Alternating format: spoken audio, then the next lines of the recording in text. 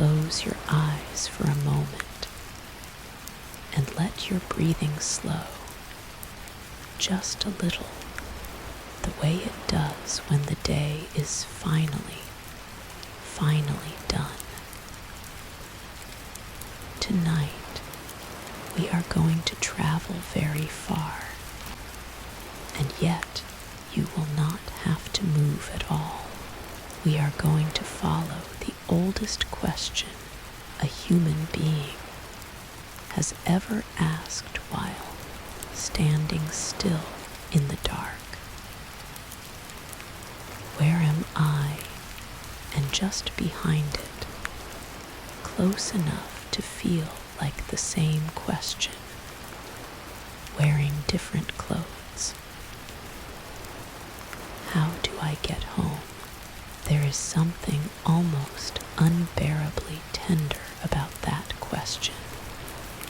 If you sit with it slowly enough, long before maps, before compasses, before anyone had ever drawn a straight line on a piece of parchment to represent a coastline they had only seen from a boat. There were people standing on a beach, or a ridge, or the flat hush of a desert plain, looking up and trying to remember, trying to hold in the soft machinery of memory the shape of a journey they would need to reverse by morning. You can let that image settle over you now, like a blanket someone has warmed by a fire before laying it across your shoulders, a person thousands of years ago, learning to read the sky not as decoration, but as instruction, learning that the stars did not simply glitter. They pointed. They held still while the world turned beneath them, patient in a way that nothing else in that person's life was patient. And in that stillness, there was permission to relax. If the sky could be trusted to hold its shape, then a way home could always, eventually, be found. This is a story about that trust, followed all the way down through the centuries. Tonight, we will move slowly through the long, quiet history of navigation and finding the way. We will drift past sailors reading the color and rhythm of ocean swells with nothing but bare feet and closed eyes and generations of inherited patience. We will pass through deserts where the shifting of sand seemed, at first glance, to erase every path, and yet somehow did not. We will watch at a gentle distance as instruments were slowly invented, refined, argued over, abandoned, and invented again. Each one a small, stubborn answer to the same tender question, asked in a slightly different accent. None of this will arrive quickly tonight, and that is exactly the point. There is no need to remember any of it. There is no test in the morning, no destination to reach by a particular hour. If your mind begins to drift partway through a sentence, that is not a failure of attention. That is the entire purpose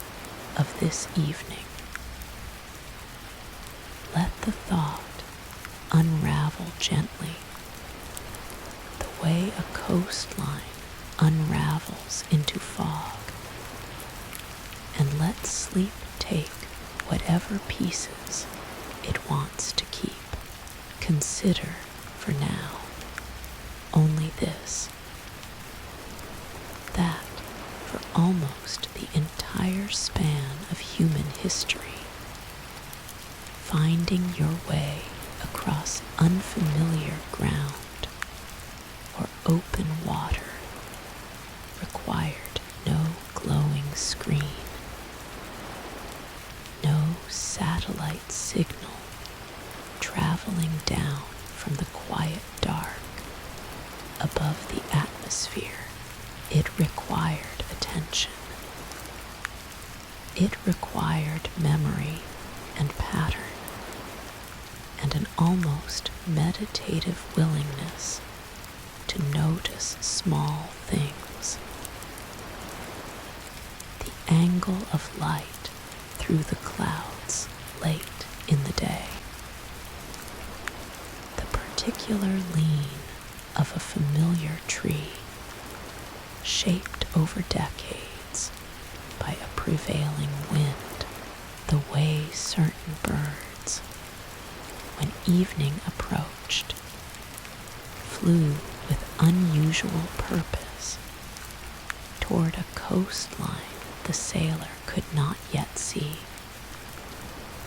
but could trust was there, simply because the birds behaved as though it was. There is a phrase used by some Pacific Island navigators, passed down through generations of oral teaching, describing the ocean itself as something that could be read the way one might read a face, or a familiar room in darkness. The swells rolling beneath a canoe were not chaos. They were a kind of handwriting, left behind by distant islands the sailor had never seen, bending and reflecting the water in patterns steady enough to follow for hundreds of miles. If only the body was patient enough and quiet enough to feel them. That patience is the real subject of tonight's journey, more than any single tool or invention. Long before any instrument existed to measure a position on the Earth's surface, human beings developed something quieter and, in its own way, more remarkable, a kind of sustained, gentle attentiveness to the world exactly as it was, moment by moment, without needing to rush past it toward an answer. Let that attentiveness settle into you now, the way it settled into the fishermen, the caravan leaders, the sky watchers, the countless quiet observers who came before any chart was drawn. We will move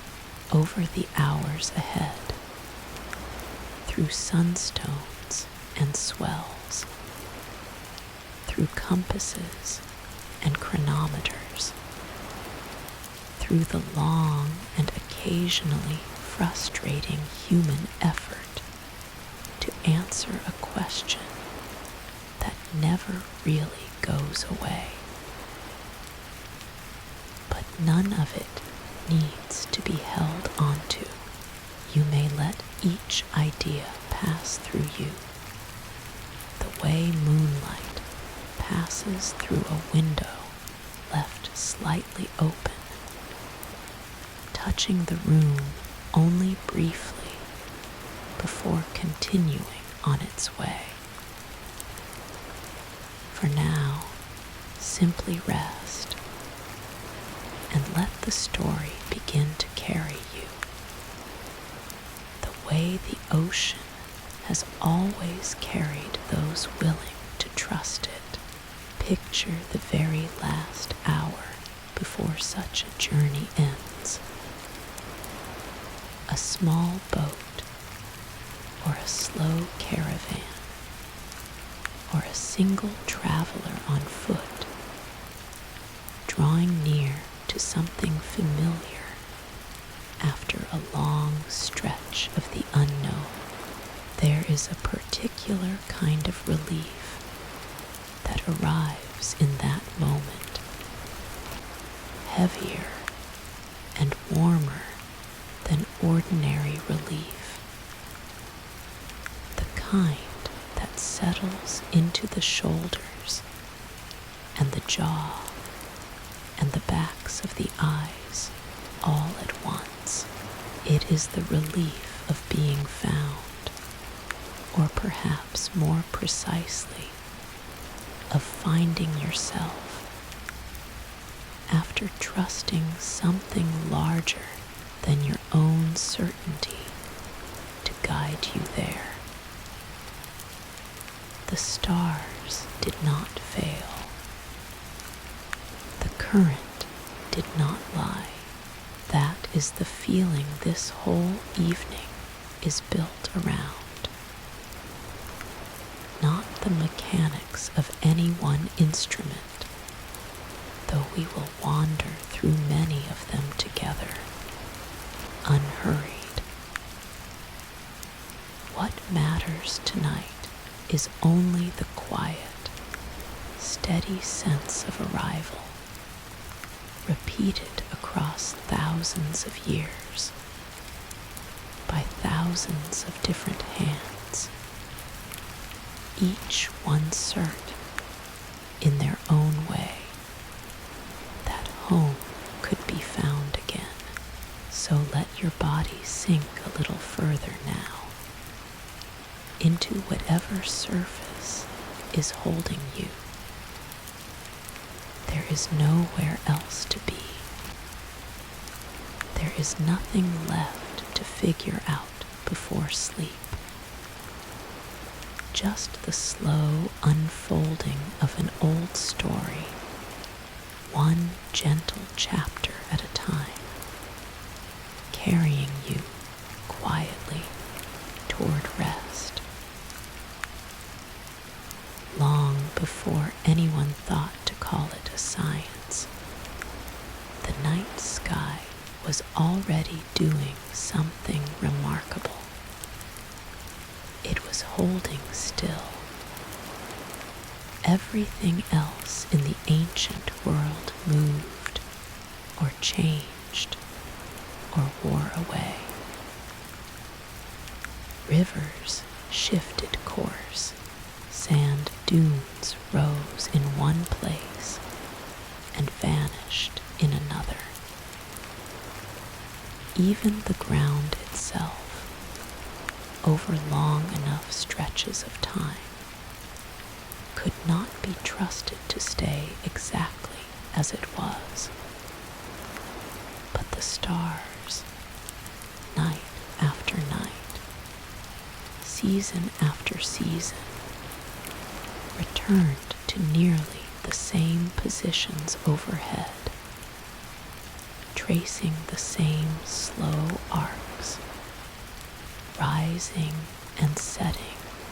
in the same familiar order. to a person lying on their back after a long day, looking up into that dark and endless quiet. This must have felt like something close to a gift. Here, finally, was a thing that kept its promises. It is worth resting for a moment on just how strange and wonderful this discovery must have been the first few times someone truly noticed it. Not merely that stars existed, which of course anyone with open eyes could see,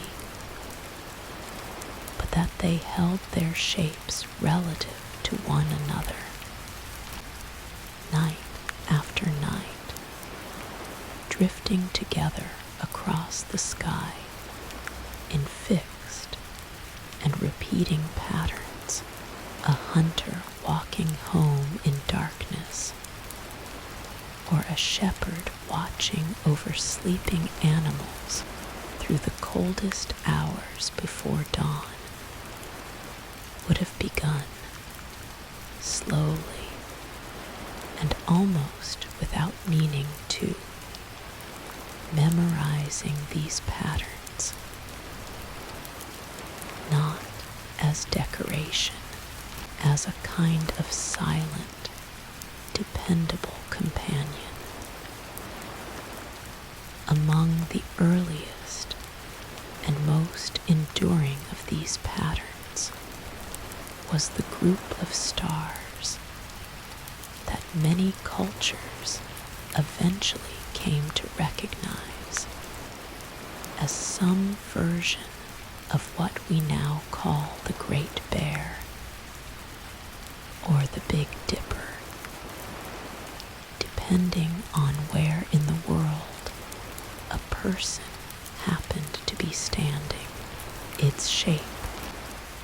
a long-handled ladle of light hanging in the northern sky, never set below the horizon for observers living far enough north, which meant it could be found on almost any clear night, in almost any season, a steady anchor point in an otherwise shifting sky. From that single steady shape came something even more useful. If a person traced a line through the two outer stars of that ladle's cup and extended it outward, it pointed with quiet reliability toward another star entirely, a dimmer one, not especially bright or dramatic to look at, but remarkable for one particular reason. It barely appeared to move at all. While every other star in the sky slowly wheeled overhead through the night, this one held nearly still, night after night, year after year, sitting almost directly above the Earth's northern axis of rotation. In time, this star came to be trusted above nearly every other point of light in the heavens. Sailors, traders, and travelers across many centuries and many separate cultures independently arrived at the same quiet realization. Find that star, and you have found north. Find north, and every other direction follows. There is something deeply calming in imagining how many different people, in how many different eras, must have discovered this same fact entirely on their own, without ever hearing of one another. A trader crossing open desert under a moonless sky, a fisherman far from shore, with nothing around him but black water and the soft creak of his own small boat. A shepherd on a hillside somewhere in a country that would not exist under that name for another 1,000 years, all of them separately looking up and learning to trust the same quiet point of light. Different cultures wove very different stories around these fixed points, and it is worth letting those stories drift through your mind now, unhurried, the way smoke drifts from a dying fire some ancient Mediterranean sailors saw in certain star groupings, the shapes of hunters and animals, guardians frozen mid-motion across the sky, useful not only for direction, but for marking the turning of the seasons, since certain constellations rose just before dawn, only at certain times of year, announcing planting seasons, or harvests, or the safe return of migratory patterns that mattered enormously to people who lived close to the land in other parts of the world. Entirely separate constellations were imagined, entirely separate stories told, yet the underlying function remained strikingly similar. The sky, wherever you stood beneath it, was pressed into service as a calendar, a compass, and a kind of quiet, wordless reassurance all at once. Polynesian navigators,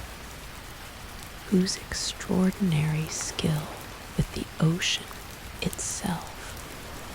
we will spend more time with later in this journey, also relied heavily on what they called star paths, memorizing not just individual stars, but entire sequences, tracking which star rose from a particular point on the horizon at the start of a voyage, and which star would rise from that same point later in the night, effectively using the sky as a slowly rotating dial that could be read with patience and long practice, voyages spanning astonishing distances across open Pacific water were guided in part by these memorized sequences, passed from teacher to student, not through written text, but through years of shared observation, repetition, and quiet, careful listening in the deserts of North Africa and the Arabian Peninsula, caravan leaders developed similarly intricate relationships with the night sky, learning to recognize not only fixed stars for orientation, but subtle seasonal shifts in when certain constellations first became visible after sunset, information that helped time long desert crossings to avoid the most punishing heat, or to arrive at scattered oases before scarce water supplies ran too low. Here again, the sky was doing double duty, offering both direction and timing, a single dependable source of information in an environment where almost nothing else could be relied upon so completely. Ancient builders, too, wove this same steady trust into stone and structure. Certain temples and monuments raised thousands of years ago were aligned with remarkable precision toward particular points on the horizon where specific stars would rise or set at particular times of year, a way of anchoring not just travel, but entire calendars, entire agricultural cycles, entire religious observances, to the unshakable regularity of the sky above, builders working with nothing more sophisticated than sight lines and patient, repeated observation across many years, sometimes across many generations, managed to align enormous structures with an accuracy that still quietly impresses anyone who studies it carefully today. There is a gentle humility in imagining how much careful, unhurried watching that kind of precision required. No single person accomplished it in an evening, or even in a single lifetime. It was slow, communal, patient work, handed down the way a favorite recipe or a beloved lullaby might be handed down, refined a little more with each passing generation. In East Asia, a particular fixed point in the northern sky held a somewhat different kind of significance, understood less as a simple direction-finding tool, and more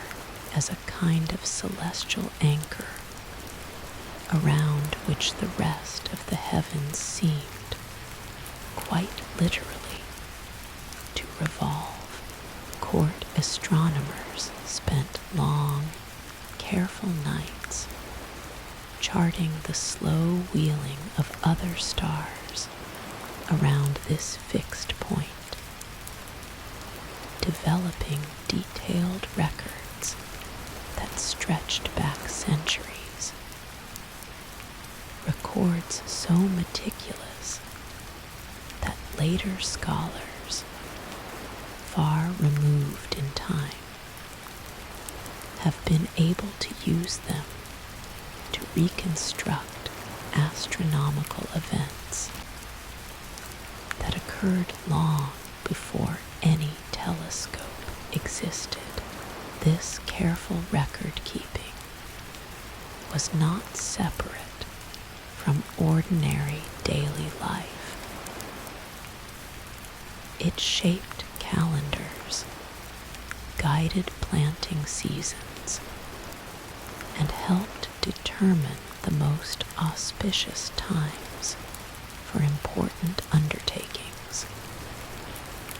all rooted in the same simple, comforting principle: the sky held still. Human affairs, however chaotic,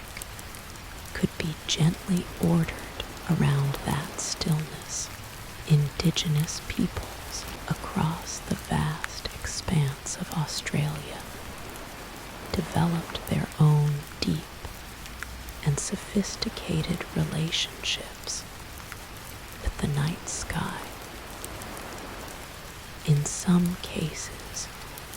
reading not only the fixed positions of individual bright stars, but the dark spaces between them, tracing the silhouette of shapes formed by the dust and gas of the wider galaxy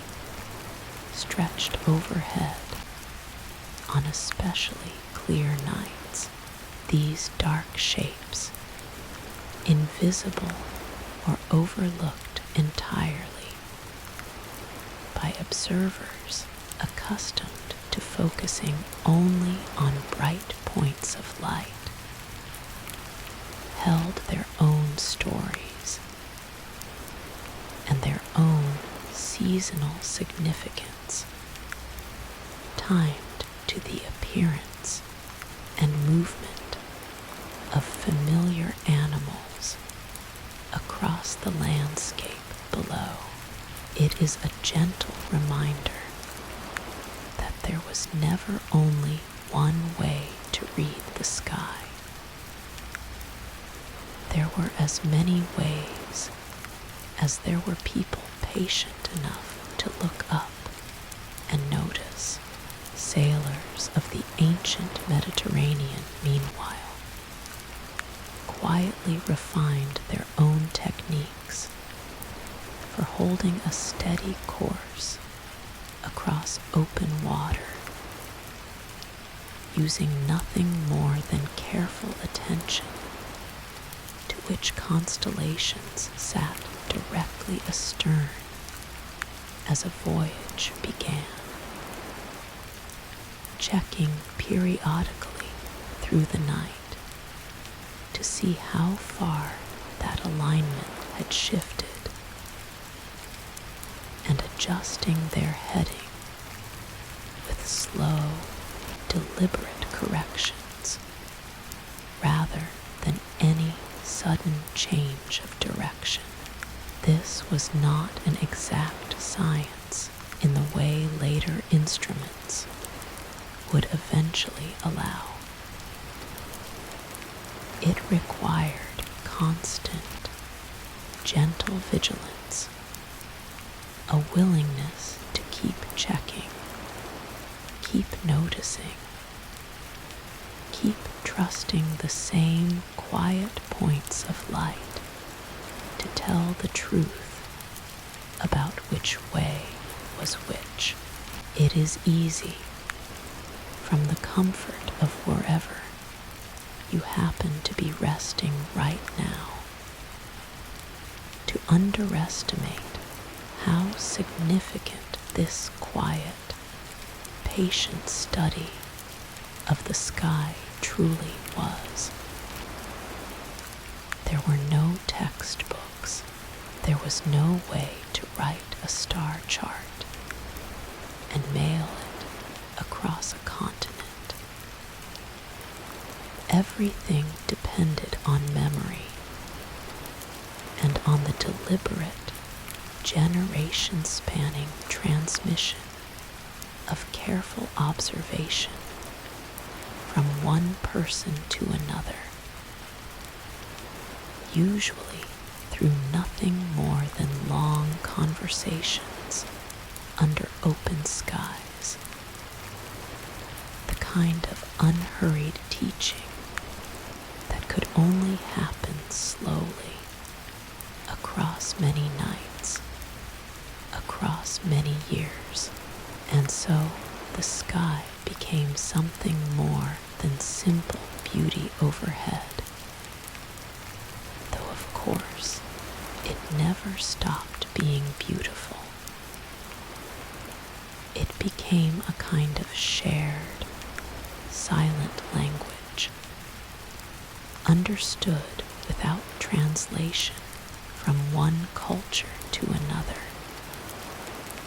Even when the stories layered on top of it looked completely different from place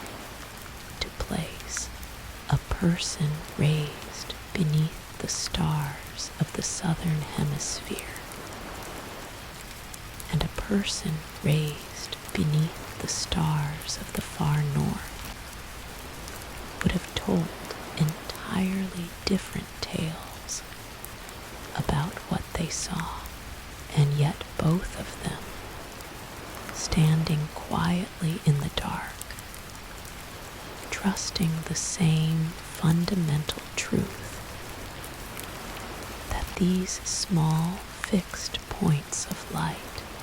could be relied upon to hold their positions, could be used to find a direction, and through that direction, eventually,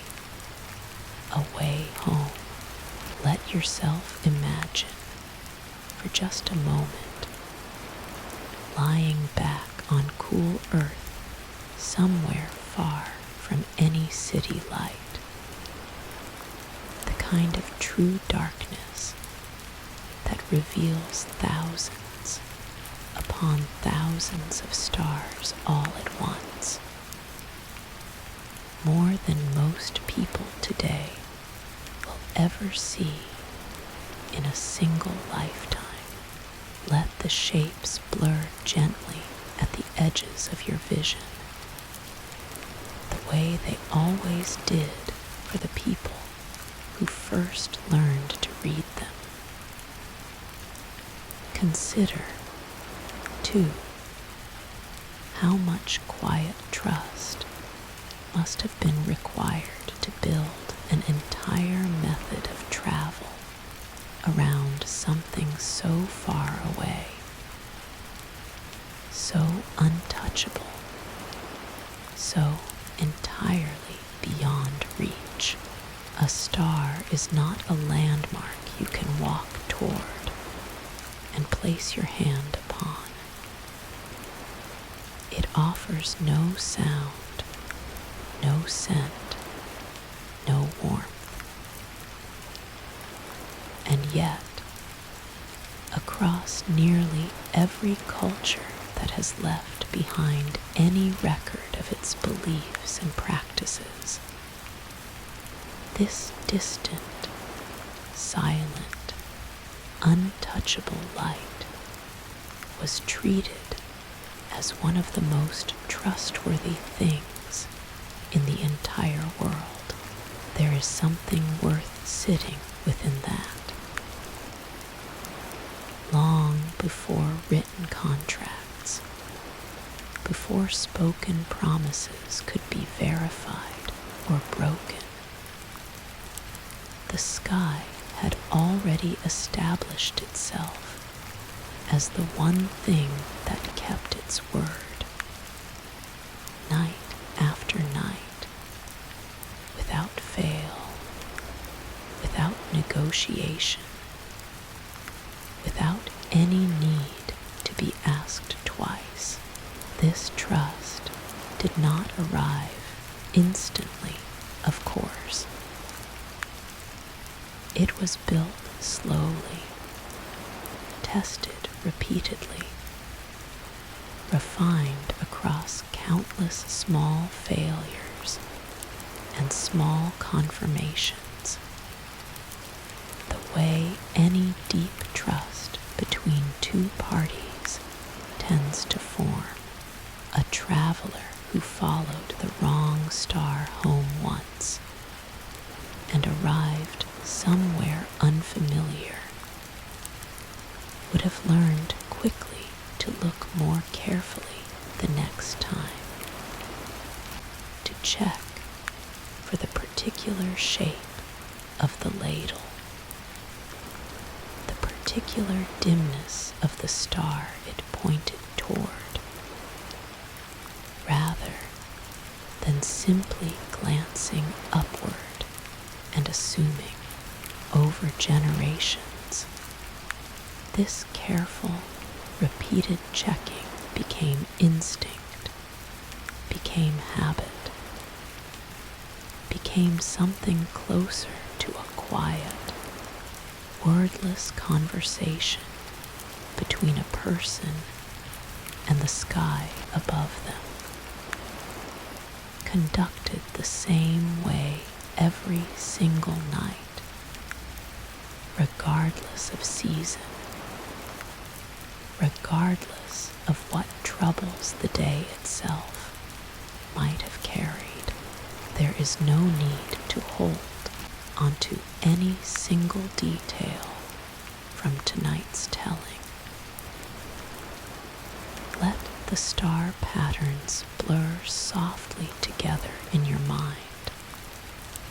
the way they blur at the edges of tired eyes late at night. What matters is only the underlying feeling that somewhere far above, long before anyone thought to measure or name it precisely, there was already a kind of promise being kept, quietly, patiently, every single night,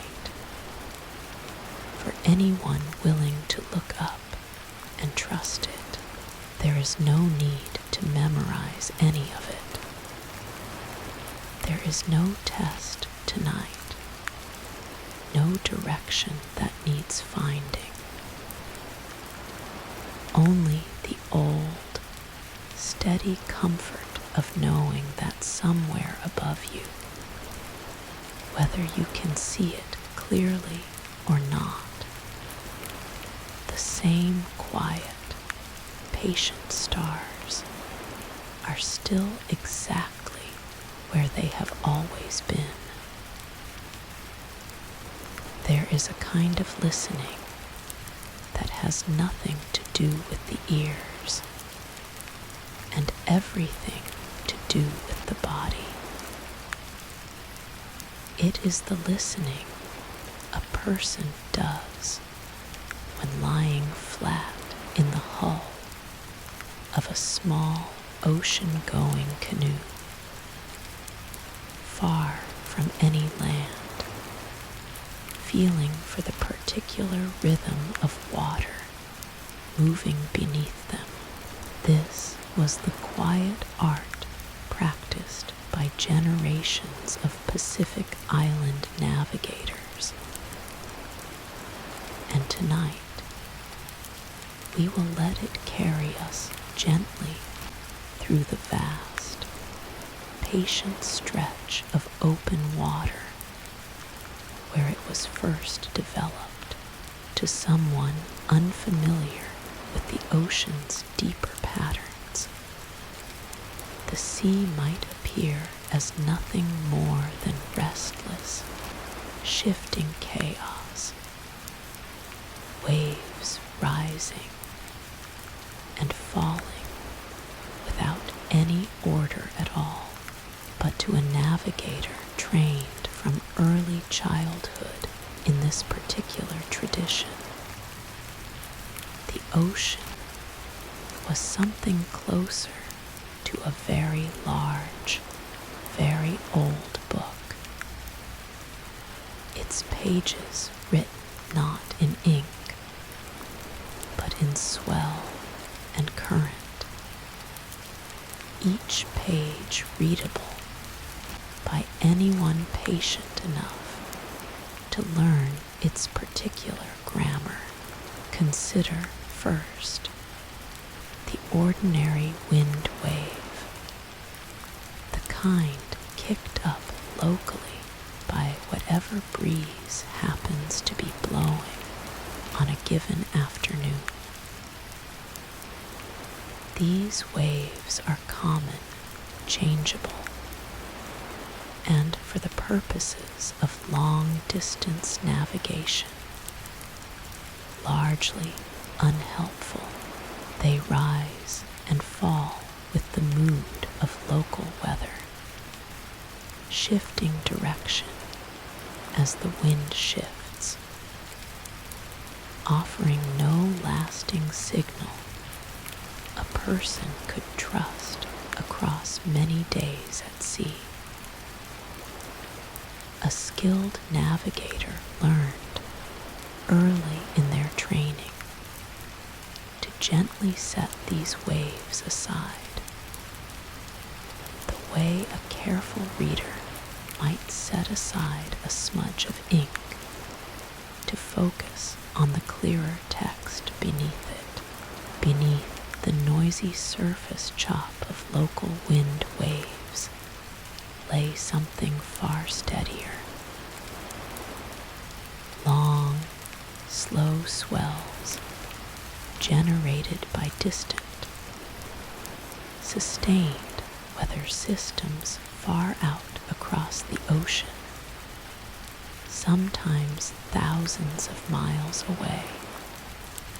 traveled outward from their origin in remarkably consistent directions, holding their shape and rhythm for tremendous distances, long after the storm that created them had passed or dissipated entirely. These deep, steady swells became, for generations of Pacific voyagers, something like a fixed compass bearing, written into the very texture of the sea itself. A navigator lying in the hull of a canoe, eyes closed, could feel the gentle,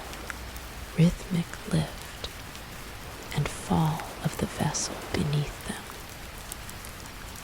and from that motion alone determine with real confidence which direction they were currently traveling, even on a night with no visible stars at all, even beneath a sky thick with cloud. What makes this especially remarkable and worth sitting with slowly is that more than one swell often moved through the same patch of ocean at once, arriving from different distant systems at different angles, layered gently over one another like separate conversations happening at the same table. An experienced navigator learned to feel each one separately, distinguishing the long, slow roll of one system from the shorter, sharper rhythm of another, holding several distinct patterns in mind simultaneously, the way a musician might hold several separate melodic lines in mind still hearing the piece as a single, unified whole. This skill was not acquired quickly, and it was never acquired alone. Training began in early childhood, often with a young apprentice lying in the bottom of a canoe beside an experienced elder,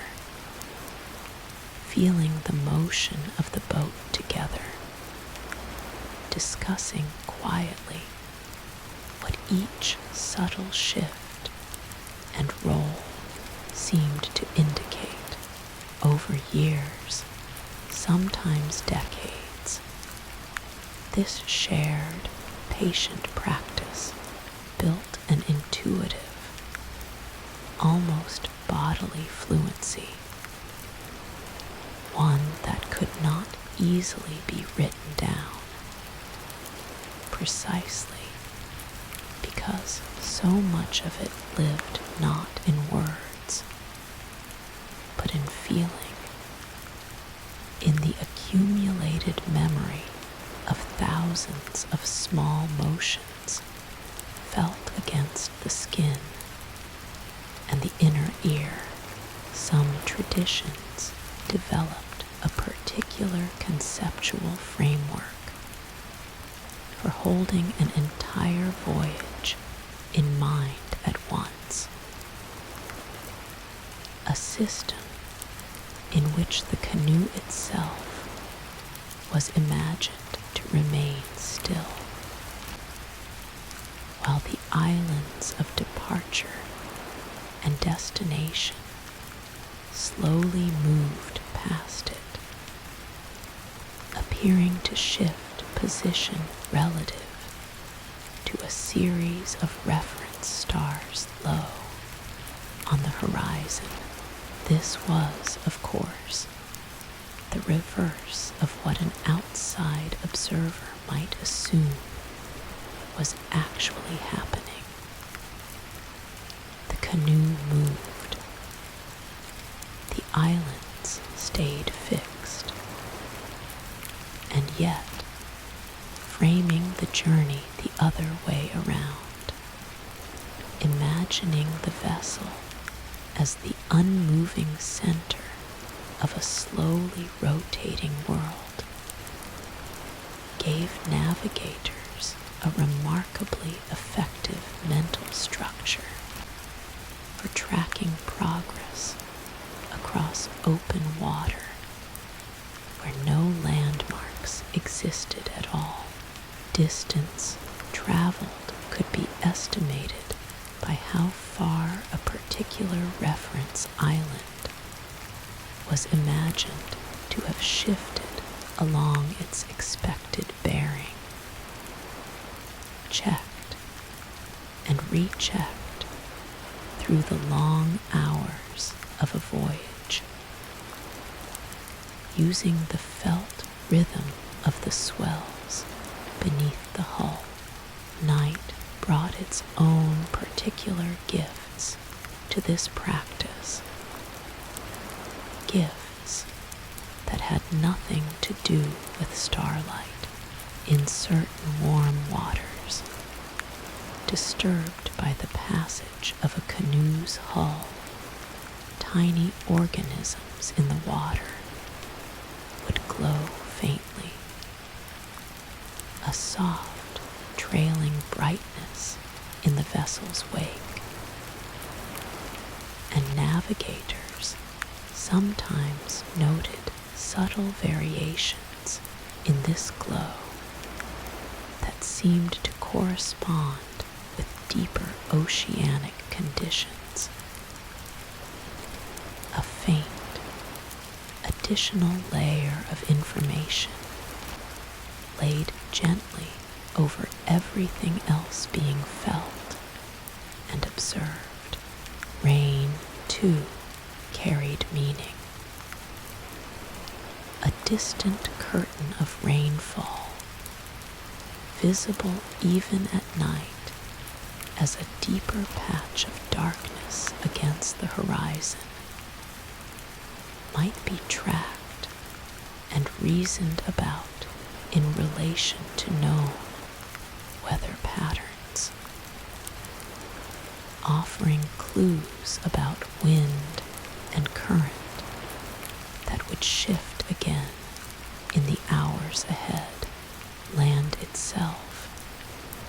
long before it became visible on the horizon, announced its presence through the water in ways a trained navigator learned to recognize. Swells that traveled cleanly across open ocean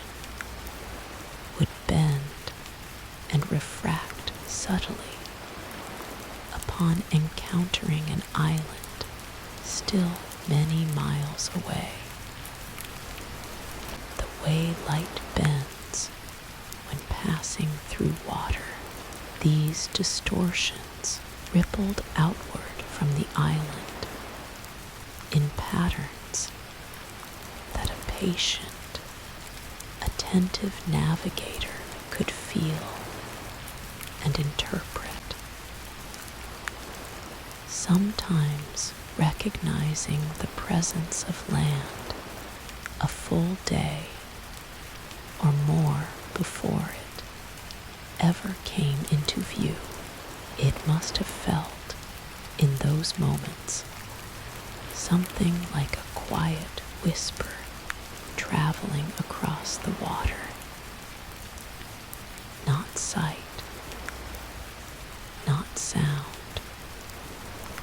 simply a subtle shift in the ordinary rhythm of the sea, gently announcing that solid ground lay somewhere ahead. Clouds, too, offered their own quiet clues to those who knew how to read them. A single, stationary cloud, holding its shape and position, while surrounding clouds drifted steadily past on the wind, often indicated an island beneath it, its shape formed by warm air rising from land heated by the sun, air that behaved differently than the air drifting above open water. Navigators learned to distinguish this particular kind of stillness from ordinary cloud movement, treating it as a gentle, distant signpost long before any coastline itself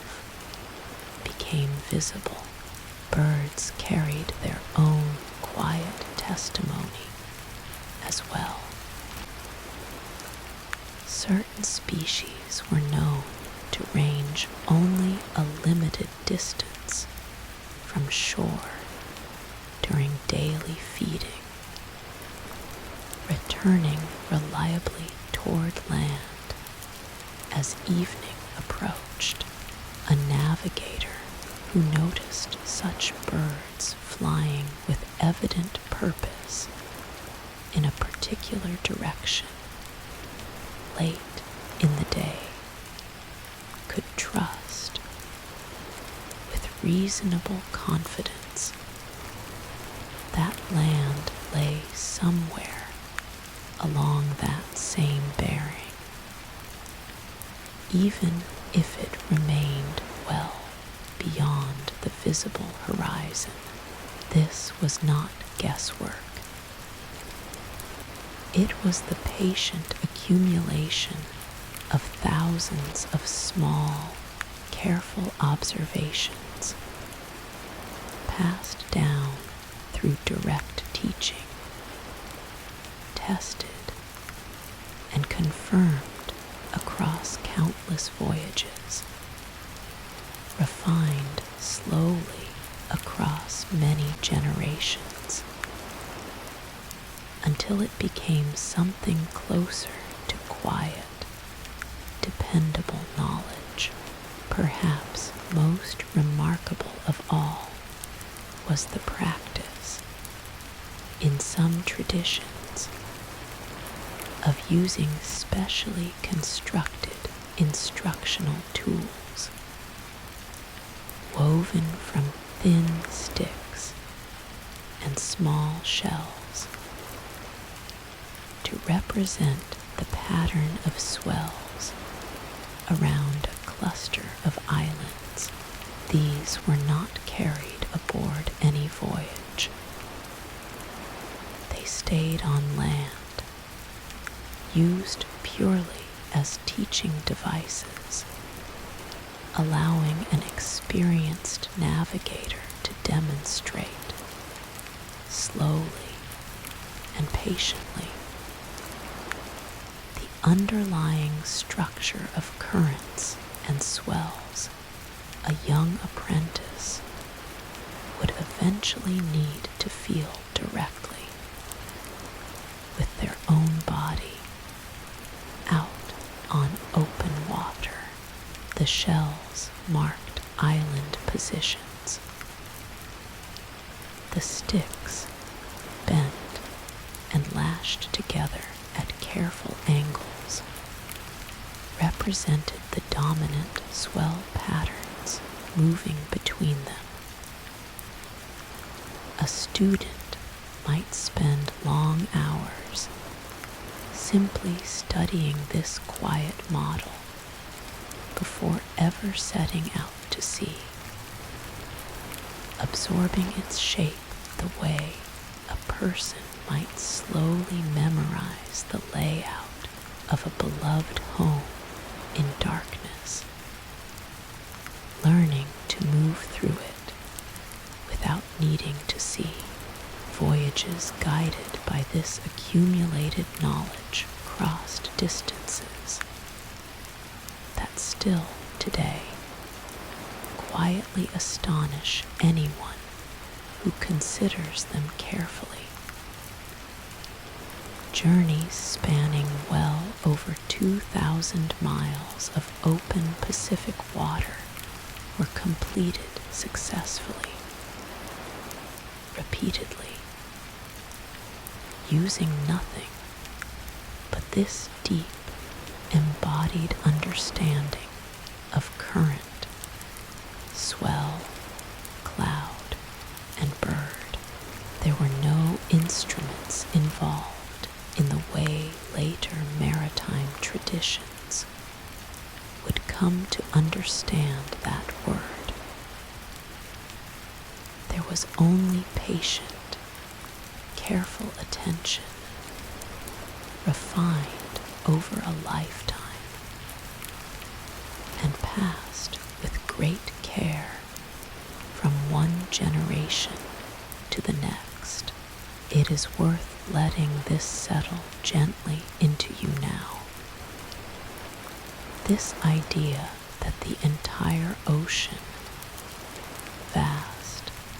and seemingly featureless from a distance, was in fact deeply structured, deeply patterned,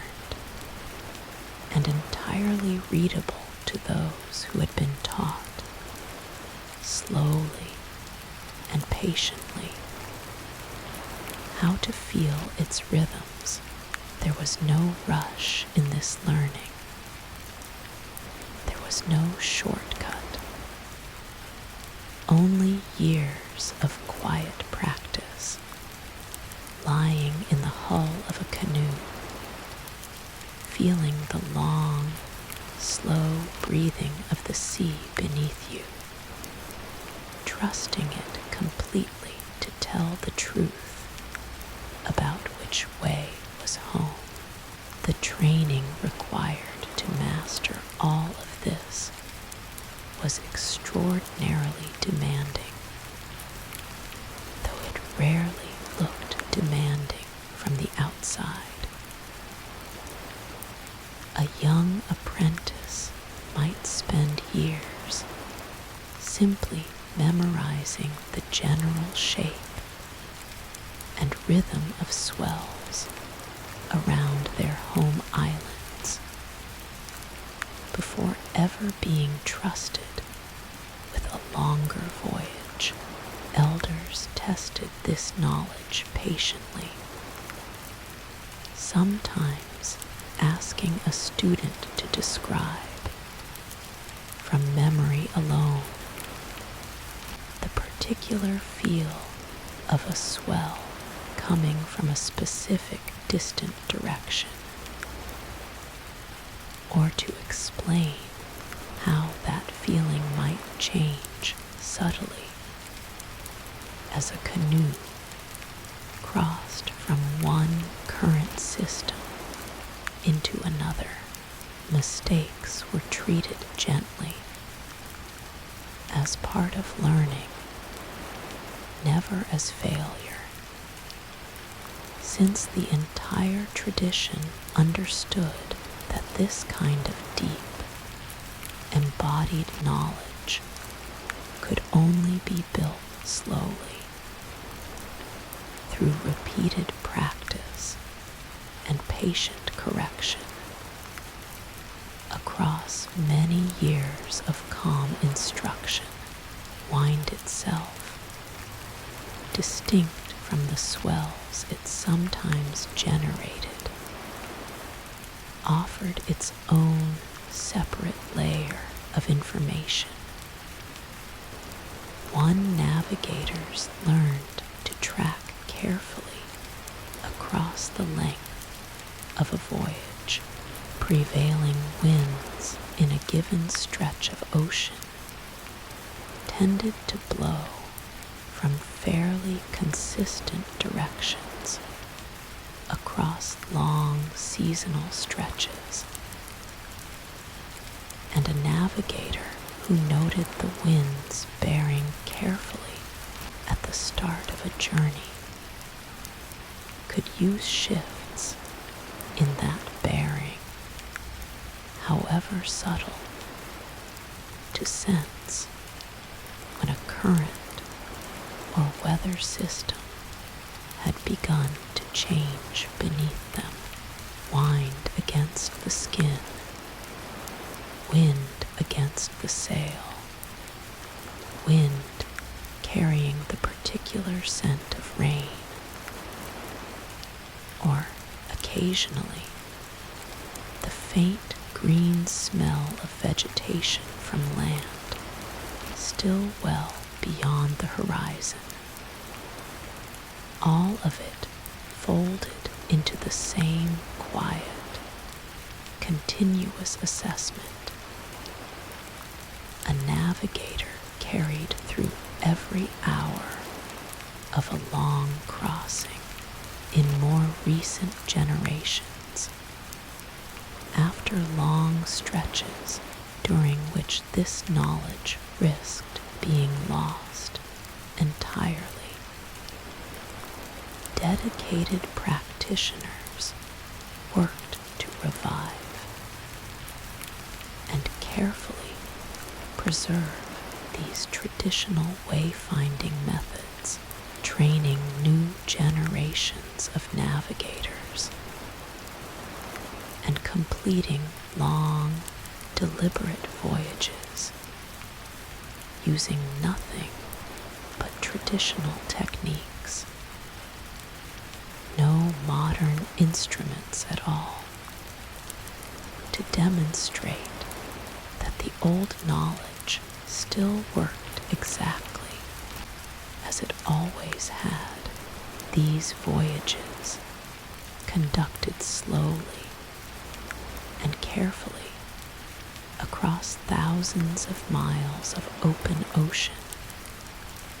served as a quiet, living confirmation of everything passed down through countless earlier generations. The swells still carried the same information. The clouds still gathered the same way over distant islands. The old knowledge, tested against the same patient ocean that had always held it, proved itself once again entirely sound. There is a particular kind of rest available in contemplating all of this tonight. Not the rest of having answers, but the rest of trusting a much older, much steadier form of knowledge than anything requiring circuits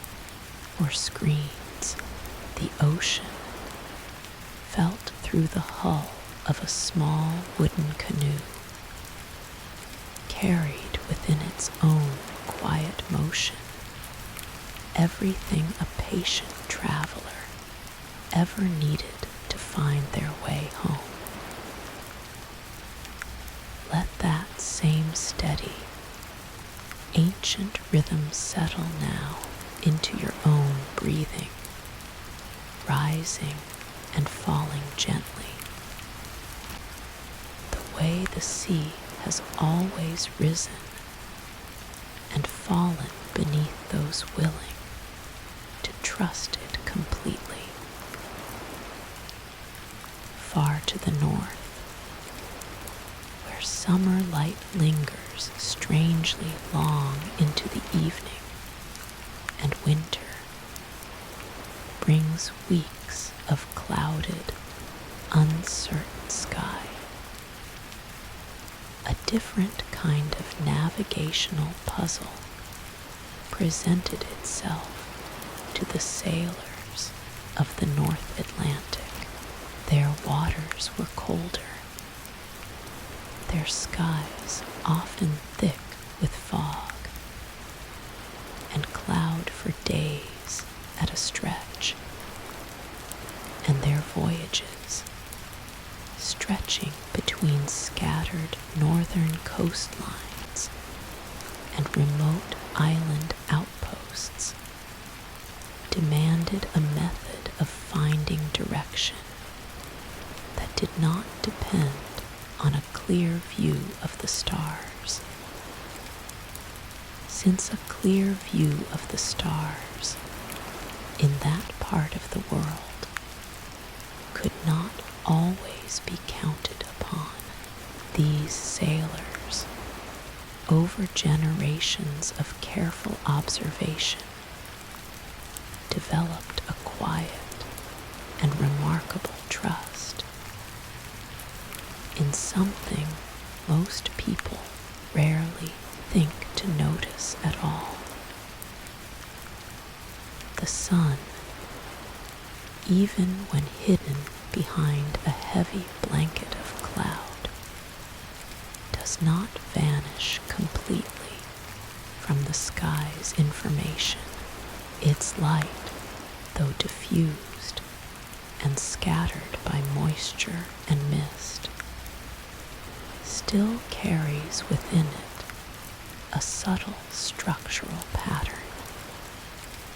invisible to the unaided human eye,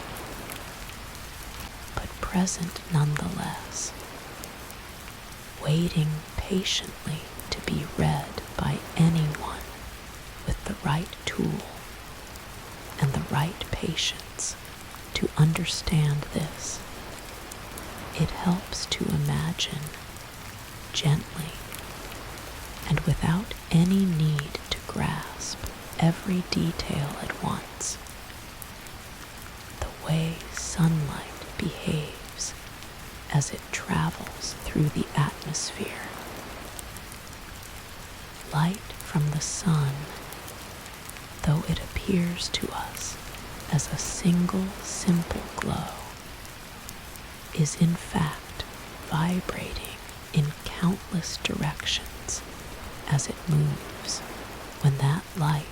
passes through the sky's scattered moisture and air, it becomes what specialists would later call polarized, meaning its vibrations become subtly aligned, arranged into faint bands of pattern, radiating outward from the sun's true position. Even when clouds completely obscure that position from ordinary sight, this pattern exists in the sky, whether or not any human eye can perceive it directly. Northern sailors, according to accounts passed down through the centuries, are believed to have used a particular kind of crystal, likely a clear, naturally occurring mineral found in parts of the region, held up to the sky and slowly rotated. As the crystal turned, it was said to reveal, through a subtle shift in brightness or shading, the underlying direction of that hidden polarized pattern, effectively pointing toward the sun's true position, even on a heavily overcast day, even when not a single patch of blue sky could be found anywhere overhead. A sailor holding such a crystal, turning it slowly against the pale gray light of a northern sky, could determine with real confidence roughly where the sun sat behind the clouds, and from that single piece of information could work out true directions across open, fog-bound water, where no other method would have offered any help at all. It is worth resting for a moment on how quietly ingenious this technique was, and how deeply it depended on patient, repeated experimentation, rather than any sudden flash of insight. Someone at some point must have noticed that a particular clear stone, held at certain angles against certain kinds of overcast sky, produced a faint but noticeable change in brightness as it turned. That observation alone would have meant very little without years of further testing. Comparing the stone's readings against known directions on clear days, slowly building confidence that the technique held true even when clouds rolled in and stayed for days at a stretch. This is the quiet, patient rhythm behind so much early navigational knowledge. Not sudden discovery, but slow, careful confirmation, repeated until trust could be placed in it fully. Modern researchers, curious about whether such a method could truly have worked as later tradition described, have spent considerable time testing similar crystals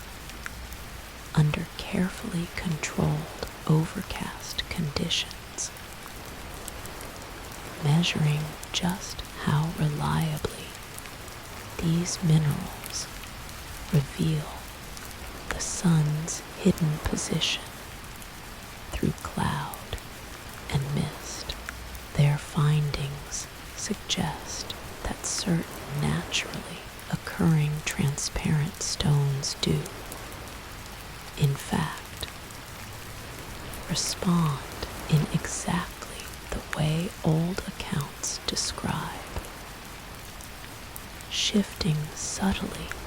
in brightness as they rotate, in a manner detectable enough to guide a patient, attentive observer, even without any deep understanding of the underlying optical principles at work. It is a gentle reminder that skilled observation, refined slowly across generations of practical experience, can arrive at genuinely reliable methods long before anyone possesses a formal explanation for why those methods work at all. The stone did not need to be understood scientifically to be trusted completely. It only needed to be tested again and again until its behavior became dependable. The voyages undertaken across these northern waters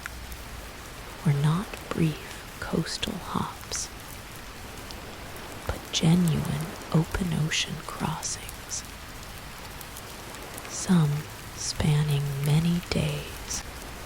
without any sight of land at all, connecting scattered settlements across a wide and often unforgiving stretch of the North Atlantic. Entire communities were established on remote, windswept islands reached only by sailors willing to trust these accumulated methods completely, carrying with them not just people, but livestock, timber, and the careful, hard-won knowledge required to make the same crossing again, should the need arise. Return voyages, retracing a path across open water with no fixed landmarks anywhere along the way, required navigators to hold in careful memory the exact bearing taken outward, the swell patterns encountered, the particular color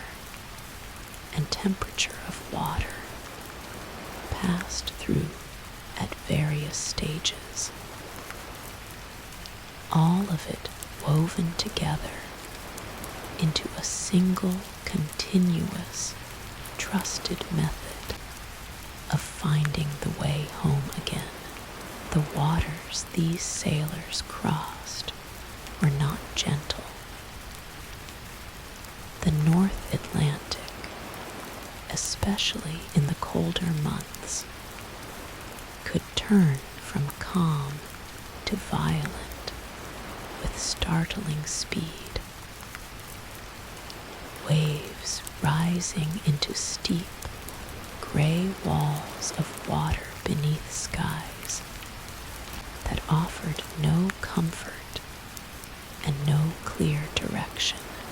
Voyages between the northern coastlines of Europe and the remote, windswept islands scattered further out into open ocean required real courage also required something steadier than courage alone. They required a dependable method of holding a course across days, sometimes weeks, of unbroken cloud and mist, when neither sun nor stars offered themselves plainly to the eye beyond the sunstone itself. If indeed it functioned as later tradition described, northern sailors relied on a rich and carefully accumulated body of supplementary knowledge, the kind that builds slowly across generations of shared experience at sea. They learned to read the particular color and temperature of water in different stretches of ocean, noticing where colder currents from the far north mixed visibly with warmer water flowing up from further south. A boundary sometimes marked by a subtle shift in color, or by a change in the type of seabird seen gathering to feed nearby. Certain birds, in fact, carried on board specifically for this purpose, were released partway through a long crossing and watched carefully as they flew off. A bird that circled uncertainly before returning to the ship suggested land remained too far away in every direction to reach safely. A bird that set off with clear purpose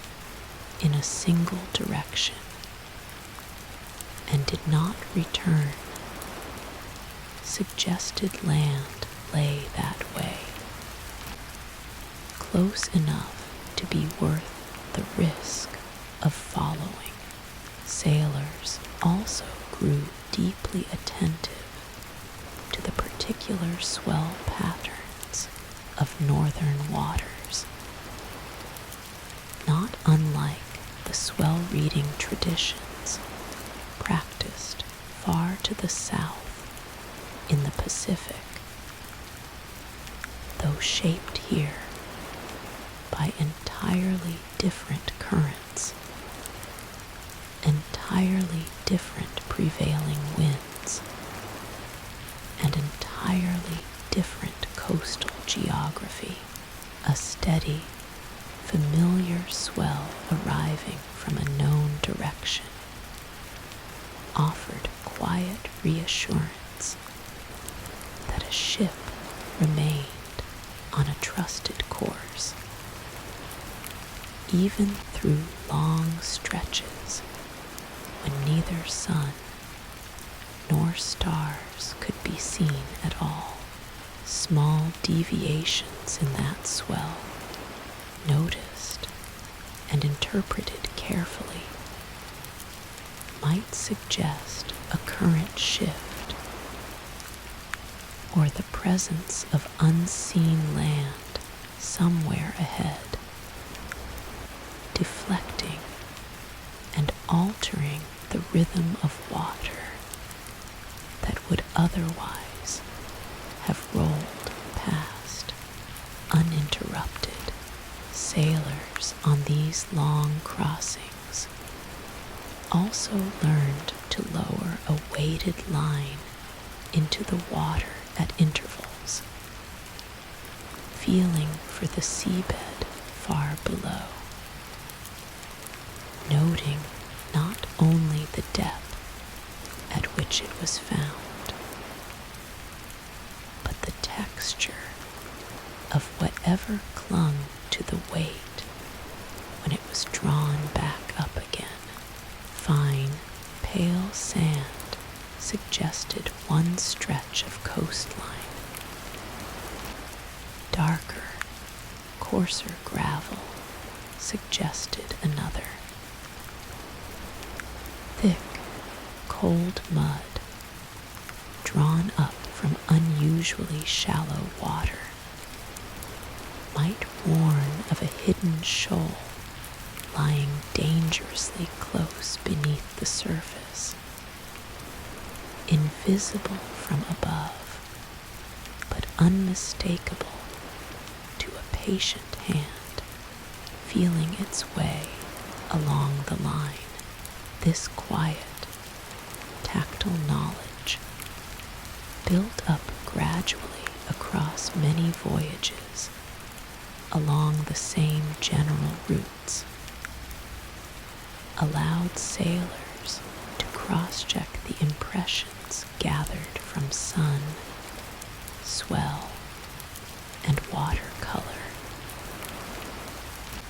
adding one more thread of confirmation to a picture assembled slowly from many small, careful observations rather than any single decisive reading. Timing, too, mattered enormously to these northern voyages, layered carefully atop every other form of observation. Sailors learned which weeks of the year tended to offer the calmest, most reliable stretches of open water, and which seasons brought storms too violent and skies too consistently overcast to risk a long crossing at all. This seasonal knowledge, passed down through careful oral instruction from more experienced sailors to those setting out on their first major voyage, shaped not just how a ship was navigated once underway, but whether a voyage was attempted in the first place. A quiet, patient wisdom built from the accumulated memory of countless earlier crossings, some successful, some not, all of it folded gently into the guidance offered to each new generation of sailors, preparing to trust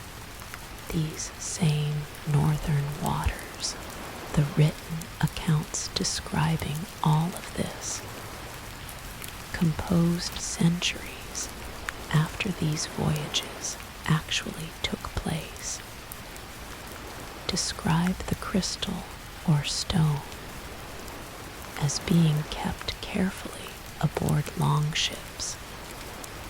specifically for days when the sun could not be seen directly, treated with the kind of careful, practical reverence one might extend to any tool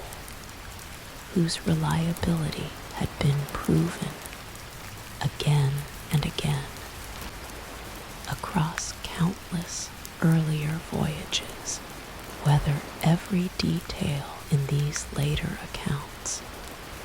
describes the technique with full accuracy remains a question modern researchers continue to study carefully,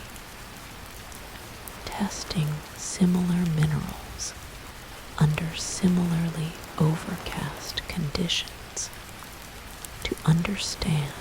exactly how well and under what circumstances such a method might have worked in practice. What remains clear, regardless of these finer details, is the underlying spirit of the technique itself. A willingness to look for structure and pattern, even in conditions that seemed, on the surface, to offer none at all. A trust that the sun, though hidden, had not actually gone anywhere, and that its true position could still, with the right tool and the right patience, be quietly recovered. There is something worth carrying gently into your own rest tonight from this particular chapter of the story, that even beneath the thickest, grayest, most uncertain sky, invisible structure and pattern may still be present, waiting quietly to be noticed by anyone patient enough to look carefully and trusting enough to believe that an answer exists at all, even when it cannot yet be seen. The northern sailors who crossed those cold, uncertain waters did not have the comfort of clear skies most of the time. They had only patience, careful observation, and a willingness to trust methods built slowly across many earlier voyages. Methods that, more often than not, carried them safely to whatever distant shore they were seeking. There is a particular comfort in imagining the moment such a voyage finally ended. Land appearing first as the faintest gray smudge along the horizon, easy to mistake for cloud, until it held its shape a little too steadily, a little too long. The gradual, growing certainty that the smudge was, in fact, solid ground, rising slowly out of the sea exactly where careful calculation and patient trust had suggested it would be. Sailors who had spent days reading swell and water and hidden sunlight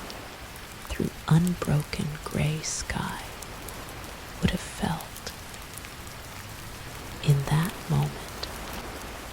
something very close to what any traveler feels upon finally recognizing a familiar shape ahead after a long and uncertain journey. Relief mixed with a quiet, humble gratitude toward every small method that had carried them safely there. Let your own thoughts drift now the way a longship might drift gently at anchor in a quiet, sheltered harbor after a long crossing. The worst of the open water finally behind it. The crew finally allowed to rest. There is a particular kind of stillness that belongs only to deserts. A quiet so complete that a person standing in the middle of it can sometimes hear their own heartbeat, or the faint, dry whisper of wind moving grains of sand from one small ridge to another. It is easy, looking out across such a landscape for the first time, to feel a kind of quiet dread at its sameness. Mile after mile of pale, shifting ground offering seemingly nothing to hold on to. No tree, no river, no fixed and reliable shape. And yet, for generations of desert travelers, this same landscape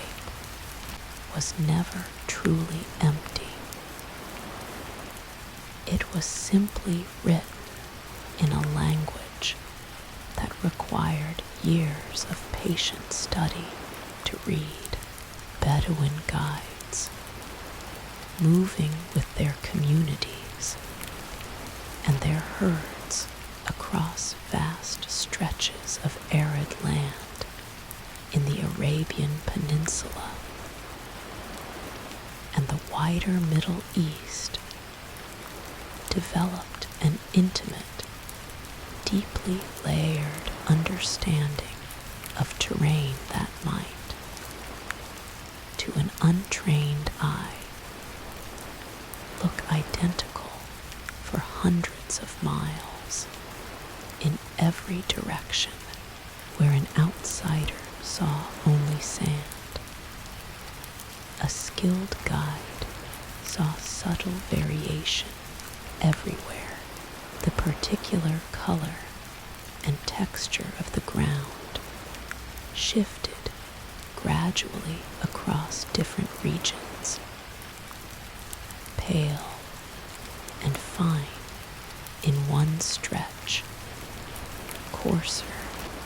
and darker in another, each variation quietly indicating something useful about location, about the presence or absence of harder ground beneath the surface, about how far a traveler had come from the last known landmark, and how far still remained before the next. Dunes themselves, far from being uniform, carried their own quiet signature. The particular shape and orientation of a dune field, sculpted slowly over centuries by prevailing winds blowing consistently from roughly the same direction, formed long, recognizable ridges that an experienced guide could read almost the way a sailor reads a swell. The windward face of a dune, the side facing the direction from which the wind most often blew, tended to slope more gradually, while the leeward face, sheltered from that same prevailing wind, often fell away more steeply. A guide who understood this relationship could look at a single dune, even one they had never encountered before, and determine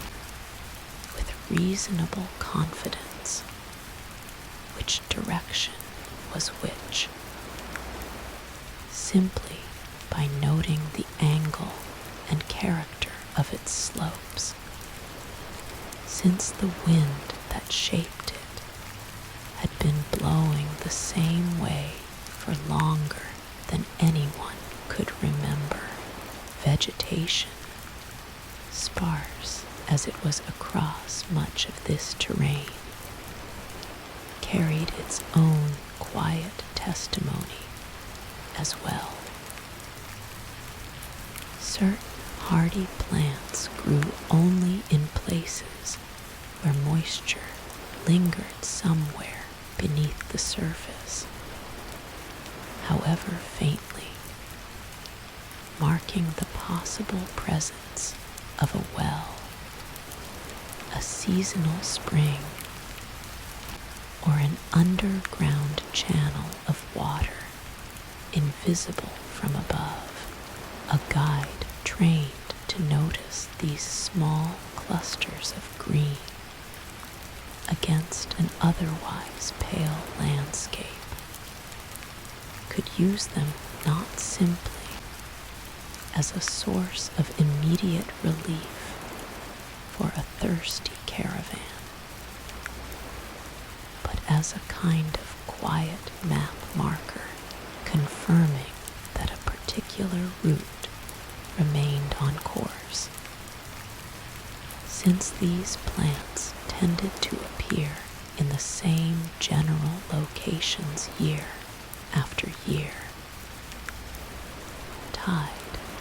to underground water sources that shifted only very slowly across long stretches of time. Rock formations across these vast stretches of desert carried their own particular character, shaped over immense stretches of time by wind and rare, sudden floods that swept through certain low channels only once every several years, leaving behind distinctive patterns of erosion that a trained eye could read almost like handwriting. A particular outcrop, weathered into a recognizable silhouette by centuries of blowing sand, might be known by name within a guide's community, referenced casually in conversation, the way a person from any culture might reference a familiar street corner or a well-known hill back home. These named landmarks,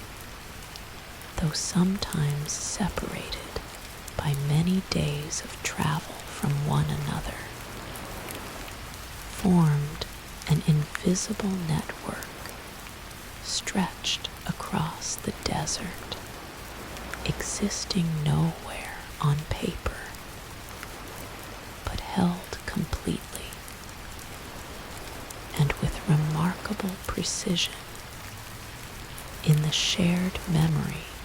of the people who depended on them. The soil itself, examined closely at ground level, offered additional confirmation to guides willing to kneel down and look carefully.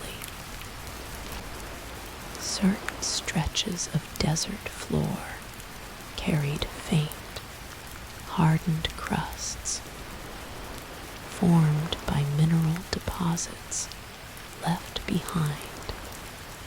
after rare rainfall evaporated slowly under intense sun, and the particular pattern and thickness of this crust varied meaningfully from one region to another. A guide who had crossed a particular stretch of desert many times might recognize simply from the texture and color of ground beneath their own feet, exactly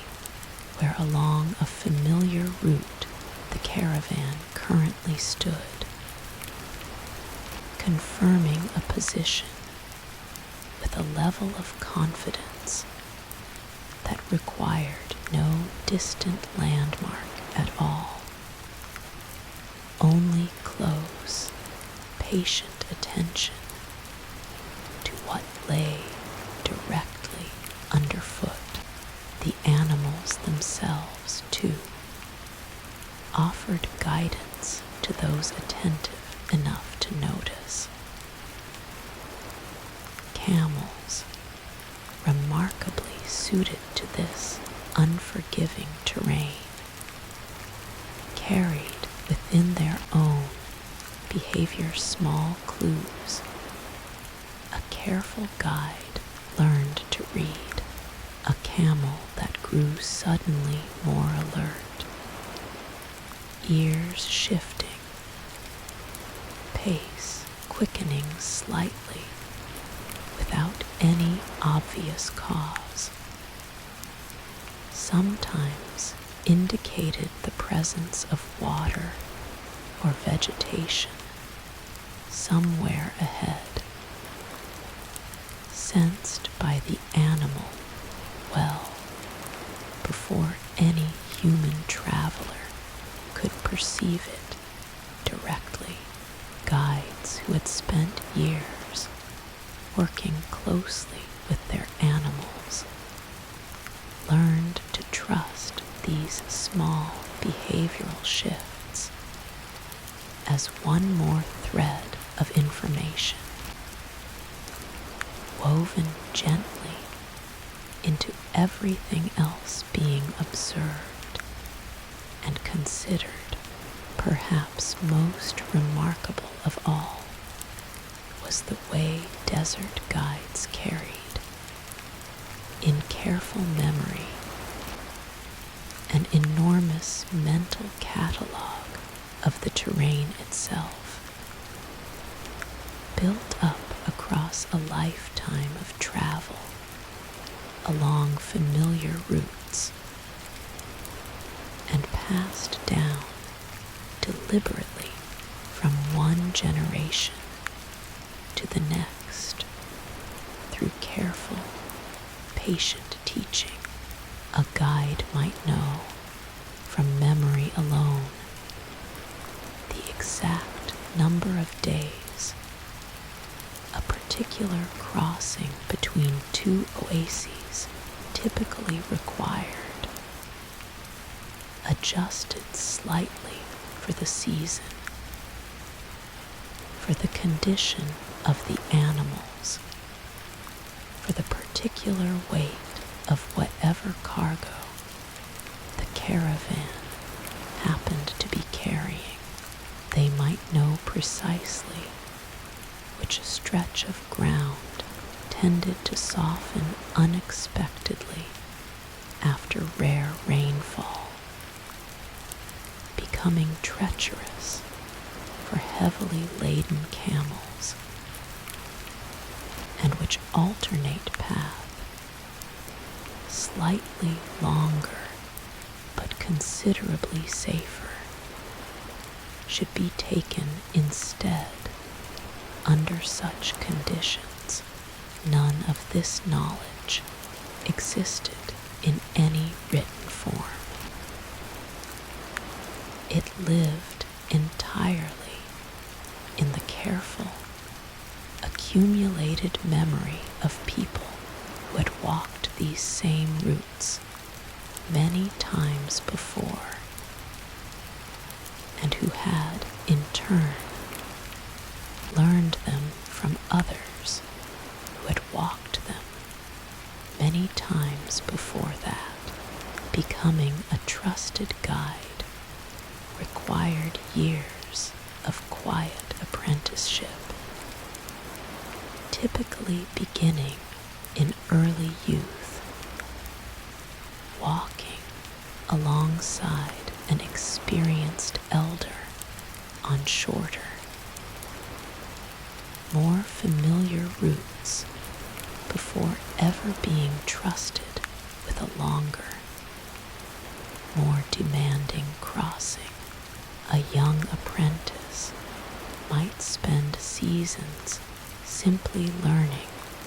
to identify the correct plants at a distance, or to distinguish the subtle difference between two dune formations that looked, to an untrained eye,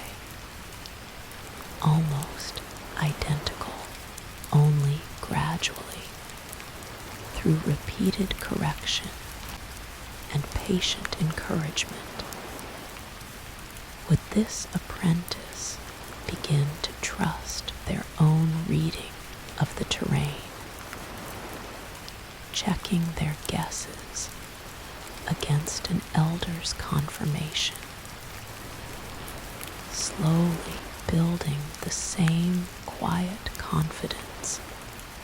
that had carried earlier generations safely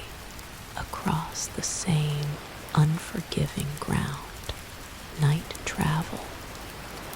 common across much of this tradition, particularly during the hottest stretches of the year, when daytime heat became genuinely dangerous for both people and animals, relied heavily on the same fixed stars discussed earlier in this journey, though desert guides layered atop that star knowledge their own additional terrain-specific observations. A particular rock formation, silhouetted faintly against a star-filled sky, might serve as a familiar checkpoint along a route traveled countless times before, confirmed and reconfirmed by generations of guides who had passed that same shape in darkness and found it exactly where memory said it would be. Wind carried its own quiet, persistent information as well, distinct from anything a traveler might notice by sight alone.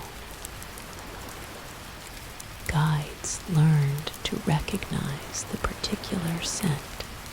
carried on desert wind from different directions,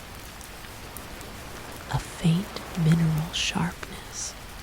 from certain rocky plateaus, a different, softer quality when wind passed first across a distant patch of vegetation or a hidden water source before reaching the caravan itself. This kind of knowledge, built from years of simply breathing carefully and noticing, formed one more quiet thread in an entire fabric of desert wayfinding that depended on no single method alone, but on dozens of small, overlapping observations, cross-checked constantly against one another, refined patiently across a lifetime of travel. Sandstorms, when they arose, presented perhaps the most serious challenge desert travelers faced, capable of erasing visibility entirely within minutes. reshaping the very ground a guide had learned to read so carefully. Experienced guides developed careful protocols for such moments, often having the entire caravan halt completely rather than risk becoming disoriented while moving. Animals arranged to shelter travelers from the worst of the blowing sand. Everyone waiting patiently, sometimes for hours, until the storm passed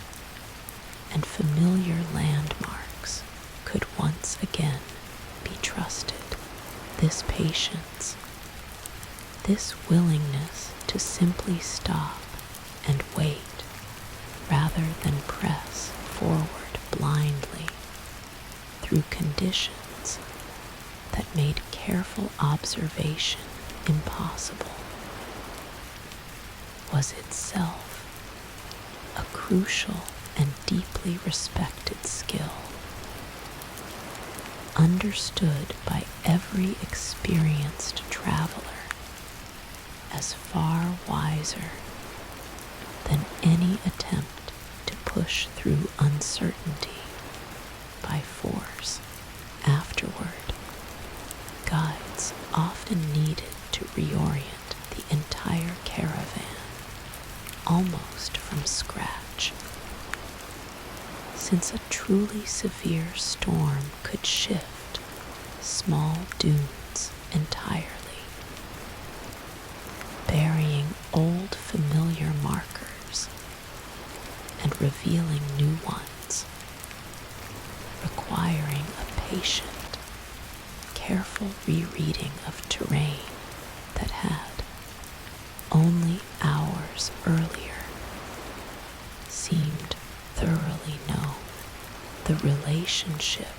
between a caravan and its guide across this entire tradition rested on a foundation of deep, hard-earned trust, built across years of successful crossings, each one adding quietly to a guide's reputation among the communities that depended on their knowledge. A skilled guide was not simply someone who had memorized a route.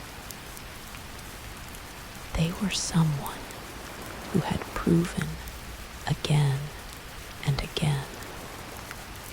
an ability to read subtle signs correctly, to make wise decisions when conditions shifted unexpectedly, and to bring travelers safely through a landscape that offered no easy comfort to anyone unwilling to look closely enough to notice what it was quietly saying all along. This reputation traveled with a guide across many communities,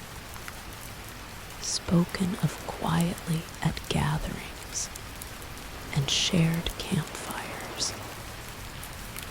so that a family preparing for a long crossing might seek out a particular guide by name, having heard secondhand of crossings safely completed under difficult conditions, sandstorms navigated calmly, water found where none seemed likely, animals kept steady through terrain that had tested and defeated less experienced travelers before. Heat itself, distinct from all these methods of finding direction demanded its own careful management, shaping when and how a caravan moved through the landscape at all. Guides learned to read the sky in the earliest hours before dawn, judging from subtle color and clarity how intense the coming day's heat was likely to become, and adjusting the day's planned travel accordingly, sometimes choosing to move through the coolest hours of night and rest through the punishing middle of the day beneath whatever meager shade could be found.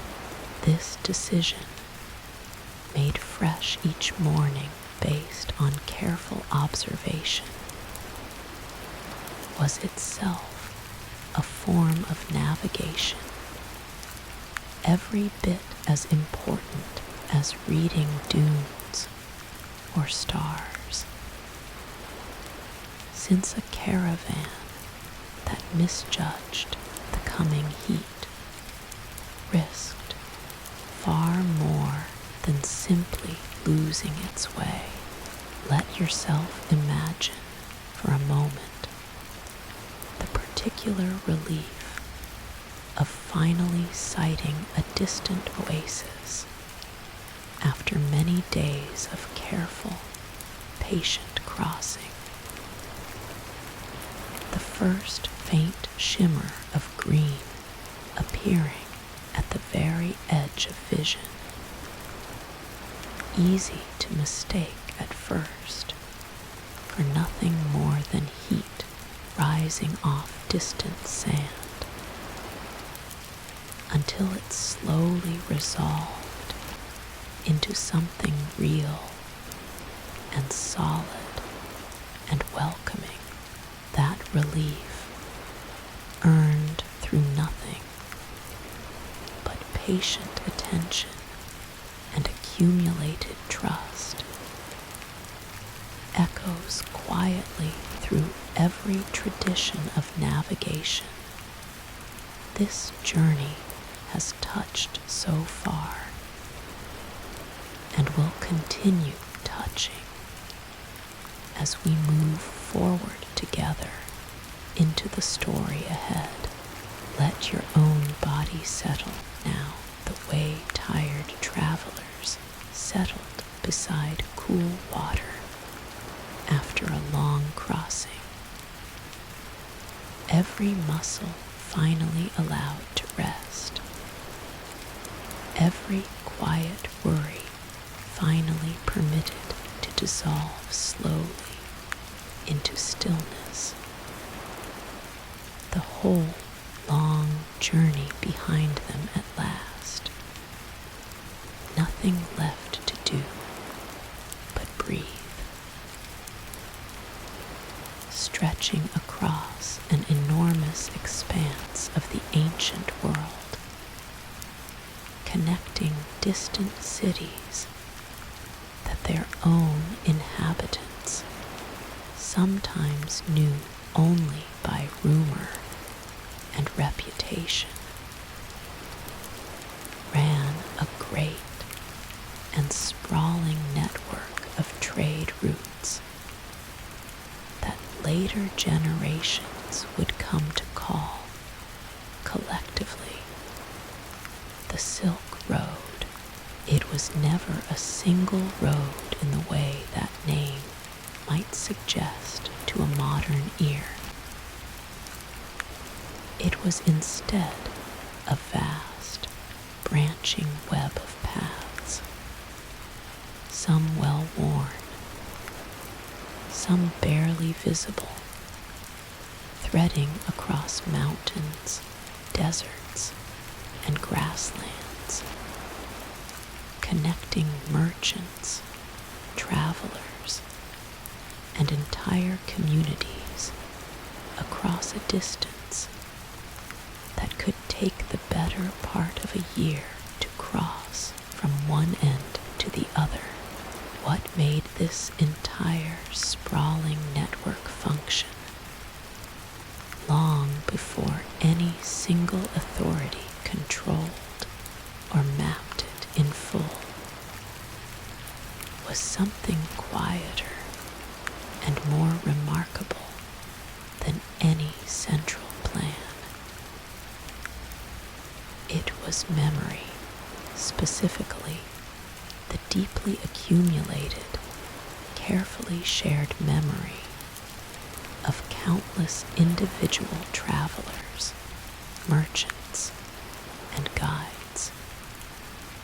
each of whom knew intimately only their own particular stretch of the route, yet whose combined, overlapping knowledge passed from one traveler to another at shared resting points along the way, gradually stitched together a functioning whole spanning thousands of miles. Consider how differently this worked from a modern journey planned with a single, complete map spread across a table. A merchant setting out from one great city rarely knew, in any detailed way, what lay beyond the next significant landmark or the next town where the route was known to pause. What they knew with real confidence was the specific stretch immediately ahead of them, learned either through their own previous travel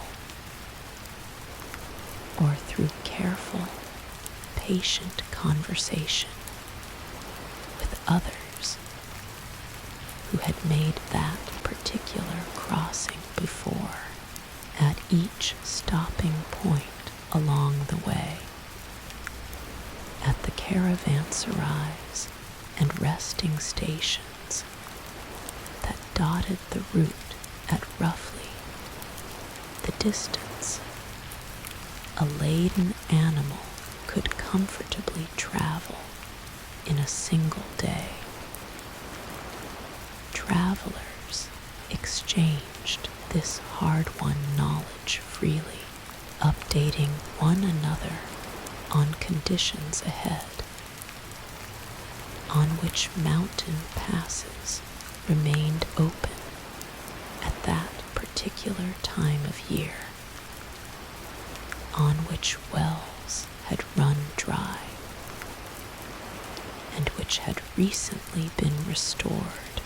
on where bandits had recently been active, and where the road, for now, remained safe. This exchange of knowledge at shared resting points functioned almost like a living, constantly updated record, far more responsive to changing conditions than any fixed written map could ever have been. A map once drawn remains fixed on its page, indifferent to a landslide that closed a mountain past the previous week, or a well that had unexpectedly failed. The oral network of traveler knowledge, by contrast, updated itself continuously, carried forward by each new group of travelers passing through, refreshed and corrected at every shared stopping point along the enormous length of the route, the caravanserais themselves. Sturdy way stations built at carefully chosen intervals served a function that went well beyond simple shelter and rest. They were, in a very real sense, the nodes of an enormous distributed memory system, gathering places where travelers heading in opposite directions crossed paths and traded information as readily as they traded goods. A merchant heading east might spend an evening at one of these stations learning everything a returning merchant, freshly arrived from the very direction the first merchant intended to travel, could tell them about conditions ahead, about which landmarks to expect, about how many days remained before the next reliable water source, about subtle turns in the path that might otherwise be easy to miss. Within these way stations, certain individuals came to be recognized specifically for their deep, specialized knowledge of particular stretches of the greater route. Much like the desert guides discussed earlier in this journey, though here that expertise was often organized somewhat differently, since no single guide typically accompanied a merchant across the entire enormous length of the network. Instead, a traveler might rely on one guide for the mountainous stretch near the beginning of a journey, then transfer to the care of an entirely different, locally specialized guide, once reaching the edge of that guide's particular expertise. This handoff itself becoming a formalized, trusted part of how such enormous distances were safely traversed, each guide deeply familiar with only their own portion of the route, contributed a piece to an overall journey that no single person needed to hold in mind all at once. This arrangement meant that trust itself became a kind of currency, almost as valuable as the goods being transported. A merchant arriving at a way station needed to identify quickly which local guides could genuinely be relied upon. And this identification depended heavily on reputation, carried forward through the same oral network that carried information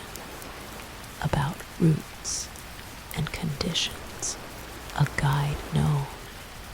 across many years and many satisfied merchants for honest dealing and reliable knowledge of their particular stretch of terrain, became someone whose services were actively sought out. Their name mentioned favorably at way stations, many days distant from where they actually lived and worked, landmarks themselves across this vast network took on an importance that is easy to underestimate from the comfort of a world filled with detailed maps and satellite guidance, a particular unusual rock formation, a solitary ancient tree somehow surviving in an otherwise barren stretch, the ruins of some earlier structure long since abandoned. All of these became fixed points in an oral tradition of navigation, referenced by name among travelers, mentioned in careful directions, passed from one guide to another. A traveler might be told, quite specifically, to watch for a particular twisted rock shaped according to long tradition, like a reclining animal, and to take the leftward path at that point rather than the more obvious rightward one. Since the rightward path, though wider and more inviting at first glance, led eventually to a dead end among impassable cliffs, distance itself was measured and communicated in this tradition, not through any fixed unit familiar to a modern traveler, but through units far more practical for the actual experience of the journey. A particular stretch of road might be described quite simply as a certain number of days' travel by loaded camel, and measurement that accounted naturally for the terrain's difficulty, since a day's travel across flat, easy ground covered considerably more actual distance than a day's travel through mountainous terrain or deep sand. This way of measuring and communicating distance, entirely practical and experience-based, meant that directions passed between travelers carried within them an implicit understanding of difficulty and pace, something a simple measurement of distance alone could never have conveyed. Language itself presented its own quiet challenge along a route that connected so many different cultures and tongues. And yet, trade routes of this scale developed their own practical solutions, certain phrases and terms related specifically to travel, to distance, to danger and safety, became understood across remarkably wide stretches of the network, a kind of practical shared vocabulary that allowed merchants speaking otherwise entirely different languages to exchange essential navigational information with reasonable confidence. Gestures, too, carried enormous weight in these exchanges. A hand sweeping toward a distant mountain range, fingers indicating a rough count of days, all of it woven together into a functional, if imperfect, system of communication that proved remarkably effective at passing essential route knowledge across cultural boundaries that might otherwise have seemed impossibly wide at larger way stations. Individuals skilled in multiple languages sometimes made a modest living specifically by helping travelers exchange this kind of essential information, translating not formal documents, but the practical, urgent knowledge of conditions ahead, serving as a quiet bridge between merchants who might otherwise have struggled to understand one another beyond the simplest transactions of buying and selling. These informal translators, themselves often well-traveled, added their own accumulated knowledge to whatever they passed along, occasionally correcting outdated information or gently updating a traveler's understanding of a route based on more recent news received from other directions entirely. Seasonal knowledge, layered carefully atop all of this landmark and distance information, shaped when particular stretches of the route could safely be attempted at all. Certain high mountain passes remained open only during specific months of the year,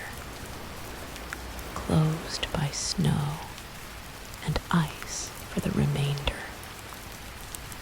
and travelers needed to time entire journeys, sometimes spanning many months and thousands of miles, around these narrow seasonal windows. A merchant who misjudged this timing, arriving at a crucial pass just as the earliest snows began to fall, might face a difficult choice between a dangerous crossing and a long, costly delay, waiting for more favorable conditions the following year. This seasonal timing knowledge, much like everything else along the route, was passed forward through careful oral tradition rather than any fixed calendar consulted in isolation. Since local conditions in any given year might shift the safe window earlier or later than usual, and only travelers who had recently passed through a particular stretch could offer truly current guidance. A merchant setting out from a distant city might carry with them the best available knowledge at the time of departure, only to receive, upon reaching an intermediate way station many weeks later, updated and more current information, suggesting an adjustment to their planned timing. A small correction folded gently into an otherwise long and carefully planned journey. Religious sites, too, functioned as an additional layer of landmark memory along the route. Monasteries and shrines established at points that often coincided conveniently with natural resting places along the journey, offering not just spiritual significance, but practical, reliable waypoints that travelers of many different faiths came to recognize and depend upon regardless of their own particular beliefs. These sites, often maintaining records of travelers who passed through, added yet another quiet thread of continuity to a route that depended, above almost everything else, on the accumulated, carefully shared memory of countless individual journeys, layered one atop another across many centuries, forming a network far richer and more resilient than any single map could ever have captured. Some of these way stations and religious sites kept simple written records of travelers passing through, noting names, origins, and destinations. And these modest records, though never intended as navigational tools in themselves, occasionally proved invaluable to later travelers seeking confirmation that a particular route remained actively used and safely passable. A traveler uncertain whether to attempt a less familiar branch of the network might find quiet reassurance in learning that others had passed through recently along that same path, their names recorded in a simple ledger kept by whoever maintained the way station. Evidence enough that the route, whatever its difficulties, remained a living, functioning part of the greater whole. Goods themselves, carried across this vast network, carried embedded within them a kind of quiet testimony to how far and by what route they had traveled. Merchants developed a practiced eye for recognizing where particular items likely originated based on subtle details craftsmanship or material, and this recognition sometimes served a genuinely practical navigational purpose, confirming for a traveler that they had indeed reached a market connected to the specific distant region they intended to trade with, simply by examining what was already being bought and sold there upon arrival. In this way,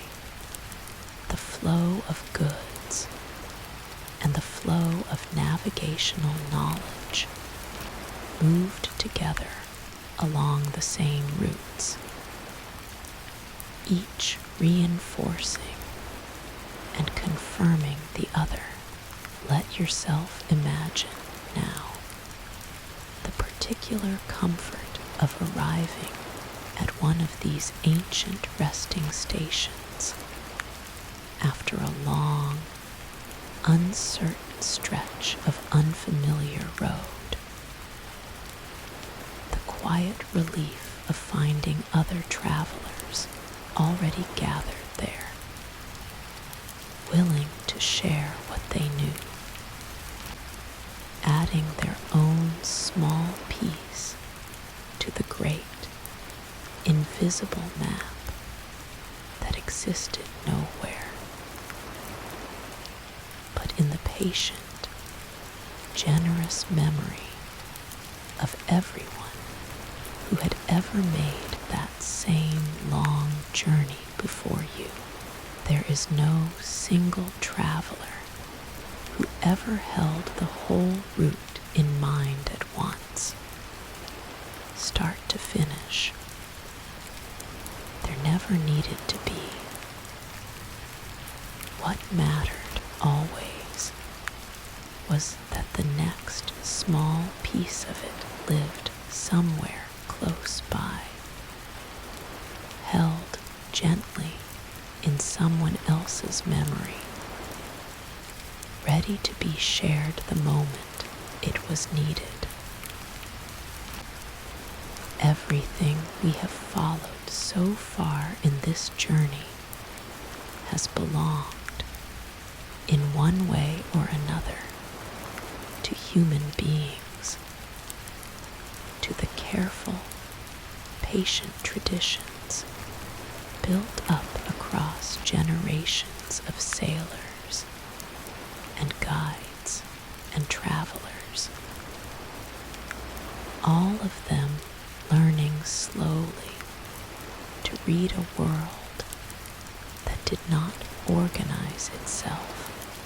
around human convenience. But there is another form of navigation, quieter still, and in many ways more mysterious, that belongs entirely to the natural world, carried within the bodies of countless creatures who find their way across staggering distances without ever needing to learn a single technique at all. Tonight, let your thoughts settle for a while on birds and bees and the strange, wordless compass that seems to live somewhere inside so many living things. Consider first the ordinary garden bird, small and unremarkable to look at, that each year undertakes a journey spanning thousands of miles, departing from a familiar nesting ground as the season turns, crossing entire countries and even oceans, and arriving months later at a specific wintering ground it may never have visited before in its short life. Young birds in many species make this first great journey entirely alone, without any older, more experienced bird to guide them, and yet arrive, more often than not, precisely where they need to be. This alone is a fact worth sitting with slowly. There is no elder here passing down hard-won memory, the way a desert guide might teach an apprentice. There is only instinct, wordless and inherited, somehow already containing within it the shape of a journey the bird's own body has never made before. Scientists who have studied this phenomenon carefully believe that many migratory birds carry within them a genuine sensitivity to the Earth's own magnetic field, a faint, invisible structure surrounding the entire planet, generated deep within its molten core and extending outward in quiet, sweeping lines from pole to pole. This magnetic field is completely undetectable to human senses. We carry no organ capable of noticing it at all. And yet,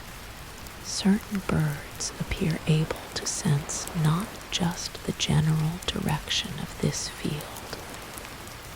but its precise angle relative to the Earth's surface. A subtle piece of information that changes gradually and predictably the further north or south a bird happens to be. By sensing this angle, a bird may be able to determine not only which direction is which, but roughly how far along its journey it has traveled. An internal compass and rough odometer combined into a single, quiet biological sense, entirely foreign to human experience. The exact mechanism behind this sense remains, even now, an area of careful ongoing study, though researchers have proposed several fascinating possibilities. One theory suggests that certain molecules within a bird's eye respond to the Earth's magnetic field in a way that might allow the bird to perceive it as a subtle visual pattern, layered gently over ordinary sight, perhaps appearing as a faint shading or gradient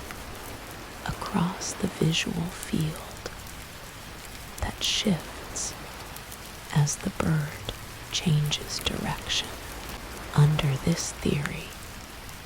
a migrating bird might, in some very real sense, actually see the Earth's magnetism, not as a separate sense entirely, but as a subtle enrichment of ordinary vision, present at all times, but noticeable, presumably, mostly when the bird pays close attention to it. Another theory proposes that tiny mineral deposits, present in small amounts within certain tissues, respond directly to magnetic fields in a manner that could feed information into a bird's nervous system through an entirely separate pathway. It is possible that both mechanisms play some role, working together to provide a bird with a richer,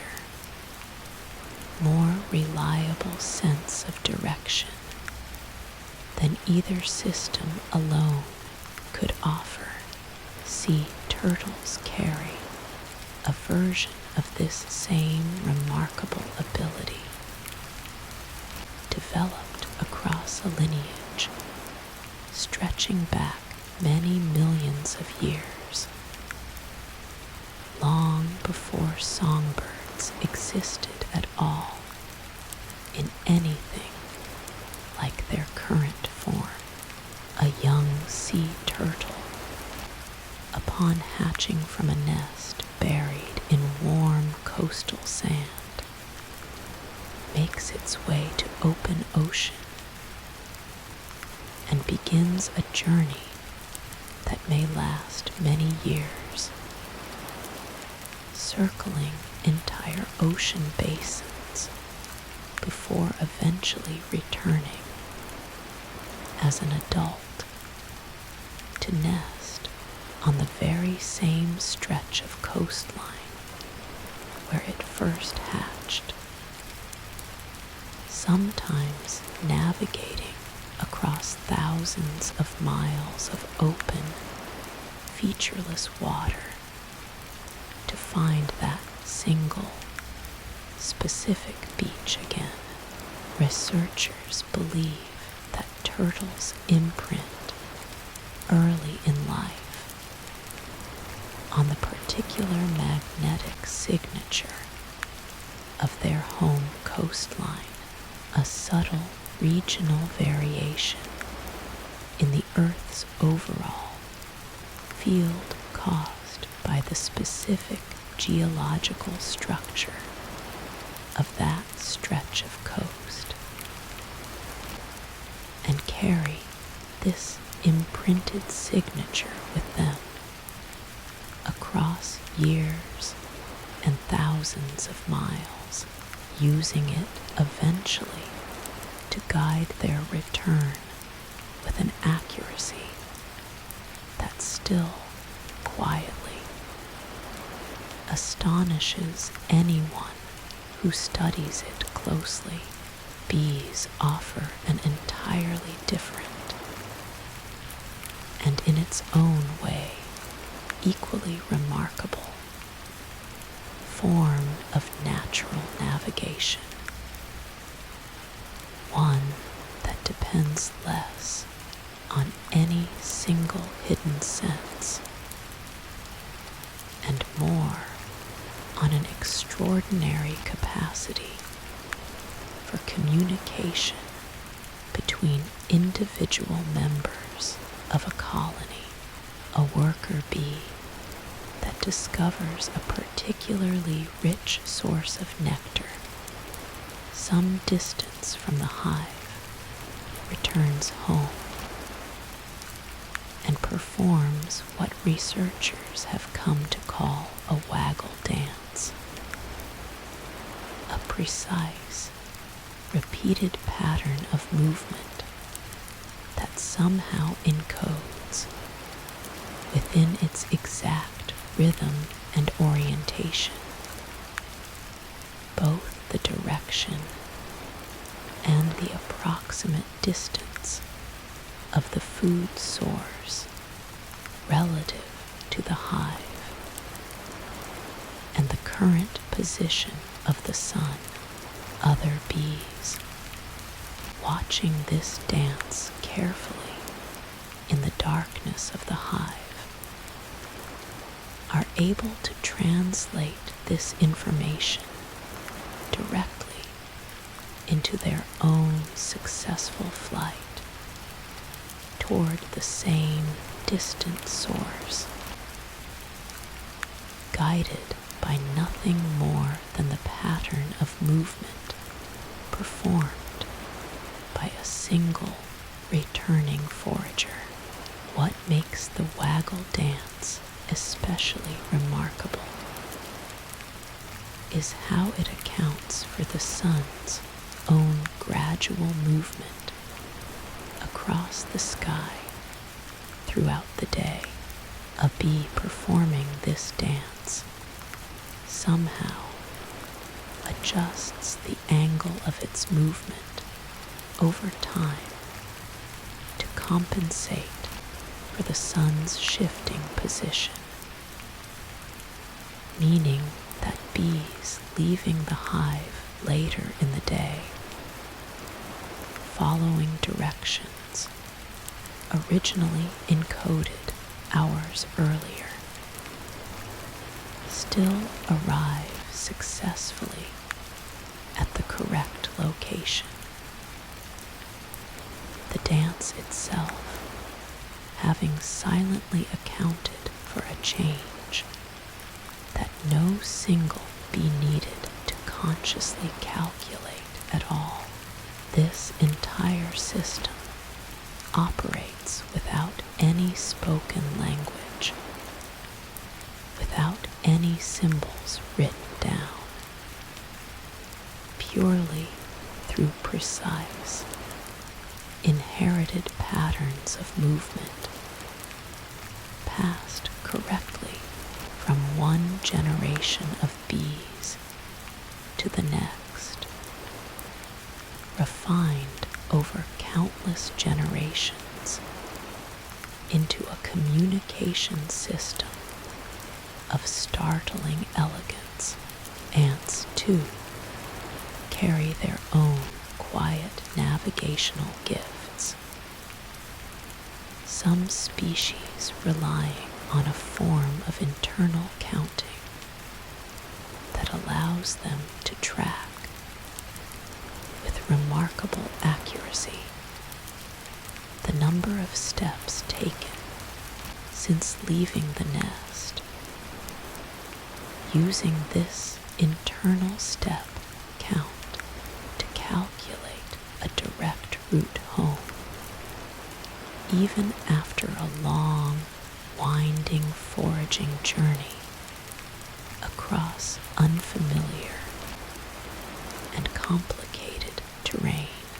Experiments involving ants fitted with tiny stilts,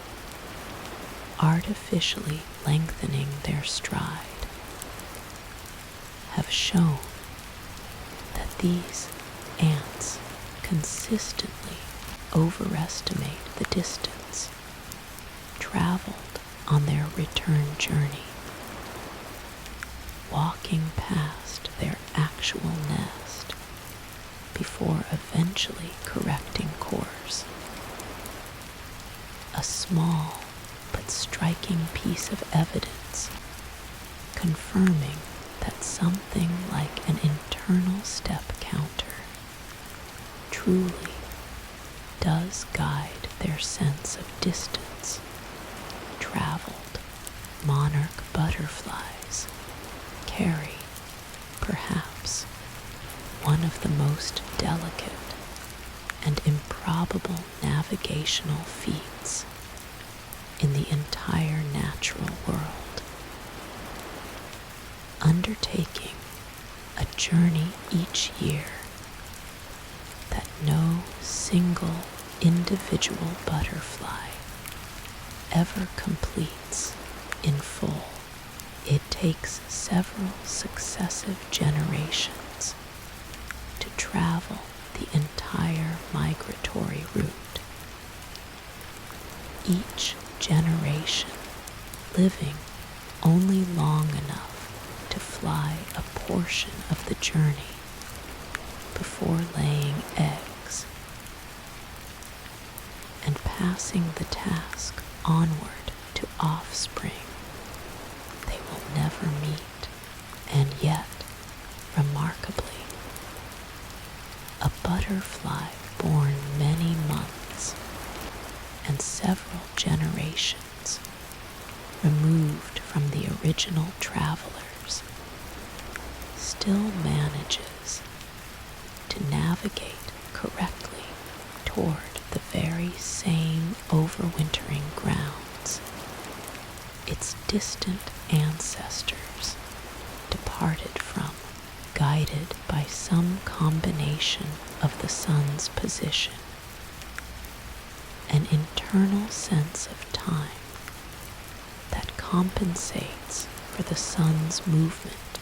across the sky, and quite possibly a magnetic sense similar to that used by migratory birds. There is something deeply moving in imagining this relay of trust carried forward wordlessly across generations that never directly encounter one another. Each butterfly somehow inheriting not memory exactly, but something functionally very close to it, encoded quietly within its own small body. Salmon offer yet another remarkable variation on this same underlying theme, hatching in the fresh water of a particular stream, sometimes deep inland, before traveling downstream and out into the vast open ocean, where they will spend years growing and feeding across enormous distances. When the time comes to spawn, these fish undertake the reverse journey, swimming back upstream against strong currents, navigating across open ocean, and then somehow locating the exact same stream. Sometimes the very same specific stretch of gravel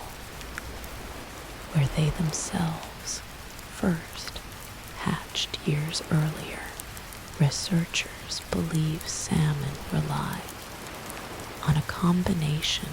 of the same subtle magnetic sensitivity found in sea turtles for the long ocean portion of their journey, and a remarkably precise sense of smell for the final approach. Each stream carrying its own faint, distinct chemical signature that a salmon appears able to recognize and follow home with a startling accuracy after years spent entirely at sea. Researchers studying all of these remarkable abilities have developed careful, patient methods for testing them, often involving specially designed enclosures that allow scientists to artificially adjust the surrounding magnetic field and observe how a bird or other creature responds. In one particularly elegant category of experiment, migratory birds placed in a circular enclosure during their natural migration season will consistently attempt to move toward the edge of that enclosure, corresponding to their correct migratory direction, revealing their underlying magnetic orientation, even when housed indoors, far removed from any actual landscape or visible sky. When researchers artificially shift the enclosure's magnetic field using carefully positioned coils, the birds shift their preferred direction correspondingly, demonstrating with quiet, careful precision that it is indeed the magnetic field itself, rather than any other environmental cue, guiding their behavior. There is something worth resting on tonight in all of this, that the same underlying question explored by every human navigator we have followed so far, the quiet question of how to find one's way across vast, uncertain distance, has also been answered again and again by nature itself through countless separate solutions evolved slowly across millions of years, each one elegant, each one suited perfectly to the particular creature carrying it. Birds sensing invisible magnetic lines, turtles remembering the subtle signature of a single beach across years of open ocean, bees dancing directions to one another in perfect, silent code, ants counting their own quiet footsteps home, butterflies passing an unfinished journey gently forward across generations that will never meet, salmon following the faint, remembered scent of the very water where their own lives first began, whales and dolphins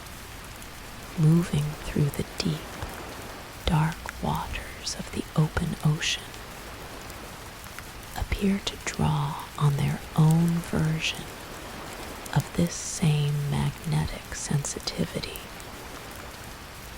particularly relevant given how little other visual information exists for a creature swimming through waters far too deep and dark for sight to be of much use across the truly vast distances some species travel each year. Certain whale species undertake migrations spanning entire ocean basins, moving between cold, nutrient-rich feeding grounds near the poles and warmer waters nearer the equator, where they give birth and raise their young. A journey requiring the same kind of long-distance orientation birds rely on. adapted instead for a creature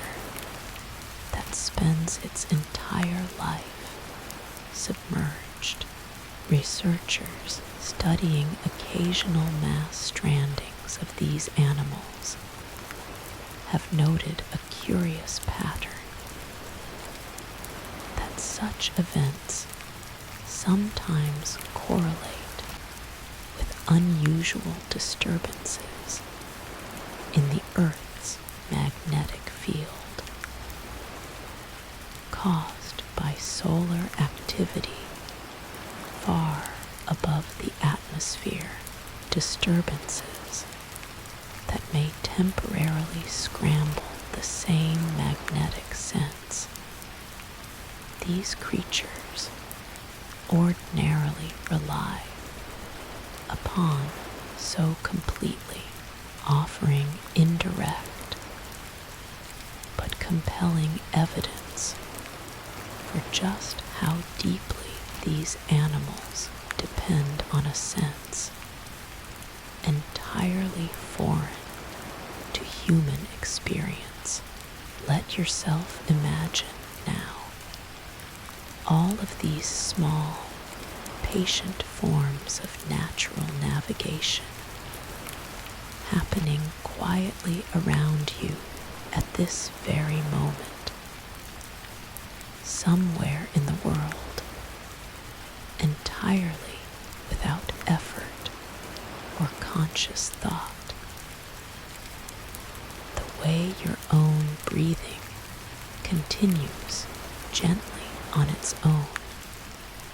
while your mind is free to rest. Birds threading their way across continents by an invisible compass carried inside their own small bodies. Turtles gliding home across years of open ocean. Bees dancing silently in the dark, all of it happening softly, patiently all around, while you, too,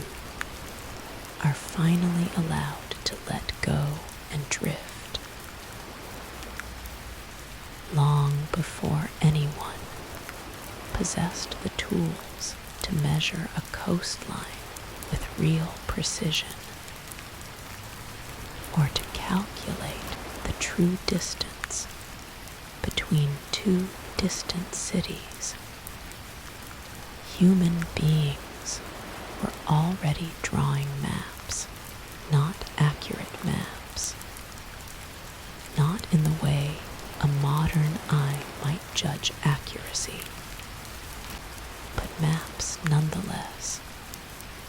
careful attempts to translate the vast, complicated shape of the world into something small enough to hold in two hands, simple enough to study by firelight, and useful enough to guide a traveler who had never before set foot beyond their own familiar territory. It is worth resting for a moment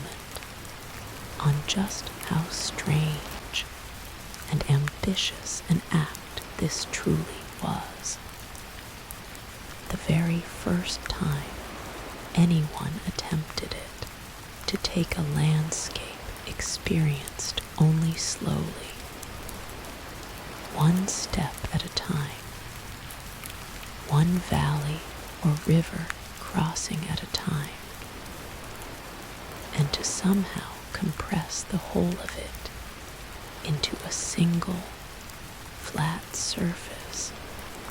that could be viewed all at once from above, as though the map maker had somehow lifted themselves high into the sky and looked down on their own world from a height no human eye could actually reach.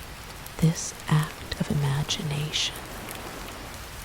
This willingness to represent something never actually seen from above sits at the very heart of the entire cartographic tradition. Long before any instrument existed capable of measuring the world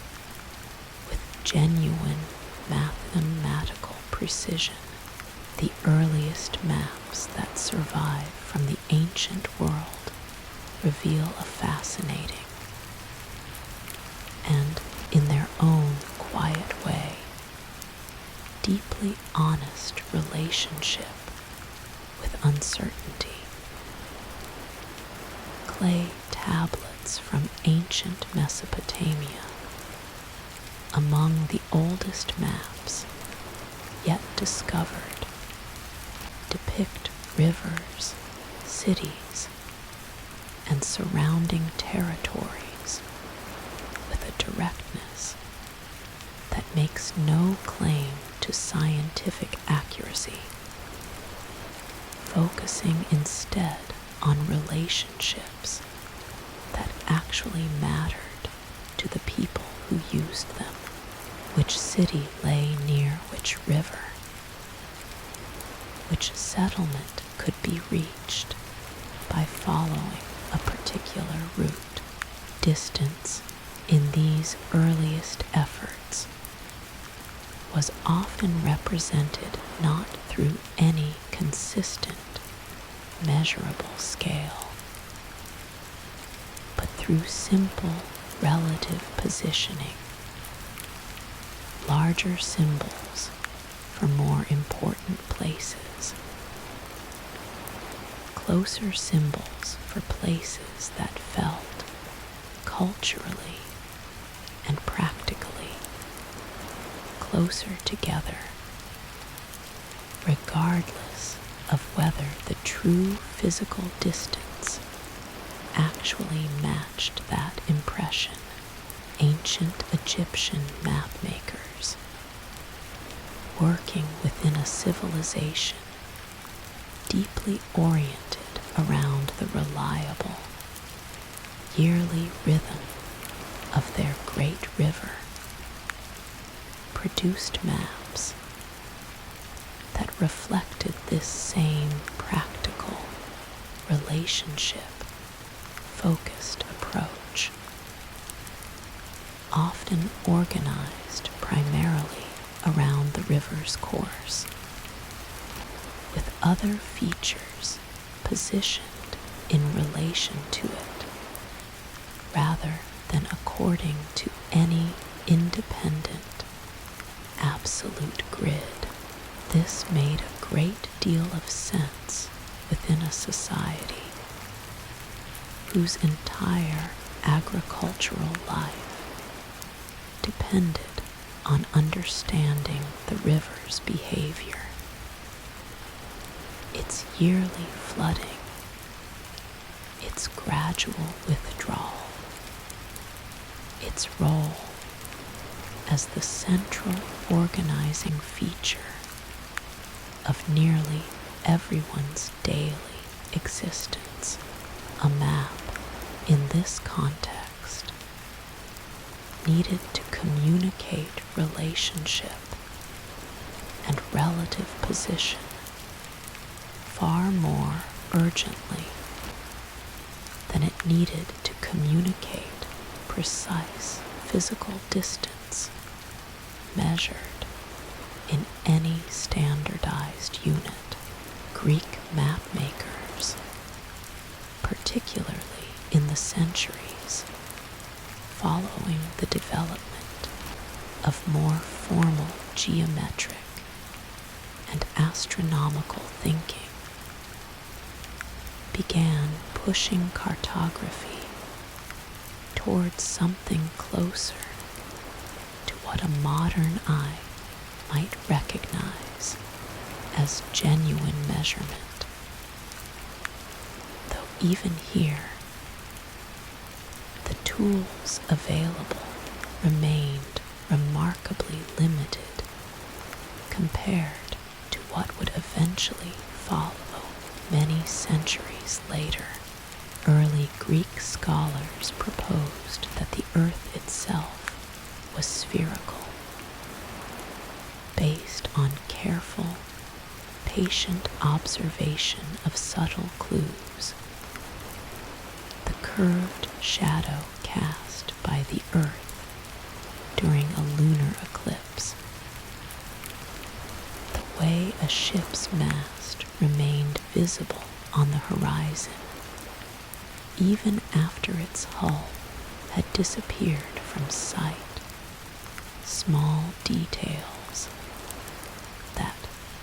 considered together and reasoned through carefully, suggested a curved rather than flat surface. From this foundational insight, later scholars attempted increasingly ambitious calculations, estimating the Earth's total circumference using nothing more sophisticated than the angle of shadows cast at different locations on the same day, combined with a rough estimate of the distance between those locations. These early calculations, remarkable as they were for their time, still depended heavily on estimates that could carry significant error, since the distance between two distant cities was itself typically known only through travelers' reports of how many days a particular journey usually required, converted into an approximate physical distance, using assumptions about typical daily travel speed that varied considerably depending on terrain, weather, and the particular pace of whoever happened to be making the estimate. A cartographer working with this kind of second-hand, approximate information had little choice but to accept assert irreducible fuzziness in their finished map, a fuzziness that grew larger and larger the further one traveled from whatever central, well-known region the mapmaker themselves called home. This growing uncertainty at the edges of the known world produced one of the most charming and, in its own quiet way, deeply honest features of early cartography. Regions genuinely unfamiliar to a mapmaker were often filled not with blank, empty space, but with careful notation, acknowledging the limits of available knowledge, sometimes accompanied by illustrations of imagined creatures or simple warnings describing distant regions as dangerous, unexplored, or simply unknown, rather than pretending to a precision the available information could not actually support. Many early map makers chose, instead, to represent uncertainty, honestly marking the boundary between what was confidently known and what remained genuinely mysterious. A kind of cartographic humility that stands in interesting contrast to the confident, seemingly complete maps a modern eye has grown accustomed to trusting without question. Chinese cartography developed along its own sophisticated and, in certain respects, remarkably advanced path, with scholars producing detailed maps organized around careful grid systems that allowed relative distances between known locations to be represented with real internal consistency, even without any absolute, universal system of measurement connecting that grid to the wider world beyond. These grid-based maps, refined and improved across many centuries, demonstrate a deep, patient engagement with the underlying mathematical challenge every cartographer eventually faces. The challenge of representing a curved, three-dimensional world on a single flat surface without introducing distortion that grows worse and worse the larger the mapped territory becomes. Roman mapmakers approached the challenge from an entirely practical, almost bureaucratic angle, producing what might be better described as route diagrams rather than maps in any modern geographic sense. Long, narrow strips depicting the sequence of towns and way stations along a particular road, with the true physical shape of surrounding territory compressed or stretched considerably to fit the strip's narrow, practical format. What mattered to a Roman traveler consulting such a document was not the true geographic shape of the land being crossed, but the reliable sequence of stops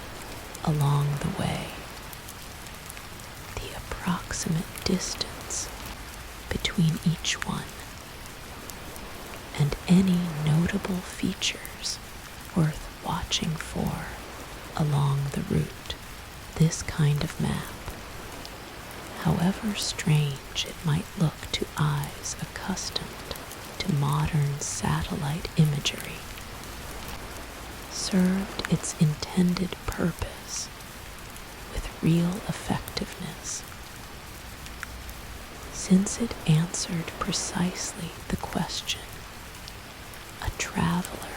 actually needed answered, which was simply what came next, rather than any broader question about the true overall shape of the wider world. Islamic scholars, during a long and remarkably productive era of scientific and geographic inquiry, substantial contributions to cartography, combining careful astronomical observation with an expanding body of travelers, reports gathered from a trade network stretching across an enormous portion of the known world at the time. These scholars produced detailed maps and geographic compilations that attempted, with real mathematical seriousness, to calculate positions using systematic astronomical observation rather than mere estimation, refining earlier Greek techniques and extending them to cover a far wider portion of the globe than earlier map makers had ever attempted. Careful measurement of the sun's angle at different locations, combined with growing knowledge of distances between major cities, gathered from an extensive network of traders and scholarly travelers, allowed for calculations of real sophistication, even while the underlying challenge of accurately measuring distance across unfamiliar terrain continued to introduce its own quiet uncertainty into the finished result. Medieval European map-making, particularly in the centuries following the decline of the more geometrically sophisticated Greek tradition, often prioritized different concerns entirely, producing maps organized less around precise physical accuracy and more around religious and symbolic meaning. Important sacred sites, positioned prominently regardless of their true geographic relationship to surrounding territory. Distance itself sometimes stretched or compressed to emphasize spiritual rather than physical significance. These maps, easy for a modern eye to dismiss as simply inaccurate, actually reflect a coherent and internally consistent purpose, entirely different from the purpose a modern map typically serves. Less a tool for precise physical navigation and more a visual meditation on the relationship between the earthly and the sacred, a different kind of usefulness entirely, judged by a different kind of standard. It is worth carrying gently into your own rest tonight this deeper truth underlying the entire early history of cartography, that a map has never simply been a neutral, perfectly accurate mirror of the physical world.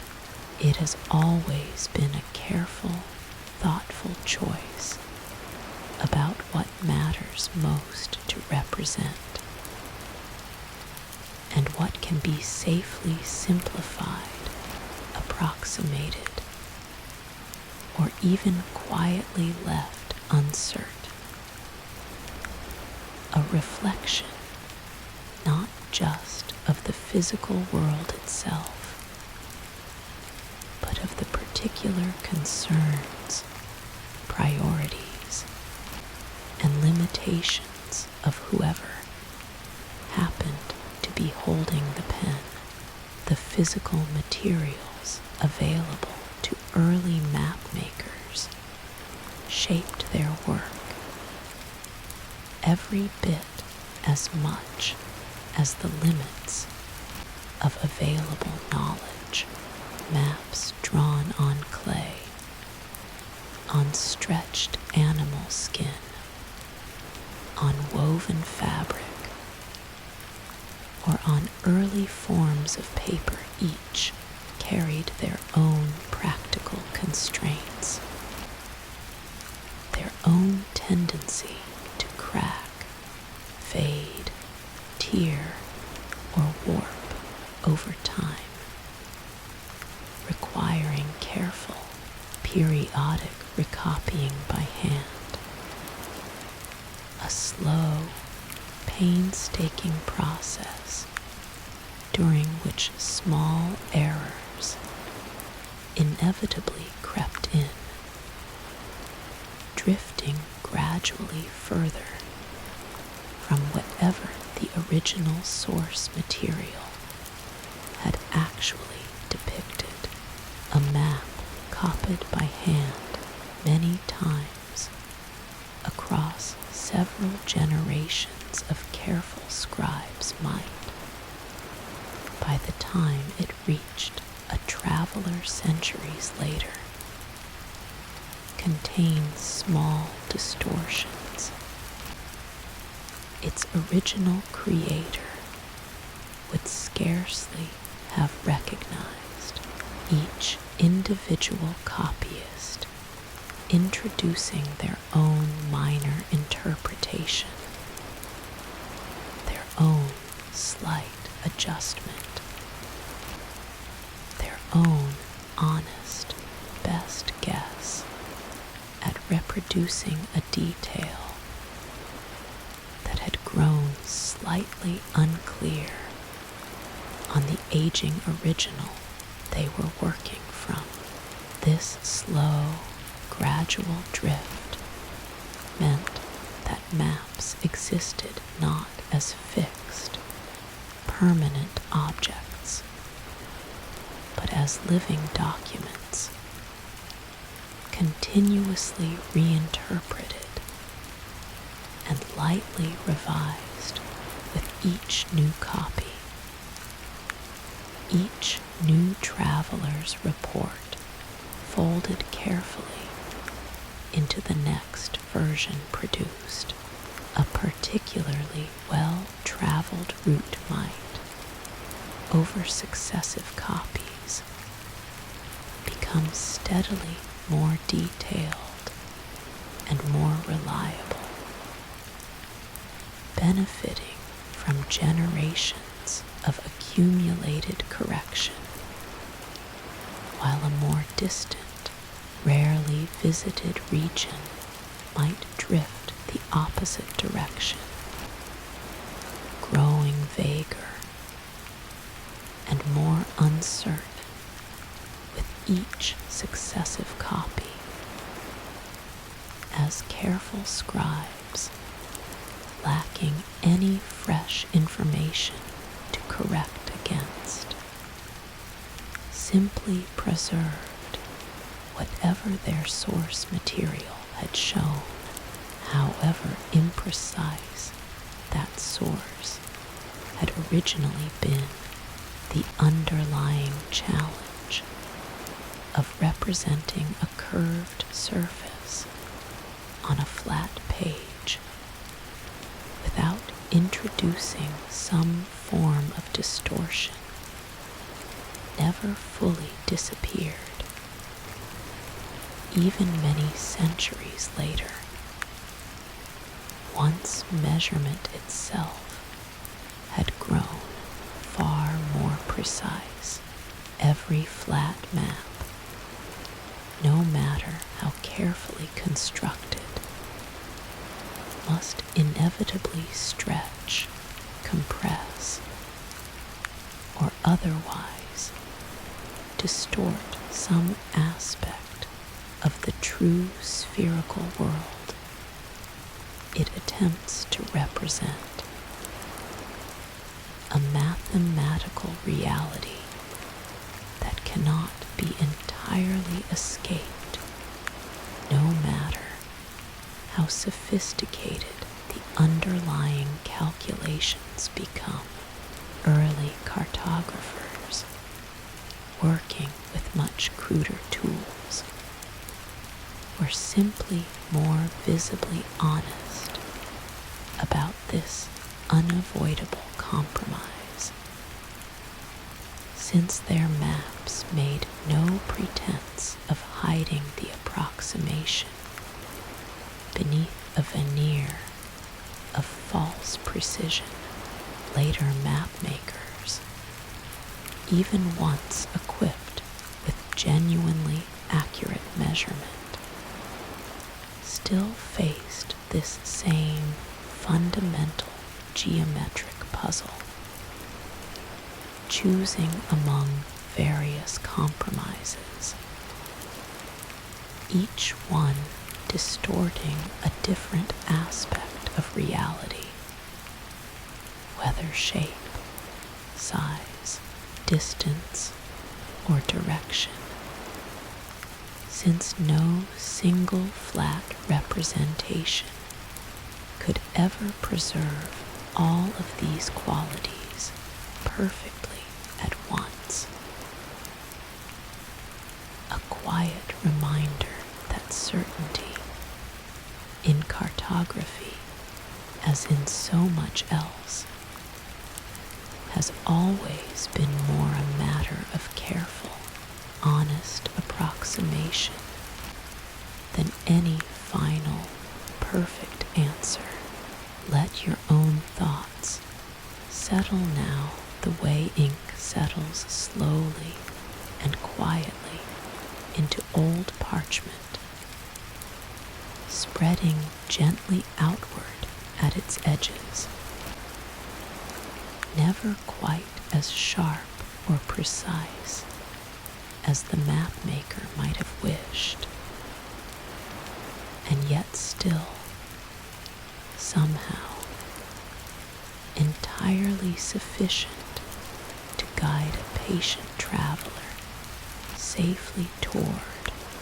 wherever they were truly trying to go. There is a particular kind of quiet wonder available in imagining the very first moment someone noticed that a certain dark, unremarkable stone, found scattered among ordinary rock, possessed a strange and inexplicable power brought close to small fragments of iron. This stone would draw them gently toward itself, holding them fast without any visible thread or mechanism. An invisible force acting silently across empty space long before anyone understood why this happened. People understood simply that it did happen, and that understanding alone, patient and curious, eventually gave rise to one of the most quietly transformative tools in the entire history of navigation. This naturally magnetic stone was known and studied in various forms across several ancient cultures each developing its own careful observations about its curious properties. In ancient China, scholars documented this strange attractive force many centuries before anyone thought to apply it toward the specific, practical problem of finding direction. Early Chinese texts describe experiments involving this magnetic material, used initially not for travel or navigation at all, but for other purposes entirely, including divination practices in which a carefully shaped piece of the material was set spinning atop a smooth surface, observed with great interest as it settled again and again into the very same resting orientation. It was this repeated, entirely consistent settling, this quiet insistence on returning to the same direction time after time, regardless of how it was spun, that eventually caught the attention of those searching for a more practical application. If a piece of this material reliably pointed the same direction every single time, entirely on its own, without any need for a clear sky or a visible landmark, then surely someone eventually reasoned this same reliable behavior could be put to genuinely practical use, offering travelers a dependable sense of direction, even under conditions where neither sun nor stars could be seen at all. Early compass designs bore little resemblance to the small, simple instruments familiar today. Some of the earliest practical versions involved a carefully shaped piece of naturally magnetic stone, formed into the rough shape of a spoon, placed atop a smooth, flat surface marked with directional indicators.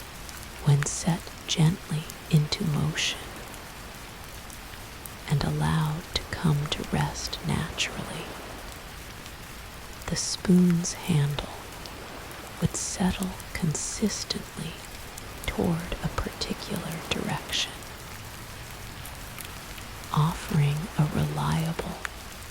repeatable indication that travelers gradually learned to trust across many careful tests and comparisons against known directions, confirmed through other means. Over time, this early design evolved into something considerably more practical for actual travel, particularly once someone discovered that ordinary iron, when carefully stroked repeatedly against a piece of naturally magnetic stone, could itself become magnetized, taking on the same curious directional property without needing to be made from the comparatively rare natural material itself. This discovery mattered enormously, since it meant a compass no longer depended on locating and shaping a piece of naturally occurring magnetic stone. A skilled craftsman could instead magnetize an ordinary iron needle through careful, patient stroking, then float that needle carefully atop water using a small piece of straw or reed, allowing it to rotate freely until it settled into its own consistent, reliable orientation. This floating needle design spread gradually across trade networks, connecting different regions of the ancient and medieval world, carried along the very same overland and maritime routes discussed earlier in this journey, exchanged among sailors and merchants, who quickly recognized the enormous practical value of a tool that functioned reliably regardless of weather, regardless of cloud cover, regardless of whether any star or landmark happened to be visible at a given moment. Unlike the sunstone technique described earlier, which depended on at least some available light passing through cloud cover, or the careful star reading practiced by ancient sailors, which required a clear night sky. The magnetic compass offered something genuinely unprecedented, a source of directional information that worked continuously, day or night, clear sky or thick fog, entirely independent of any celestial condition whatsoever. Sailors navigating the waters around the Mediterranean and later throughout the wider Atlantic world gradually adopted and refined this technology,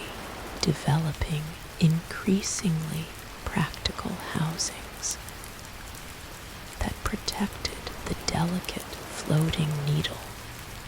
from the rough motion of open water, eventually mounting the needle on a small pivot rather than floating it freely, allowing for a more stable, more easily read instrument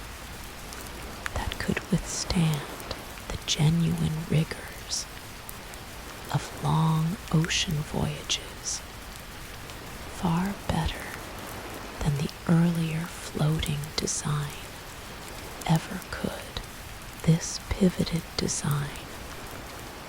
housed within a small protective case and mounted on gimbals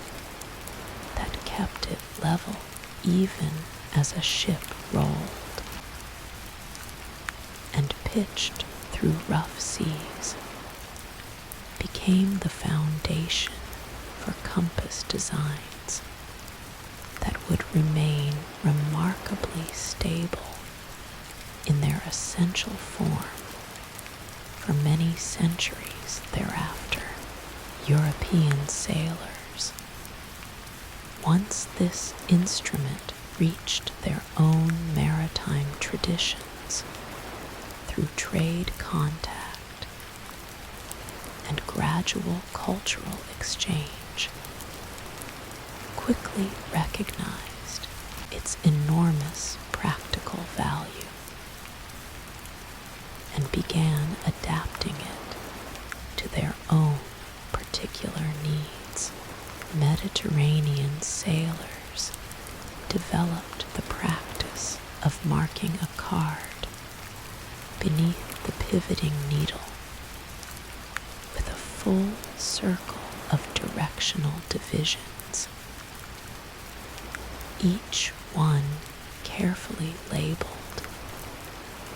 and often decorated with elaborate ornamental flourishes, creating what would eventually become known as a compass rose, a term whose gentle floral imagery still echoes today in navigational instruments many centuries removed from these earliest decorated versions. This marked card, rotating together with the needle itself, allowed a sailor to read a precise heading at a glance, rather than needing to interpret the needle's raw orientation against some separate, fixed reference point. The particular design and decoration of these early compass roses varied considerably from region to region and workshop to workshop, reflecting local artistic traditions as much as practical navigational need, with certain distinctive symbols becoming closely associated with particular maritime traditions and eventually spreading through trade and cultural exchange well beyond their original place of origin. A particular stylized symbol marking due north on many European compasses, still recognizable in a simplified form on compasses made today, is believed by some scholars to have originated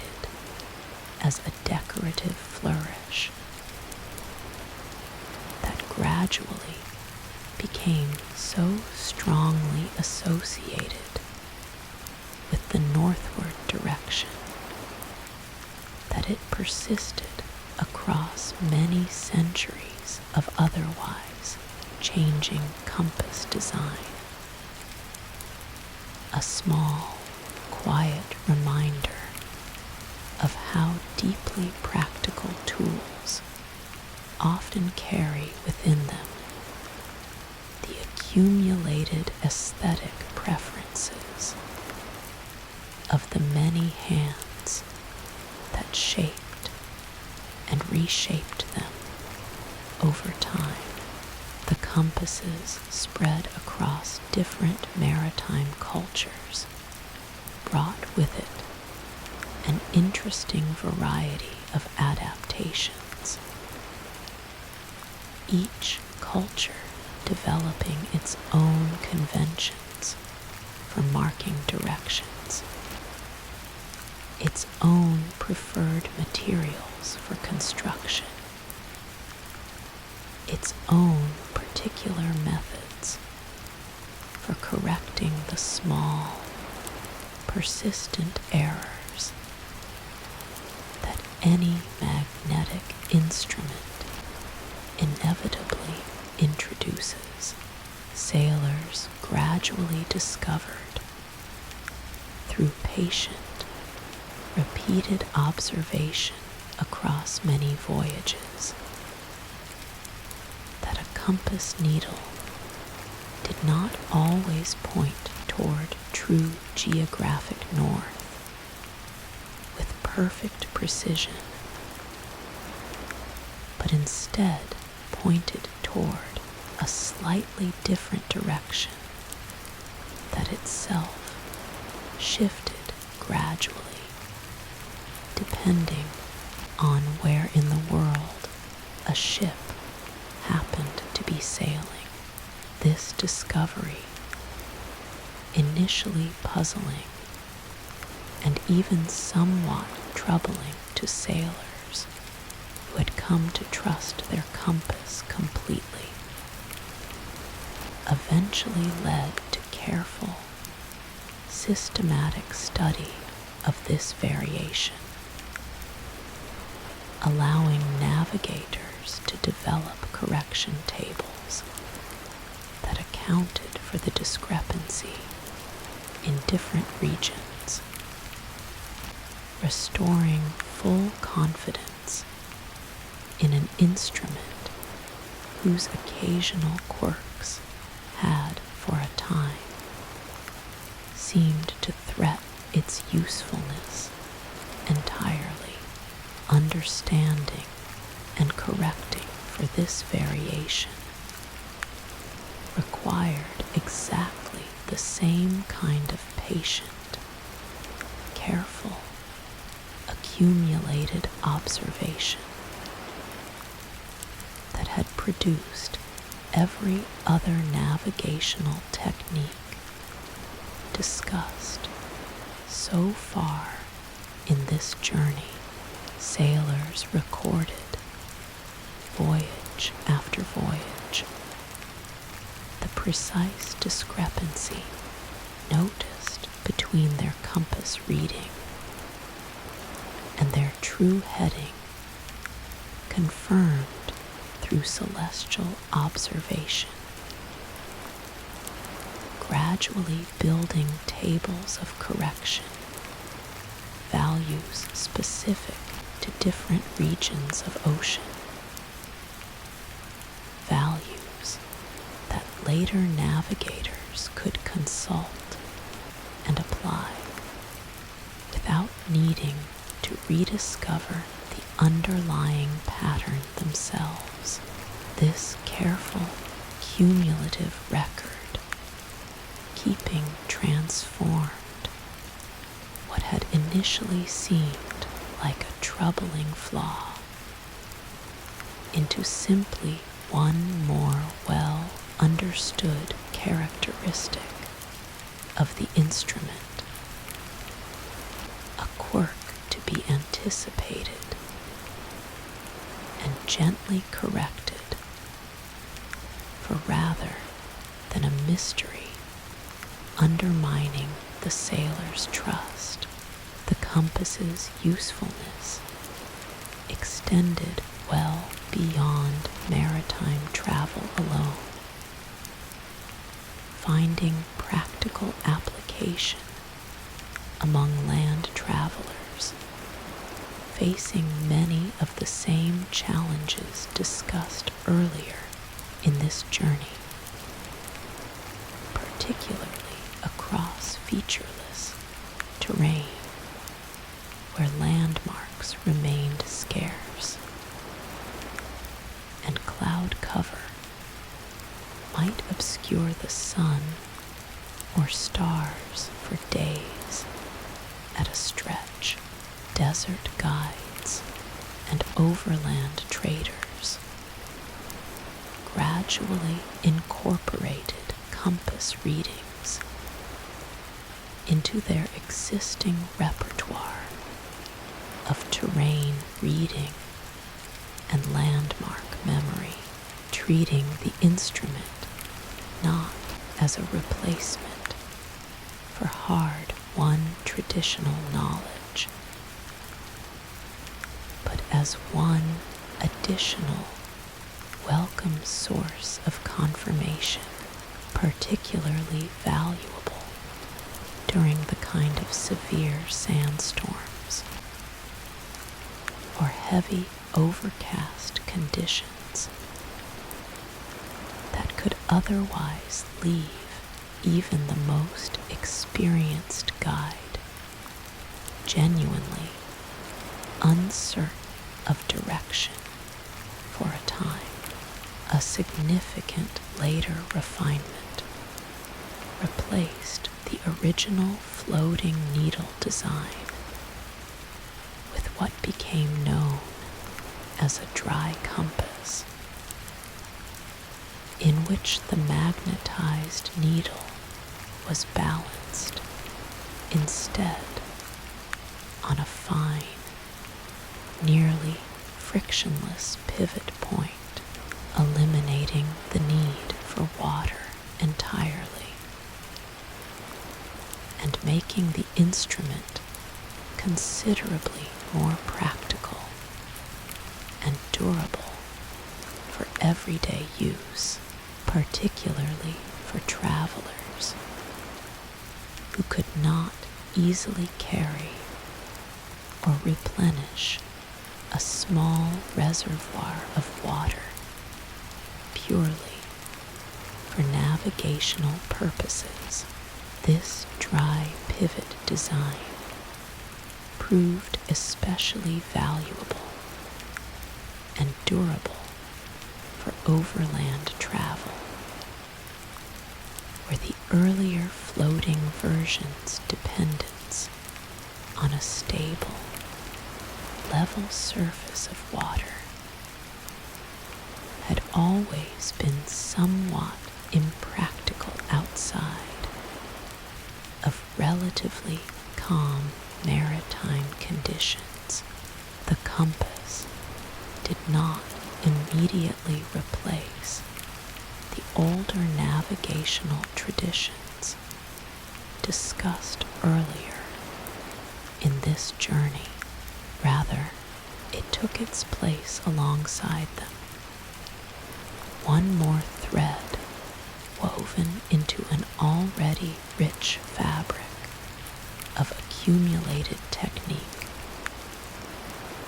Sailors continuing to read swells, watch birds, and track familiar stars, even as they came to rely increasingly on this new, remarkably consistent instrument for confirming and refining judgments made through these older, equally valued methods. A skilled navigator of this era held all of these techniques together simultaneously, checking one against another, trusting the compass for its remarkable consistency, while still valuing the deeper contextual understanding that older, more experiential methods provided. A rich, layered approach to navigation that drew confidently on every available source of information, rather than depending on any single method alone. What makes the compass's story particularly worth sitting with tonight, as your own thoughts begin to settle and drift, is how patiently it moved from a curious natural phenomenon, first noticed simply as an interesting quirk of certain unusual stones, through centuries of careful observation and experimentation, before finally arriving at genuine practical usefulness for the enormously demanding, high-stakes challenge of open ocean navigation. No single person invented the compass in a sudden flash of insight. It emerged instead through countless small observations, careful refinements, and patient adaptations, contributed by many different people across many different cultures and many different generations, each one adding a small, careful piece to a slowly accumulating body of knowledge that eventually became one of the most quietly essential tools any traveler could carry. There is a particular kind of comfort available in considering just how long this quiet,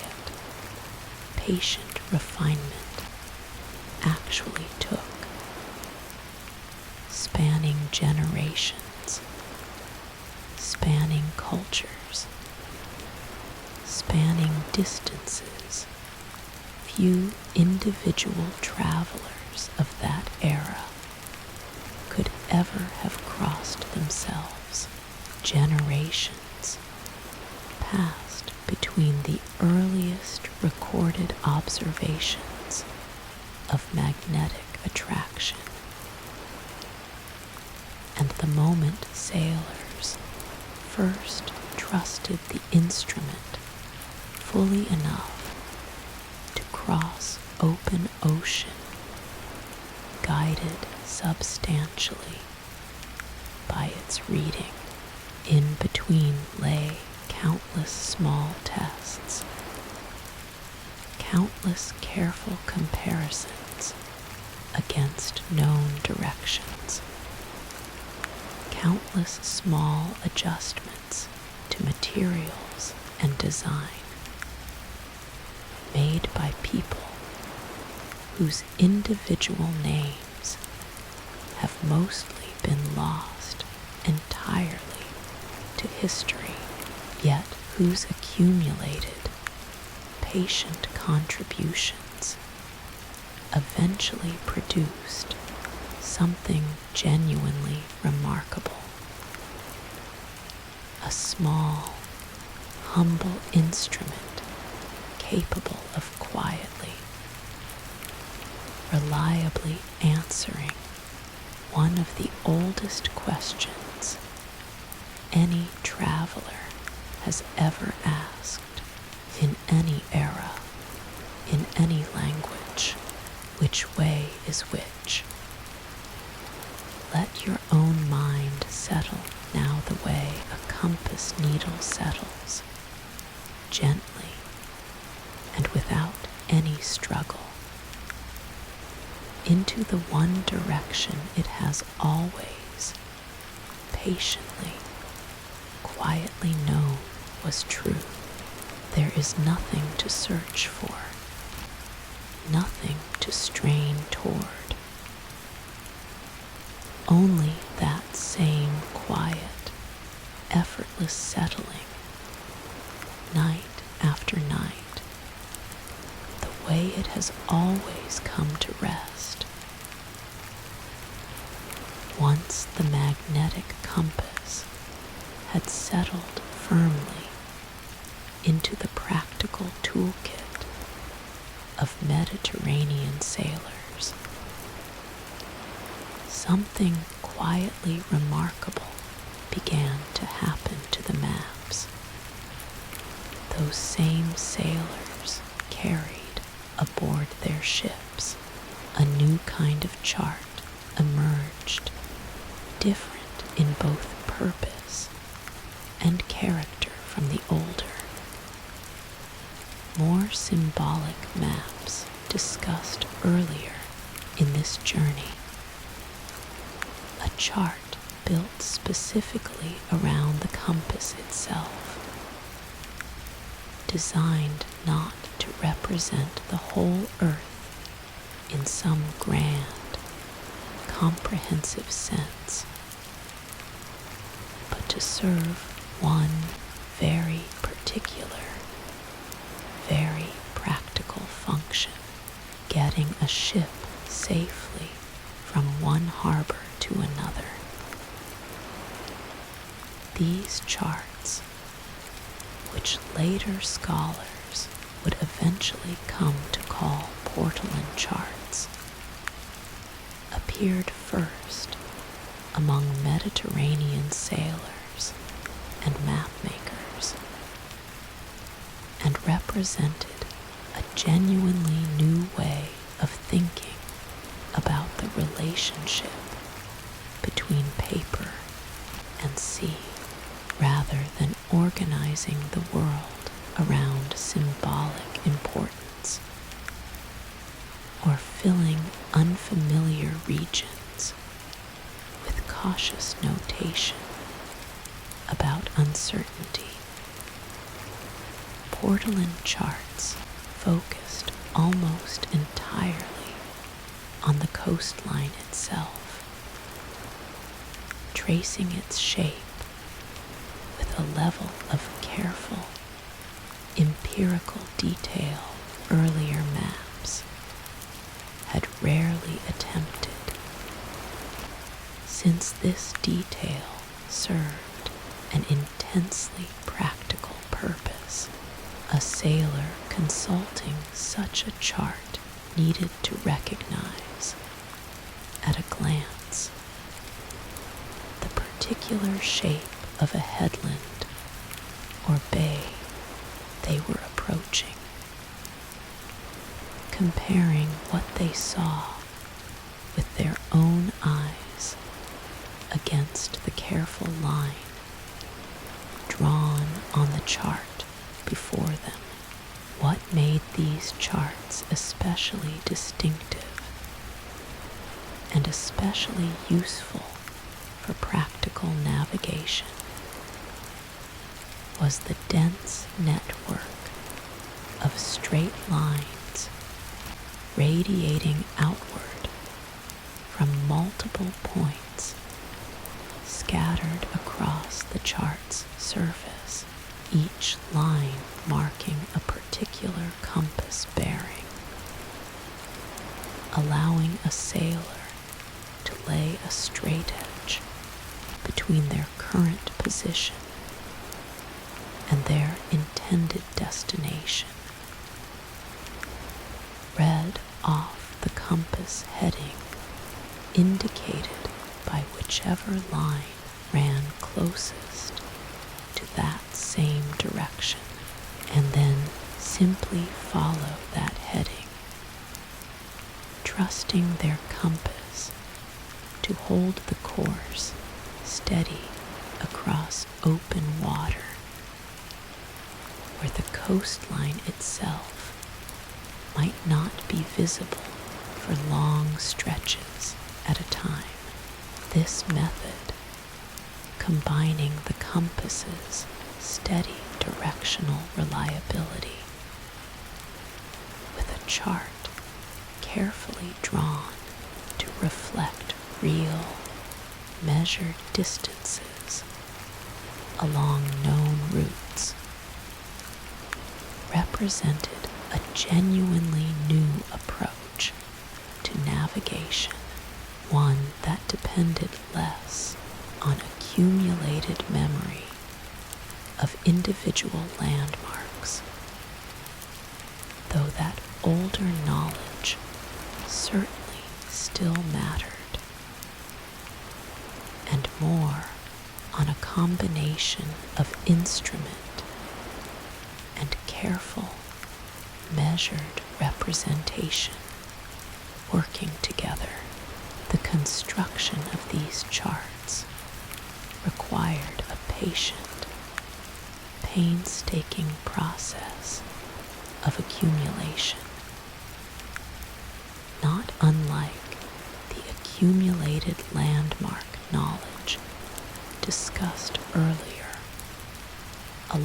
overland trade routes.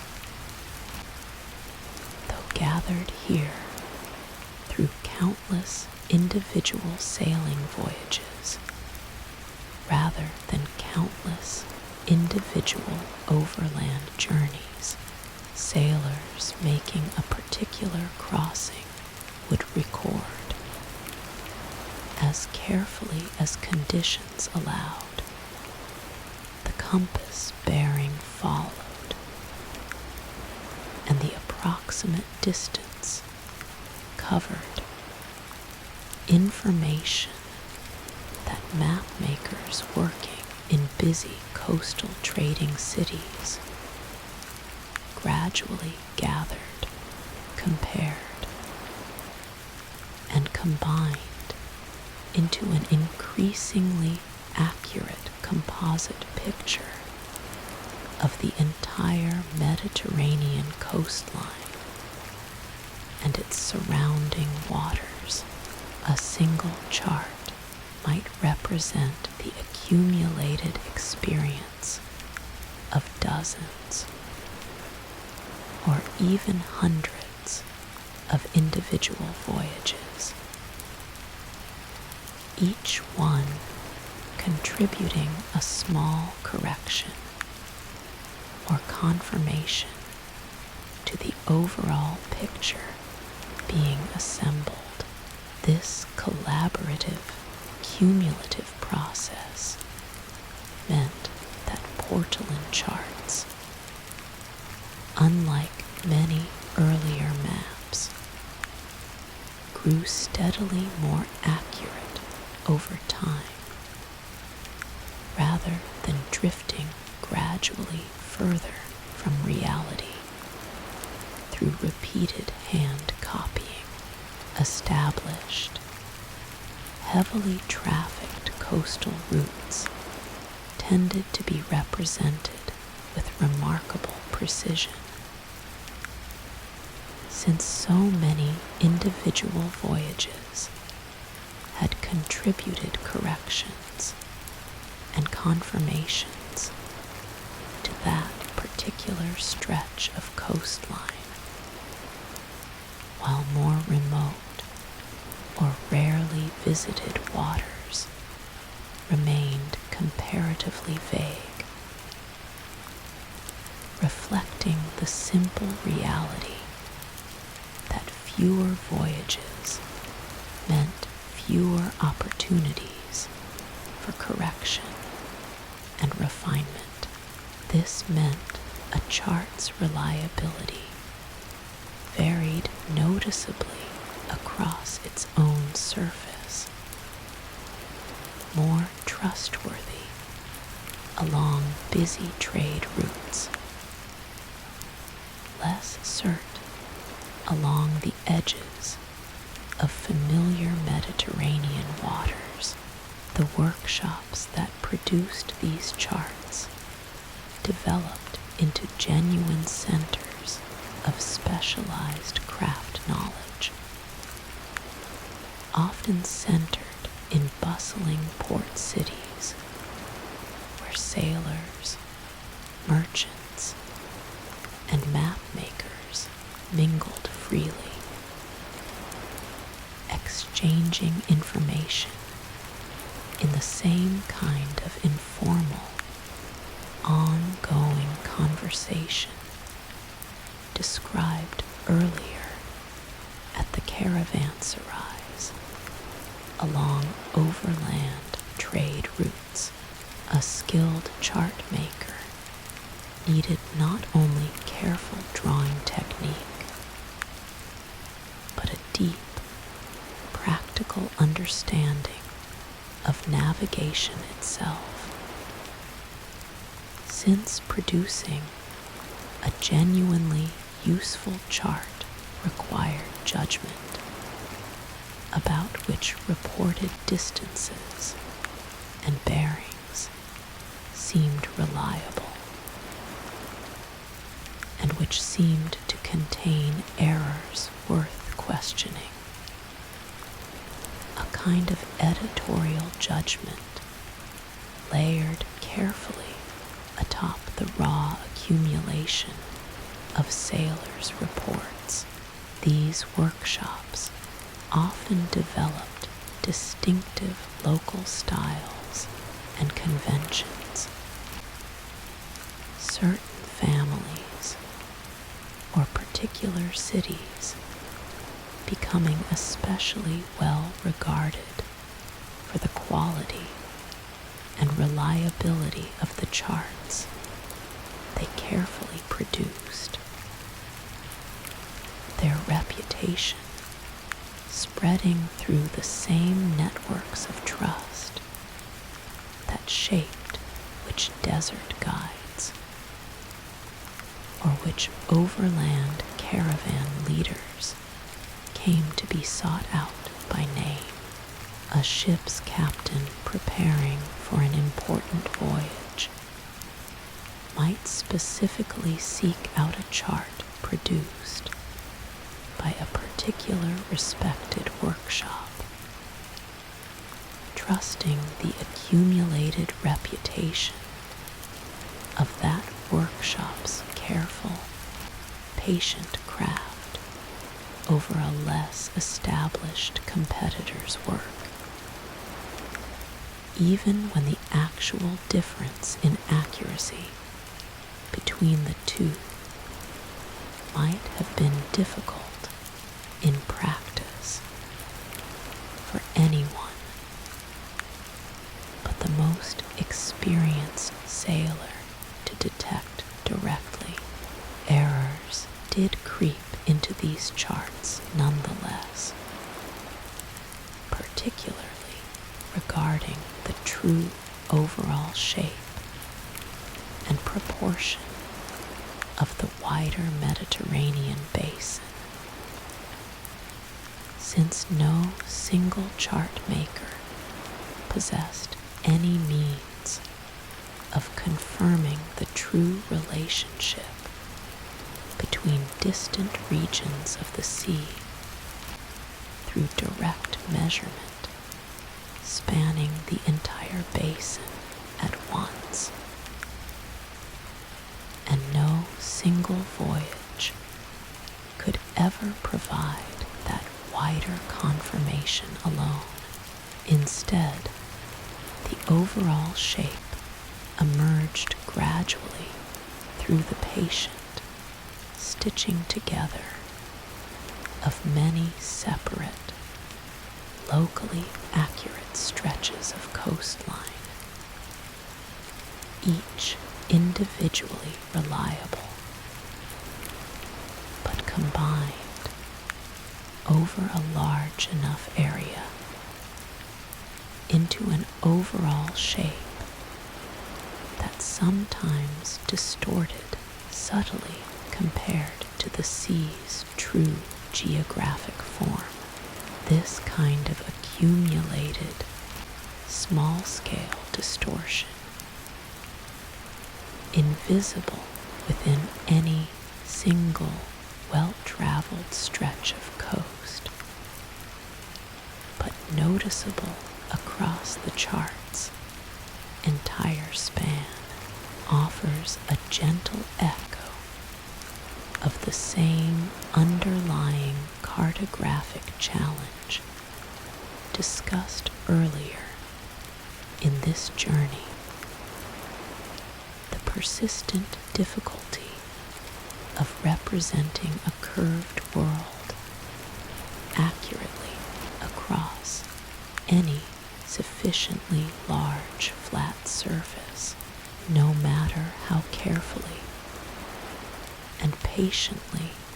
that surface is drawn. These charts were typically drawn on prepared animal skin rather than paper, a material chosen specifically for its durability aboard ships, where paper would have quickly succumbed to the damp, salty conditions of a working vessel. This durable material allowed a single chart to survive years of active use, folded and unfolded repeatedly, consulted in whatever weather a voyage happened to encounter, occasionally splashed with seawater without immediately disintegrating the way a more delicate material would have the practical demands of the working sailor shaped not just what these charts depicted, but the very physical material from which they were made. Aboard ship, a chart of this kind would typically be spread carefully across a small table in the captain's quarters, weighted at its corners against the constant motion of the vessel, consulted regularly throughout a voyage, rather than studied once at the outset and set quietly aside. A navigator might return to the chart several times each day, marking an estimated current position based on compass heading and elapsed time since the last confirmed landmark, gradually building a running record of the voyage's progress that could be checked against the original planned route, adjusted as needed when winds or currents pushed the vessel somewhat off its intended course. This ongoing, active consultation, rather than any single moment of planning made once before departure, represented the chart's true daily function aboard a working ship, a constant, quiet companion to the more immediate observations of compass, sky, and sea that a sailor continued gathering throughout every voyage. Coastal place names on these charts were written perpendicular to the coastline itself, running inland from the shore in careful, small script, a convention that allowed map makers to fit an enormous density of named locations along a busy stretch of coast without the names overlapping or obscuring the careful line work depicting the coastline's actual shape. This practical convention, developed simply to solve the immediate problem of fitting necessary information into limited space, became a defining visual characteristic of the entire Portolan tradition, instantly recognizable even today to anyone who studies surviving examples of these remarkable charts. The rich network of crisscrossing bearing lines that gave these charts their distinctive, almost web-like visual appearance served a function beyond simple route plotting between any two single points, a sailor uncertain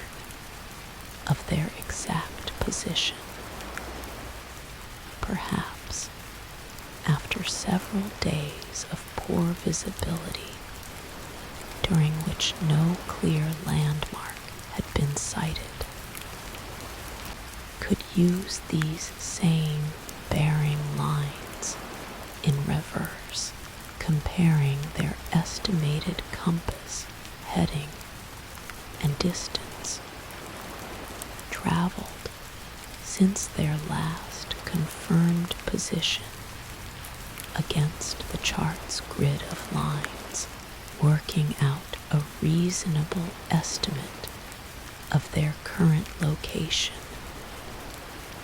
through a careful process of comparison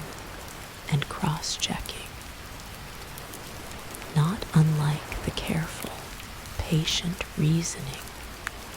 practiced by desert guides, working out their position from subtle terrain clues alone, alongside this rich web of bearing lines. Portolan charts typically included one or more carefully drawn scale bars, allowing a sailor to translate the distance measured along any given line into a reasonable estimate of nautical miles. And skilled navigators learned to walk a pair of dividers along a chosen course line, comparing the resulting span against the scale bar to calculate roughly how many days a particular crossing might require. Given the typical speed of their own vessel under normal sailing conditions, this calculation, simple in principle, but requiring real practiced skill to perform quickly and accurately aboard a moving ship, became an essential part of planning any voyage, allowing captains to estimate provisions needed, anticipate arrival dates, and coordinate the timing of trade agreements that depended on a reasonably predictable schedule. Multiple compass roses were often included on a single chart, positioned at different points across its surface, each one offering its own complete circle of directional lines radiating outward. Since a single central compass rose would have made bearing lines increasingly difficult to read accurately the further a sailor's intended route lay from that one central point. This practical arrangement of several overlapping compass roses scattered thoughtfully across the chart's surface allowed a sailor plotting a course between any 2 points, regardless of their particular location on the chart, to find a nearby compass rose offering a clear, easily readable bearing line, running in roughly the needed direction. It is worth pausing tonight to appreciate just how significant a shift this represented in the underlying philosophy of navigation itself. Earlier traditions, whether reading swells in the open Pacific or tracking familiar stars across a clear desert sky, depended almost entirely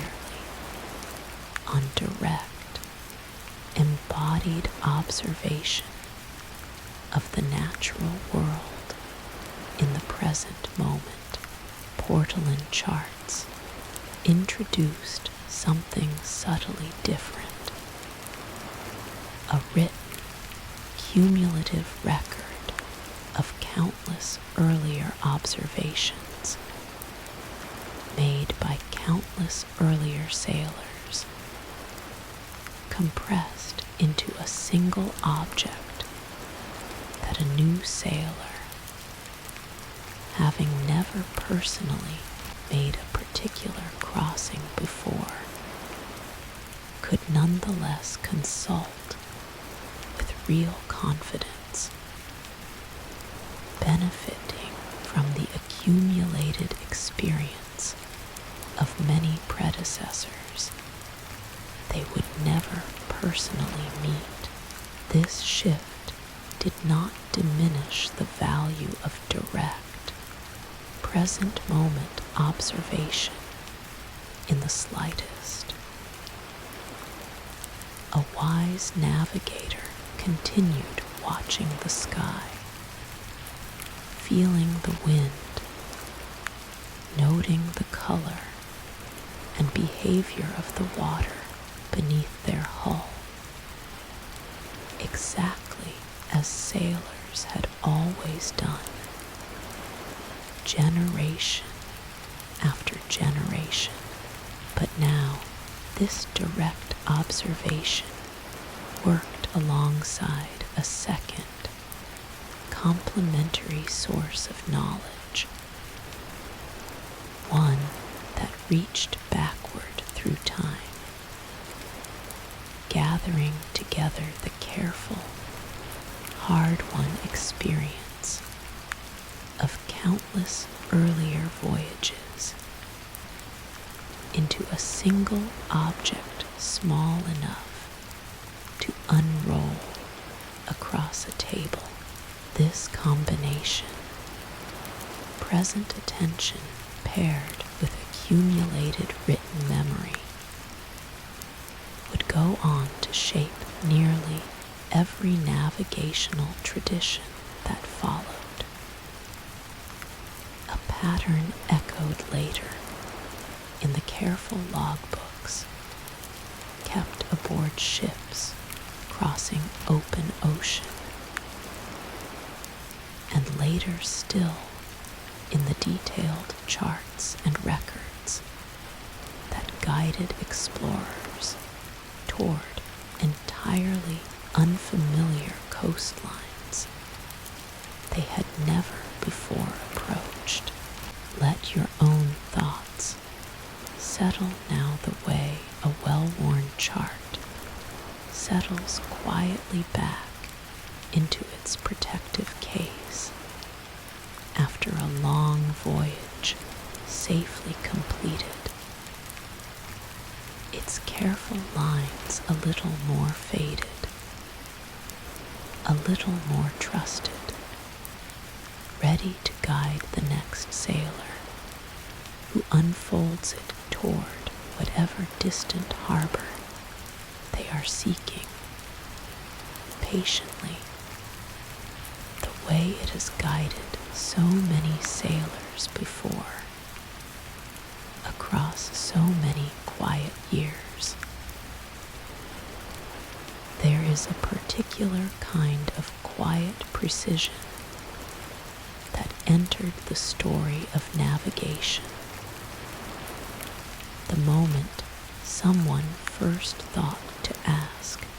not simply which direction a star indicated, exactly how high above the horizon that star happened to sit. This single question, seemingly modest enough at first glance, opened an entirely new chapter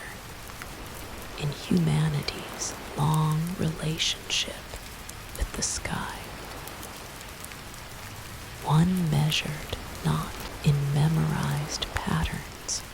or trusted feelings, but in careful numerical degrees. The instrument that eventually answered this question with the greatest elegance was the astrolabe, a device whose very construction reflected centuries of careful astronomical and mathematical thought, layered gently, patiently, one refinement atop another. At its heart, an astrolabe consisted of a flat, circular body, its surface engraved with a careful representation of the visible sky as seen from a particular latitude, overlaid with a rotating framework of pointers marking the positions of especially bright, easily identified stars. A separate, movable arm called an alidade could be sighted directly toward the sun or a chosen star, allowing its user to measure with real numerical precision the exact angle that celestial body made above the horizon. This measurement, seemingly simple once the instrument existed to make it possible, carried within it an enormous amount of quiet, useful information. A sailor who knew with confidence the height of a particular star above the horizon at a given moment could use that single measurement, combined with careful tables prepared in advance by astronomers, to determine their approximate latitude, their position along the north to south axis of the Earth's surface, entirely independent of any landmark, any chart, any accumulated memory of a previously traveled route. This was navigation reduced in its own particular dimension to pure, elegant mathematics. The instrument's origins trace back through a long, quite patient chain of scholarly development, beginning with Greek astronomers who first worked out the mathematical principles underlying the astrolabe's careful projection of a curved, three-dimensional sky onto a single flat surface. This mathematical challenge,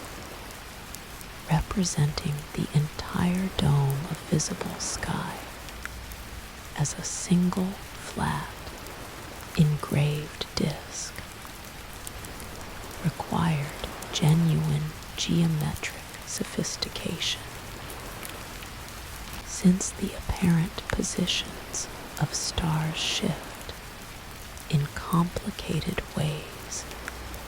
depending on an observer's latitude, and a truly useful instrument needed to account for this shifting relationship accurately enough to remain trustworthy across an entire night's careful observation. Islamic scholars, during the same long and remarkably productive era of scientific inquiry discussed earlier in relation to cartography, took up this Greek foundation and refined it considerably, both in terms of mathematical precision and practical craftsmanship. These scholars expanded the astrolabe's usefulness well beyond simple navigation, developing versions capable of determining the times of daily prayer, calculating the direction toward a particular sacred city from any location, and solving a wide range of other practical astronomical problems, all through careful manipulation of the same basic rotating framework. This expanded usefulness meant the astrolabe became, across a wide swath of the medieval world,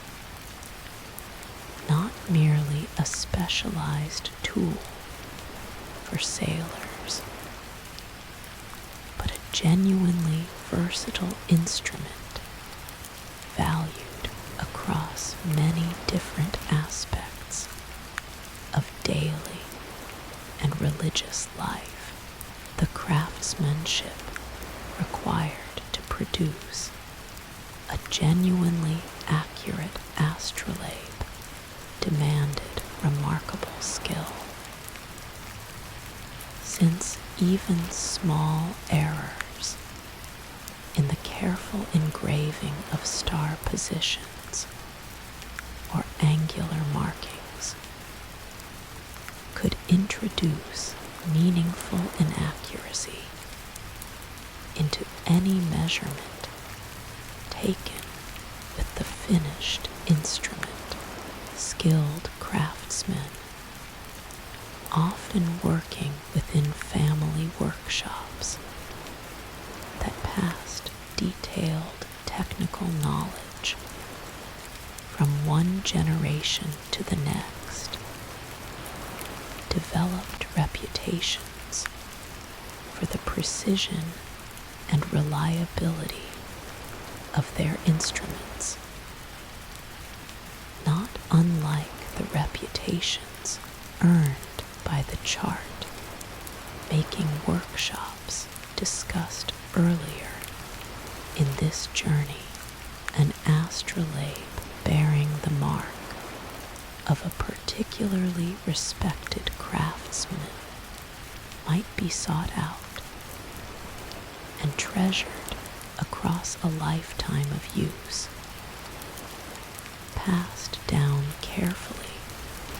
as a valuable possession. Its engraved surface worn smooth in places by decades of careful, patient handling, using an astrolabe aboard a moving ship presented its own genuine practical challenges, since the instrument's accuracy depended on holding it steady and perfectly vertical while sighting along its rotating arm. task considerably complicated by the constant rolling and pitching of a vessel moving through open water. Sailors developed careful techniques for managing this difficulty, often taking several successive measurements in quick succession and averaging the results, or choosing moments of relative calm between larger swells to take their most careful readings. This practical adaptation, born from necessity rather than any theoretical elegance, represents exactly the kind of patient, hard-won skill that separated a merely competent navigator from a genuinely trusted one. This practical difficulty eventually led craftsmen to develop a simplified variant specifically adapted for maritime use, stripped of much of the decorative and multi-purpose complexity found in the more elaborate astronomical versions used on land, and built instead from heavier, more durable materials better suited to withstanding salt air and rough handling. This maritime version, often little more than a simple weighted ring marked with angular degrees and fitted with a single sighting arm, sacrificed much of the astrolabe's broader versatility in exchange for a design far more practical and reliable aboard a rolling ship where simplicity and physical durability mattered considerably more than the ability to solve the wide range of astronomical problems the more elaborate land-based versions could address. Sailors came to prize this stripped-down design precisely because it did one thing: measuring a star's height above the horizon with dependable consistency under the genuinely difficult conditions of open ocean use alongside the instrument itself. Navigators depended heavily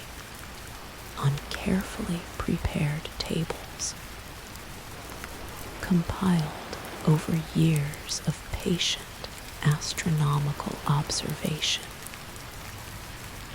listing the expected height of particular guide stars above the horizon at different latitudes and different times of year. These tables, copied and recopied by hand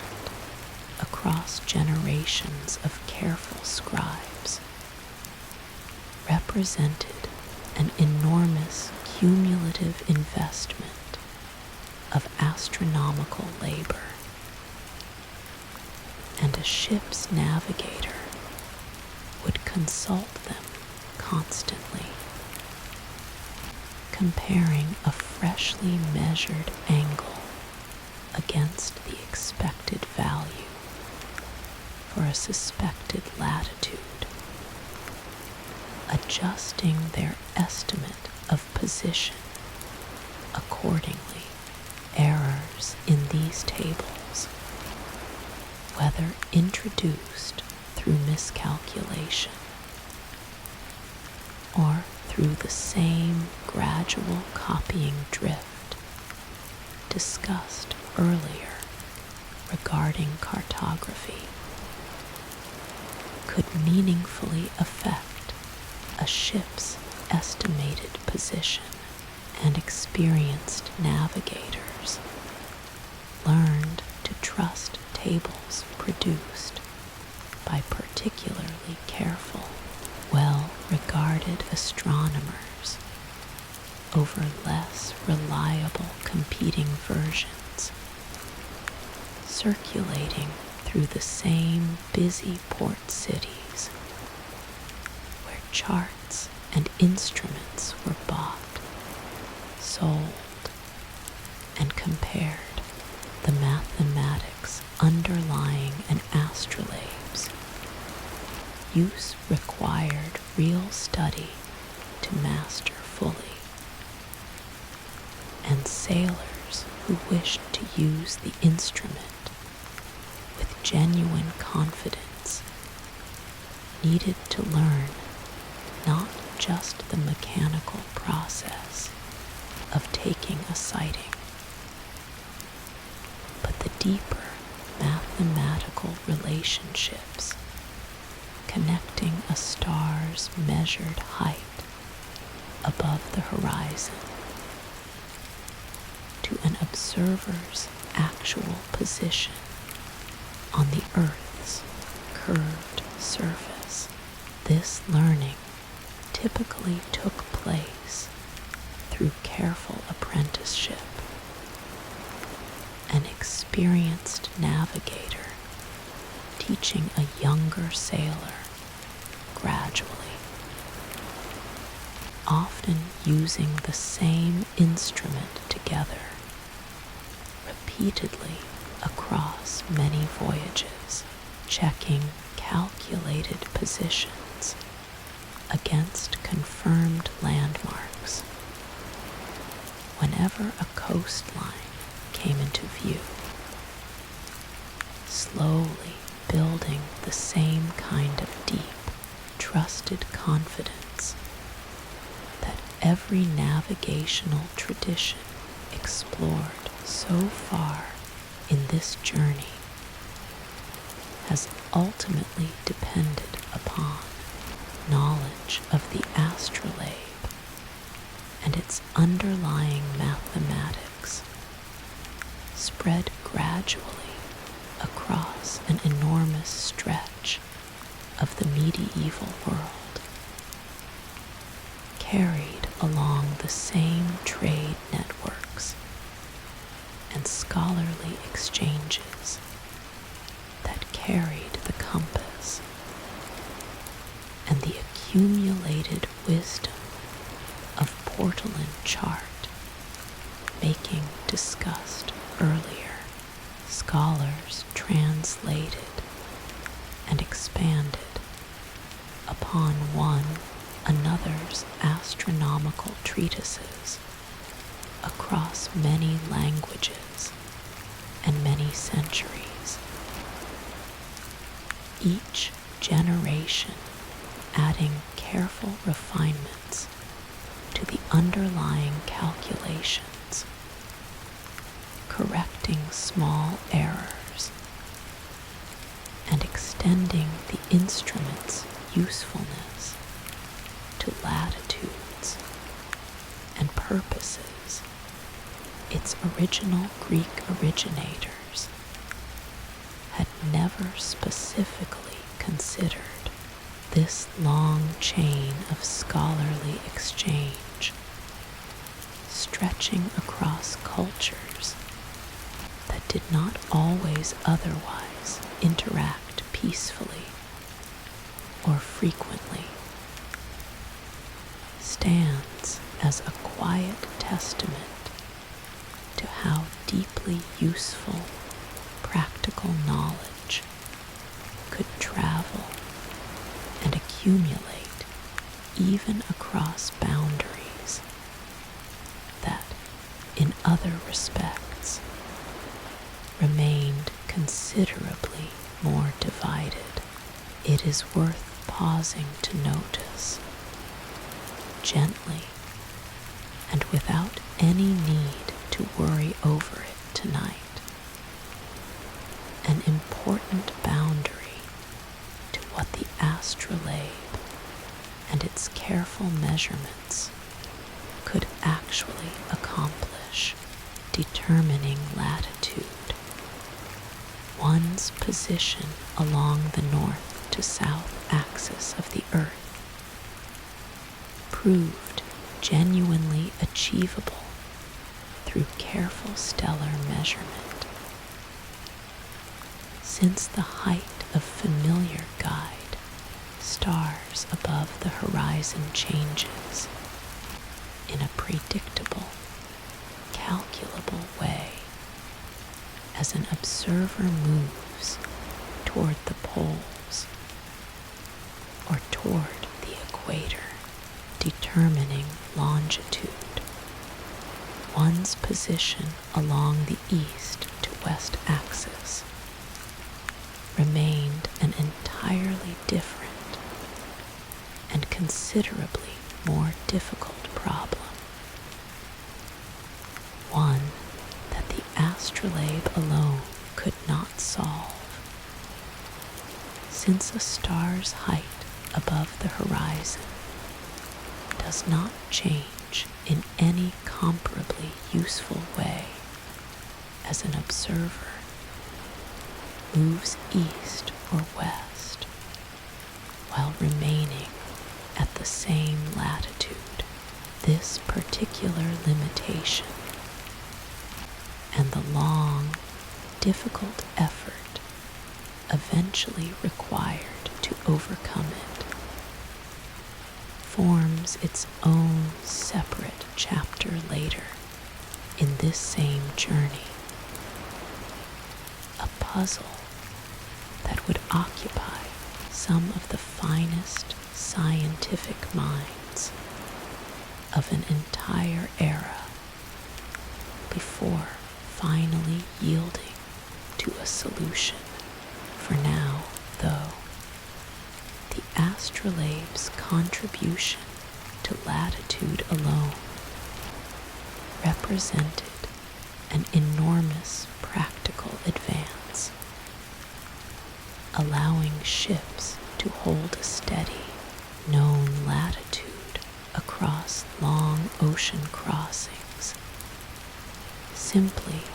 by taking regular measurements and adjusting course to keep that measured value consistent, a technique that came to be called sailing down a latitude, trusted by generations of sailors making long crossings toward a destination whose latitude, though perhaps not its exact longitude,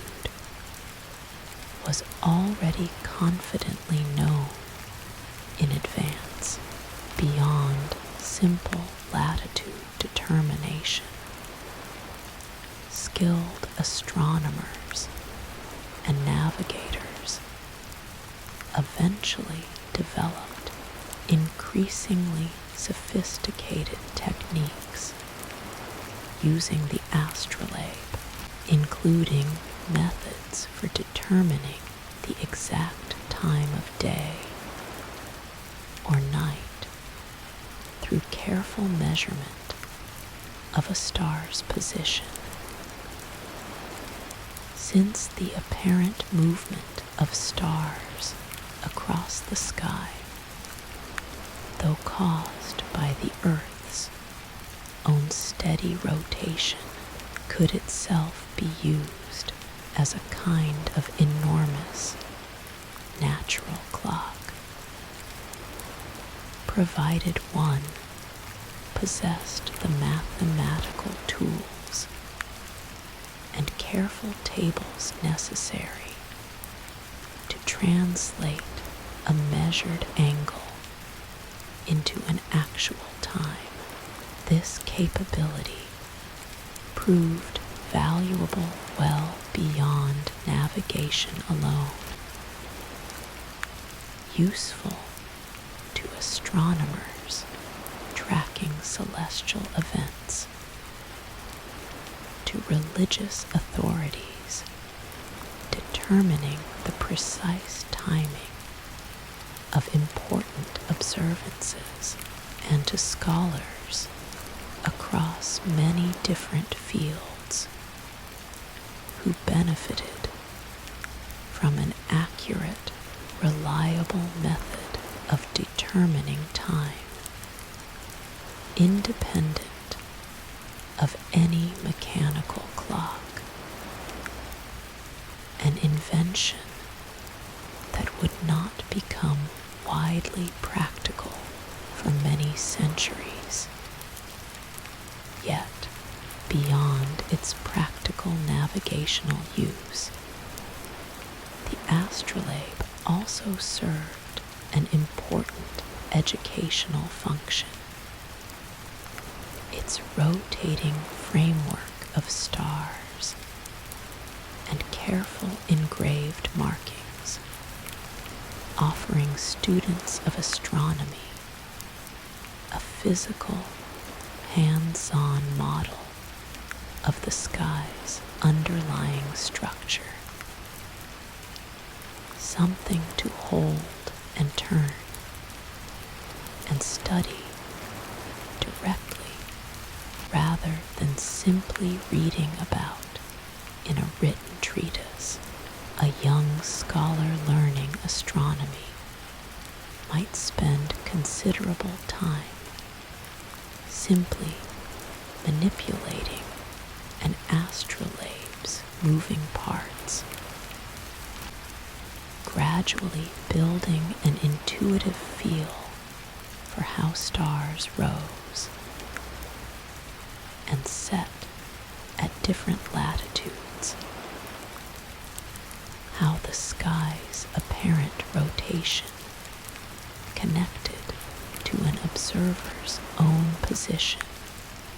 on the Earth's curved surface. This tactile, hands-on quality made the astrolabe valuable well beyond its immediate practical applications. A teaching tool as much as a working instrument, helping bridge the gap between abstract mathematical theory and the actual felt experience of standing beneath a real night sky. It is worth resting for a moment tonight on the quiet elegance embedded within this entire instrument. The way it transformed the vast, seemingly untouchable dome of the night sky into something a patient, careful observer could actually measure, actually calculate with, actually trust as a source of precise numerical information, rather than simply a beautiful,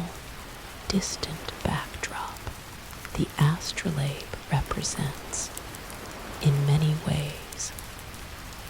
a natural continuation of everything explored earlier in this journey. From the earliest sailors trusting fixed stars for simple direction, through the slow accumulation of cartographic knowledge, arriving finally at an instrument capable of translating starlight itself into precise, dependable numbers. Let your own thoughts settle now the way a well-used astrolabe settles quietly into its owner's palm after a long night of careful,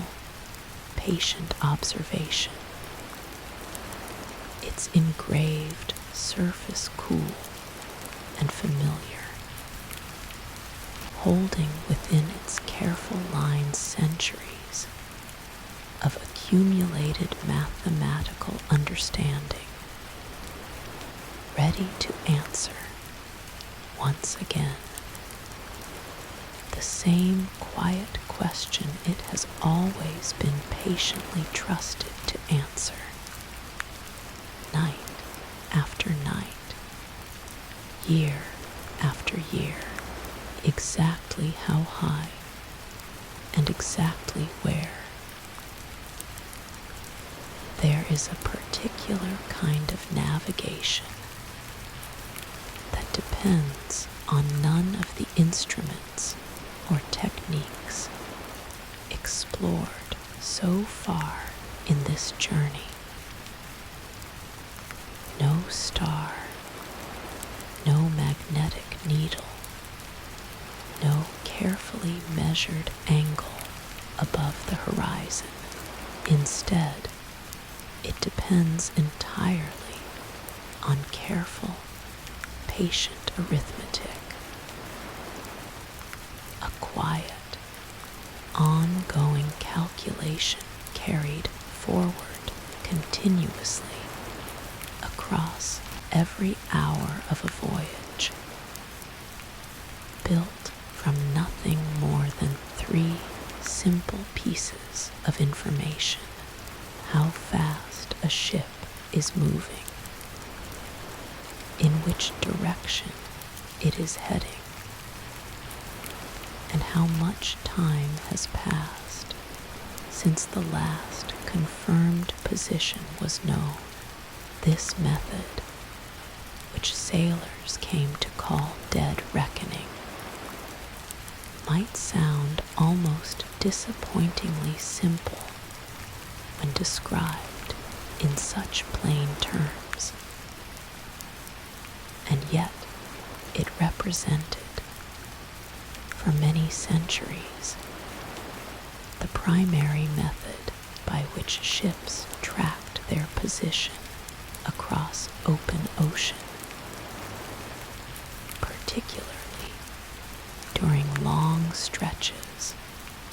when neither familiar coastline nor clear celestial observation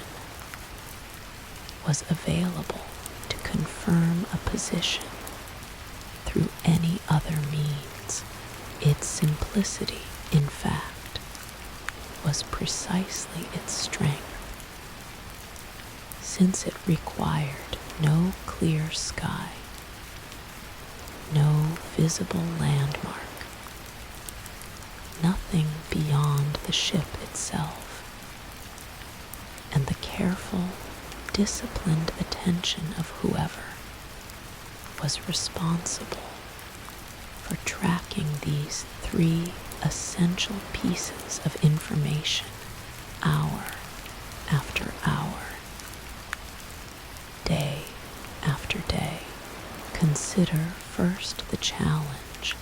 of measuring a ship's speed, which seems, at first glance, like it should be straightforward, and yet presented real practical difficulty for sailors working without any of the instruments a modern traveler might take for granted. The solution eventually developed, elegant in its simplicity, involved a length of rope, carefully knotted at regular, measured intervals, attached to a small, weighted piece of wood called a log. This log would be tossed overboard from the stern of a moving ship. And as the vessel continued forward, the rope would pay out steadily behind it. The wooden log itself remaining essentially stationary in the water relative to the sea around it, resisting the ship's forward motion just enough to let the rope run freely through a sailor's careful hands. A second sailor, meanwhile, would carefully turn a small sand glass, timing a fixed, short interval, perhaps somewhere around 30 seconds, while counting the number of knots that passed through the first sailor's grip during that same brief window. This number of knots, counted carefully across a known, fixed length of time, translated directly into the ship's current speed. And this simple, practical method gave rise to the very term still used today to describe a ship's speed, measured in knots rather than any other unit. A small linguistic fossil preserved from centuries of sailors, literally counting knotted rope as it slipped past their careful, calloused hands. This speed measurement, repeated regularly throughout a voyage, particularly whenever wind conditions seemed to shift meaningfully, gave a navigator one essential piece of the ongoing calculation. Heading the second essential piece came from the magnetic compass discussed earlier in this journey, checked and recorded regularly, adjusted carefully for the known regional variation between magnetic and true north that experienced sailors had learned through patient accumulated observation to anticipate and correct for. Time, the third piece, was tracked through a combination of sand glasses turned at regular intervals, and the careful, disciplined habit of noting exactly when each change in speed or heading occurred, since even small gaps or inaccuracies in this time tracking could introduce meaningful error into the overall calculation being built up hour by hour. Maintaining this continuous record required real coordination among several members of a ship's crew, since no single person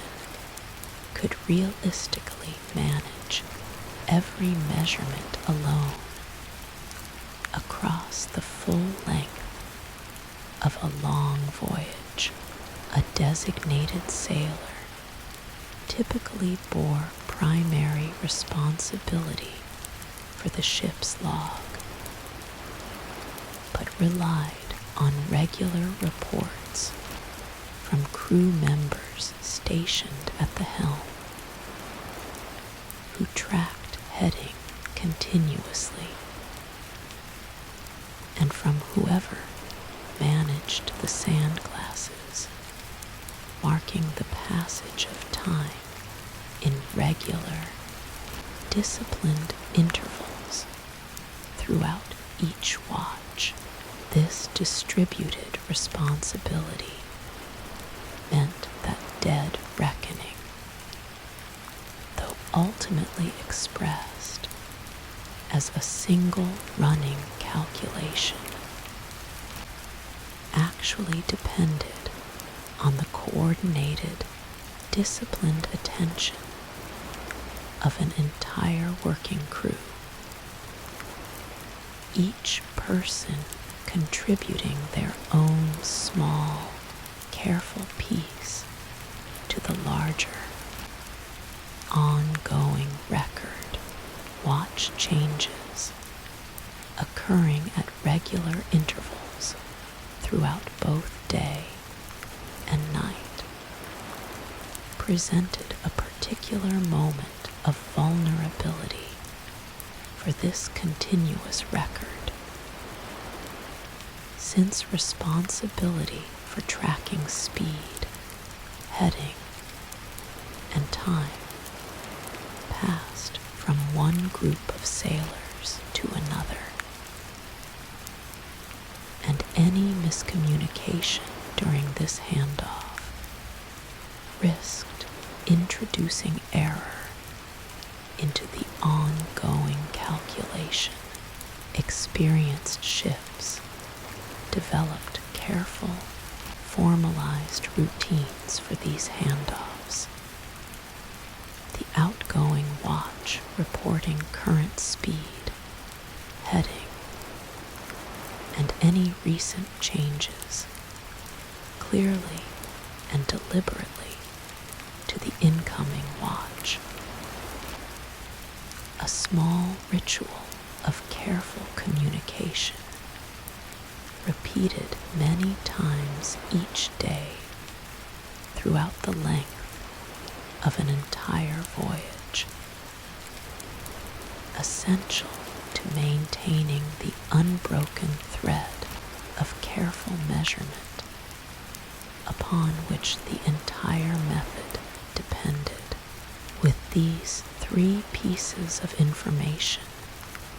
gathered continuously and recorded carefully in a ship's log, a navigator could calculate through straightforward, though genuinely demanding arithmetic, exactly how far the ship had traveled in a given direction during any particular stretch of the voyage.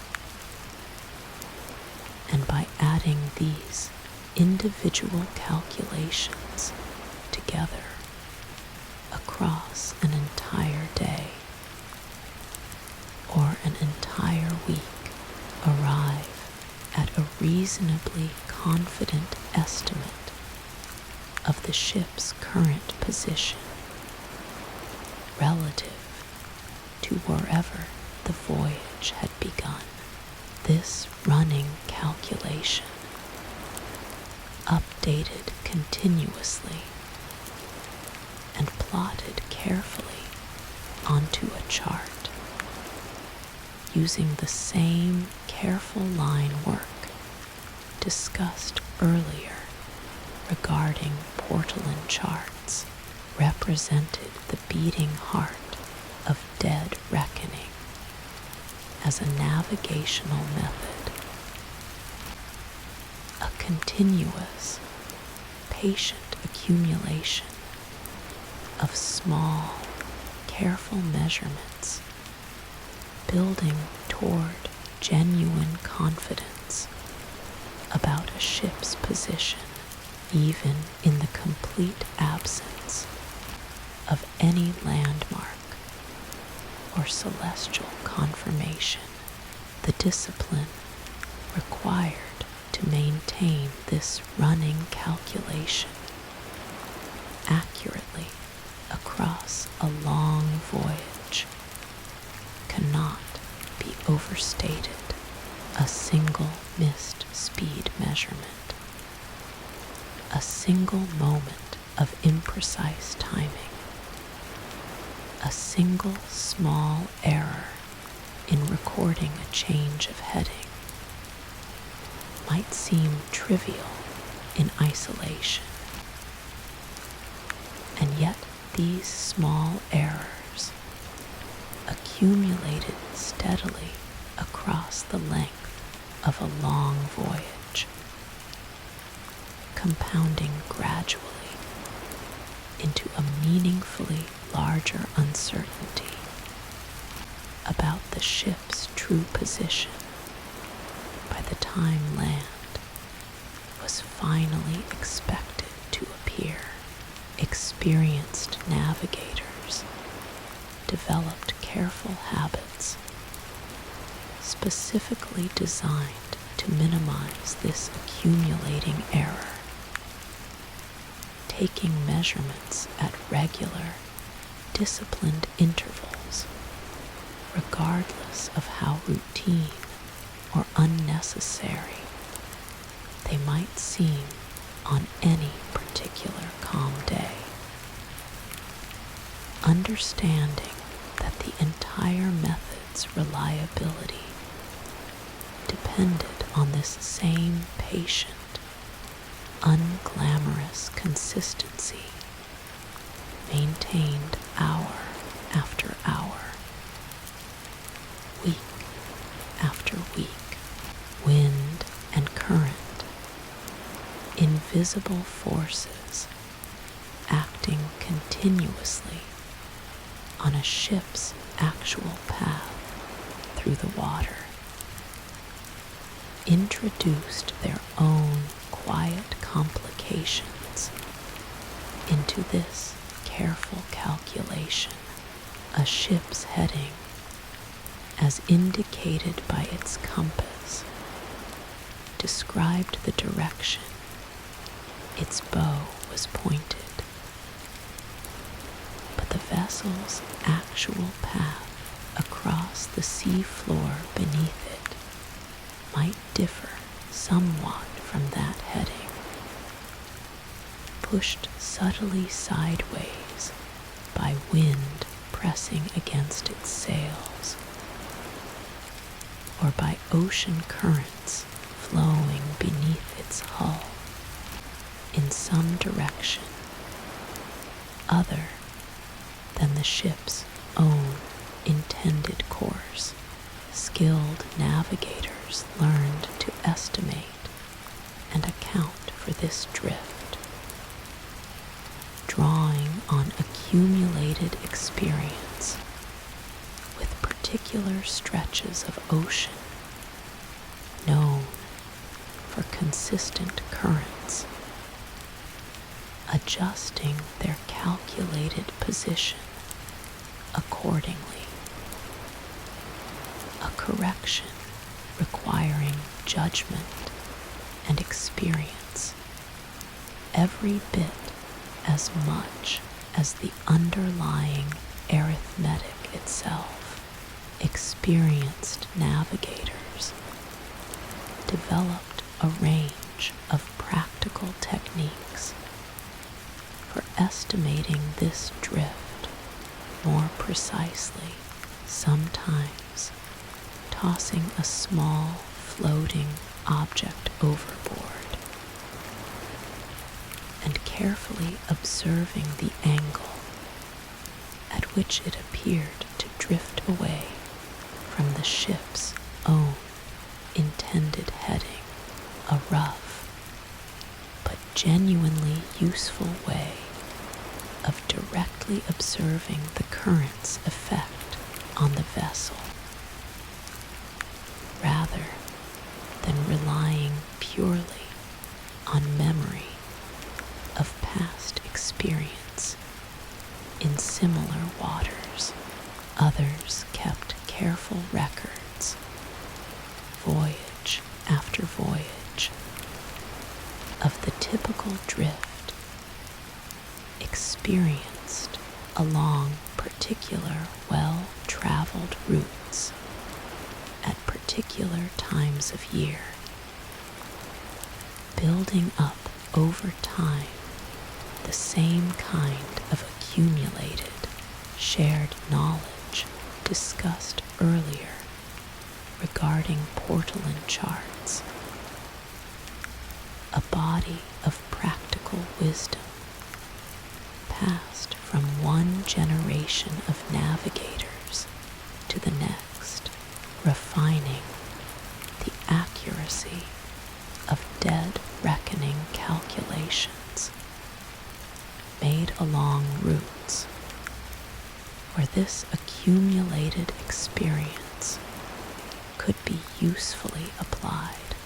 The ship's log itself, the actual written record maintained throughout a voyage,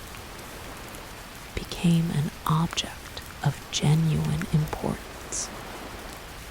carefully protected and maintained by whoever held responsibility for navigation. Since this document represented the entire accumulated calculation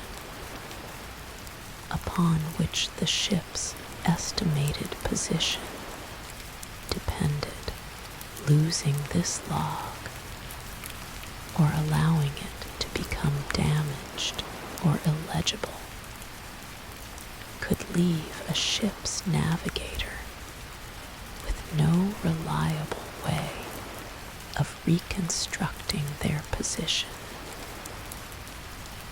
A genuinely serious situation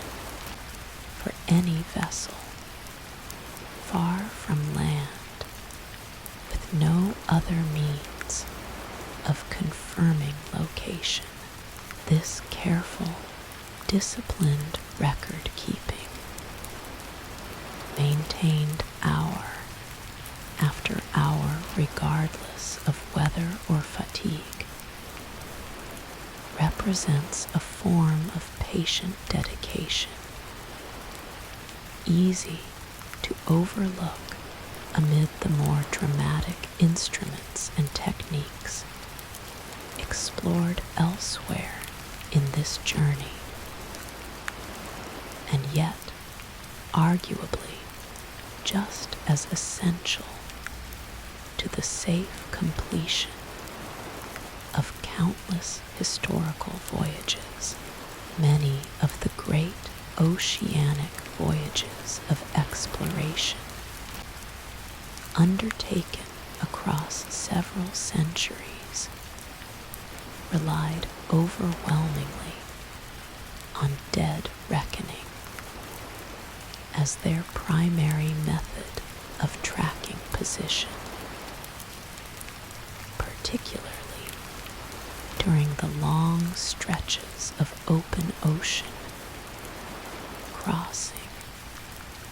where no landmark existed to offer any independent confirmation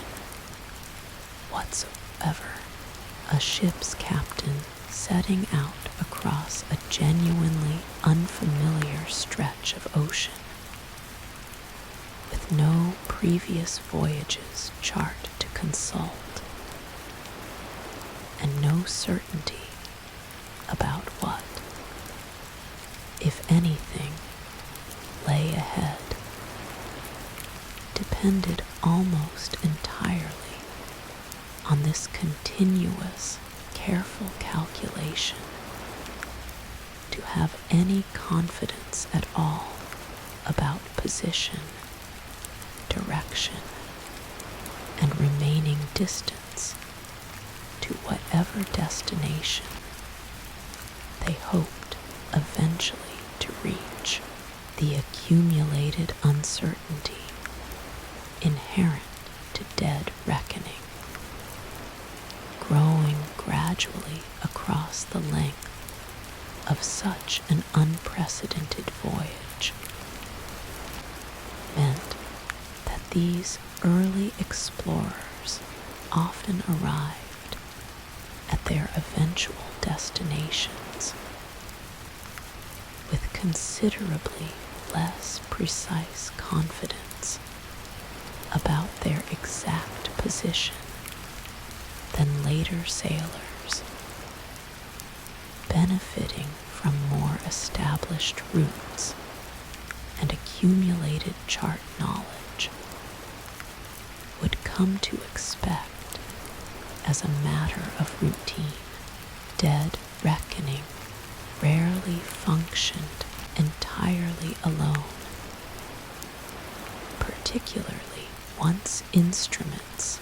like the astrolabe and later more refined tools became available. Skilled navigators combined their continuous dead reckoning calculation with occasional celestial confirmation whenever weather permitted, using each method to check and correct the other, aware that dead reckoning alone, however carefully maintained, would gradually accumulate error across a sufficiently long voyage, while celestial observation, though more precise when available, could not be relied upon continuously across every hour of poor weather or heavy cloud cover that any long voyage inevitably encountered. There was, within this careful, patient method, a particular kind of psychological discipline required of the navigator responsible for maintaining it, one worth sitting with quietly tonight, unlike a single celestial measurement which provided a definite, immediate answer at the moment it was taken. Dead reckoning offered only a gradually accumulating estimate, one that could never be verified with complete certainty until land or some other independent confirmation eventually appeared. A navigator maintaining this calculation across many days or weeks needed to hold a particular kind of quiet faith in their own careful, disciplined process, trusting that consistent, patient attention to small details, repeated faithfully hour after hour, would eventually produce a reliable answer, even without the comfort of immediate confirmation along the way. This required a temperament suited to sustained,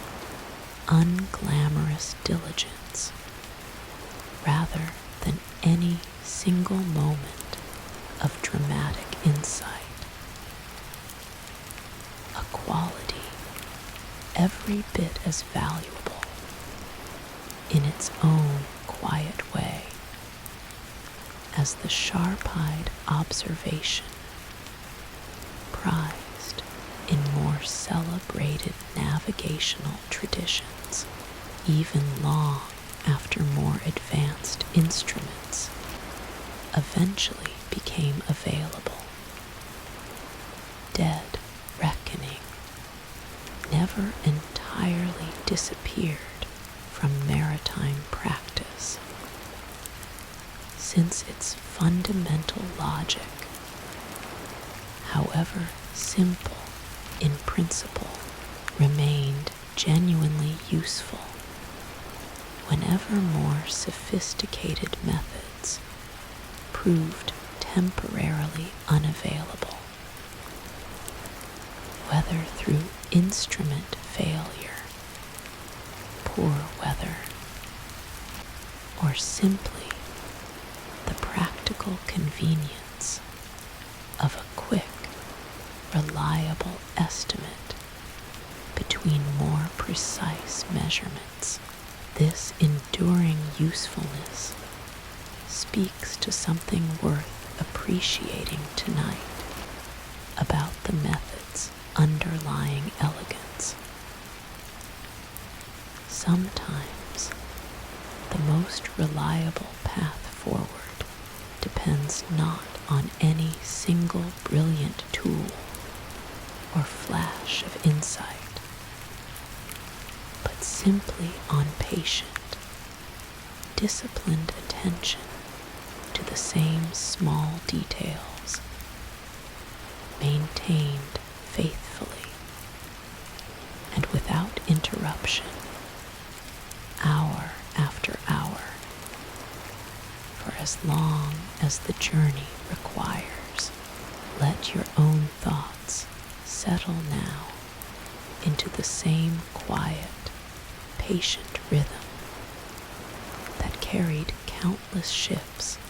safely across open water for so many centuries. One careful measurement following another. One small calculation added gently to the last. An entire journey built not from any single dramatic insight, but from the accumulated weight of patient, disciplined attention, hour after hour, mile after mile. There comes a moment in this long, patient journey through the history of navigation when all of the careful, separate threads explored so far begin, quietly and gradually, to weave together into something new. The compass, steady and reliable regardless of weather. The astrolabe, translating starlight into precise, dependable numbers. Dead reckoning, patient and disciplined, tracking a ship's progress hour by careful hour charts, accumulating knowledge across generations of careful, shared observation. By the time these tools had matured and combined within the hands of skilled navigators, something became possible that had never truly been possible before. Sustained, deliberate voyages across entirely open ocean toward destinations no one from that particular sailing tradition had ever actually seen. This era, which later generations would come to call the Age of Discovery, represented not a sudden invention of any single new technique, but rather a gradual, confident accumulation of everything explored so far in this journey, finally reaching a point where sailors felt genuinely prepared to leave familiar coastlines behind entirely. instruments and their careful, disciplined methods to carry them safely across distances that would have seemed almost unimaginable to earlier generations of coastal sailors. There is something worth sitting with quietly tonight in recognizing that this shift was less about courage alone, though courage certainly mattered a great deal, and more about a hard-won, accumulated confidence in a set of tools and techniques finally mature enough to support such an ambitious undertaking. Ships themselves evolved considerably to meet the demands of this new kind of voyage. Since the vessels well suited to coastal trading and short Mediterranean crossings discussed earlier in this journey were not necessarily well suited to months spent entirely on open water, far from any opportunity to resupply or shelter from severe weather. Shipbuilders developed increasingly sophisticated designs, incorporating multiple masts and a combination of different sail types that allowed a single vessel to sail effectively across a much wider range of wind conditions than earlier ship designs had permitted, along with deeper, more seaworthy hulls capable of withstanding the genuinely difficult conditions of extended ocean crossings far from any sheltering coastline. These evolving ship designs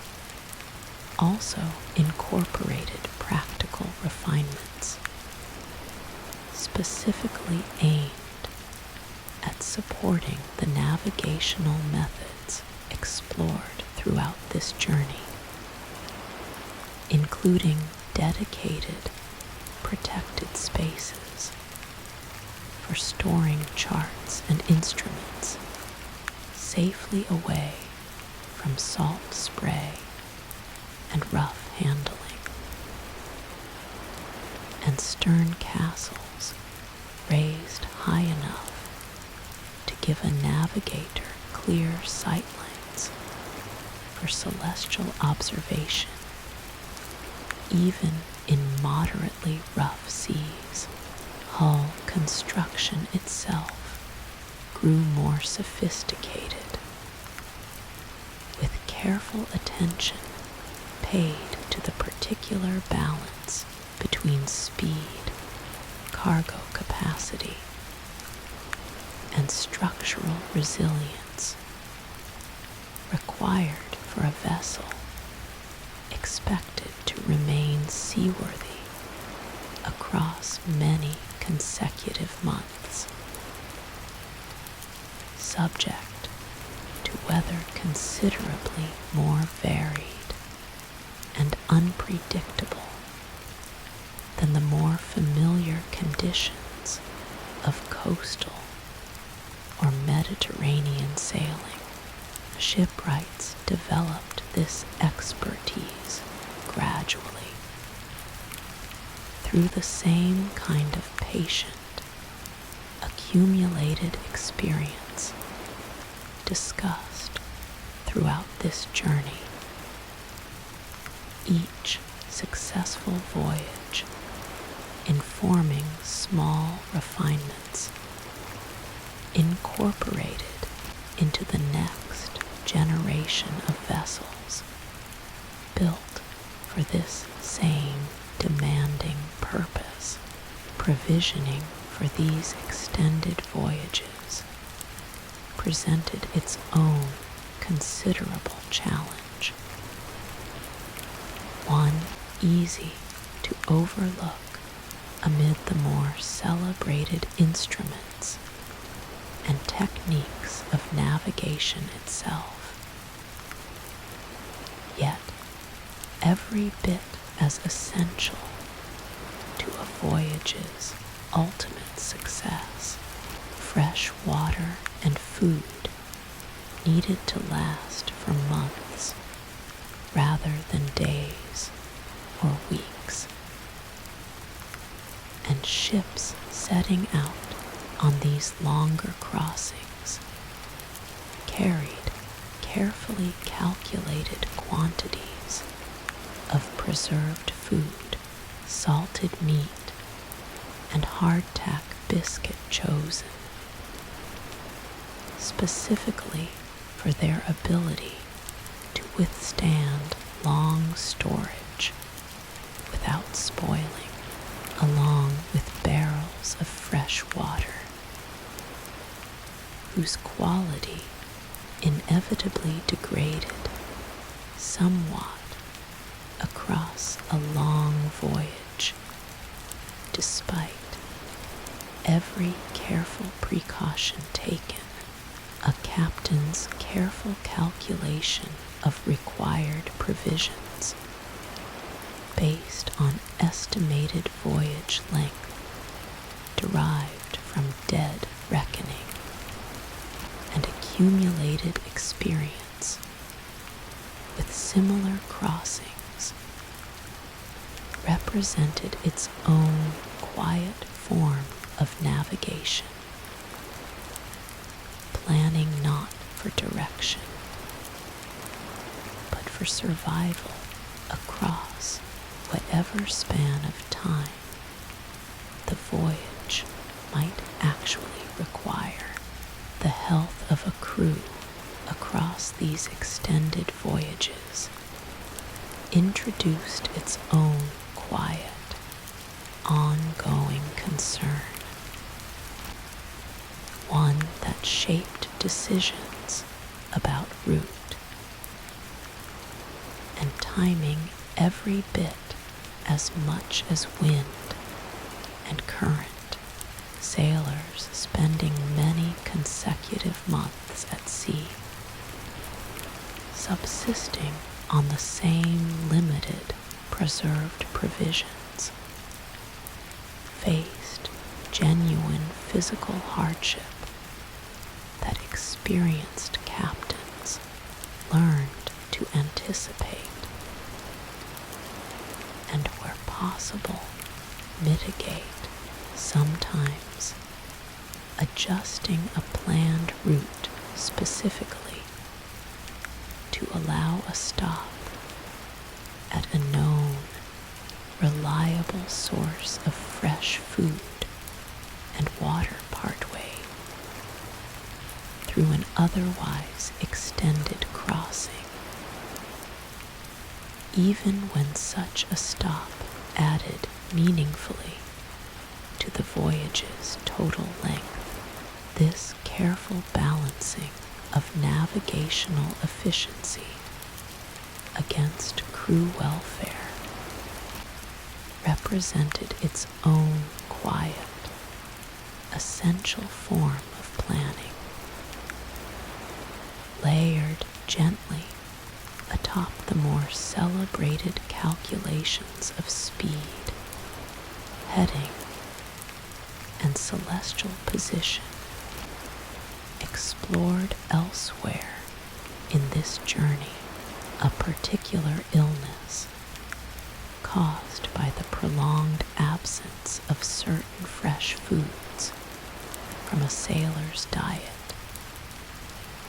afflicted crews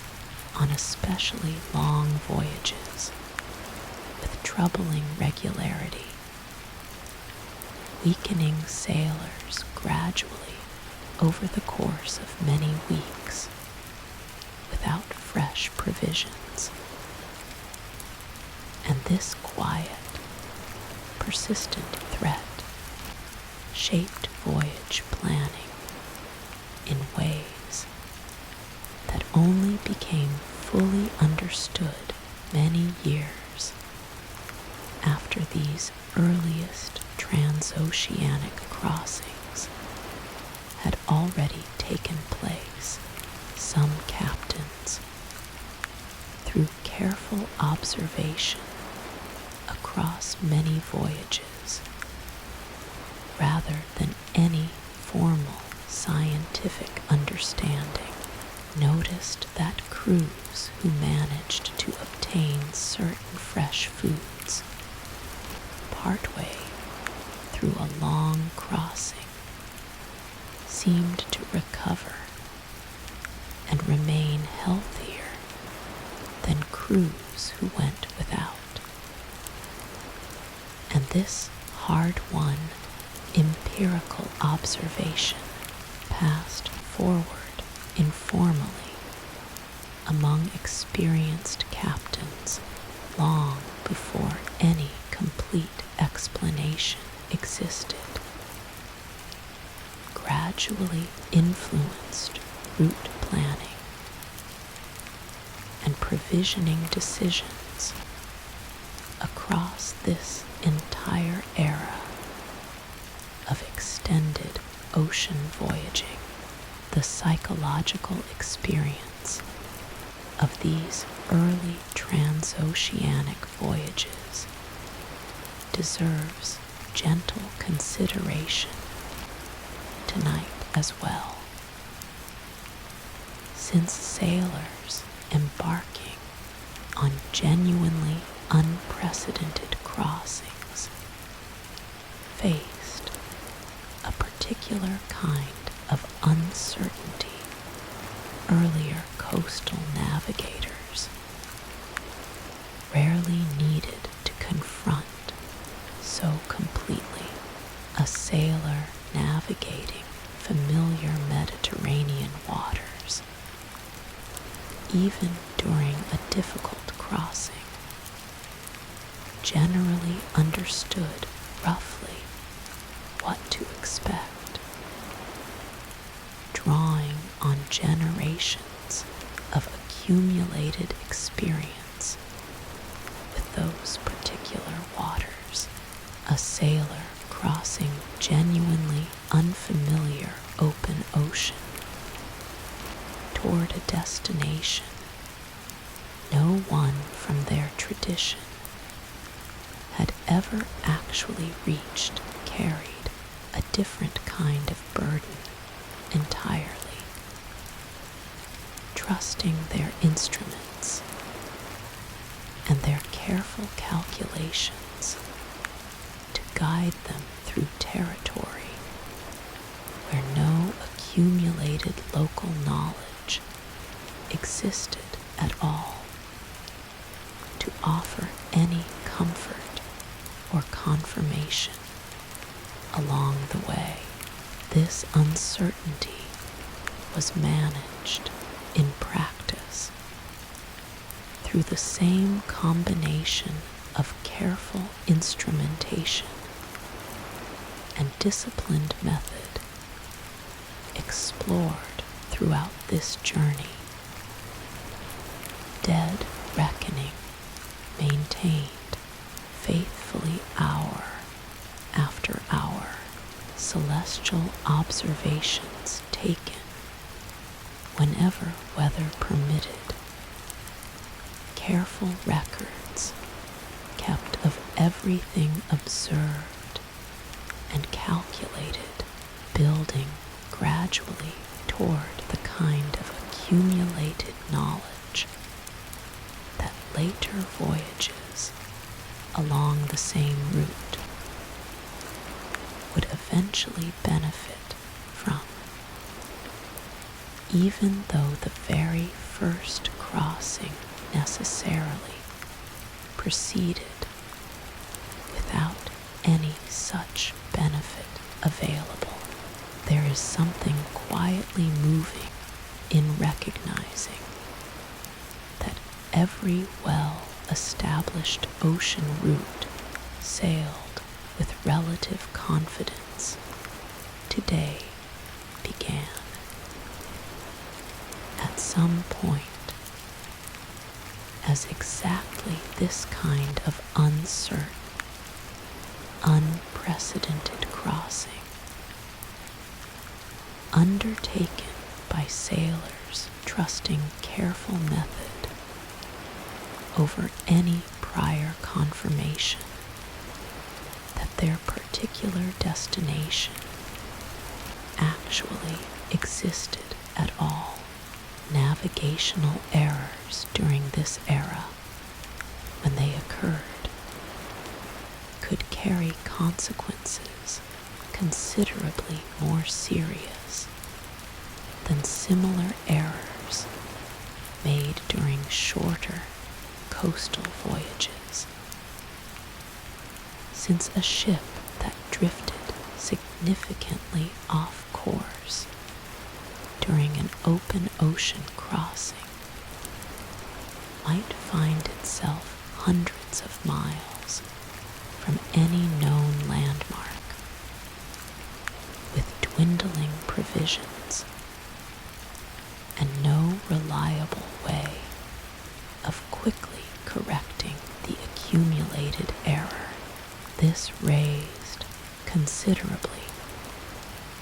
the stakes attached to the careful, disciplined navigational practices explored throughout this journey, transforming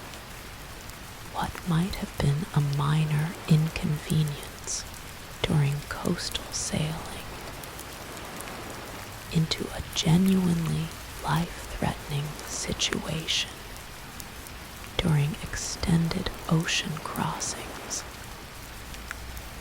And this elevated stakes, in turn, drove continued refinement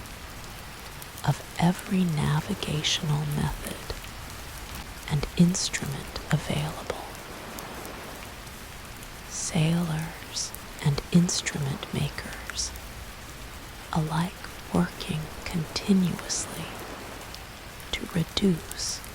whatever uncertainty remained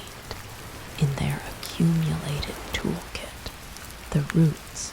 eventually established across these ocean crossings, once successfully charted and repeated by subsequent voyages, gradually accumulated the same kind of detailed, trusted knowledge discussed earlier regarding Portolan charts and overland trade routes. Sailors sharing information about favorable currents, typical wind patterns at different times of year, and the accumulated experience of many individual crossings, gradually smoothing what had once been a genuinely uncertain undertaking into an increasingly routine, though never entirely risk-free, voyage. This gradual transformation from unprecedented uncertainty to accumulated, trusted knowledge echoes precisely the same pattern explored earlier regarding the ancient Silk Road. Each individual voyage contributing its own small piece to a growing body of shared understanding that made every subsequent crossing somewhat safer and more predictable than the one before it, trade winds and ocean currents, patterns of moving air and water that circle the globe in broadly predictable patterns shaped by the Earth's own rotation and the uneven heating of its surface by the sun became increasingly well understood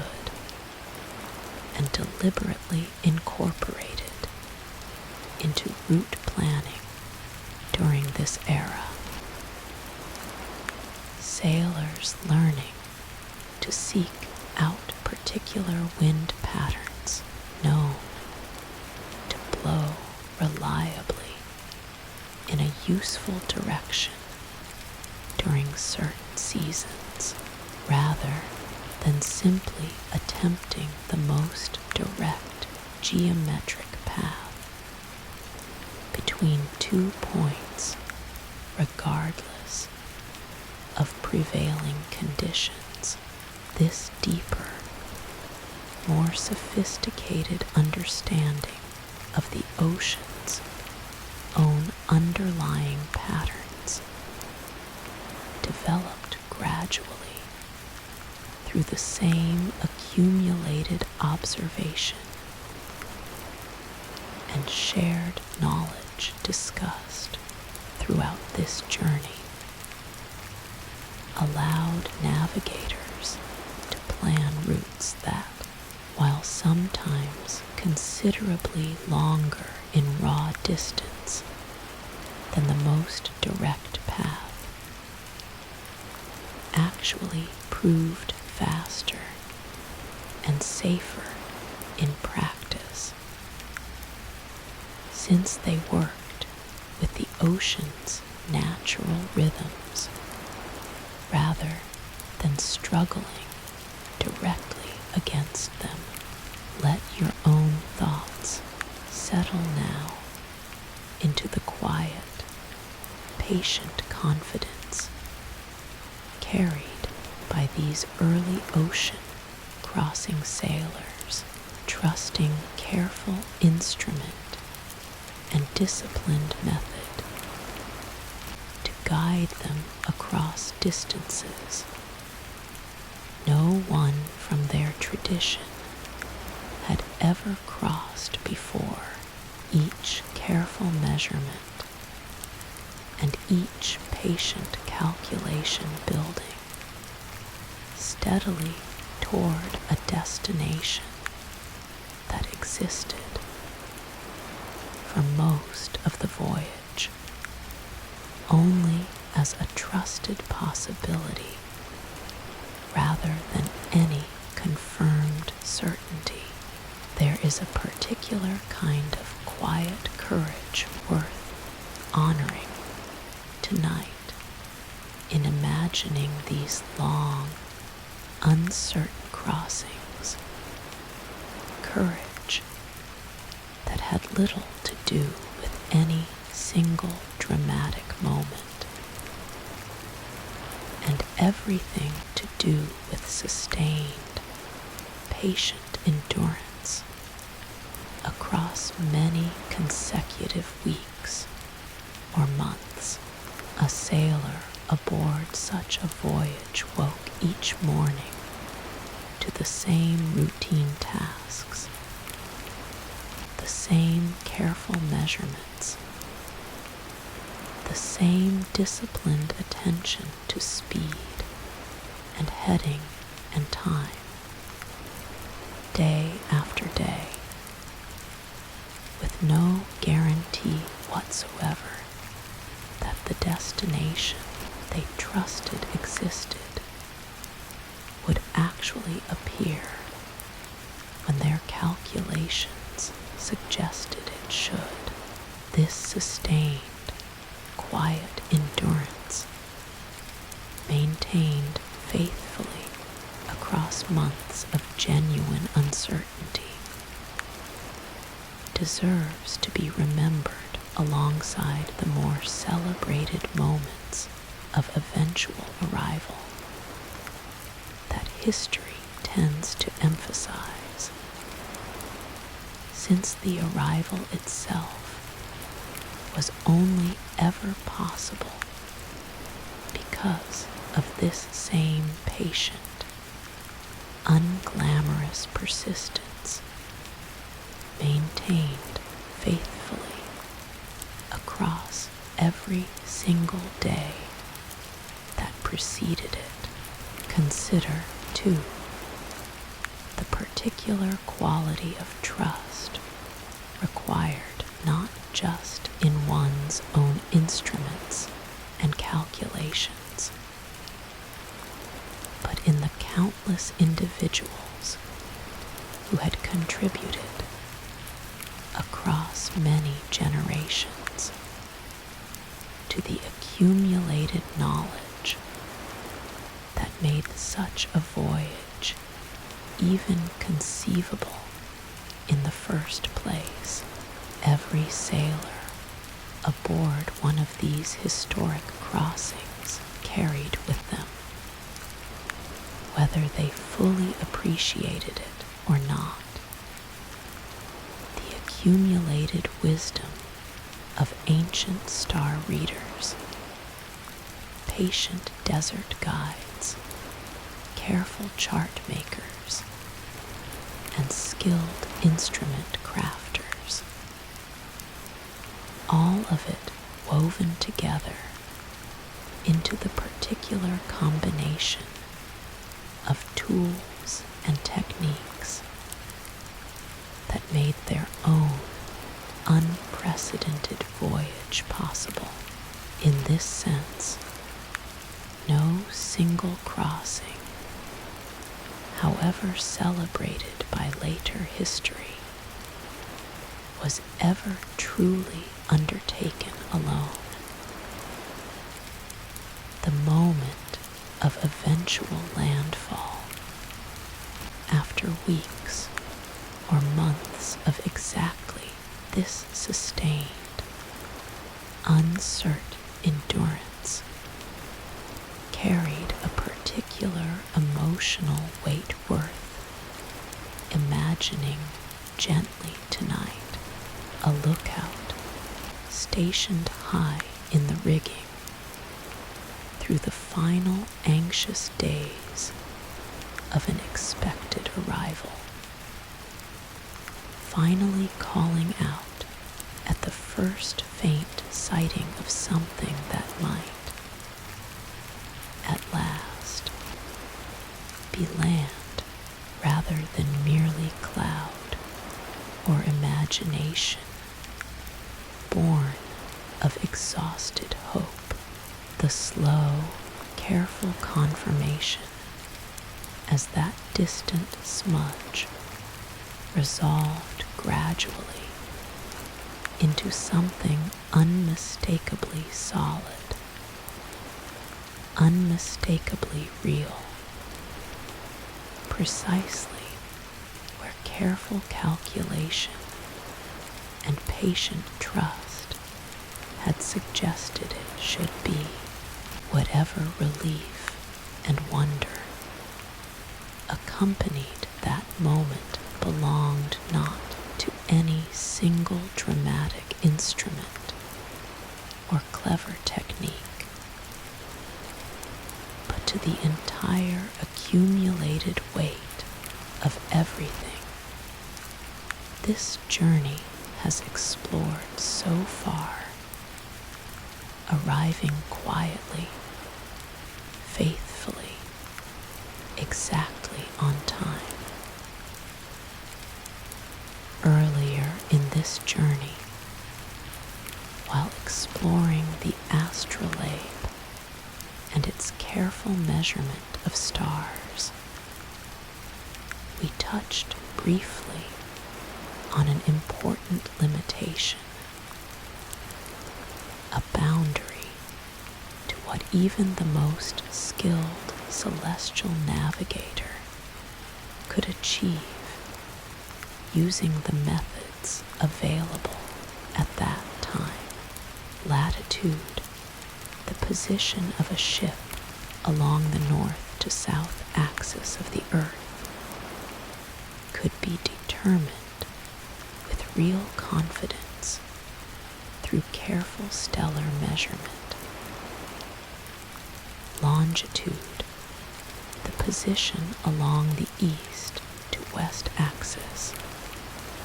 remained a genuinely unsolved puzzle, one that would occupy some of the finest scientific minds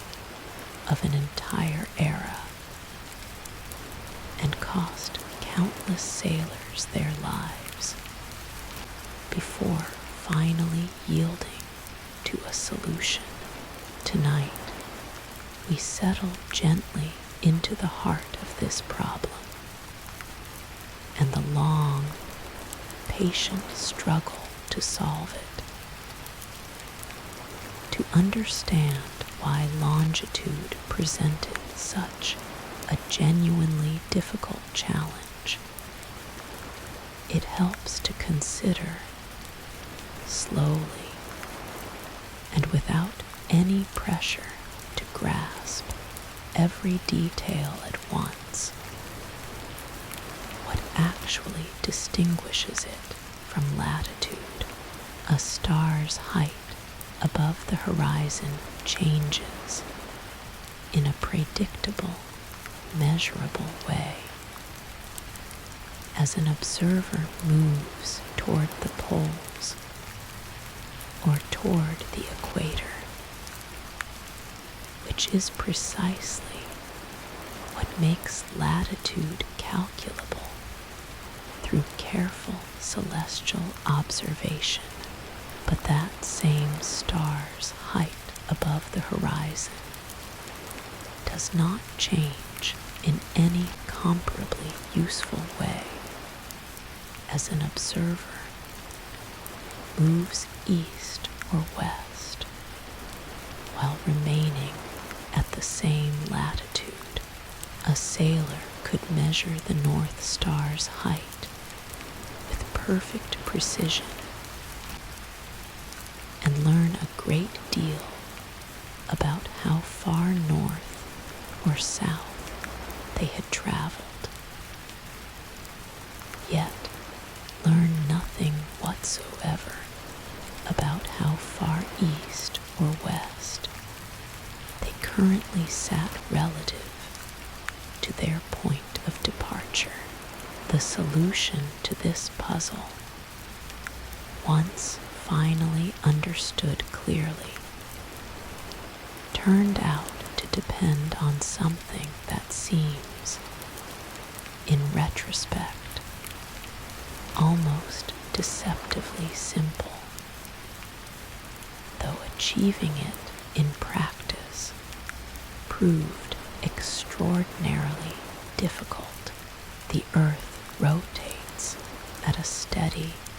predictable rate, completing a full rotation relative to the Sun across each day, which means that any given location on Earth experiences local noon. The moment the Sun reaches its highest point in the sky, at a slightly different actual moment than any other location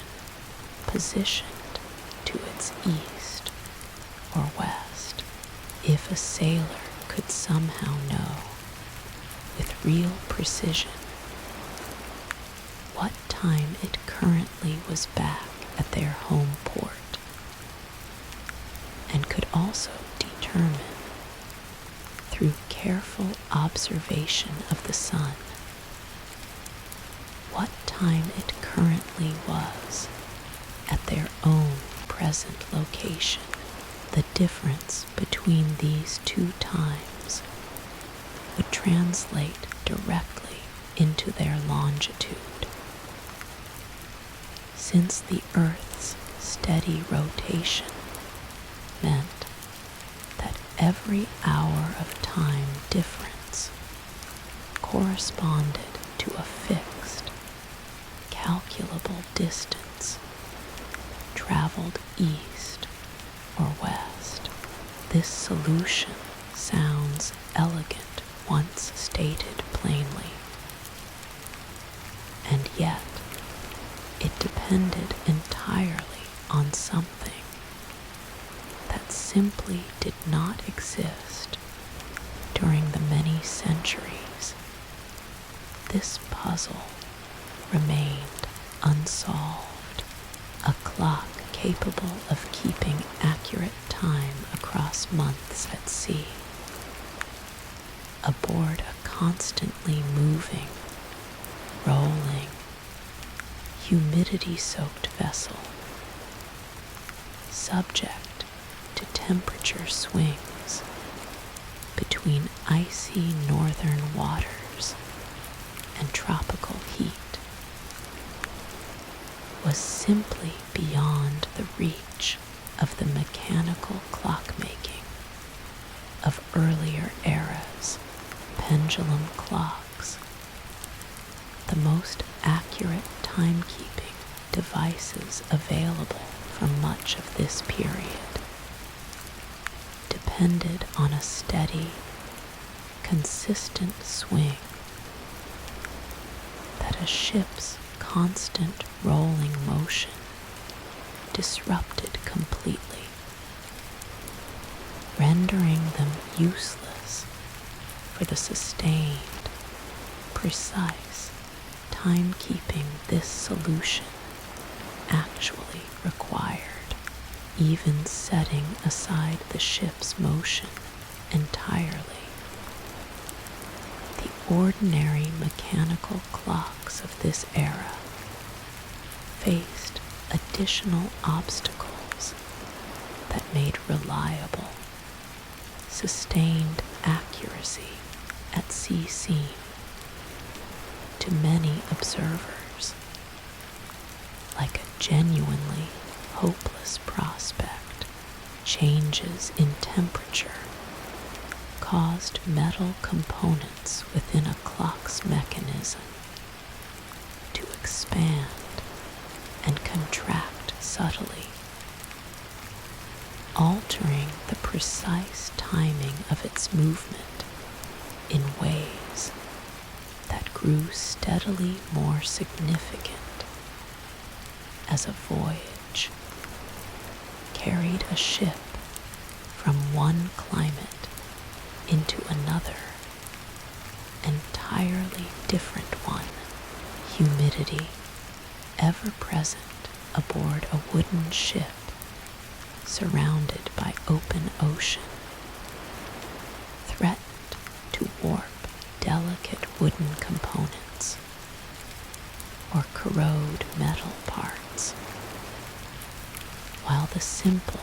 accumulated wear of months of continuous operation, without any opportunity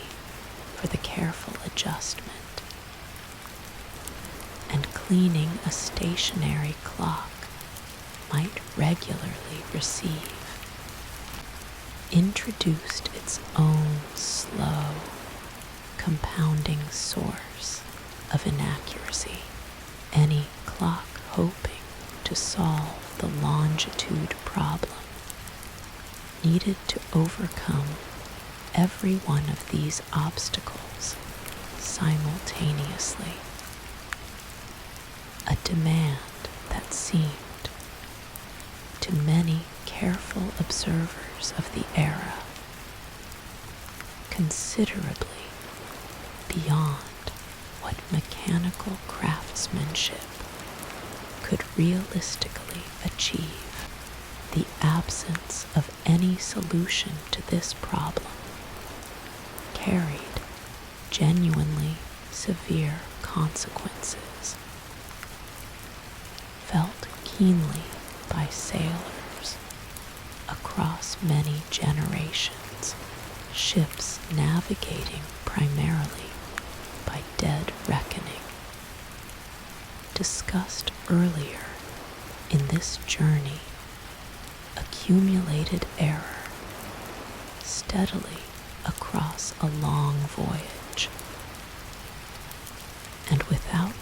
only reliable way to correct that accumulated error using longitude. Ships sometimes arrived far off course from their intended destination, occasionally with tragic results. Vessels expecting to reach open water sometimes instead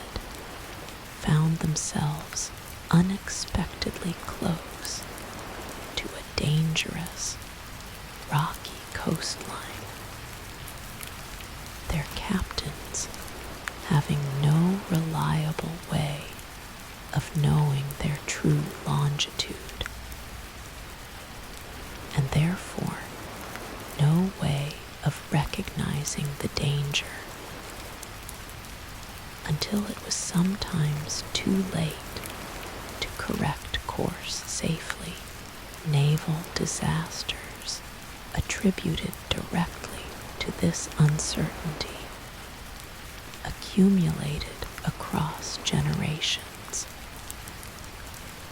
each one a sobering reminder of just how urgently this particular puzzle needed solving. One especially devastating disaster involving an entire fleet of naval vessels wrecked upon rocky shoals after a lengthy voyage, during which the fleet's navigators had each calculated a somewhat different, uncertain position, cost many hundreds of lives in a single terrible night. And this tragedy in particular helped galvanize serious government attention toward finally solving the longitude problem once and for all. The scale of this loss and the clear, direct connection between navigational uncertainty and the disaster itself made the practical urgency of the problem impossible for governing authorities to continue ignoring or treating as a merely theoretical academic puzzle worth pursuing only at scholarly leisure. Governments and scientific institutions across several seafaring nations eventually recognized the enormous practical and economic value that a genuine solution would provide, and several offered substantial rewards to anyone who could develop a method reliable enough to determine longitude at sea with real practical accuracy. These prizes, generous enough to attract serious scientific attention, drew the interest of astronomers, mathematicians, and craftsmen alike, each pursuing their own particular approach to a problem that had, by this point, resisted solution for centuries. The reward offered by one particularly influential government body was structured deliberately in tiers, offering larger sums for greater precision, recognizing that even an imperfect but meaningfully improved method would represent genuine progress worth rewarding, rather than insisting on nothing less than complete, perfect accuracy before offering any recognition at all. One major approach pursued by astronomers involved careful, detailed observation of the moon's position relative to background stars. Since the moon's movement across the sky, though considerably more complex to calculate than the sun's simpler daily movement, could theoretically serve as a kind of natural clock visible from anywhere on Earth. Its position at any given moment corresponding to a specific calculable time back at some agreed reference location. This approach, known eventually as the method of lunar distances, required extraordinarily precise astronomical tables, painstakingly calculated years in advance by astronomers working through enormously demanding mathematical calculations, tables that a ship's navigator could then consult, comparing the moon's actually observed position against the predicted position for various reference times, working backward to determine the actual current time at the reference location, and from there calculating their longitude. This lunar distance method, though it eventually achieved real, workable accuracy, demanded considerable mathematical skill and lengthy calculation from any navigator attempting to use it, along with careful, precise instruments for measuring the moon's exact angular position relative to nearby stars. A measurement requiring genuine skill and steady conditions to perform reliably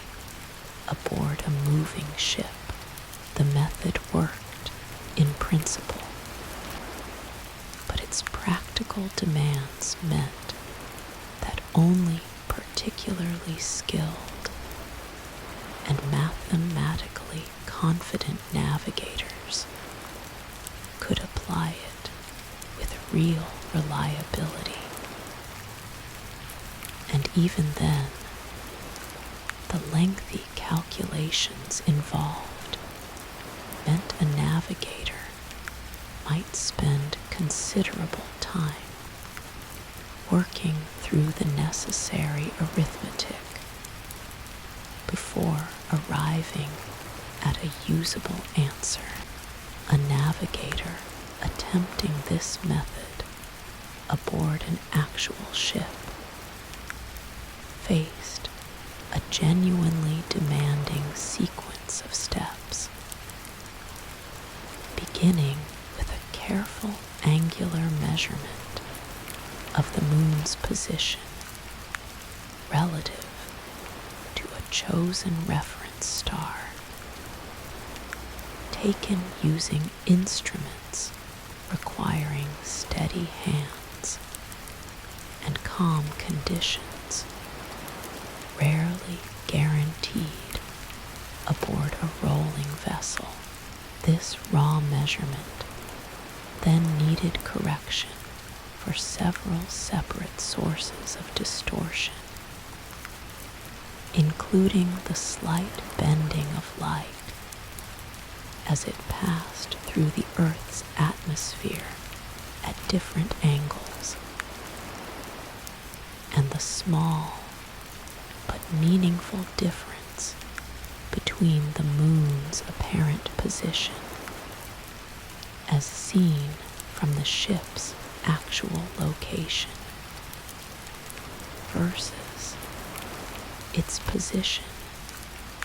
as calculated for an observer positioned at the very center of the Earth only after working carefully through these successive corrections could a navigator finally consult the painstakingly prepared astronomical tables and arrive at a usable determination of time, and therefore longitude, a process that might reasonably require several hours of careful, focused calculation for a single position determination. Hardly a convenient method for a ship needing frequent, quick confirmation of its position during a demanding crossing. A second, entirely different approach pursued the mechanical solution more directly, working to develop a clock genuinely capable of withstanding the rigors of sea travel while maintaining accuracy precise enough to be navigationally useful across months of continuous operation. This approach faced genuine skepticism from many established astronomers of the era who considered the astronomical lunar distance method the more scientifically rigorous path forward, viewing mechanical timekeeping as a comparatively crude, unreliable alternative, unlikely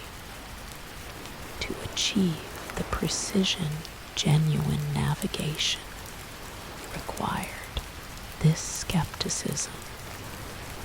though understandable given the mechanical clockmaking challenges of the era, would eventually prove considerably too pessimistic. Though proving this took the dedicated, patient effort of a single craftsman working largely outside the established astronomical institutions, pursuing the lunar approach. The rivalry between these two competing approaches, the astronomical lunar distance method favored by established scientific institutions, and the mechanical clockmaking approach pursued more quietly outside those same institutions, shaped the eventual resolution of the longitude problem in ways worth appreciating tonight. Established astronomers holding considerable influence over how prize committees evaluated proposed solutions, tended to favor further refinement of the lunar method they already understood and trusted, sometimes viewing the mechanical alternative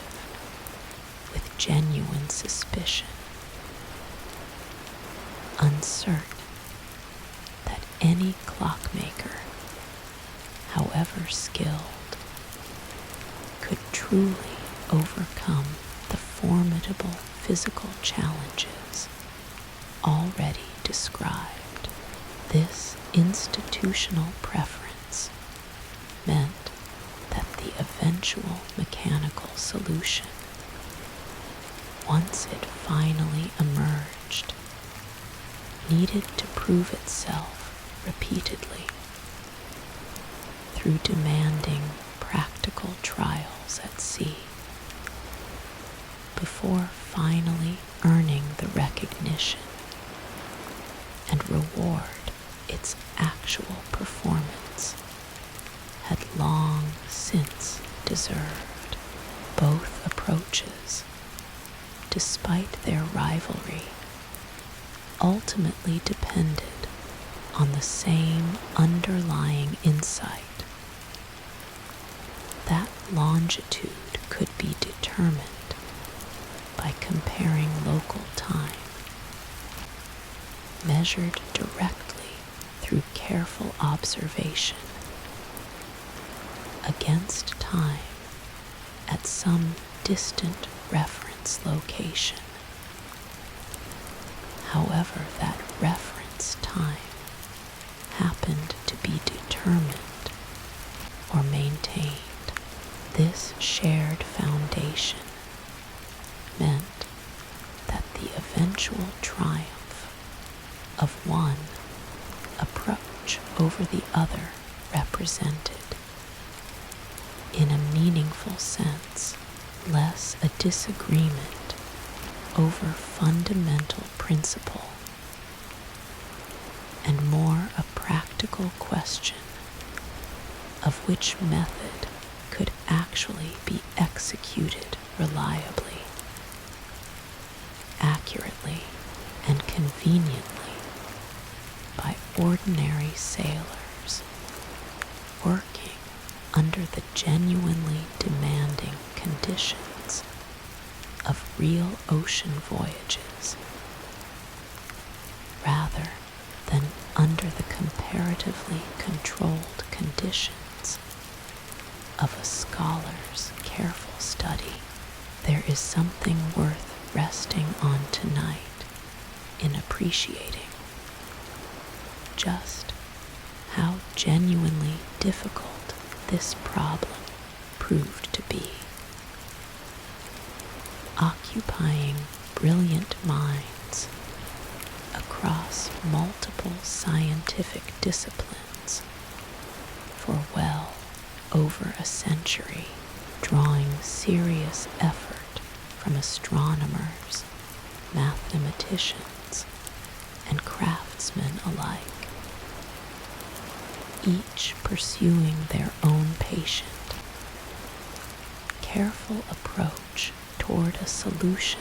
that seemed, for the longest stretch of this era, tantalizingly out of reach. The eventual resolution of this puzzle,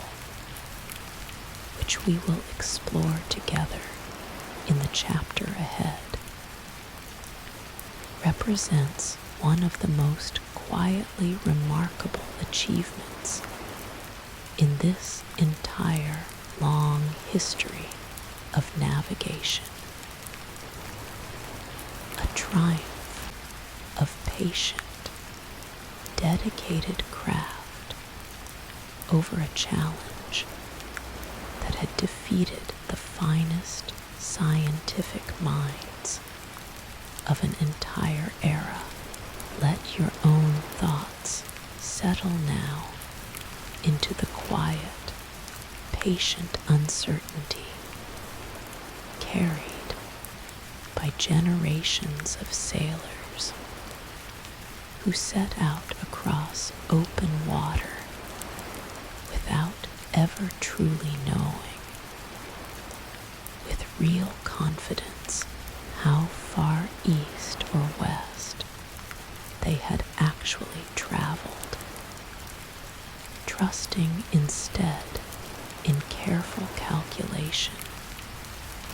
disciplined observation, and the accumulated wisdom of everything this journey has explored so far, waiting patiently for a solution that would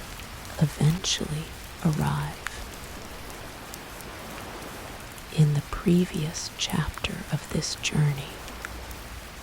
we settled into the heart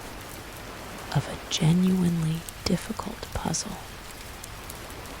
the question of longitude, a problem that had resisted solution for many centuries, defeating the finest astronomical minds of an entire era. Tonight,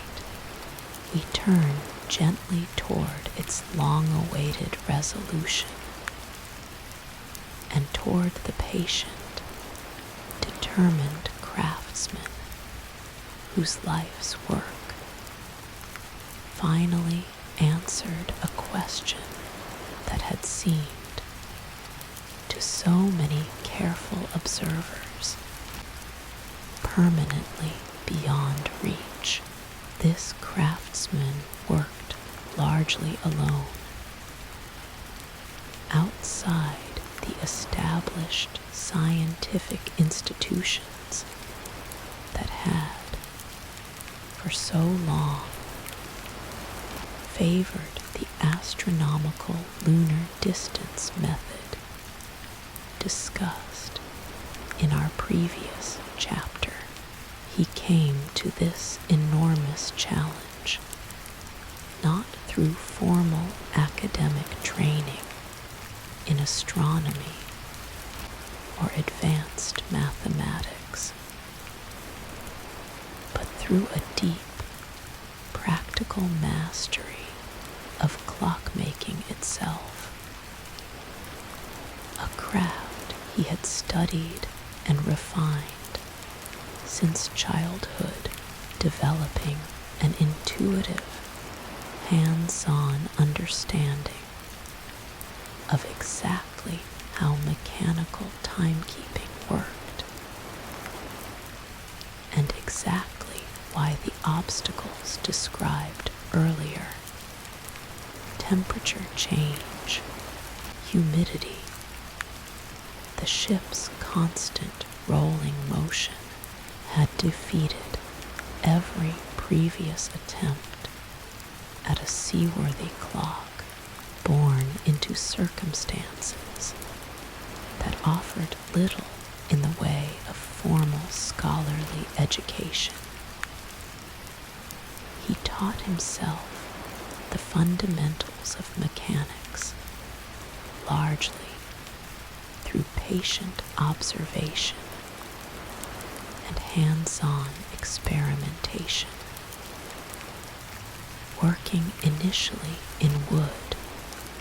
rather than the metal favored by more established clockmakers of his era, since wood was the material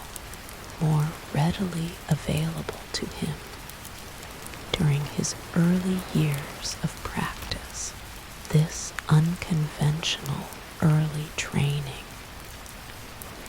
easy to dismiss as a disadvantage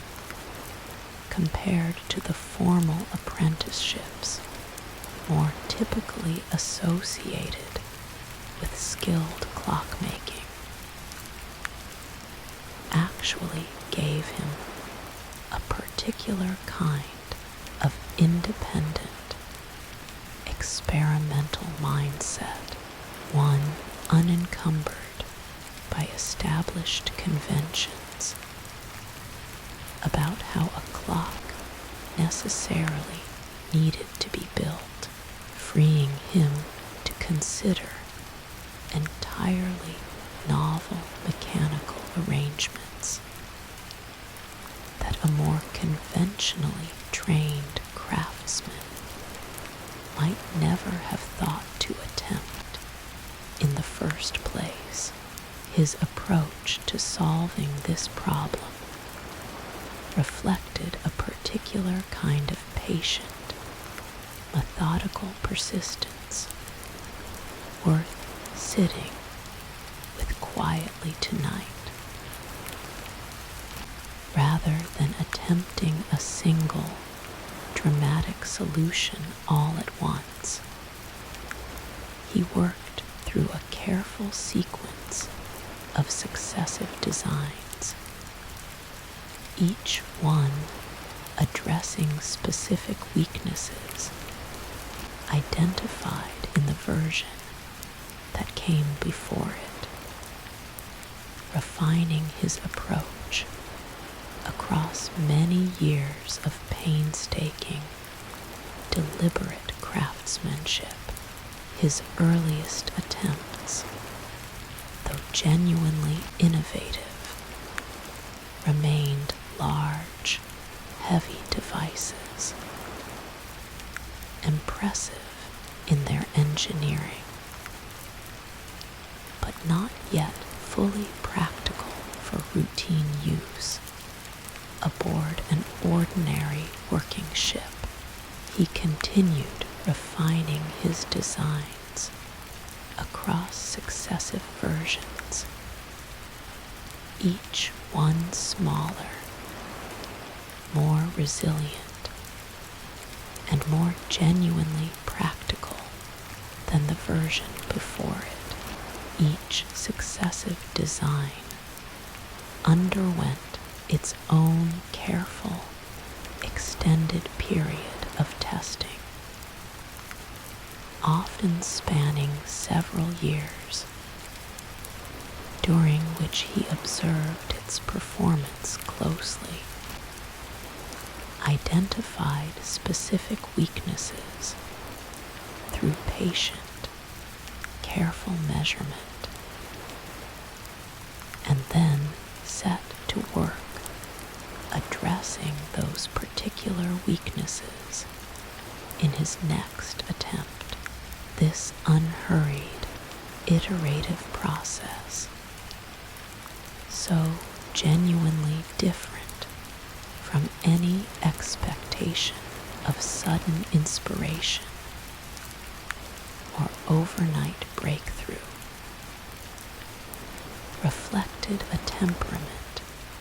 suited to the demanding, decades-long nature of the problem he had chosen to pursue. Colleagues and observers of his work sometimes expressed frustration at the pace of his progress, urging him toward faster results. And yet, his own patient insistence on thorough testing before moving forward proved, in the end, essential to his eventual, genuinely reliable success. Since a device that merely appeared to work under limited observation would have offered false confidence to sailors, depending on it during a genuine, high-stakes ocean crossing. The specific engineering challenges he needed to overcome were considerable, and understanding them helps illuminate just how remarkable his eventual achievement truly was. ordinary pendulum clocks, as discussed in the previous chapter, depended on a steady, consistent swing, entirely disrupted by a ship's rolling motion. His solution abandoned the pendulum entirely, developing instead a carefully balanced mechanism using springs and precisely counterbalanced components that could maintain accurate, steady timekeeping regardless of how the vessel carrying it happened to tilt, roll, or pitch through genuinely rough seas. This alone represented a genuinely significant engineering achievement, requiring careful, iterative experimentation to identify exactly the right combination of materials and mechanical arrangement capable of maintaining this stability across the sustained, unpredictable motion of an actual ocean voyage. Temperature posed an equally formidable challenge, since ordinary metal components expand and contract as temperature shifts, subtly altering a clock's precise timing in ways that grew steadily worse the longer a voyage continued, and the more dramatically it carried a ship between different climates, from icy northern seas to tropical heat and back again. His solution to this particular problem demonstrated the same patient, inventive craftsmanship evident throughout his work, developing mechanisms that combined different metals specifically chosen because they expanded and contracted at different complementary rates,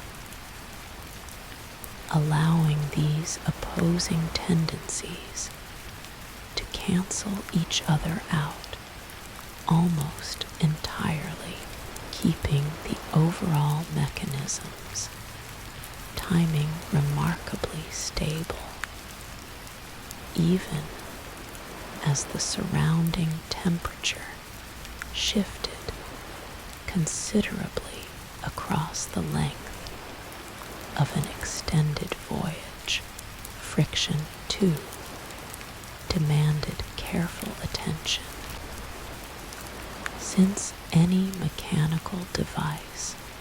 relies on various components moving smoothly against one another, and even quite small amounts of friction accumulated gradually into meaningful timing errors across the sustained, continuous operation. This solution actually required he developed innovative approaches to minimizing this friction throughout his mechanisms, incorporating design elements that required little or no traditional lubrication. Since oil available during this era tended to thicken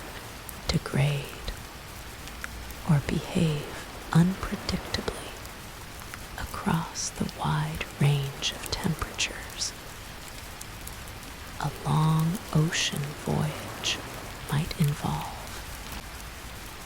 Introducing its own source of inconsistency into an already demanding engineering problem. After decades of this patient, iterative refinement, he eventually produced a device dramatically smaller and more practical than his earlier attempts, resembling in its final form something closer to a large, sturdy pocket watch, rather than the considerably bulkier devices he had originally developed. This device underwent formal, extensive sea trials, carried aboard actual ships, making genuine ocean crossings. Its accuracy carefully checked against known positions at each stage of the voyage to determine with real confidence just how precisely it had maintained accurate time across the demanding conditions of actual sea travel. These trials required considerable patience and careful documentation, since demonstrating the device's reliability meant more than a single successful crossing. It meant repeated voyages across different seasons and different weather conditions, each one carefully recorded and compared, building a genuine body of evidence rather than relying on any single fortunate outcome that skeptical observers might dismiss as mere chance. Ship captains entrusted with carrying the device on these crossings understood the significance of what they carried, treating it with careful, deliberate attention throughout each voyage, recording its readings faithfully at every opportunity to compare against confirmed positions, contributing their own small piece to the accumulated evidence that would eventually prove the device's worth beyond any reasonable doubt. The results of these trials proved remarkable. The device, maintaining accuracy far exceeding what many skeptical observers had previously believed mechanically possible, deviating from true time by mere seconds across voyages spanning many long weeks. A level of precision that translated directly into genuinely useful longitude calculations, considerably simpler and faster to perform than the demanding lunar distance calculations discussed in the previous chapter, where a navigator using the lunar method might spend hours working through careful astronomical calculations to determine a single position. A navigator equipped with this new mechanical device needed only compare the device's reading against the locally observed time of solar noon. A comparison requiring only simple, quick arithmetic rather than any lengthy astronomical computation. Despite these genuinely impressive practical results, recognition and reward came only gradually and with considerable difficulty, since the established scientific institutions evaluating proposed solutions to the longitude problem remained for some time reluctant to fully credit an achievement developed by a craftsman working outside their own established astronomical tradition. This institutional reluctance required years of additional trials, demonstrations, and patient advocacy before the device's genuine, demonstrated reliability finally earned the recognition its actual performance had long since deserved. A frustrating delay that speaks quietly to how difficult genuine innovation can prove, even once its practical value has been thoroughly, repeatedly demonstrated through careful, honest testing. This prolonged institutional resistance took a genuine personal toll across many years. The craftsman continuing to refine and defend his work, even as recognition remained frustratingly withheld, sustained largely by his own quiet confidence in the demonstrated, repeatedly confirmed performance of his careful designs. He continued producing refined versions of his device throughout this extended period, each one incorporating small further improvements, while simultaneously navigating the political and institutional obstacles that stood between his proven working solution and the formal recognition and reward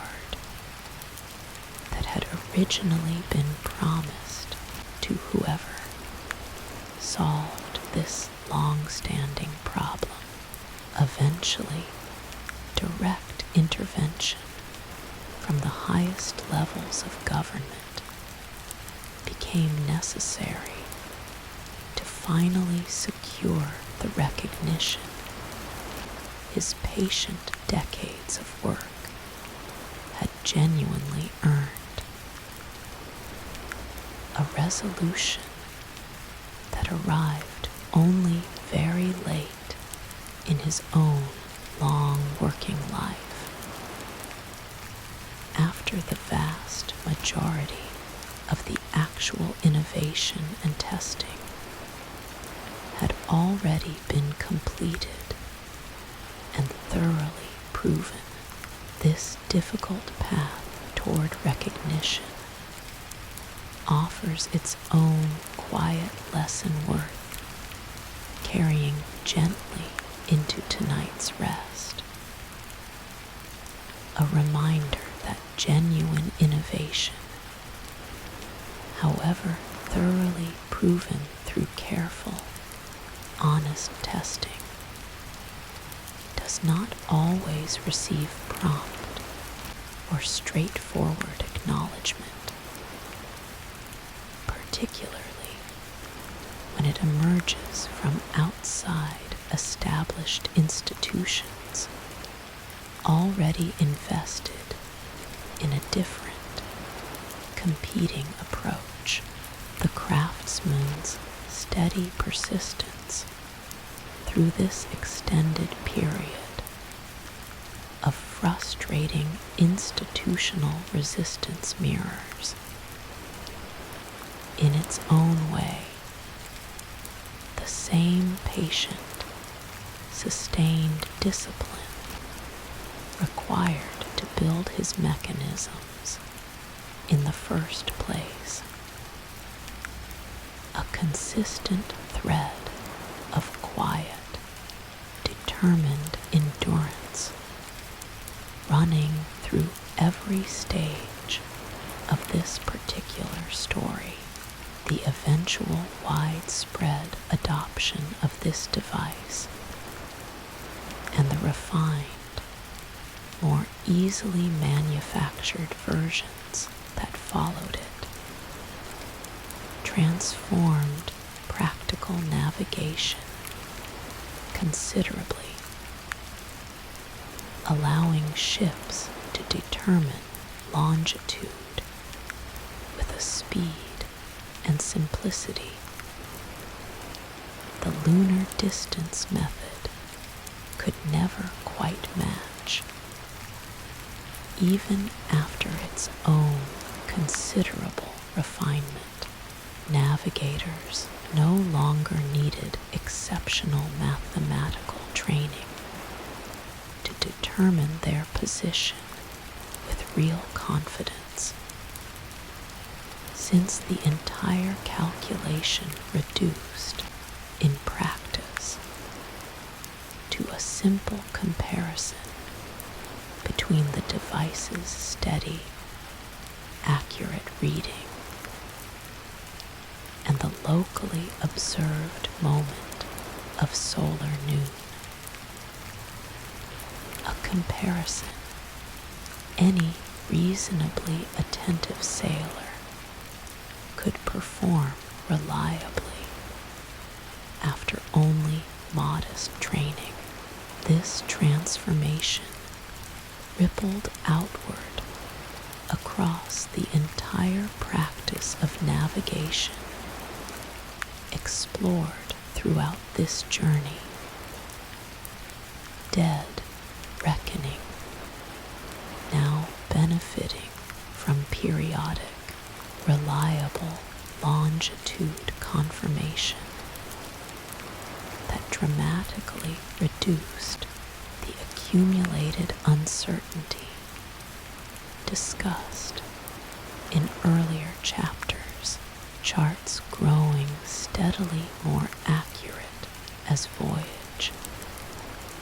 after voyage contributed genuinely precise positional data, rather than the somewhat approximate estimates earlier navigational methods had necessarily produced. The accumulated wisdom of centuries of navigational tradition explored across this entire journey finally found itself paired with an instrument capable of answering with real mechanical precision one of the oldest and most stubborn questions any sailor had ever faced. A question that had, at various points throughout this journey, been approached through stars, through swells, through careful memory, and now, finally, through the steady, patient ticking of a small mechanical device, small enough to hold gently in one hand. There is something quietly moving worth carrying into your own rest tonight in considering this particular craftsman's decades of patient, largely solitary work, refining and re-refining his careful mechanisms across an entire working lifetime, driven not by any single dramatic insight, but by sustained, disciplined persistence directed toward solving one specific, genuinely difficult problem. His achievement, like so much of the navigational history explored throughout this journey, emerged not from sudden brilliance, but from patient, careful iteration. One small refinement building steadily upon the last until a problem that had defeated the finest scientific minds of an entire era finally yielded quietly and completely to careful, sustained craft. Proof that patience itself can be its own quiet, powerful form of genius. Let your own thoughts settle now the way a finely balanced mechanism settles into steady, reliable rhythm, ticking forward gently and precisely, entirely unbothered by whatever motion or disturbance surrounds it. Patient and dependable, exactly as it was so carefully, so patiently designed to be. There is nothing left tonight to calculate, nothing left to correct. Only that same steady,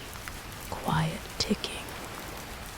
carrying you gently forward, one small moment at a time, toward rest. Earlier in this journey, we explored the astrolabe, that elegant instrument capable of translating starlight into precise, dependable numbers. And we touched, too, on the demanding lunar distance method, which required extraordinarily careful measurement of the moon's position relative to nearby stars. Both of these methods depended, in their own particular way, on the accuracy of the instrument used to measure celestial angles. And it was precisely this need for greater, more dependable precision that eventually gave rise to a new instrument, one that would refine celestial navigation into something approaching genuine, reliable elegance. Tonight, we settle gently into the story of the sextant, the fundamental challenge facing anyone attempting to measure a star's height above the horizon,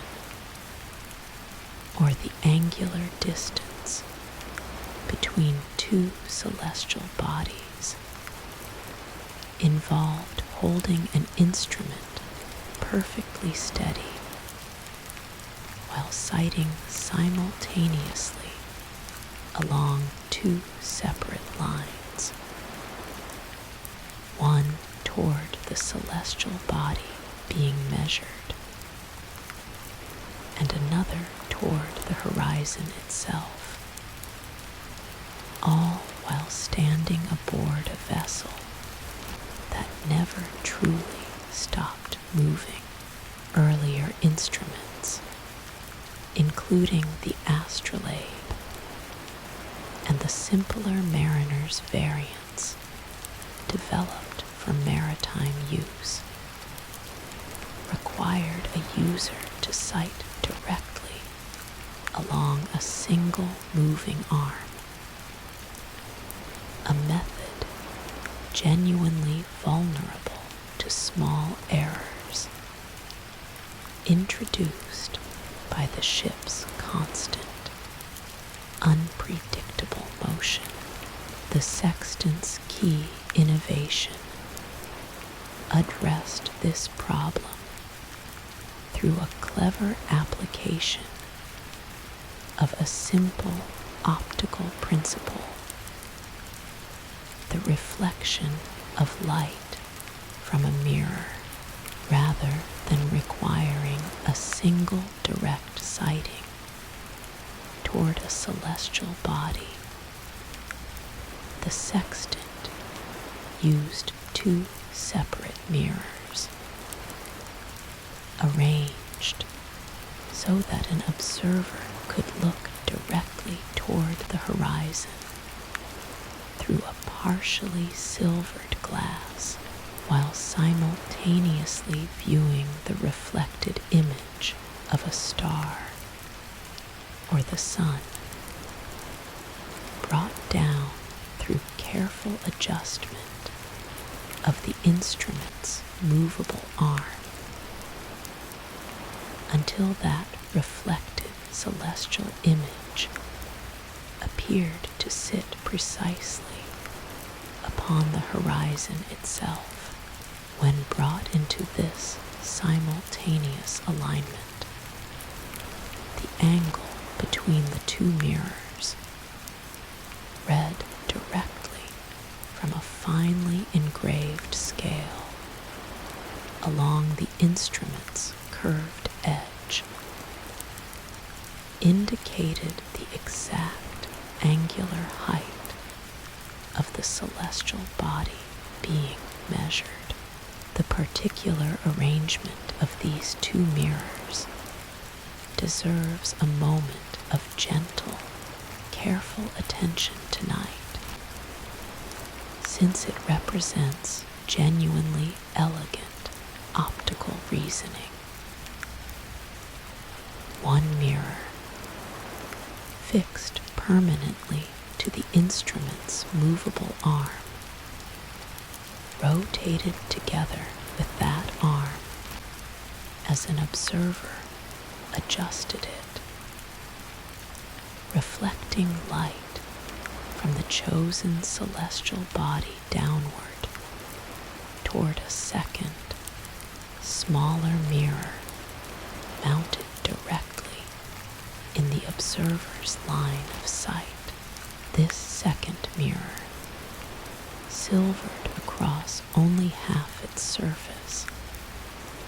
allowed an observer to see the true horizon directly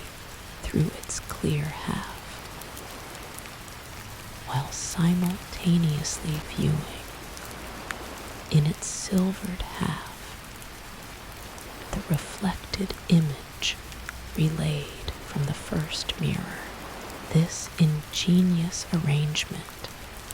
meant a single glance through the eyepiece revealed both images at once. instruments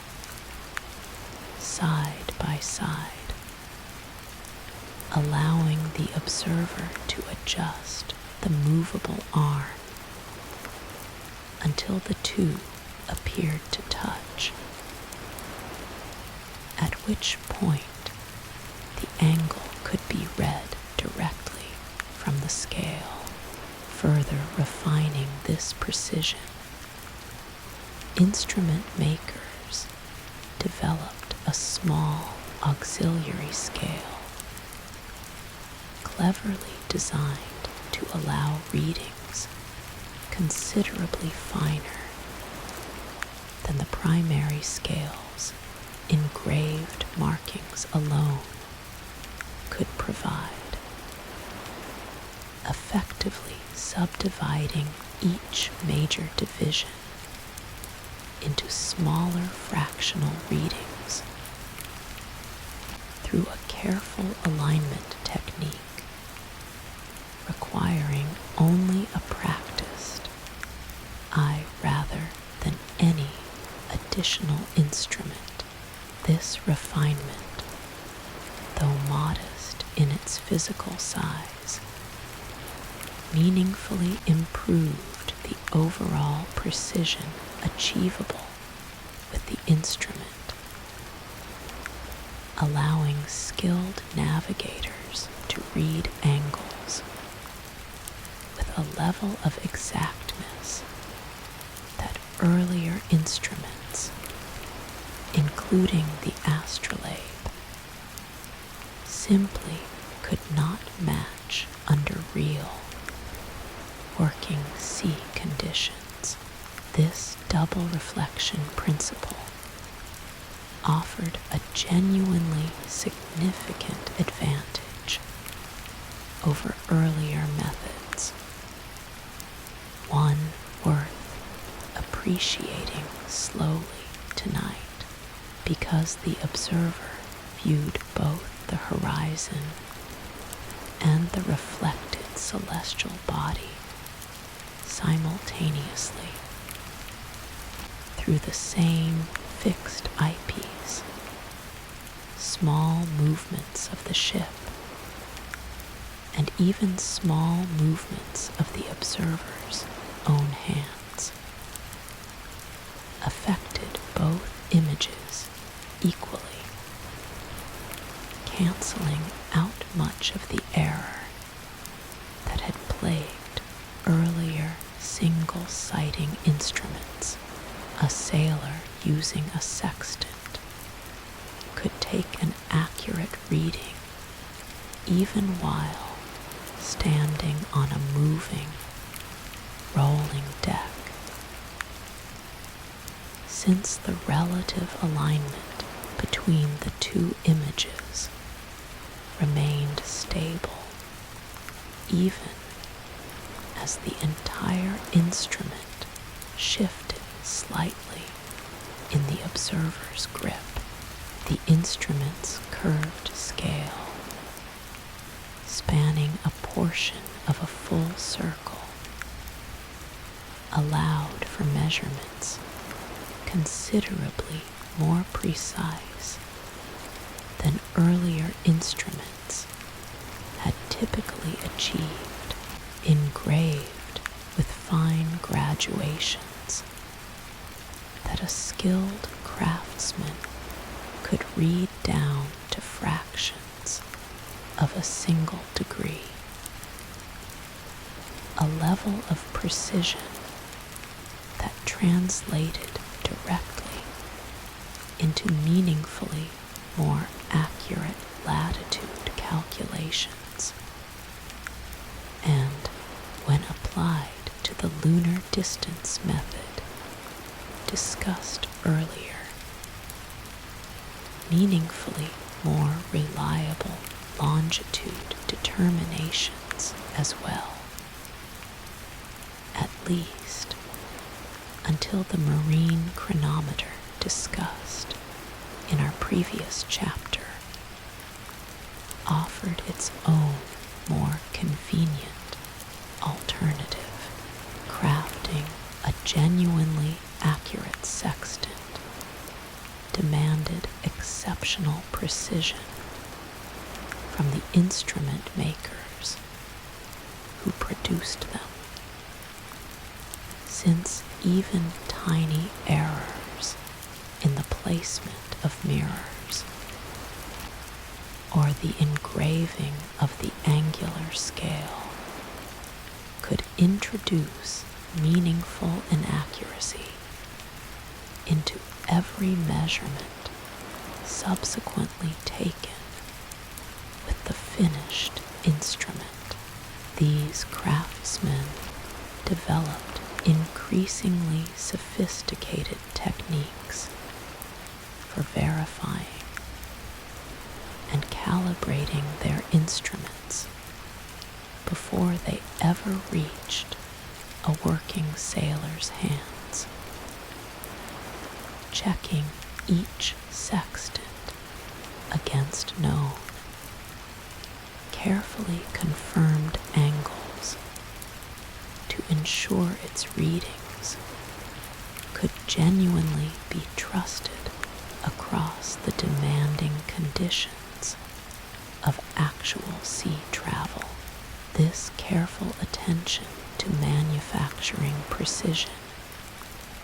echoed the same dedication to craft discussed earlier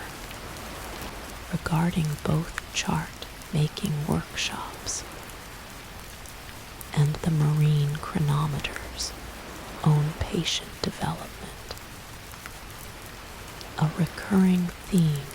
throughout this entire history of navigation, the understanding that an instrument's usefulness depended entirely on the careful, exacting craftsmanship invested in its creation. Practical use of the sextant also required careful attention to a hazard easy to overlook: the genuine risk of eye damage from staring directly at the sun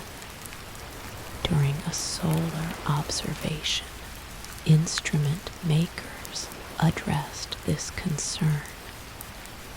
by incorporating small, darkened glass filters that could be swung into position across the instrument's mirrors. Specifically, when taking a solar sighting, dimming the sun's intense brightness to a level that could be observed safely and comfortably, while still allowing the precise alignment the measurement required. Sailors learned to select an appropriately darkened filter depending on the sun's current brightness and their own particular sensitivity. A small but genuinely important practical consideration woven into the broader skill of sextant use. Learning to use a sextant properly required real, sustained practice, since achieving that crucial simultaneous alignment between a celestial body's reflected image and the true horizon demanded a steady hand and considerable patience, particularly for a beginner still developing the necessary muscle memory and visual judgment. Experienced navigators often described the skill as something that eventually became almost intuitive after sufficient practice. The necessary small adjustments becoming second nature after enough repeated use, not unlike the way any patient, practiced craft eventually settles into comfortable, confident familiarity after enough careful repetition among the most important and reliably practiced sextant observations was the daily measurement of the sun's height at the precise moment it reached its highest point in the sky, a measurement offering a particularly clean, reliable determination of latitude, since this moment of local noon could be identified with genuine confidence by watching the sun's measured height rise steadily, pause briefly at its peak, and then begin gradually descending once again. Ship's officers developed the disciplined daily habit of gathering on deck shortly before this expected moment, sextants in hand, taking repeated measurements as the sun approached its peak, recording the highest value achieved before the readings began to decline. A small, quiet daily ritual repeated faithfully across the length of an entire voyage, contributing one more careful, dependable data point to the ship's ongoing navigational calculation beyond simple star and sun sightings. Skilled navigators developed increasingly refined techniques using the sextant, including methods for taking multiple sightings of the same celestial body across a short span of time and calculating, through careful mathematical reasoning, a more precise determination of position than any single sighting alone could provide. This technique, requiring genuine mathematical confidence alongside careful instrumental skill, represented the culmination of centuries of accumulated celestial navigation knowledge explored throughout this journey, from the earliest sailors trusting fixed stars for simple direction, through the astrolabe's careful angular measurement, arriving finally at a method combining precise instrumentation with sophisticated calculation to determine a ship's position with genuine, dependable confidence. Some navigators extended this technique further still, taking sightings of several different celestial bodies in careful succession and combining the resulting measurements mathematically to arrive at a position determination considerably more reliable than any single observation could offer alone, a method requiring both instrumental patience and genuine comfort with the underlying spherical geometry connecting celestial angles to positions on the Earth's curved surface. This more advanced approach, though demanding, offered particular value during periods of uncertain weather, when only brief, scattered glimpses of the sky might be available between passing clouds. Each fleeting opportunity captured and combined carefully into an overall position estimate that no single measurement alone could have provided with equal confidence. The sextant's usefulness extended well beyond maritime navigation alone, finding application among surveyors mapping unfamiliar territory on land,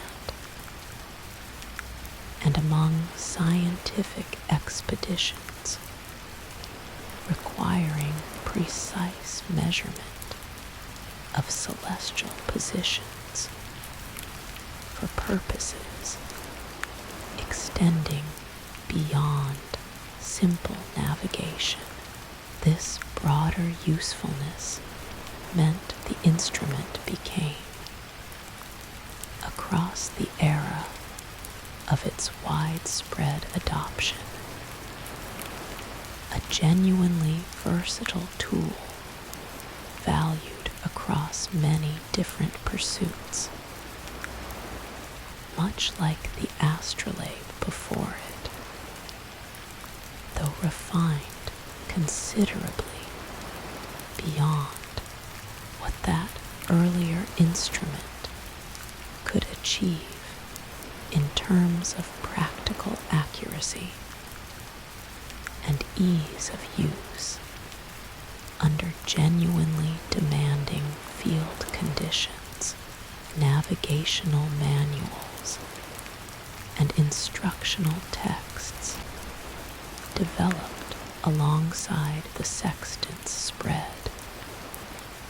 compiling careful, systematic guidance on its proper use. The mathematical calculations required to translate raw measurements into useful positional information, and extensive tables of astronomical data a navigator needed to consult when working through these calculations. These manuals, refined and expanded across successive editions as errors were identified and corrected through careful, ongoing use, represented their own quiet contribution to the accumulated body of navigational knowledge explored throughout this journey. A written tradition building steadily atop centuries of earlier practical experience, much like the star tables and correction charts discussed in earlier chapters regarding the astrolabe and the compass. The combination of sextant, marine chronometer,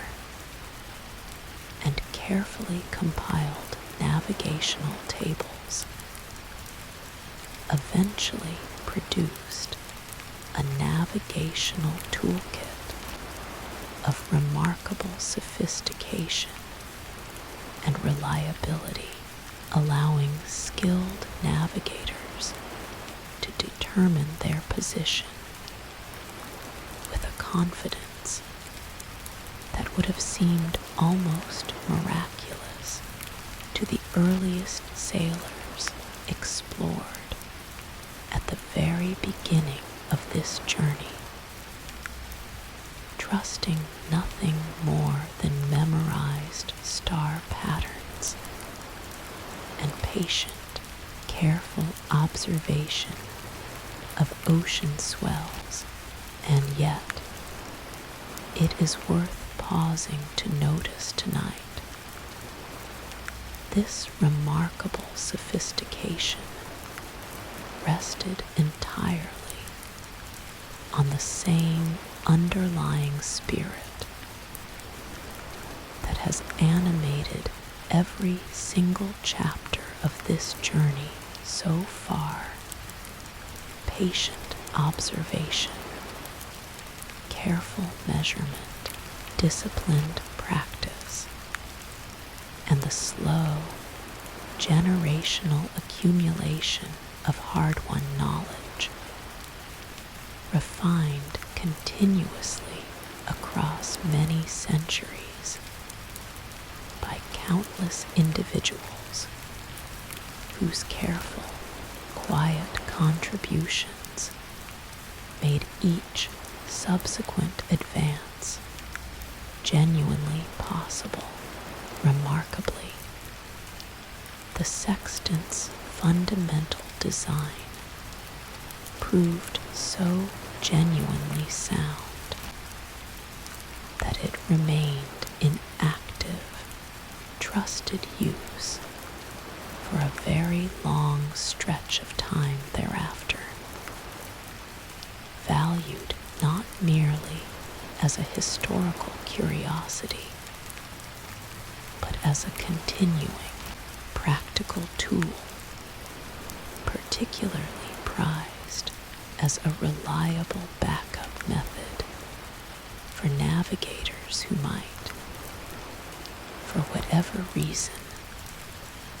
find their more modern instruments temporarily unavailable or malfunctioning. This enduring practical relevance speaks quietly to the genuine elegance of the underlying optical principle discovered so long ago. A design simple enough to construct with relatively modest materials, yet precise enough to provide genuinely trustworthy navigational information under demanding real-world conditions. A combination of simplicity and reliability that few navigational instruments throughout this entire journey have managed to achieve so completely. There is something worth carrying gently into tonight's rest in appreciating just how much patient, accumulated ingenuity is folded quietly into this one small, elegant instrument. Two carefully angled mirrors of finely engraved scale, and a simple, practical habit of bringing two separate images into careful, momentary alignment, together represent representing the culmination of centuries of astronomical understanding, careful craftsmanship, and hard-won practical experience, all in service of answering the same patient question. This entire journey has followed from its very beginning. Where exactly am I? And how exactly do I find my way from here? Let your own thoughts settle now the way a sextant's two images settle gently into perfect alignment. Star and horizon brought together in quiet, precise harmony. The small, careful adjustment finally complete. The answer finally, patiently found. Everything explored so far in this journey has concerned itself, in one way or another, with finding a path across vast, uncertain distance, whether guided by stars, by swells, by careful instruments, translating starlight into precise numbers. Tonight, we turn towards something different, a form of navigation aimed not at crossing open water, but at the particular, delicate challenge of arriving safely at the very end of a long voyage,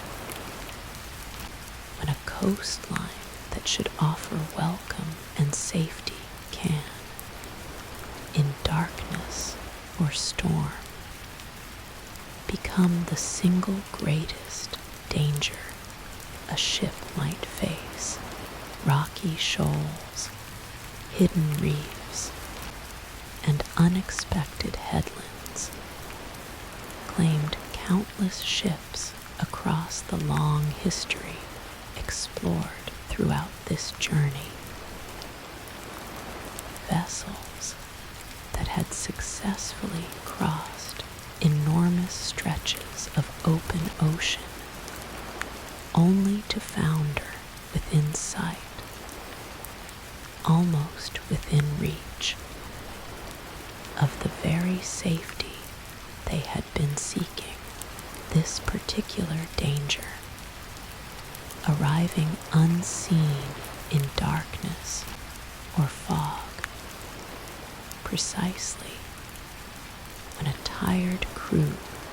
might reasonably expect their voyage's greatest challenges to already lie behind them, called for its own particular solution, one built not from instruments carried aboard a ship, but from fixed, permanent structures built along the coastline itself. The earliest efforts to address this danger involved simple signal fires, tended by hand atop prominent coastal points, their flickering light offering distant ships a rough, general indication of a coastline's presence, though with real limitations in range, reliability, and precision. These early fires required constant, dedicated attention. Someone needed to gather fuel, tend the flame through long nights, and ensure the fire remained visible despite wind and weather. A demanding, continuous responsibility that fell to whoever lived nearest a particularly dangerous stretch of coast, often developing into an informal but genuinely vital service performed for the benefit of ships and sailors. These coastal residents might never actually meet ancient civilizations, gradually developed more permanent, purpose-built structures, specifically designed to hold and project these guiding fires more effectively. Tall towers positioned deliberately at particularly hazardous points along busy coastlines, their height allowing the light they carried to be seen from considerably greater distances than any fire lit directly at ground level could achieve. These early towers represented genuine architectural and engineering achievements for their era, requiring careful construction to withstand the harsh coastal conditions. They were specifically built to endure salt spray, strong winds, and the general wear of standing directly exposed to the sea across many years of continuous service. Among the most celebrated examples of this early lighthouse building tradition stood an enormous tower constructed at the entrance to a major ancient harbor. Its considerable height allowing sailors approaching from a great distance out at sea to identify the harbor's location well before any other coastal feature became visible.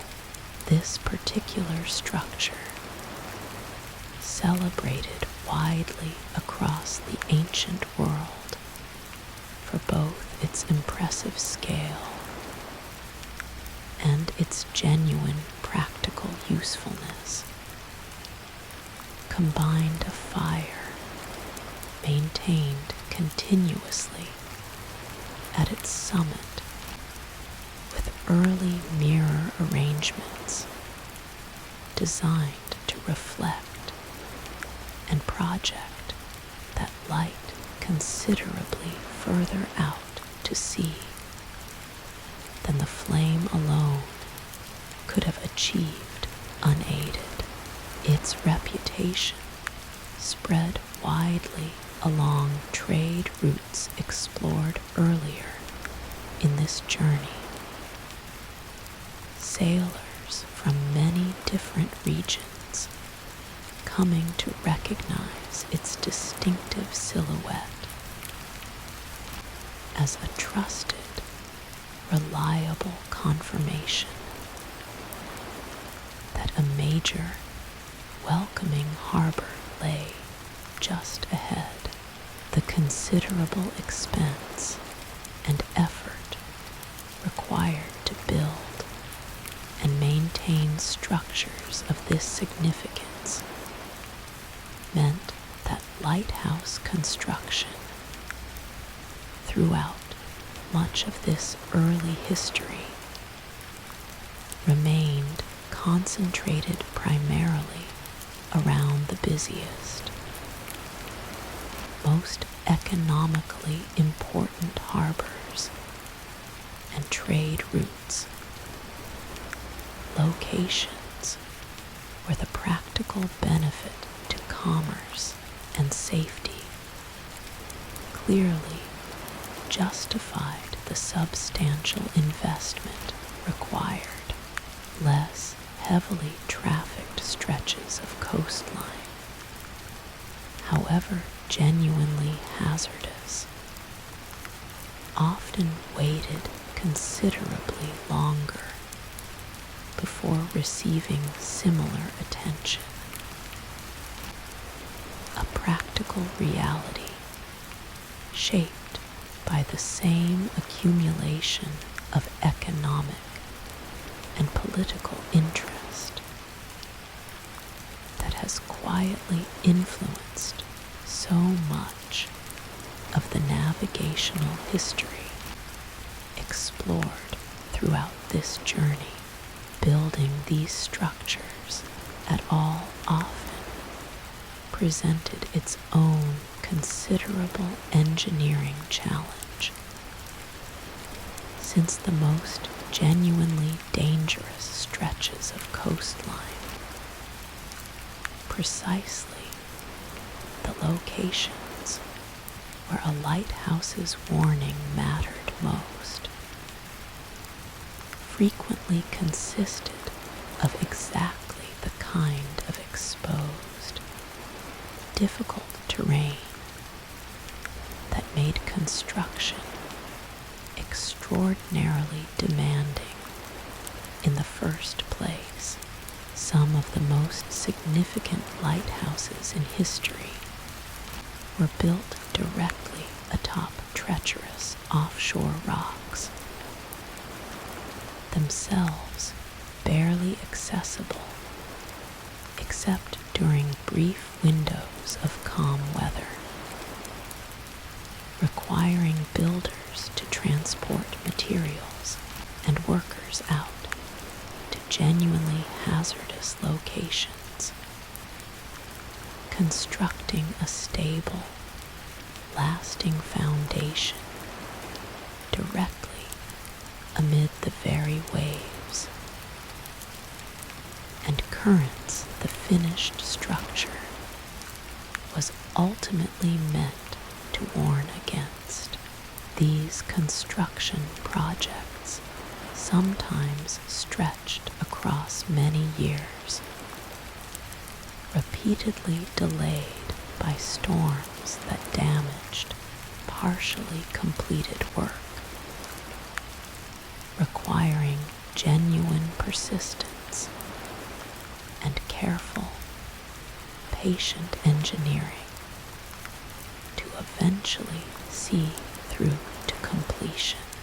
Some of the most significant lighthouses in history were built directly atop treacherous offshore rocks, themselves barely accessible except during brief windows of calm weather, requiring builders to transport materials and workers out to genuinely hazardous locations. Constructing a stable, lasting foundation directly amid the very waves and currents the finished structure was ultimately meant to warn against. These construction projects sometimes stretched across many years, repeatedly delayed by storms that damaged partially completed work, requiring genuine persistence and careful, patient engineering to eventually see through to completion. The specific placement of these structures required careful, deliberate consideration. Since a lighthouse needed to be positioned precisely at whatever point along a coastline posed the greatest genuine danger to passing ships close enough to shore to mark the hazard accurately, yet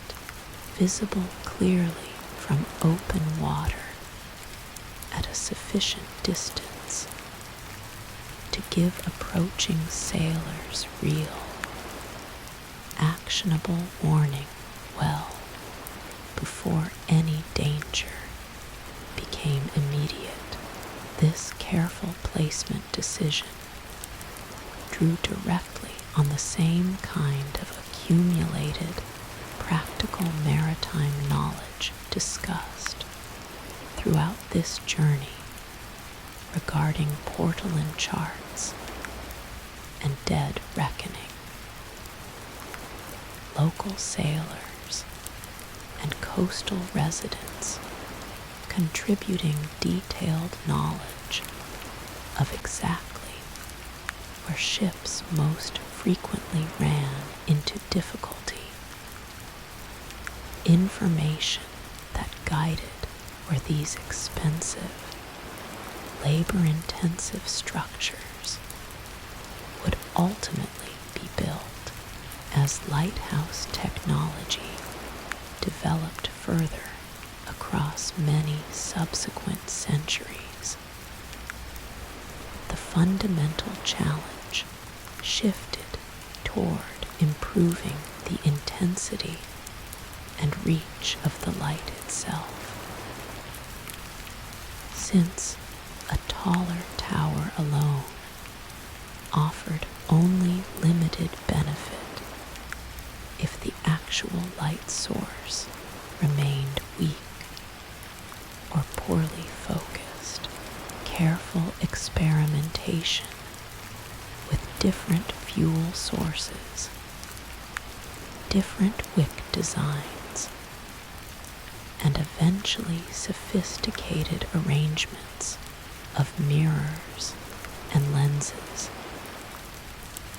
specifically designed to gather and concentrate a light source's output into a single, powerful, tightly focused beam, dramatically extended the distance at which a lighthouse's warning could actually be seen by an approaching ship, transforming what had once been a modest, flickering glow into a genuinely powerful, far-reaching signal. One particularly significant advance involved the development of a specialized lens design,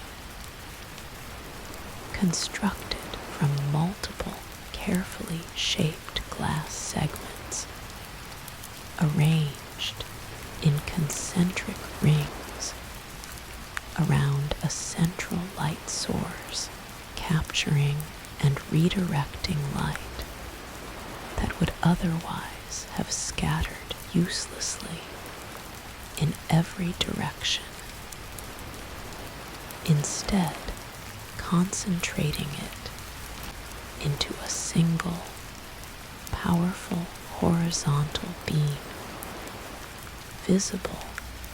from a genuinely remarkable distance out at sea.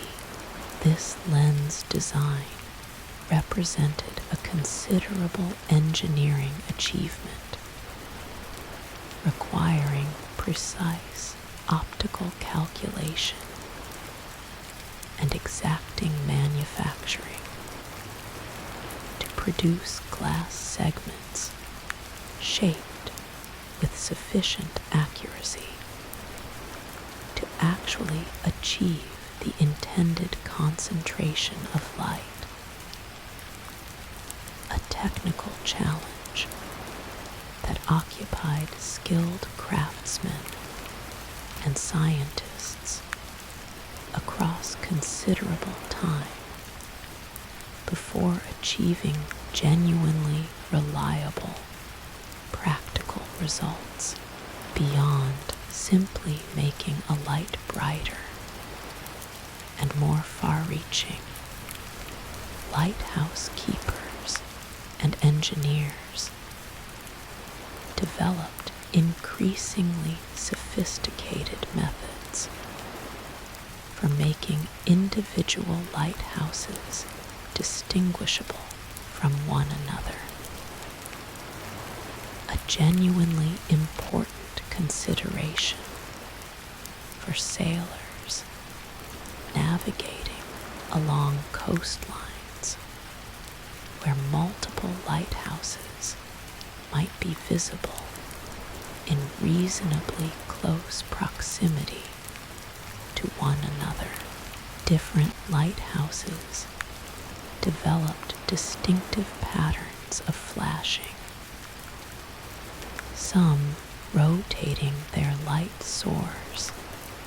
at carefully calculated speeds to produce a particular rhythm of flashes and pauses unique to that specific location, allowing a sailor consulting a chart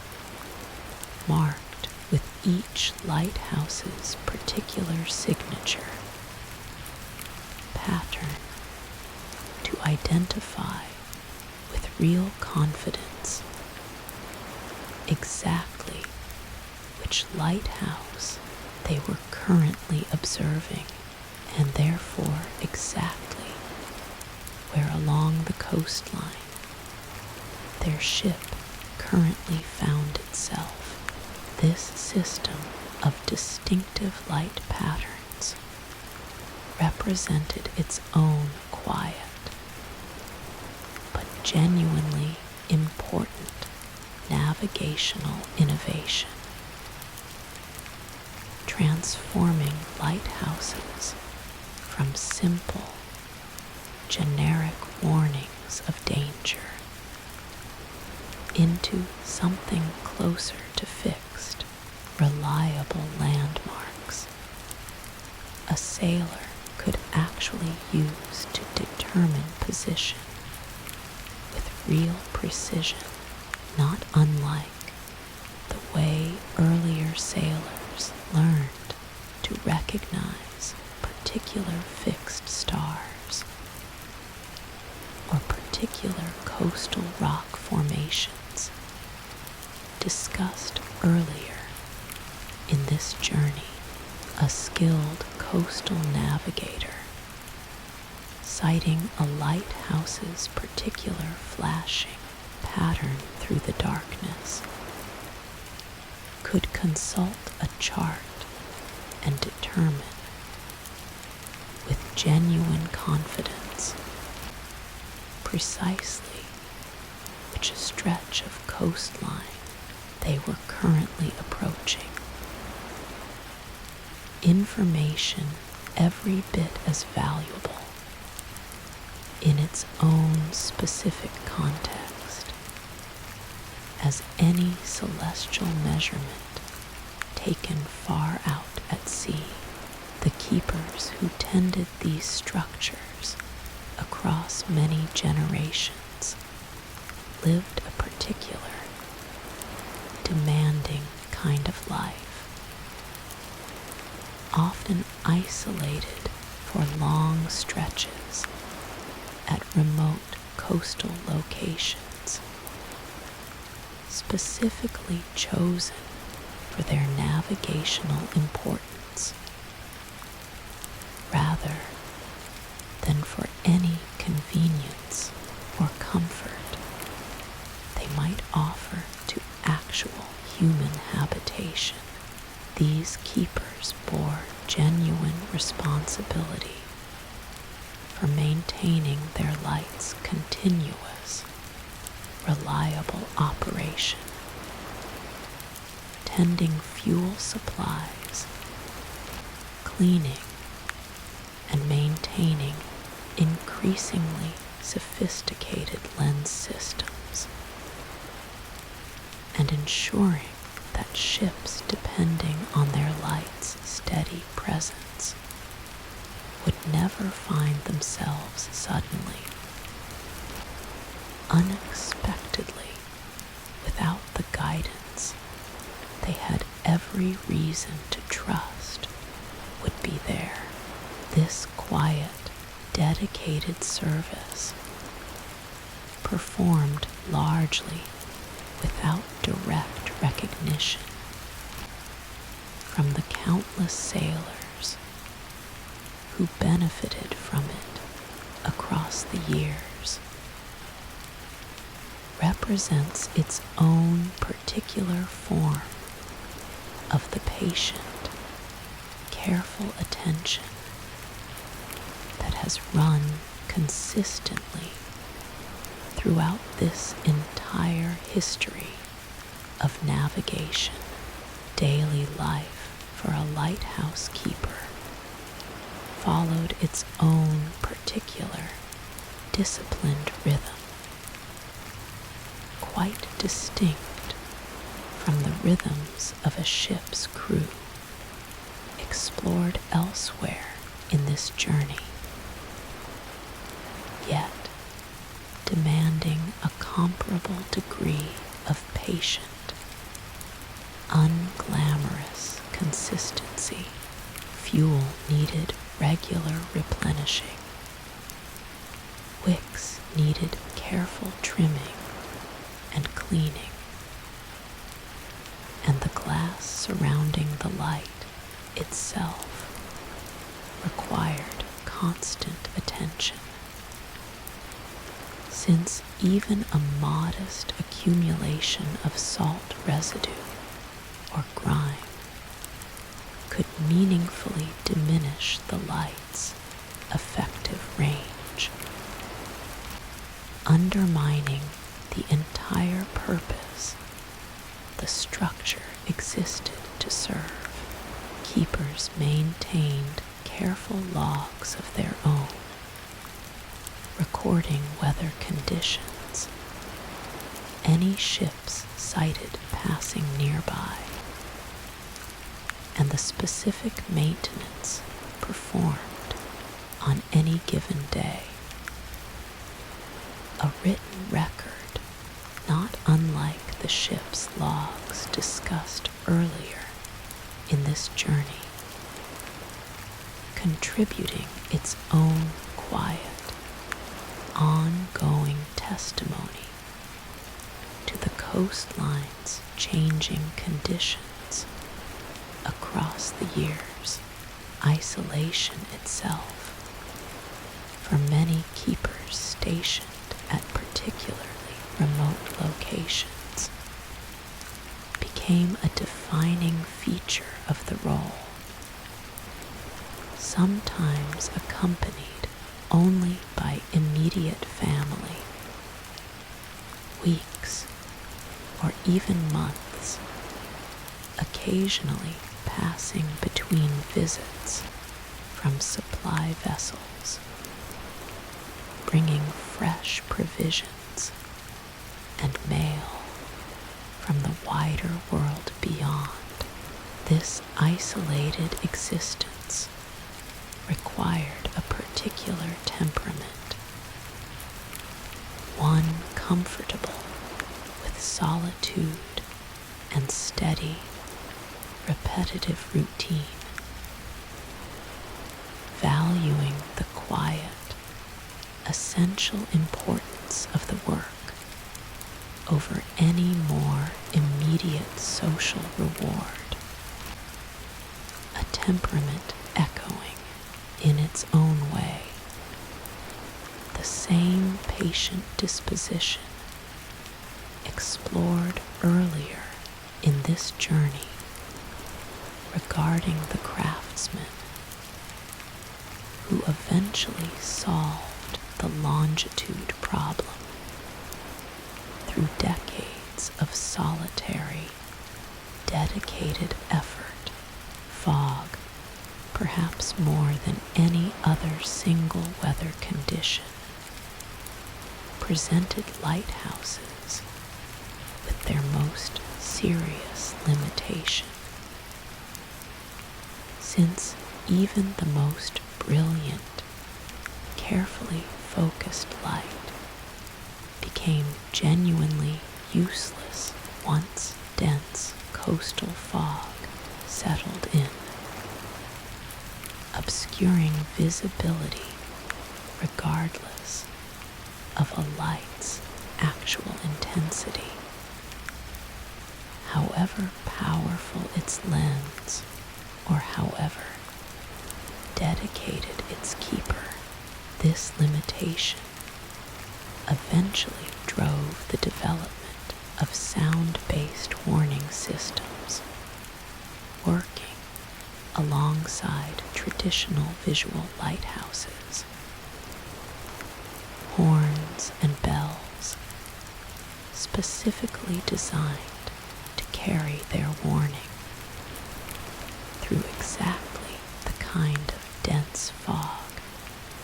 that rendered visual signals temporarily useless, offering ships an alternative means of confirming a dangerous coastline's presence, even when the accompanying light itself could not be seen at all. Keepers took on the additional responsibility of maintaining, and when needed,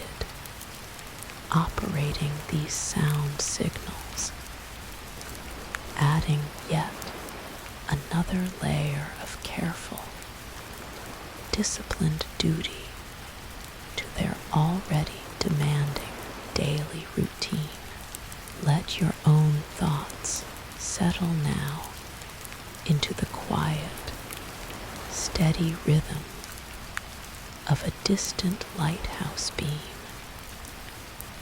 sweeping gently across dark water at perfectly regular intervals, patient and dependable, offering the same steady promise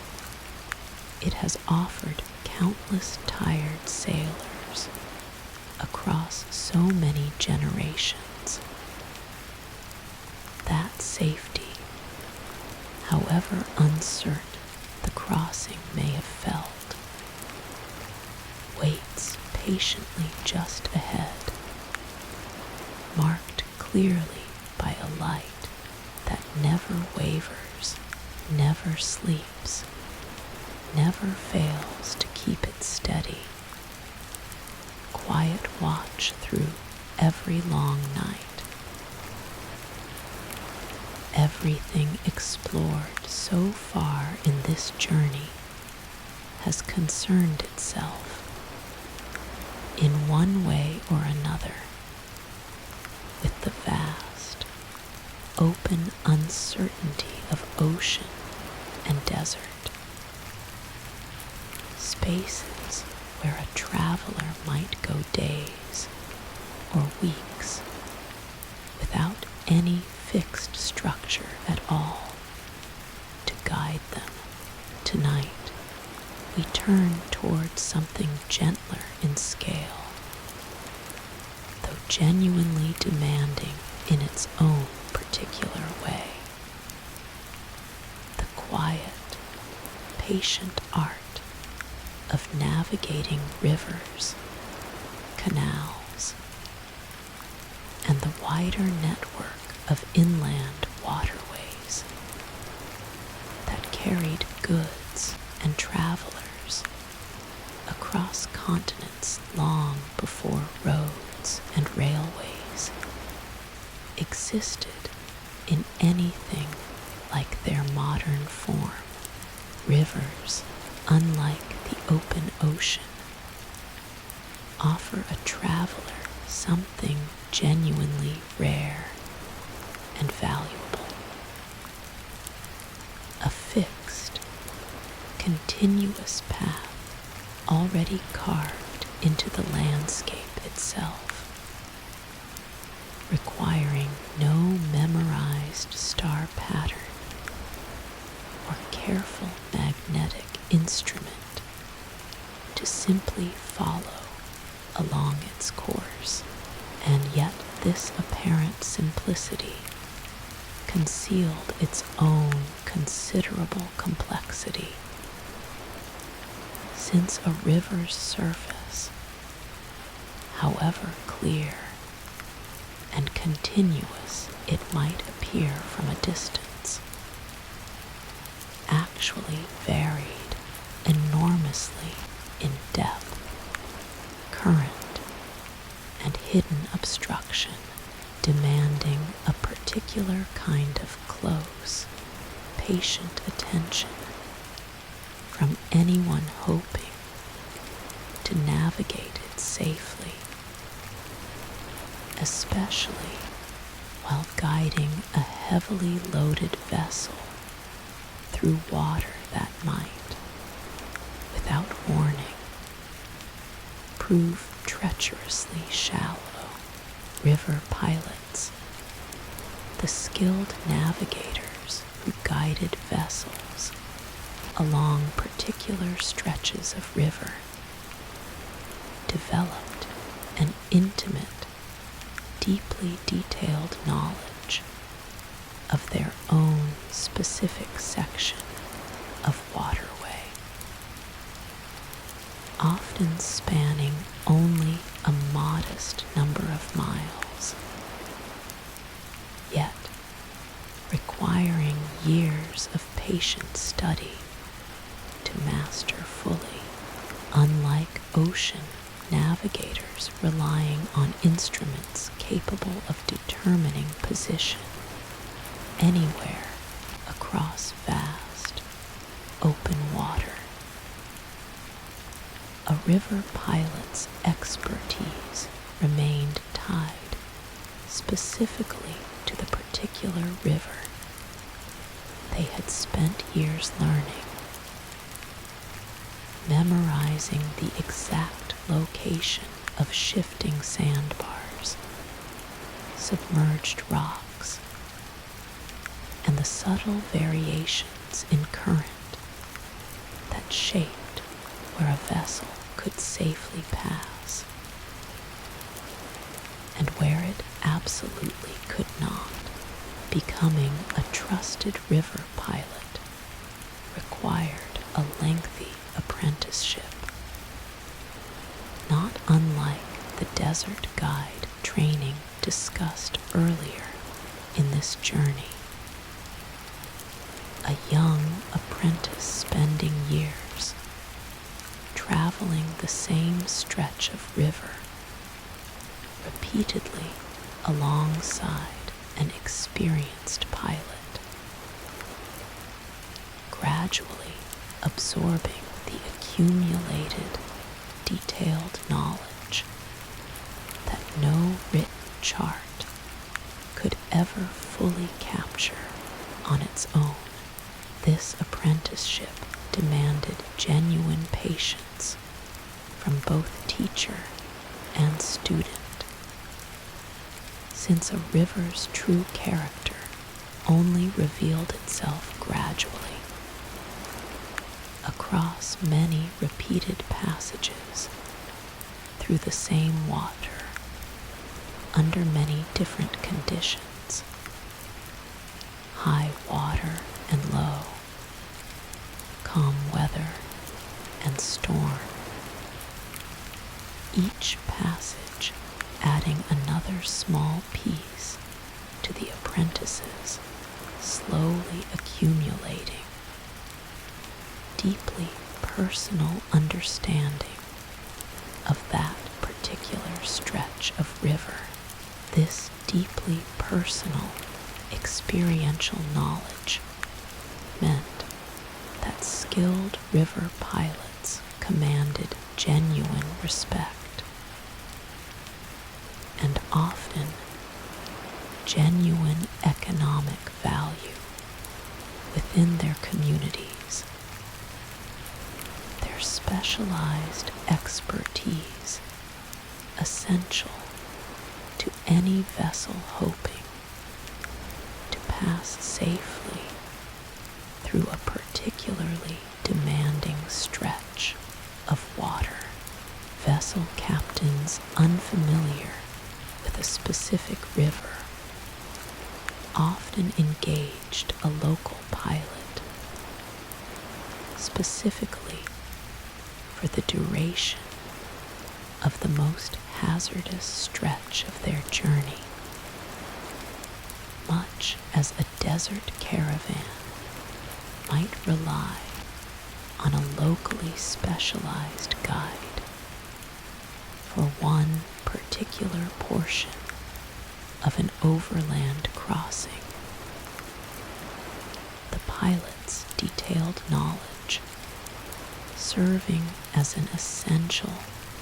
temporary supplement to the captain's own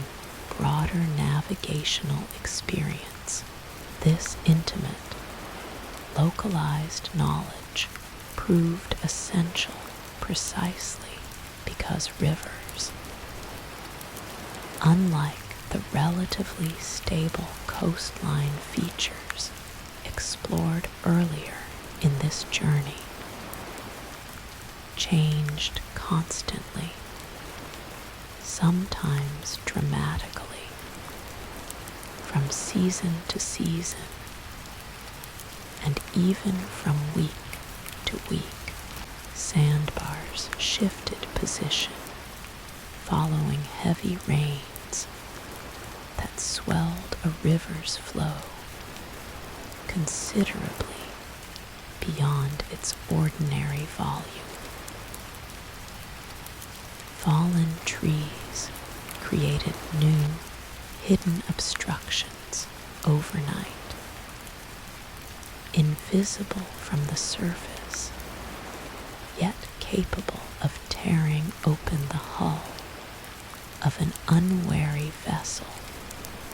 passing directly over them. A pilot's knowledge, however extensive, required constant,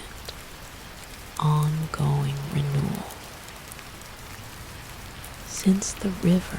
they had carefully studied the previous season might present an entirely different set of hazards by the time they next navigated the very same stretch of water. Pilots developed careful, systematic methods for maintaining and updating this essential knowledge, frequently traveling stretches of river, specifically to observe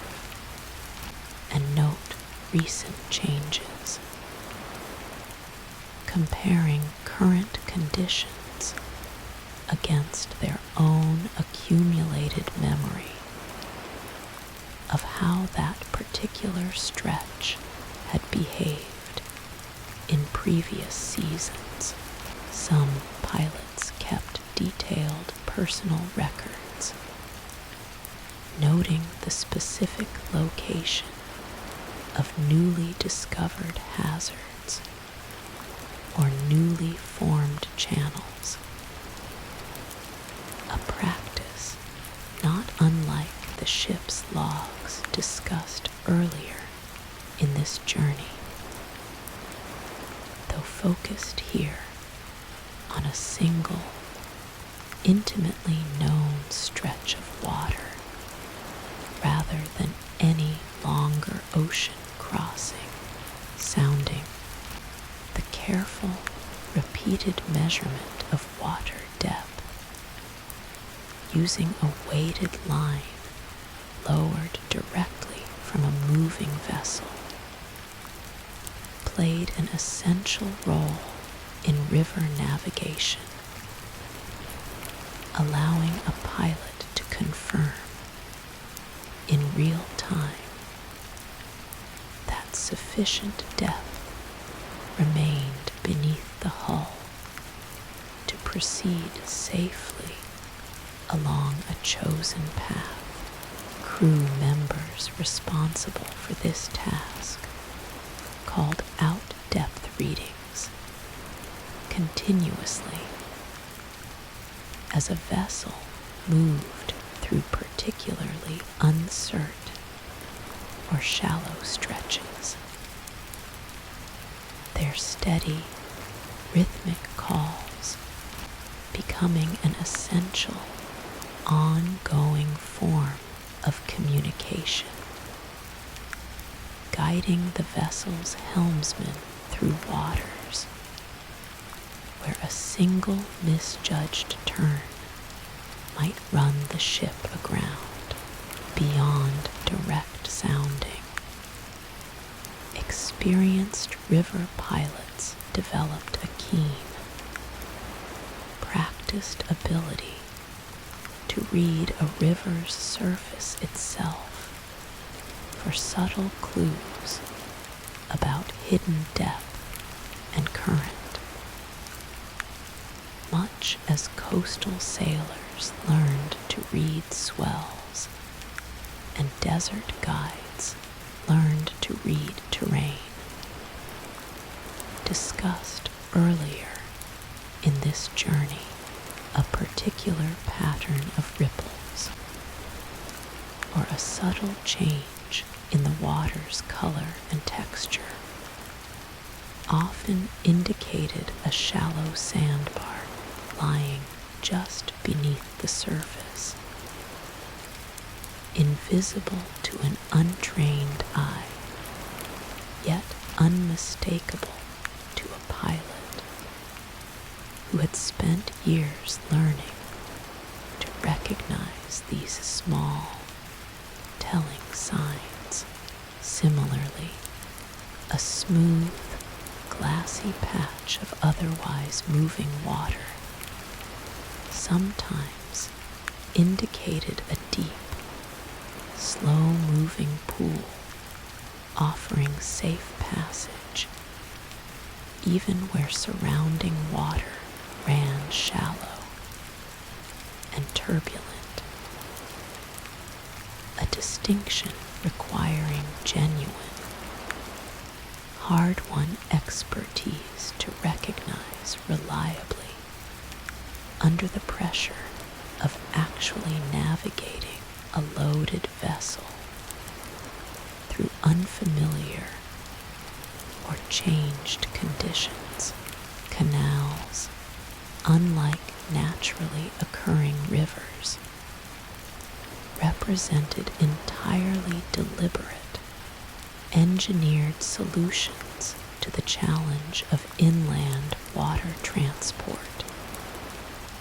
Dug and constructed specifically to connect waterways that did not naturally join, or to bypass stretches of river too shallow, too fast, or too unpredictable for safe, reliable navigation. The construction of these artificial waterways required genuine engineering sophistication, careful calculation of gradient and water flow to ensure a canal maintained sufficient depth along its entire length, while managing the very real challenge of moving vessels between sections of waterway sitting at meaningfully different elevations. This elevation challenge gave rise to one of inland waterway navigation's most elegant engineering solutions. A system of locks, enclosed chambers fitted with gates at each end, capable of raising or lowering a vessel's water level gradually and safely as it moved between sections of canal or river sitting at different heights. A vessel entering such a lock would find itself enclosed as the entrance gate closed behind it. Water then either flowing in or draining out through carefully controlled channels until the water level within the lock matched the level of the waterway on the opposite side, at which point the far gate could open safely, allowing the vessel to continue onward at its new adjusted elevation. The careful engineering underlying this system required precise calculation of water volume and flow rate. Since a lock needed to fill or empty at a pace gentle enough to avoid damaging any vessel enclosed within its chamber, yet efficient enough to avoid introducing unreasonable delay into a busy waterway's overall traffic. Engineers designing these systems calculated carefully the exact dimensions required for the sluices and channels controlling water movement into and out of each chamber, balancing these competing demands through careful, iterative refinement, not unlike the patient engineering process discussed earlier in this journey regarding the marine chronometers development. A poorly designed lock, filling too quickly or unevenly, risked damaging vessels or their cargo, while an overly cautious design might introduce delays significant enough to undermine the entire waterway's practical usefulness for commercial transport. Operating these locks required careful coordination and patient timing, particularly along busier canal routes where multiple vessels might need to pass through the same lock system across a single day, and lock keepers developed their own specialized expertise, managing the careful sequence of opening and closing gates, controlling water flow, and coordinating vessel traffic to keep the entire system moving efficiently without unnecessary delay for any single boat waiting its turn. This specialized role, demanding careful technical knowledge alongside genuine practical judgment about managing vessel traffic fairly and efficiently, represented its own quiet, essential contribution to the smooth functioning of these inland waterway networks. Towpaths, narrow paths built directly specifically to accommodate animals or workers, pulling vessels forward by rope from the shore, introduced their own particular rhythm to inland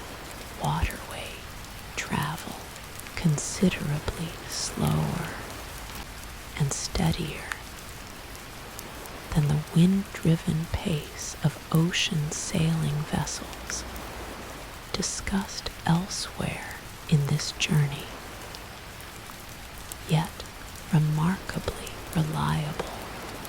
and consistent, since towing removed much of the uncertainty that wind and current introduced into ocean navigation. A boat moving steadily along a canal, drawn forward at a slow, even pace by an animal walking patiently along the adjacent towpath, offered a form of travel almost meditative in its steady, unhurried consistency, quite different from the more dramatic uncertainties explored in earlier chapters of this journey. Those who guided the towing animals along these paths developed their own particular expertise, learning the precise pacing required to keep a heavily loaded vessel moving smoothly without excessive strain, and developing a close, practical working relationship with the animals themselves, who came to recognize the particular rhythms of a familiar towpath every bit as reliably as the animal drivers guiding them. This quiet, steady partnership between handler and animal, repeated daily across many years along the same familiar stretch of towpath, represented its own gentle, understated form of the patient, practiced expertise explored so often throughout this journey, navigating the wider network of connected rivers and canals that gradually developed across many regions, required its own particular form of accumulated, shared knowledge, not unlike the overland trade route knowledge discussed earlier in this journey regarding the Silk Road. Boat operators traveling these connected waterways needed detailed knowledge, not just of any single river or canal, but of how an entire network of interconnected waterways fit together, which connections offered the most efficient route between two distant points, which stretches required passing through particularly congested lock systems, likely to introduce delay, and which alternate paths might be worth taking despite being somewhat longer, simply to avoid a particular particularly troublesome or unreliable stretch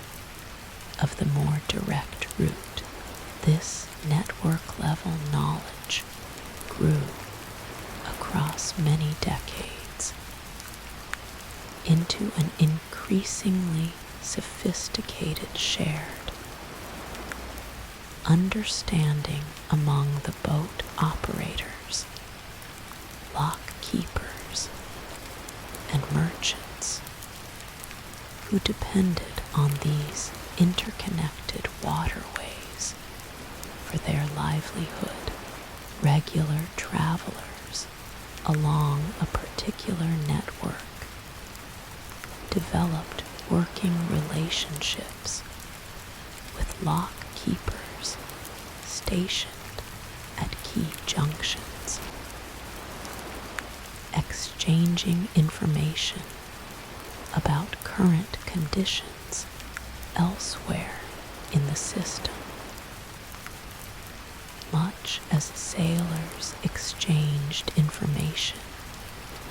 at the caravanserais discussed earlier in this journey. A boat operator arriving at a particular junction might learn from a lock keeper that a stretch further along the intended route had recently experienced unusually low water levels, prompting a decision to take an alternate connection instead, avoiding a delay or difficulty that direct observation alone would not have revealed, until it was considerably less convenient to change course. Competition and cooperation existed side by side along these busy inland networks. Boat operators sometimes racing to reach a popular lock ahead of a rival vessel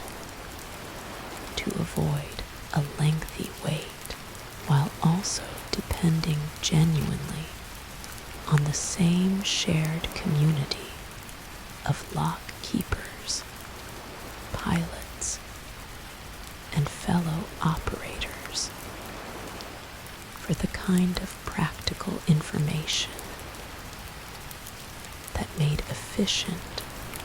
reliable navigation of the wider network possible at all. This particular blend of competition and mutual reliance shaped a distinctive working culture along many of these waterways, one built from the same patient, accumulated, shared knowledge, explored so often throughout this journey, adapted here to the particular rhythms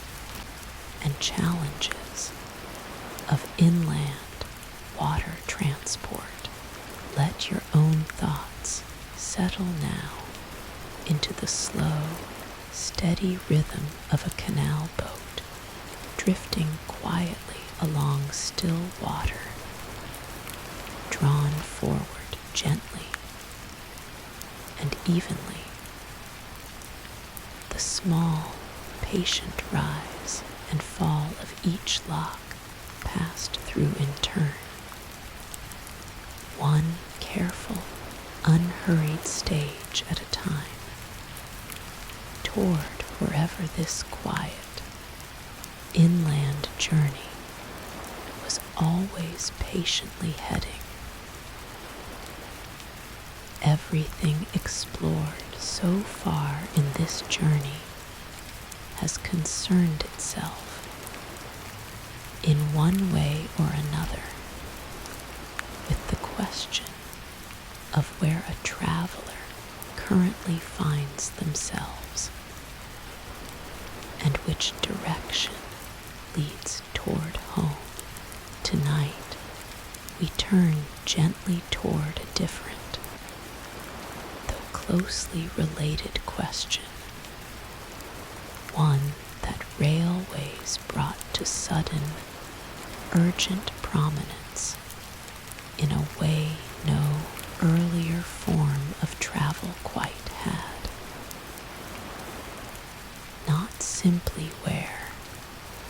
but precisely when, for nearly the entire span of human history explored throughout this journey, time itself remained a fundamentally local, deeply personal matter. Each town or city setting its own clocks according to the simplest, most ancient method available. The sun's own position directly overhead, marking local noon for that particular place and nowhere else. This arrangement caused little genuine difficulty for most of recorded history. Since travel between distant towns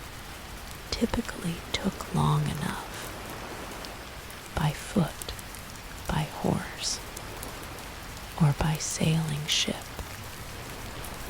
that the small differences in local time between neighboring communities rarely mattered in any practical sense. A traveler arriving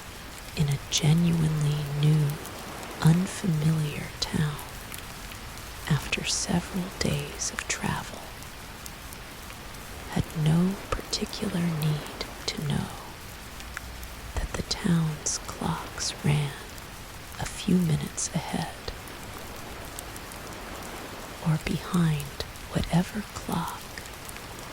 they had left behind at home. Railways changed this settled arrangement with startling speed, since a train could now cover, in a single day, distances that earlier travelers would have required weeks to cross. Moving continuously through numerous towns and cities, each one still keeping its own local time according to the sun's own position directly overhead. This created a genuinely confusing, practically troublesome situation for anyone attempting to operate a railway schedule spanning any meaningful distance, since a train's departure and arrival times needed to be expressed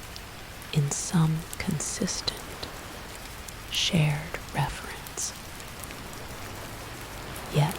no single town's local time could serve this purpose without creating confusion in every other town along the same route, each one accustomed to its own slightly different local time. Railway companies, facing this genuinely urgent, mounting practical problem, began adopting their own internal, standardized time systems, typically based on the local time of whatever major city served as their railway's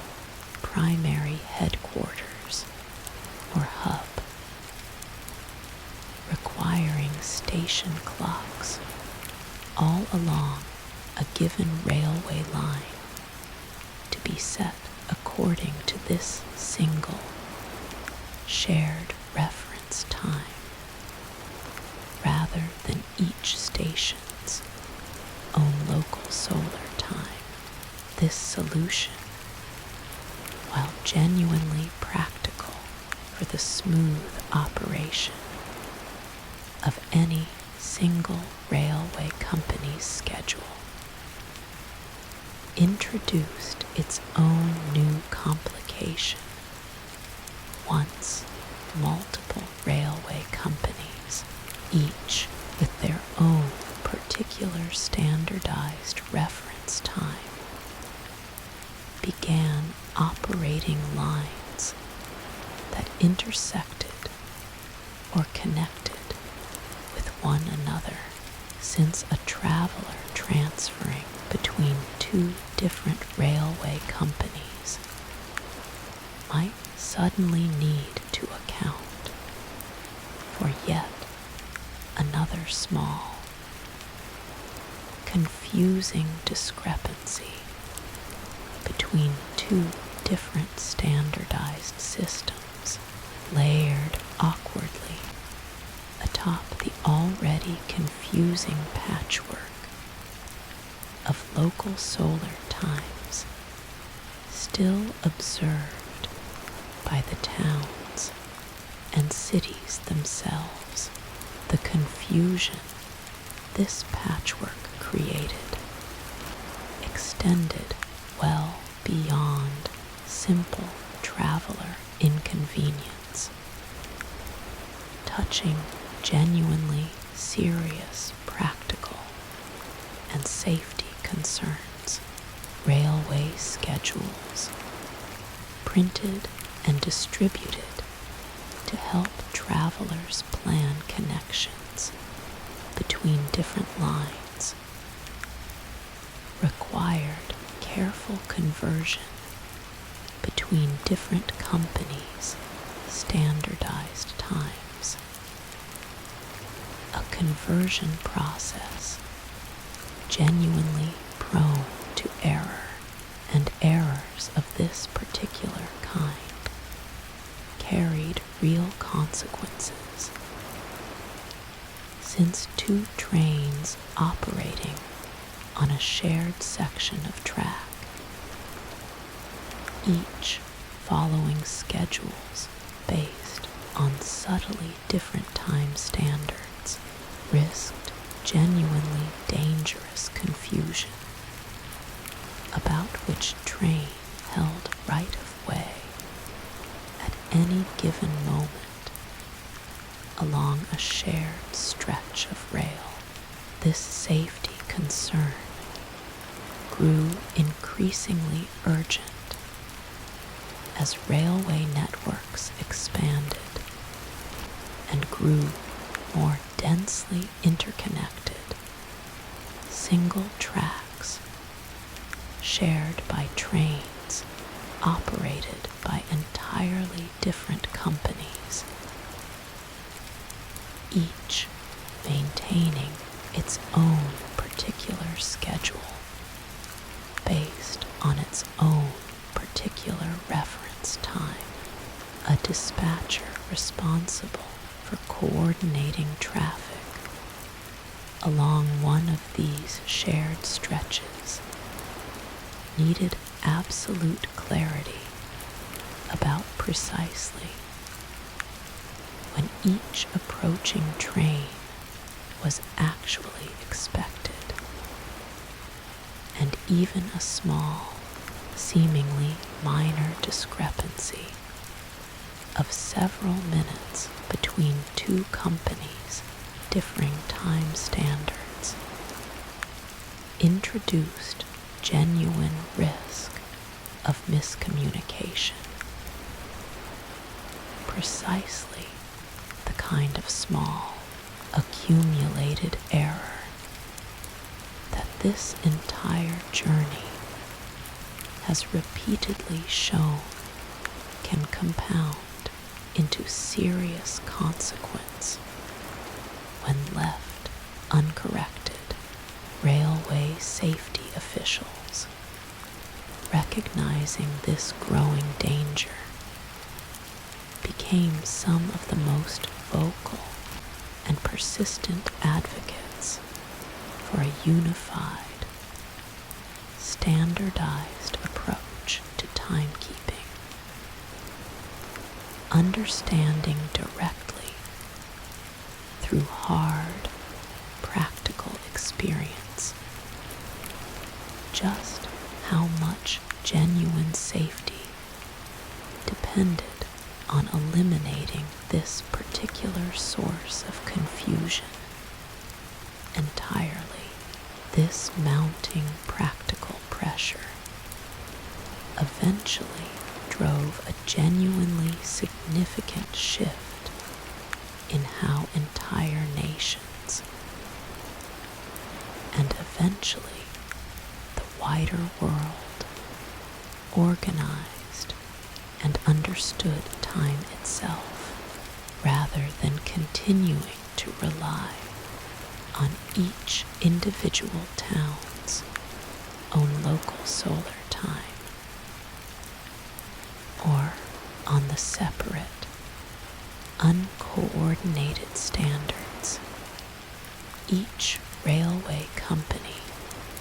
had independently adopted.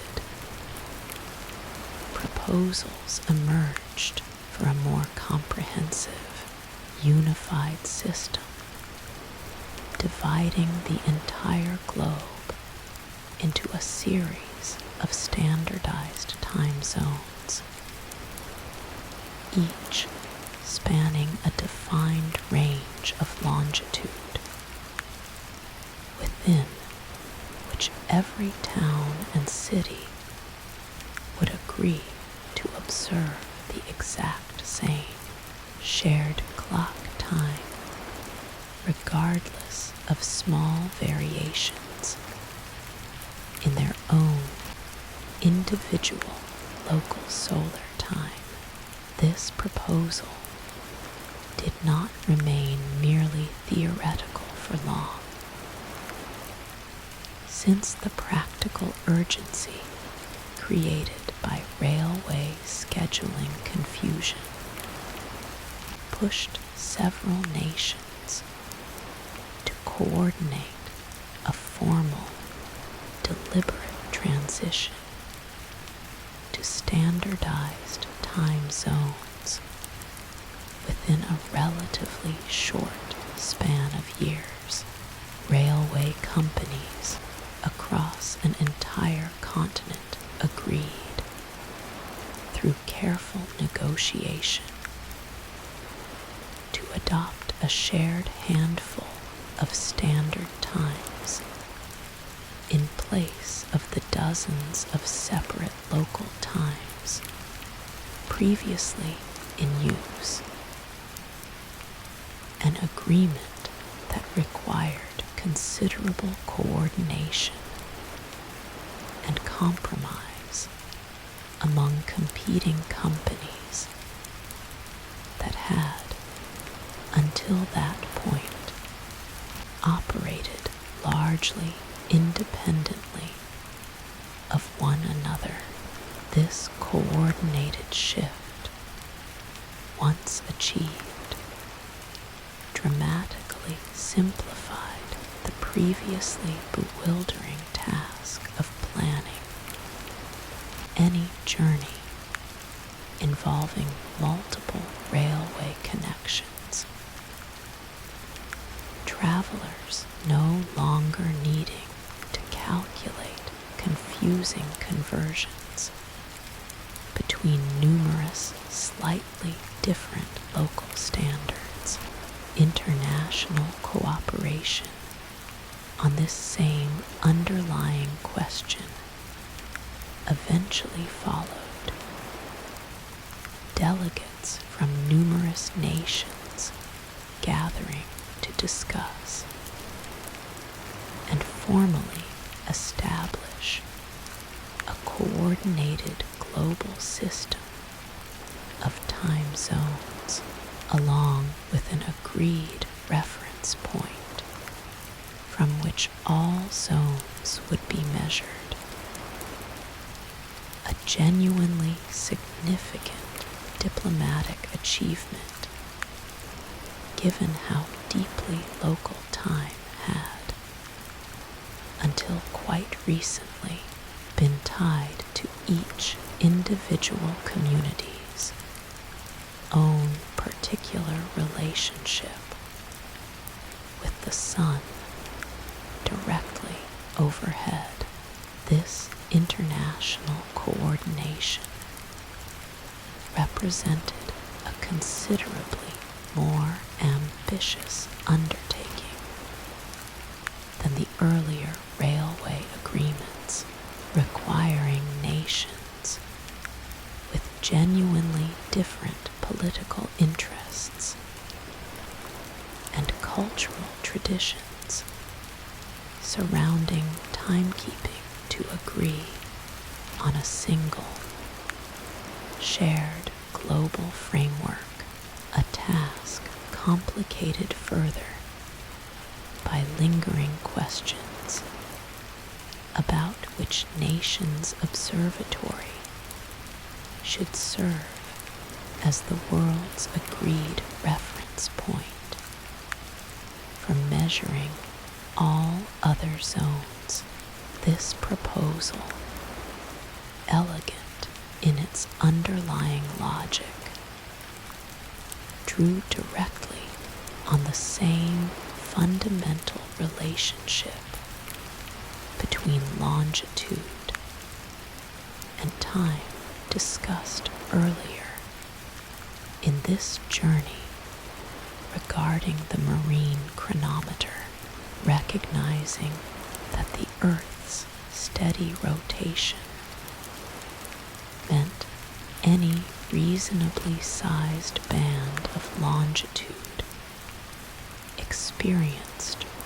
roughly similar solar timing throughout the day, close enough that a single shared standard time could reasonably serve an entire zone without introducing meaningful practical inconvenience for the vast majority of people living within it. Adopting this system required each zone's boundary to be drawn somewhat arbitrarily, a genuine practical compromise between mathematical precision and the messy political and geographic realities of actual national borders, existing cities, and established railway networks that any workable system needed to accommodate. Implementing this new system required genuine, sustained coordination across railway companies, municipal governments, and eventually entire national governments, each of whom needed to agree in practice to abandon their own long-established local time in favor of this new shared standard. This transition did not happen instantly or without genuine resistance, since asking an entire town to adjust its clocks away from the sun's own directly observed position overhead required a meaningful shift in how ordinary people related to something as fundamental and seemingly self-evident as the time of day itself. Some communities resisted this change for a considerable considerable period, continuing to observe their own traditional local time alongside the new railway standard, creating a genuinely confusing transitional period during which a town might, quite literally, be operating under two different official times simultaneously. One for railway schedules and one for everyday local life. This dual time arrangement created its own particular category of everyday confusion. Ordinary residents needing to keep track of which particular time applied to which particular activity. Railway time for catching a train, but local solar time for many other daily arrangements, still governed by long-standing, familiar custom. Public clocks in some towns displayed both times simultaneously, side by side. A visible symbol of this genuinely awkward transitional period, during which an entire community found itself, quite literally, living according to two separate, slightly different clocks at once. Newspapers of the era occasionally published helpful conversion tables, allowing residents to translate between their town's traditional local time and the newer railway standard. A small but genuinely useful piece of practical guidance during a period when this dual arrangement remained a source of ongoing, if generally good-natured, public confusion. Gradually, however, the practical convenience of a single, unified time standard won out over this initial resistance, as more and more aspects of daily life, business transactions, postal deliveries, telegraph communications, and simple everyday coordination between neighboring towns all benefited from the same shared, standardized reference that railways had originally required for their own particular scheduling needs. This gradual, widespread adoption transformed something that had begun as a narrow, practical railway problem into a fundamental reorganization of how entire societies understood and coordinated time itself. An example,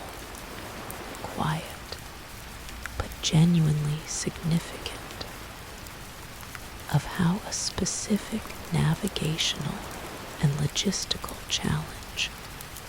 could ripple outward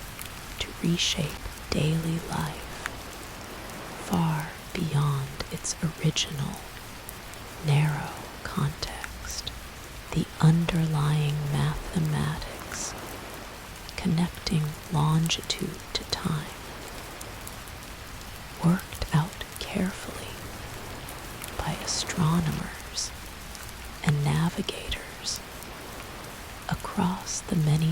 centuries explored throughout this journey, from ancient celestial observation through the marine chronometers' eventual triumph,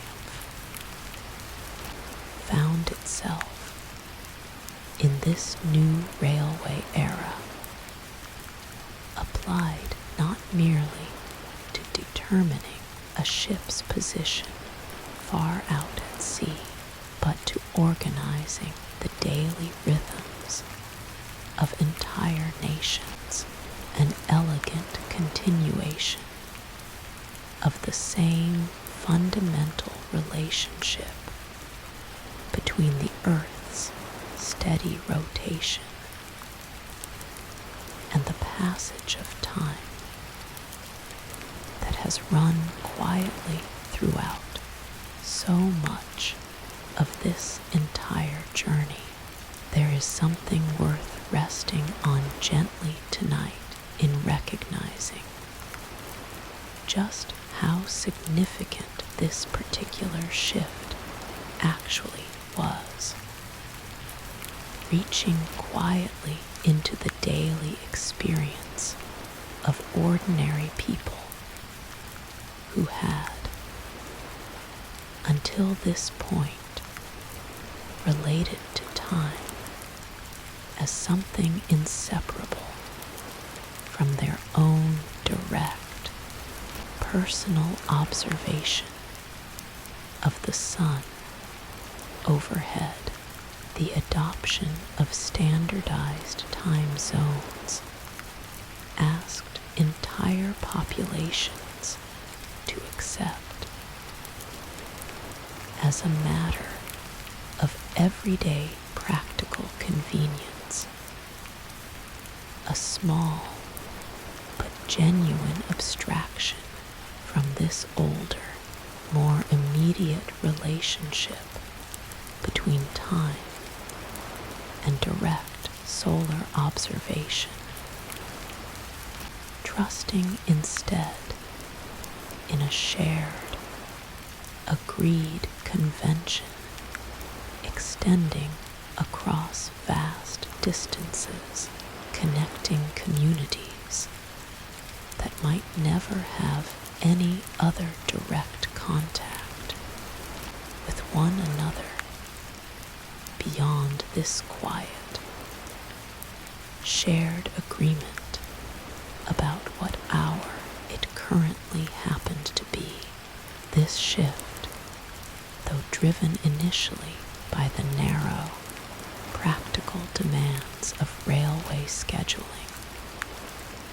ultimately reflects the same broader pattern explored throughout this entire journey. Humanity's steady, patient movement from purely local, individually observed knowledge toward increasingly coordinated, shared systems capable of connecting distant places and distant people through careful, deliberate, mutual agreement, just as sailors once relied on individually memorized star patterns before gradually adopting shared charts and instruments, and just as desert travelers once depended entirely on individual guides before developing broader, shared networks of accumulated route knowledge, so too did the world's relationship with time itself evolve from countless separate, locally observed solar clocks toward a single, coordinated global framework. Each step in this long evolution, driven by the same underlying patient desire to know, with genuine confidence, exactly where and exactly when a person currently found themselves. Let your own thoughts settle now into the quiet, steady rhythm of a distant railway clock, its hands moving forward at exactly the same measured pace as every other clock across its entire time zone, an invisible thread of shared agreement, connecting countless separate towns and cities into a single, coordinated rhythm, patient and dependable, marking the passage of each quiet hour, exactly the same way for everyone sharing that same steady, agreed upon time, wherever they happen to rest tonight. Everything explored so far in this journey has unfolded across water, desert, river, and rail. Travelers moving steadily across the Earth's own surface, guided by stars, instruments, and patient accumulated knowledge. Tonight, we lift gently away from that surface entirely into open sky and settle into the earliest years of aerial navigation, when pilots first faced the particular, unprecedented challenge of finding their way while suspended far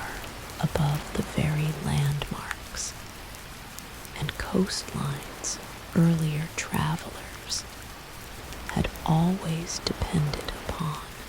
Flight introduced a genuinely new dimension to the old, familiar question of navigation. Quite literally, since a pilot moving through open air needed to account not only for direction and speed, exactly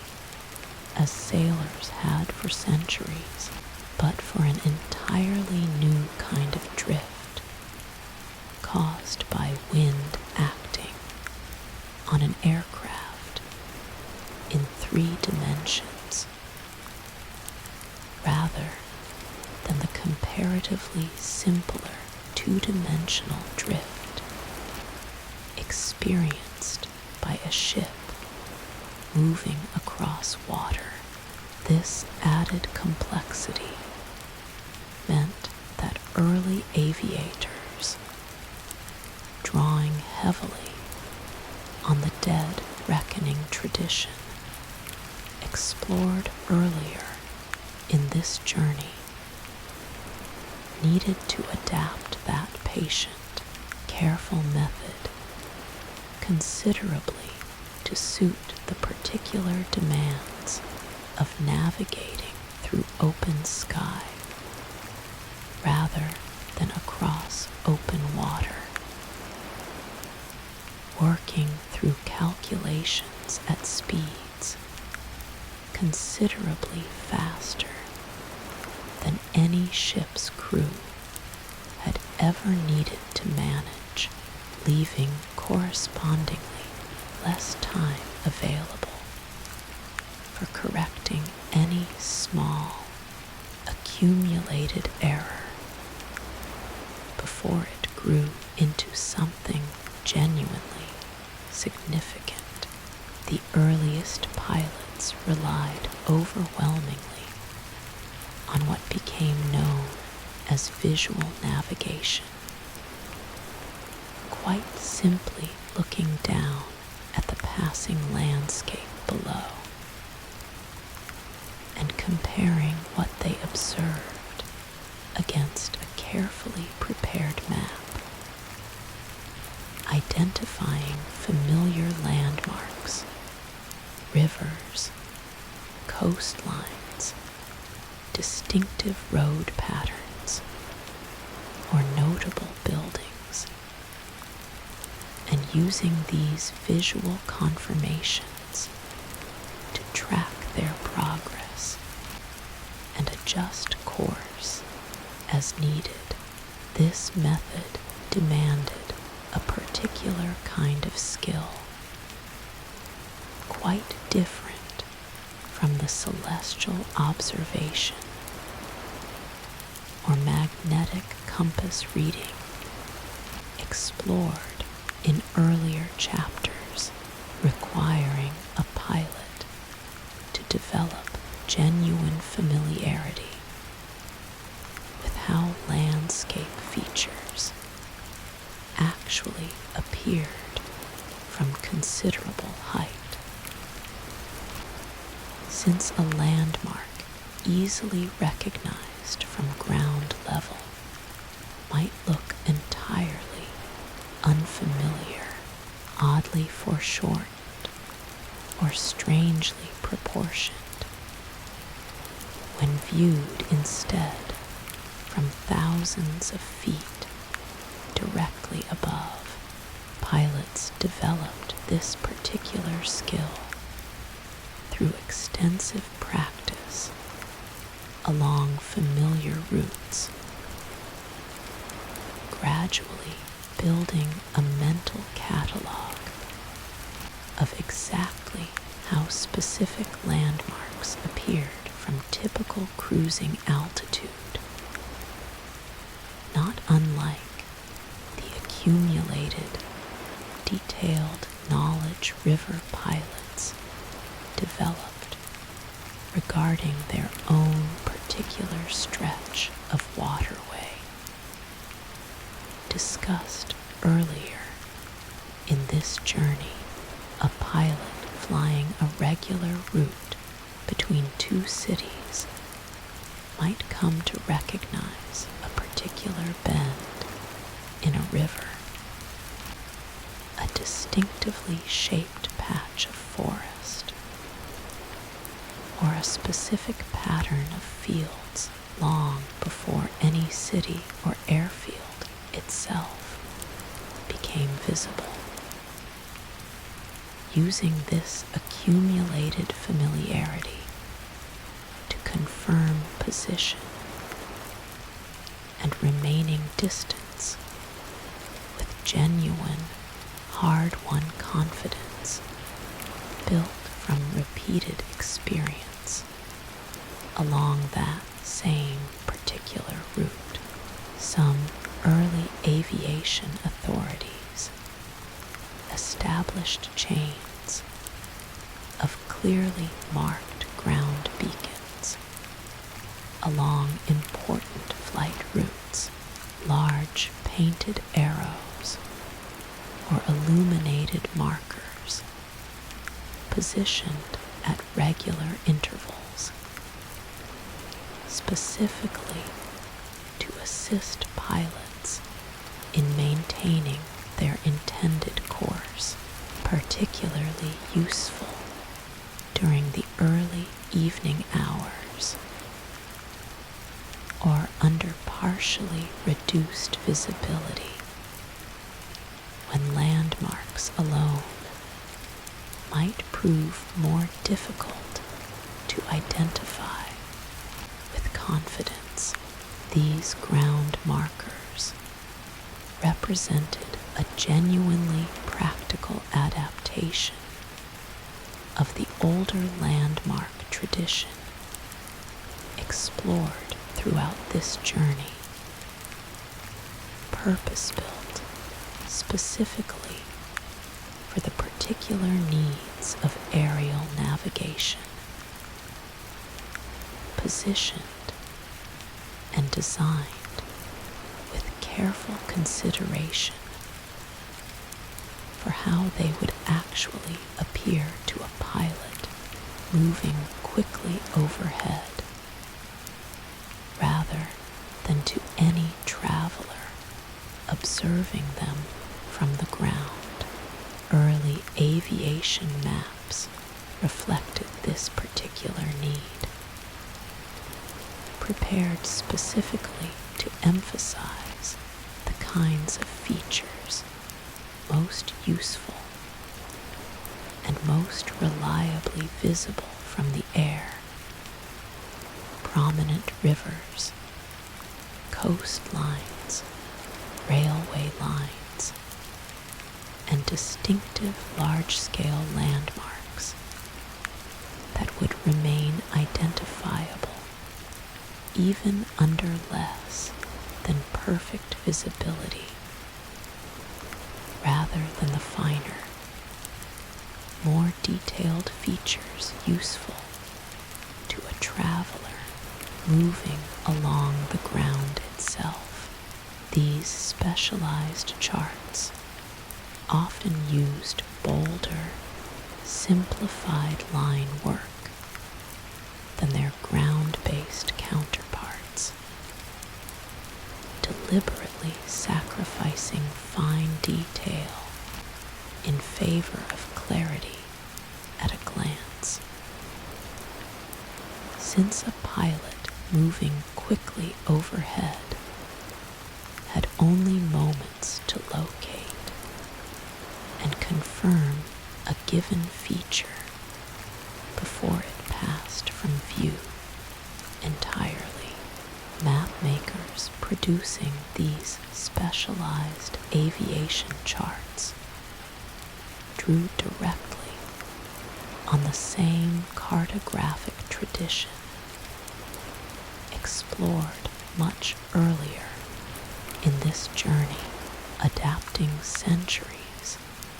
of accumulated map-making experience to this genuinely new context, emphasizing exactly the kind of large-scale, easily recognized features. A pilot moving quickly through open sky would actually need to identify at a considerable distance, often with only moments to confirm a landmark before it had already passed beneath the aircraft's wing. Compass navigation aboard early aircraft presented its own particular technical challenges beyond those explored earlier regarding maritime compass use. Since an aircraft's own engine and electrical systems introduced magnetic disturbances capable of meaningfully affecting a compass reading if the instrument was not positioned and calibrated with genuine care. Early aviators and instrument makers developed careful techniques for identifying and correcting these disturbances, testing a particular aircraft's compass against known headings on the ground before flight, and developing correction tables specific to that particular aircraft. Not unlike the regional magnetic variation tables discussed earlier in this journey regarding maritime compass use, adapted here to the particular magnetic environment, created by an individual aircraft's own engine and equipment, whether posed a particular, genuinely serious threat to visual navigation specifically, since the entire method depended fundamentally on a pilot's ability to actually see the landscape passing below, a condition that clouds, fog, rain, or simple deteriorating light at dusk could eliminate entirely. Sometimes, with startling speed, a pilot who had been navigating confidently by careful landmark identification might suddenly find themselves enveloped in cloud, the ground below disappearing completely from view, forcing an abrupt, difficult transition to instrument-based dead reckoning alone, precisely the kind of unexpected uncertainty explored earlier in this journey regarding sailors caught unexpectedly beneath heavy cloud cover with no celestial confirmation available. This particular vulnerability drove considerable early interest in developing navigational methods that did not depend entirely on visual conditions remaining clear and favorable throughout an entire flight. Dead reckoning aboard an aircraft required adapting the patient, careful calculation explored earlier in this journey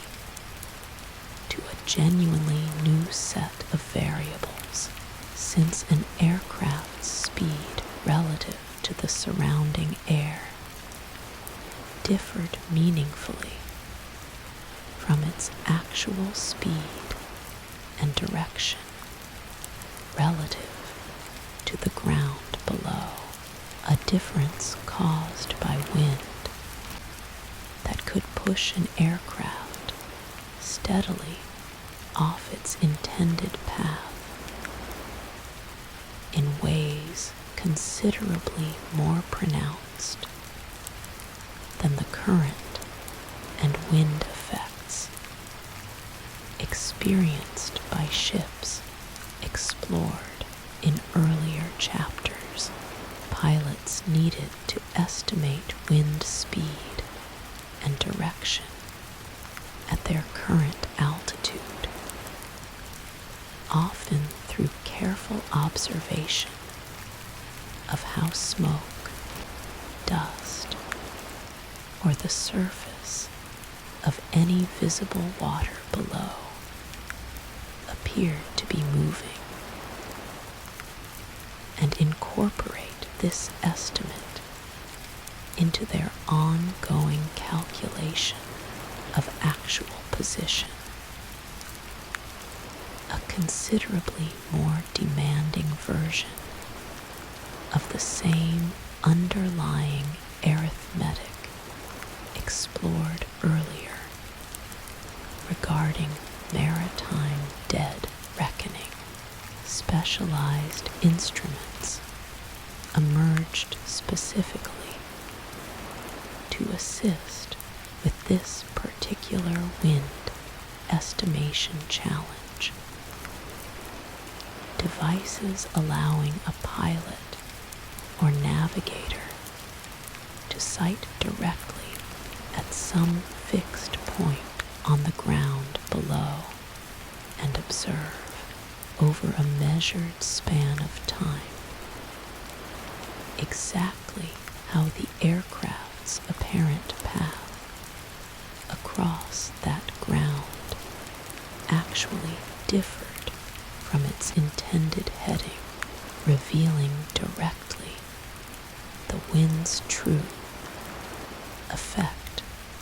rather than requiring the pilot to estimate that effect purely through visual impression alone. This kind of instrument, requiring careful, practiced observation to use effectively, offered genuinely more reliable wind estimates than casual visual observation alone could typically achieve, particularly valuable during longer flights, where even small, uncorrected wind drift could accumulate into meaningfully significant navigational error. By the time a flight's destination finally came into expected view, this wind estimation challenge grew particularly acute during long-distance flights over open water or otherwise featureless terrain, where no visual landmark existed to confirm or correct a pilot's ongoing dead reckoning calculation. Echoing directly the same genuine uncertainty explored earlier in this journey regarding ships crossing unprecedented stretches of open ocean during the age of discovery. Early aviators attempting these ambitious long-distance flights faced this uncertainty with a combination of careful preparation and genuine courage, calculating their intended course meticulously in advance, accounting for expected wind patterns based on whatever weather information happened to be available, and trusting their ongoing calculations to carry them safely across distances where any meaningful navigational error carried genuinely severe consequences. Some pioneering long-distance flights carried a dedicated navigator working alongside the pilot, specifically to manage this demanding, continuous calculation, freeing the pilot to focus their full attention on the considerable physical demands of actually operating the aircraft across many consecutive hours. This division of responsibility, echoing the coordinated crew roles discussed earlier in this journey regarding ship navigation, allowed for considerably more careful, sustained attention to the ongoing dead reckoning calculation than a single person managing both flying and navigation simultaneously typically maintain across a genuinely lengthy, demanding crossing spanning many consecutive hours. These dedicated navigators developed their own specialized expertise, working with charts, instruments, and careful calculation in a cramped, moving cabin considerably less accommodating than any ship's navigation room discussed in earlier chapters, adapting their careful craft to genuinely demanding physical conditions. Preparation for these ambitious early long-distance flights required extensive advance planning. Pilots and navigators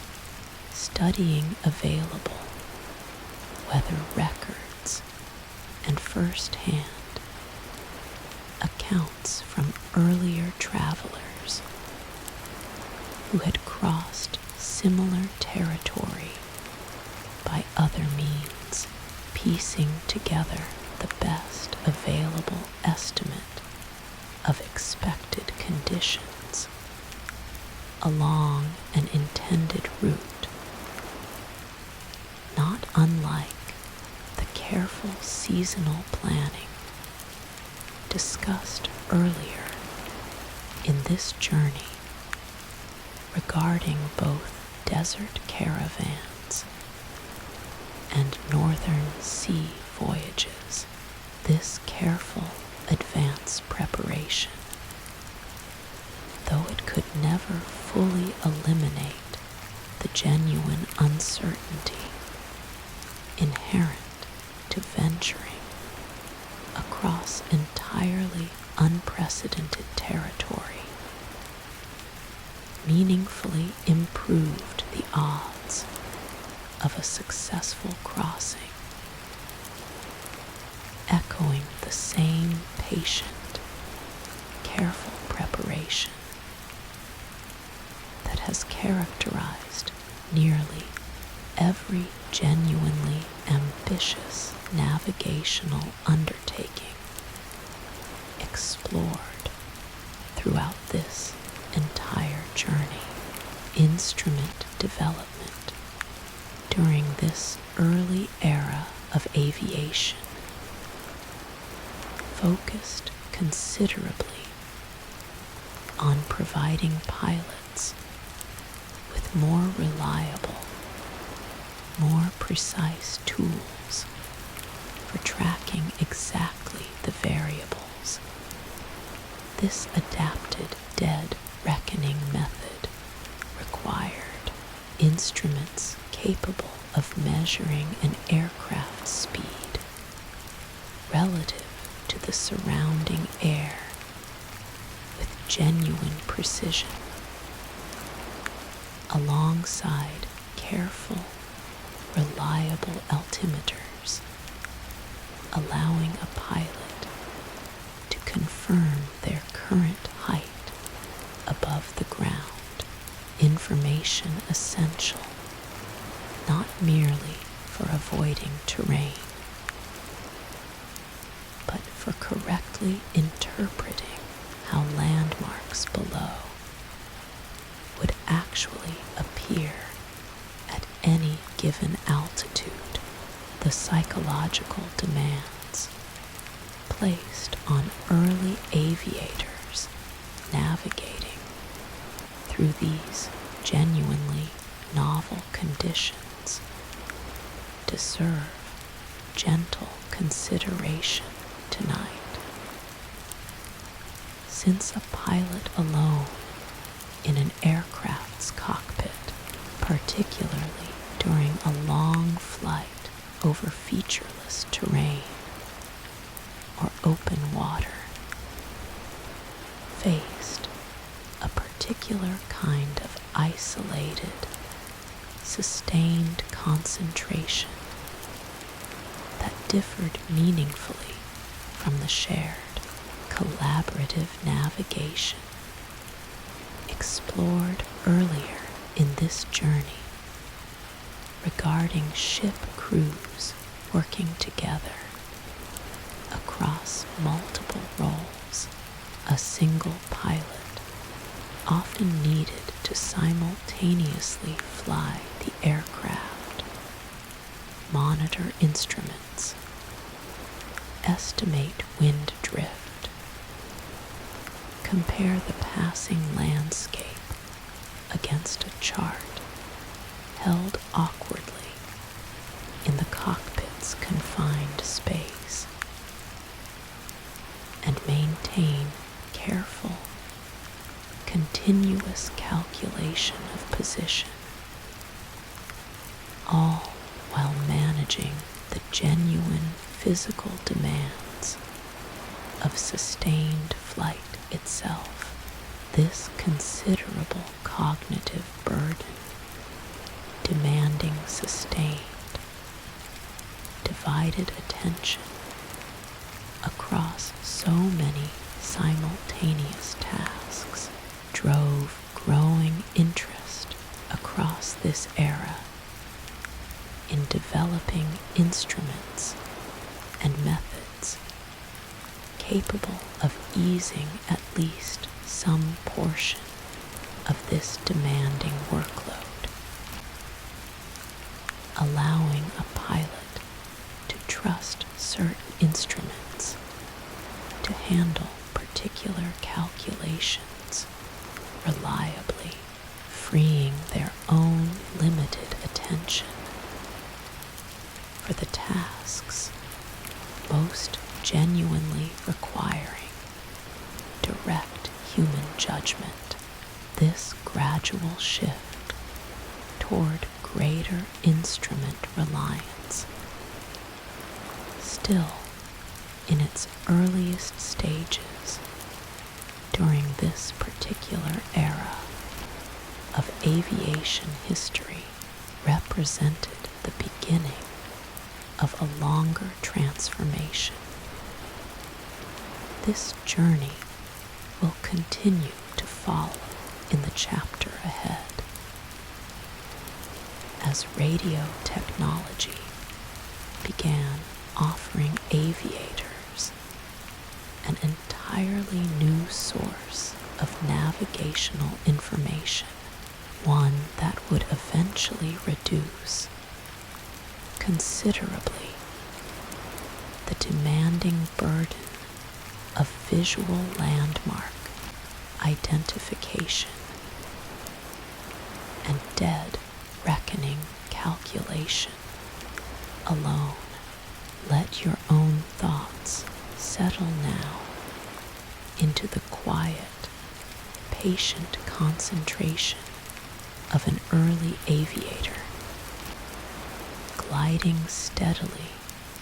through open sky, chart spread carefully across their lap, eyes moving steadily between the passing landscape below, and the careful calculations tracked faithfully in their own hand, trusting the same patient, accumulated wisdom explored throughout this entire journey, adapted now to this new open dimension, carrying them steadily, quietly, toward wherever they were carefully, patiently heading, mile after quiet mile.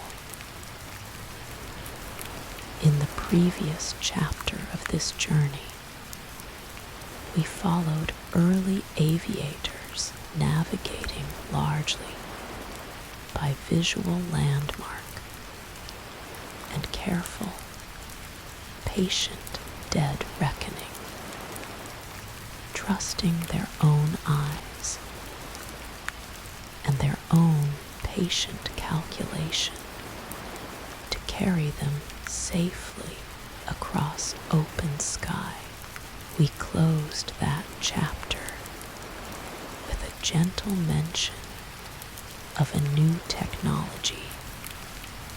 beginning to offer pilots an entirely different source of navigational information, one that did not depend on visibility at all. Tonight, we settle into the story of radio navigation and the way invisible waves traveling silently through the air transformed how travelers, first by air and later by sea, found their way home. Radio waves, discovered and gradually understood through careful scientific investigation across several preceding decades, possessed a genuinely remarkable property directly relevant to the old, familiar question.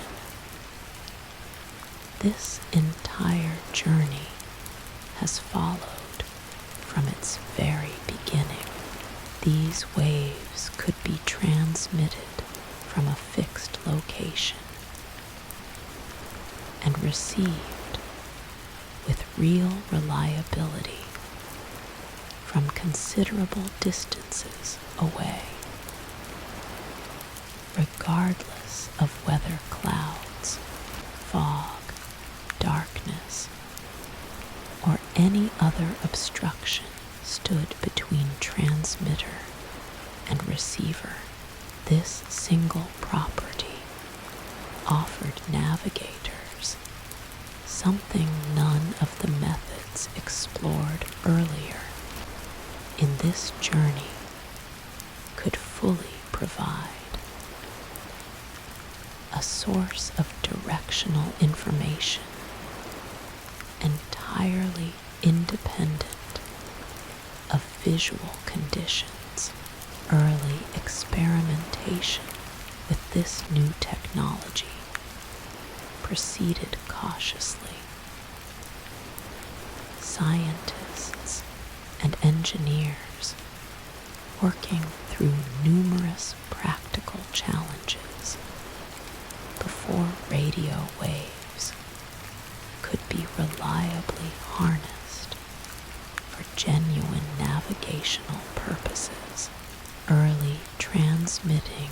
and receiving equipment proved considerably bulkier and less reliable than the refined instruments that would eventually follow, requiring careful, patient troubleshooting to identify sources of interference and to improve the consistency of both transmission and reception aboard early aircraft and ships alike. This equipment demanded its own dedicated operator, someone trained specifically in the particular skills required to send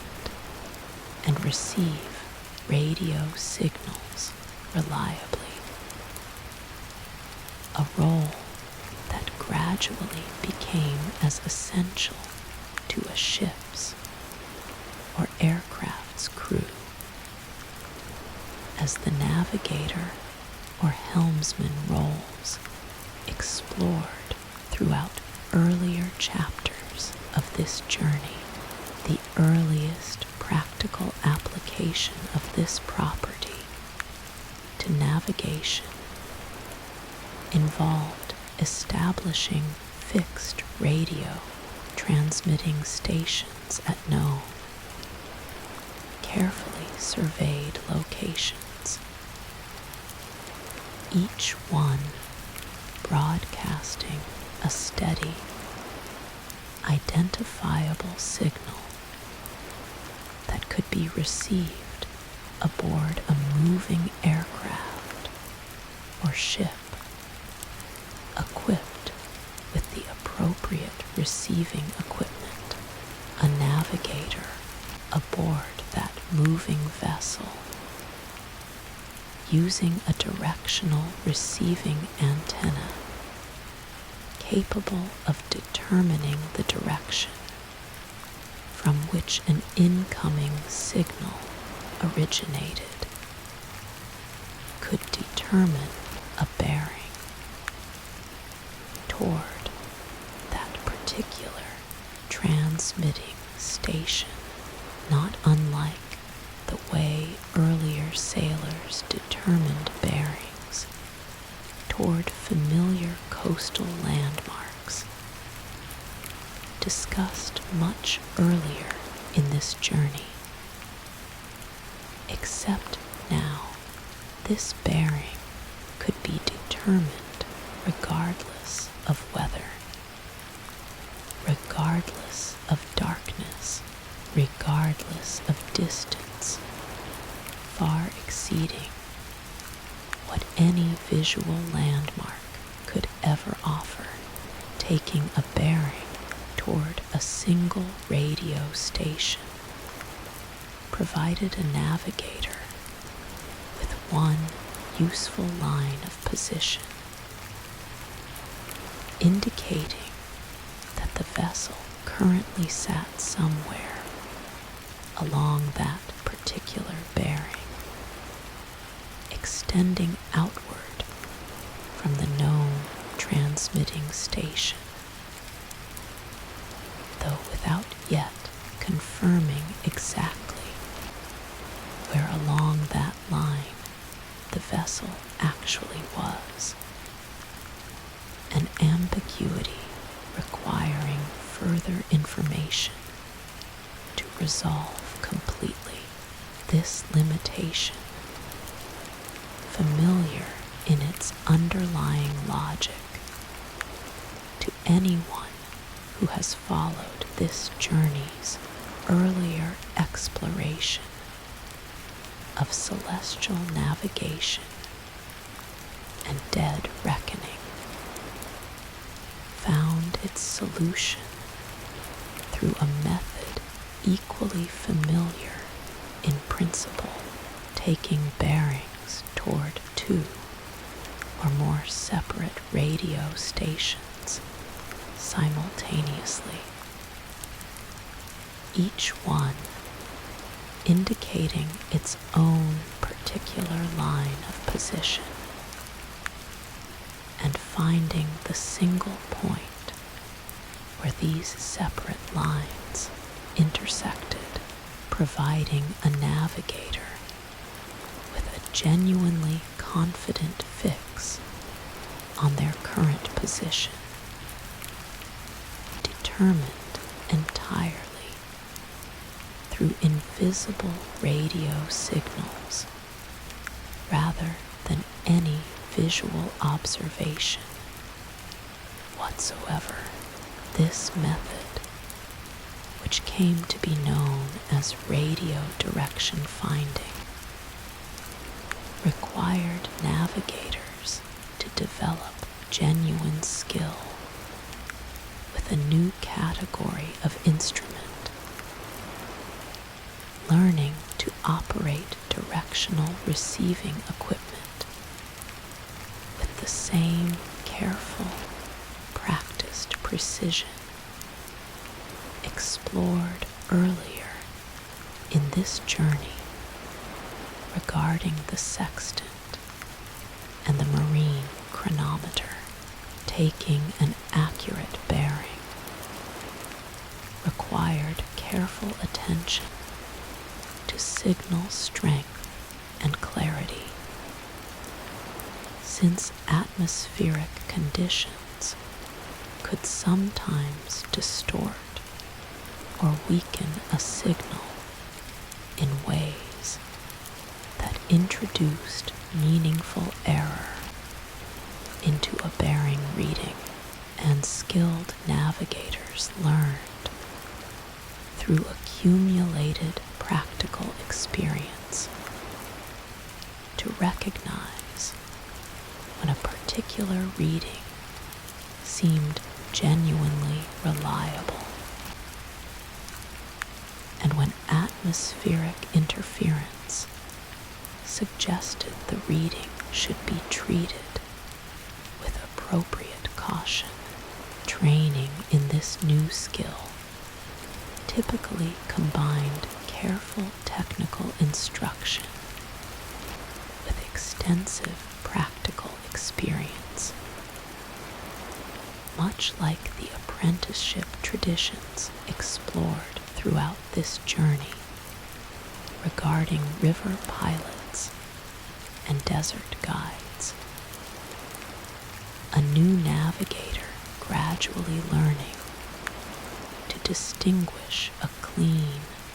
reliable signal from one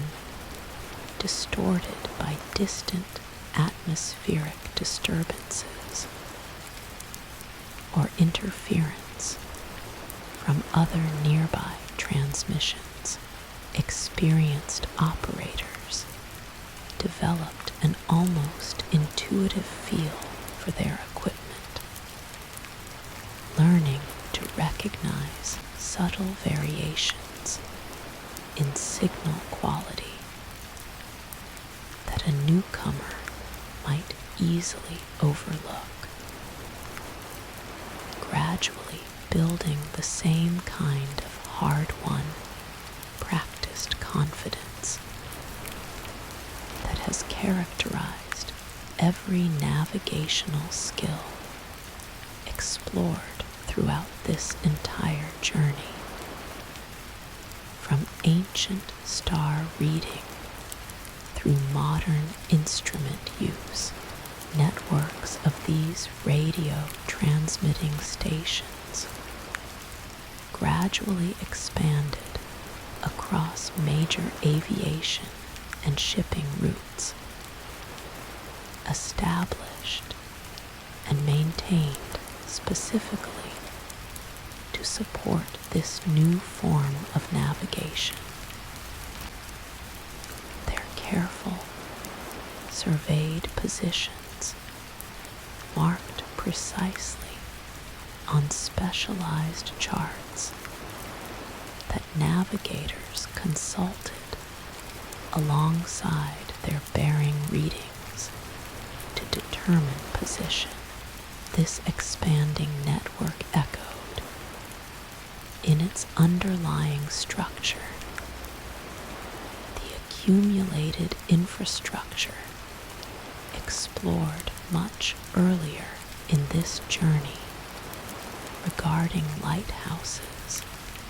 along dangerous coastlines, fixed, permanent points specifically established to support safe travel, though here transmitting invisible radio signals rather than visible light, extending their useful reach considerably further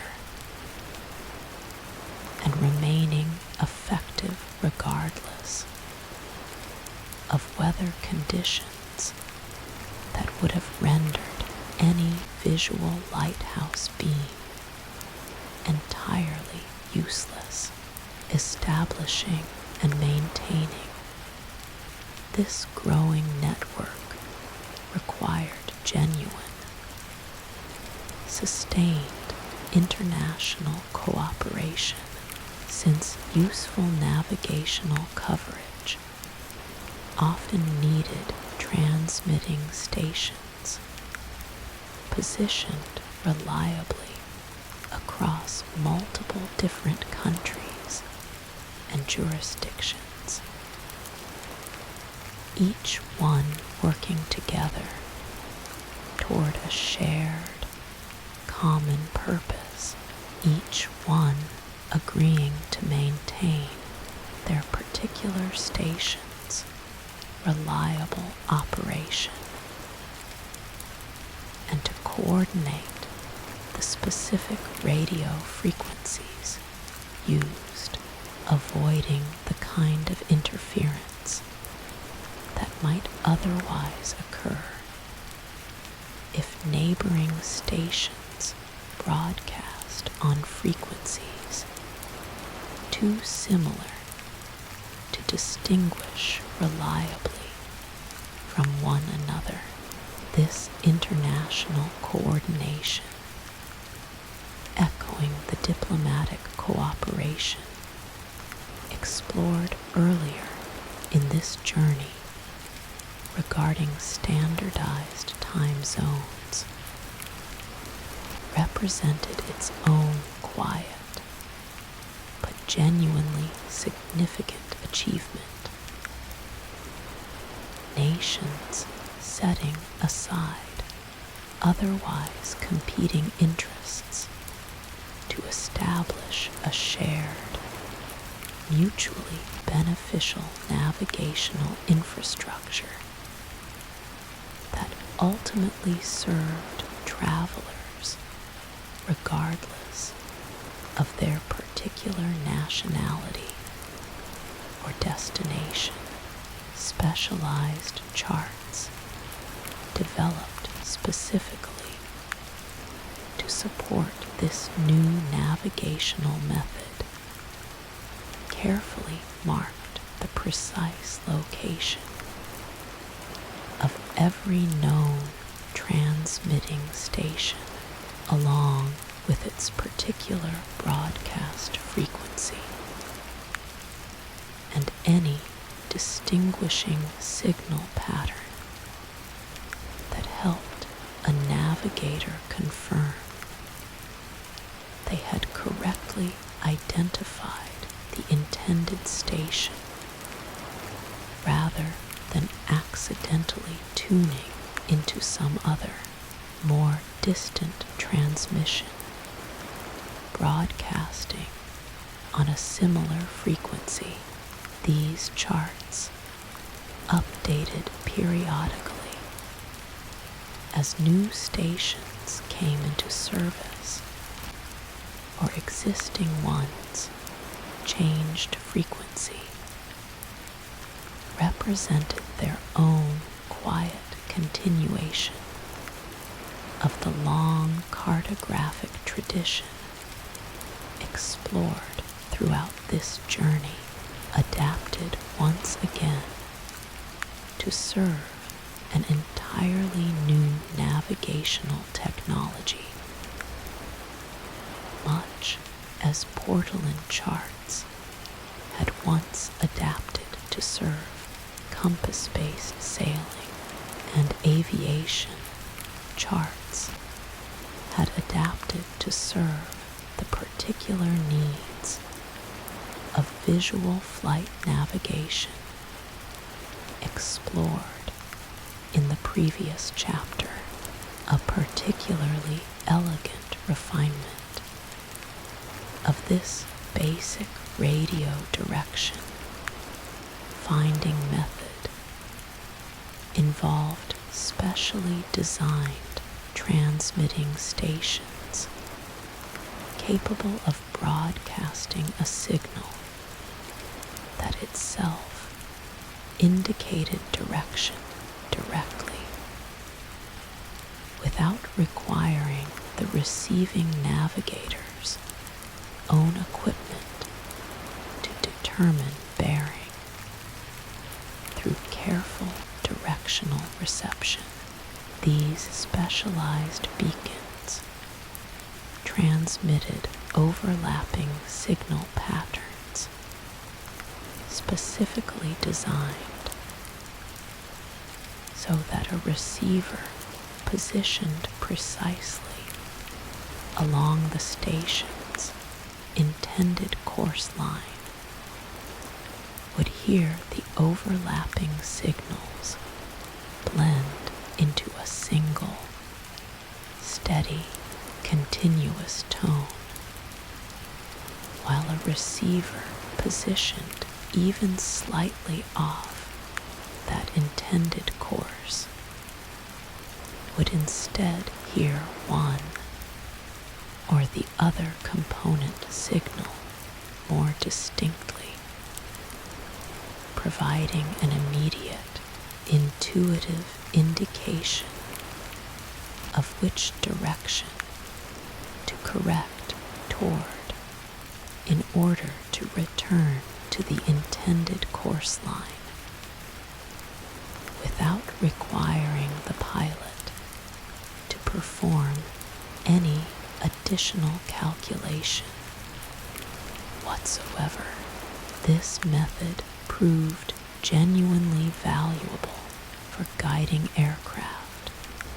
along established routes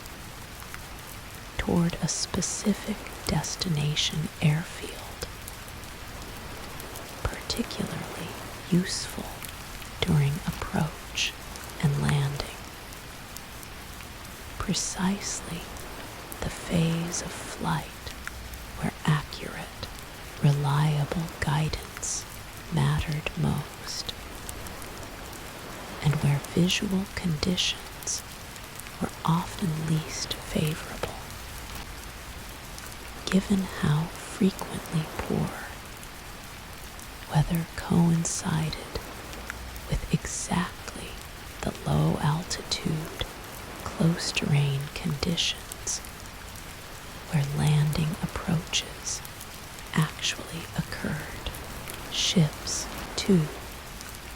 gradually adopted radio direction, finding alongside the celestial and dead reckoning methods explored earlier in this journey, particularly valuable during the final approach toward a harbor or coastline, precisely the moment when accurate navigation mattered most, and when fog or poor visibility might otherwise leave a ship's captain with dangerously limited information about their actual position relative to hazardous coastal features already discussed at length in earlier chapters of this journey. This maritime adoption represented a natural continuation of the same underlying navigational philosophy explored throughout this journey, layering a new source of information atop existing, well-established methods, each one serving to confirm and cross-check the others. Precisely the kind of combined, multi-method approach to navigation this entire journey has returned to again and again across many different eras and many different technologies beyond its direct navigational applications. Radio technology also transformed how ships and aircraft in distress could summon assistance, broadcasting urgent signals that could be received across considerable distances and used through the same direction-finding methods explored throughout this chapter to guide rescuers directly toward a vessel's actual position with a speed unimaginable to earlier generations of sailors explored throughout this journey. This capability represented a genuinely significant advance in maritime and aviation safety, allowing rescue vessels to locate a distressed ship or aircraft with a speed and precision that would have been entirely impossible during any earlier era explored throughout this journey. When a vessel in genuine difficulty had little recourse beyond visual signals visible only to whoever happened to be looking in exactly the right direction at exactly the right moment. The underlying mathematics connecting bearing lines and intersecting positions worked out carefully across the many centuries explored throughout this journey, found itself in this new radio era applied to an entirely new category of signal, invisible and silent, yet carrying within it the same essential directional information that stars, coastlines, and lighthouses had always provided through methods requiring direct visual observation. This continuity, connecting radio navigation directly back to the fundamental logic explored throughout this entire journey, deserves gentle appreciation tonight, since it reveals how consistently the same patient underlying principles have carried forward across dramatically different technologies. Each new era finding fresh, creative ways to answer the same old, familiar question. This journey has followed from its very beginning. Consider for a quiet moment tonight just how remarkable it is that the same basic geometric insight underlying ancient celestial navigation, the idea that two separate lines of position taken together can reveal a single confident location, found itself applied here to an entirely different physical phenomenon altogether, discovered and understood only very recently compared to the vast, sweeping span of navigational history. This journey has followed ancient sailors measuring the angle between two known stars, and modern navigators measuring the bearing toward two known radio transmitters, were, in a very real sense, solving exactly the same underlying mathematical puzzle, separated by many centuries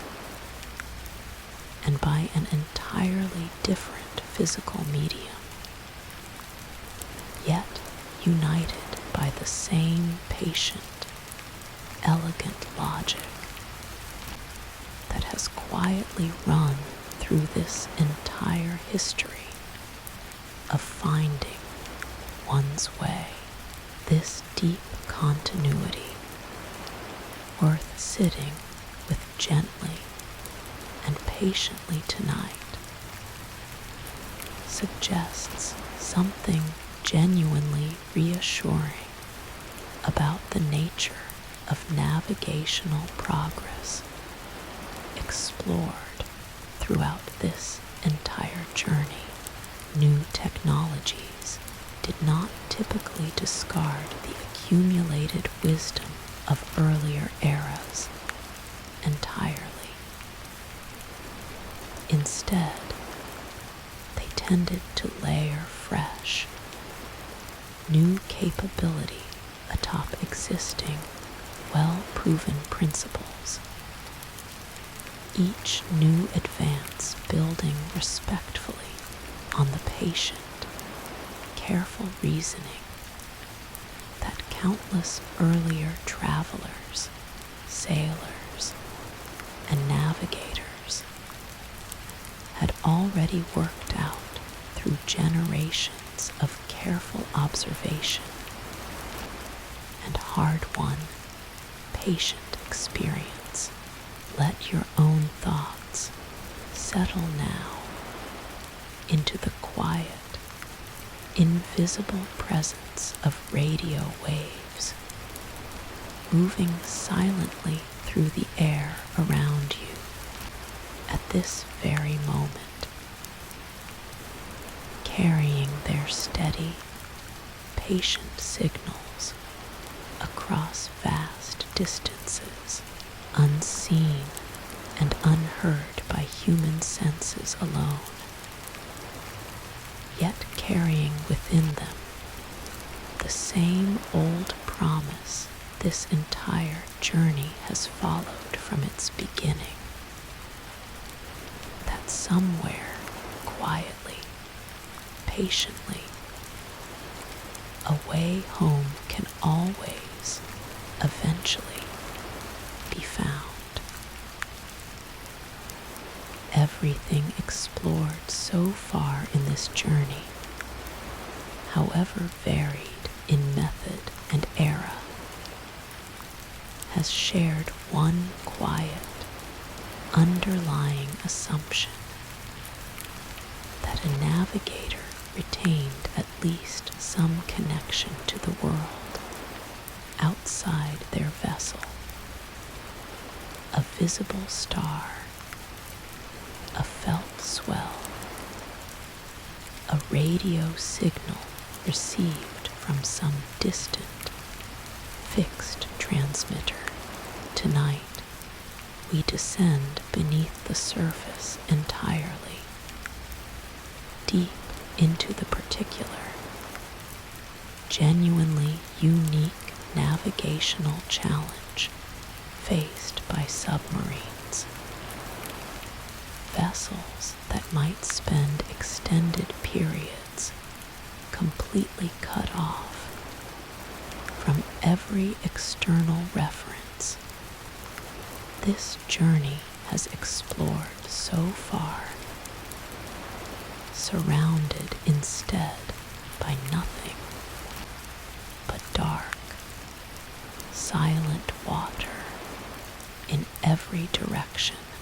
A submarine traveling submerged loses access almost entirely to the navigational methods explored throughout this journey. Celestial observation, whether through ancient star reading or the sextant's careful precision, requires a clear view of the sky, unavailable to any vessel beneath the ocean's surface. Radio direction finding, explored in the previous chapter, depends on receiving signals that struggle to penetrate any meaningful depth of water, rendering that method similarly unavailable once a submarine descends beneath the waves. Even the magnetic compass, so reliable across so many centuries of navigation, explored throughout this journey, becomes considerably less trustworthy aboard a submarine, surrounded by the vessel's own substantial metal hull and machinery. Introducing magnetic disturbances, the compass struggles to overcome reliably. This particular combination of challenges made submarines genuinely unique among all the vessels and travelers explored throughout this entire journey. Since nearly every earlier method depended, in some fashion, on a connection to something beyond the traveler themselves, whether a star, a swell, a landmark, or a distant radio transmission, a submarine commander needed a method that assumed none of these connections would be available, planning instead for potentially days or weeks of complete navigational isolation, trusting only what could be measured and calculated entirely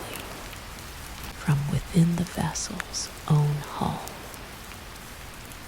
without any outside confirmation whatsoever available for however long the mission itself demanded. This genuinely unique isolation demanded an entirely new navigational approach, one that depended on none of the external references explored throughout this journey, relying instead purely on careful,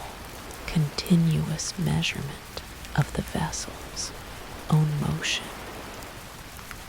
detecting every small acceleration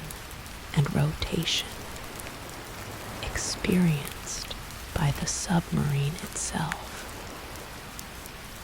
and using this internal measurement alone to calculate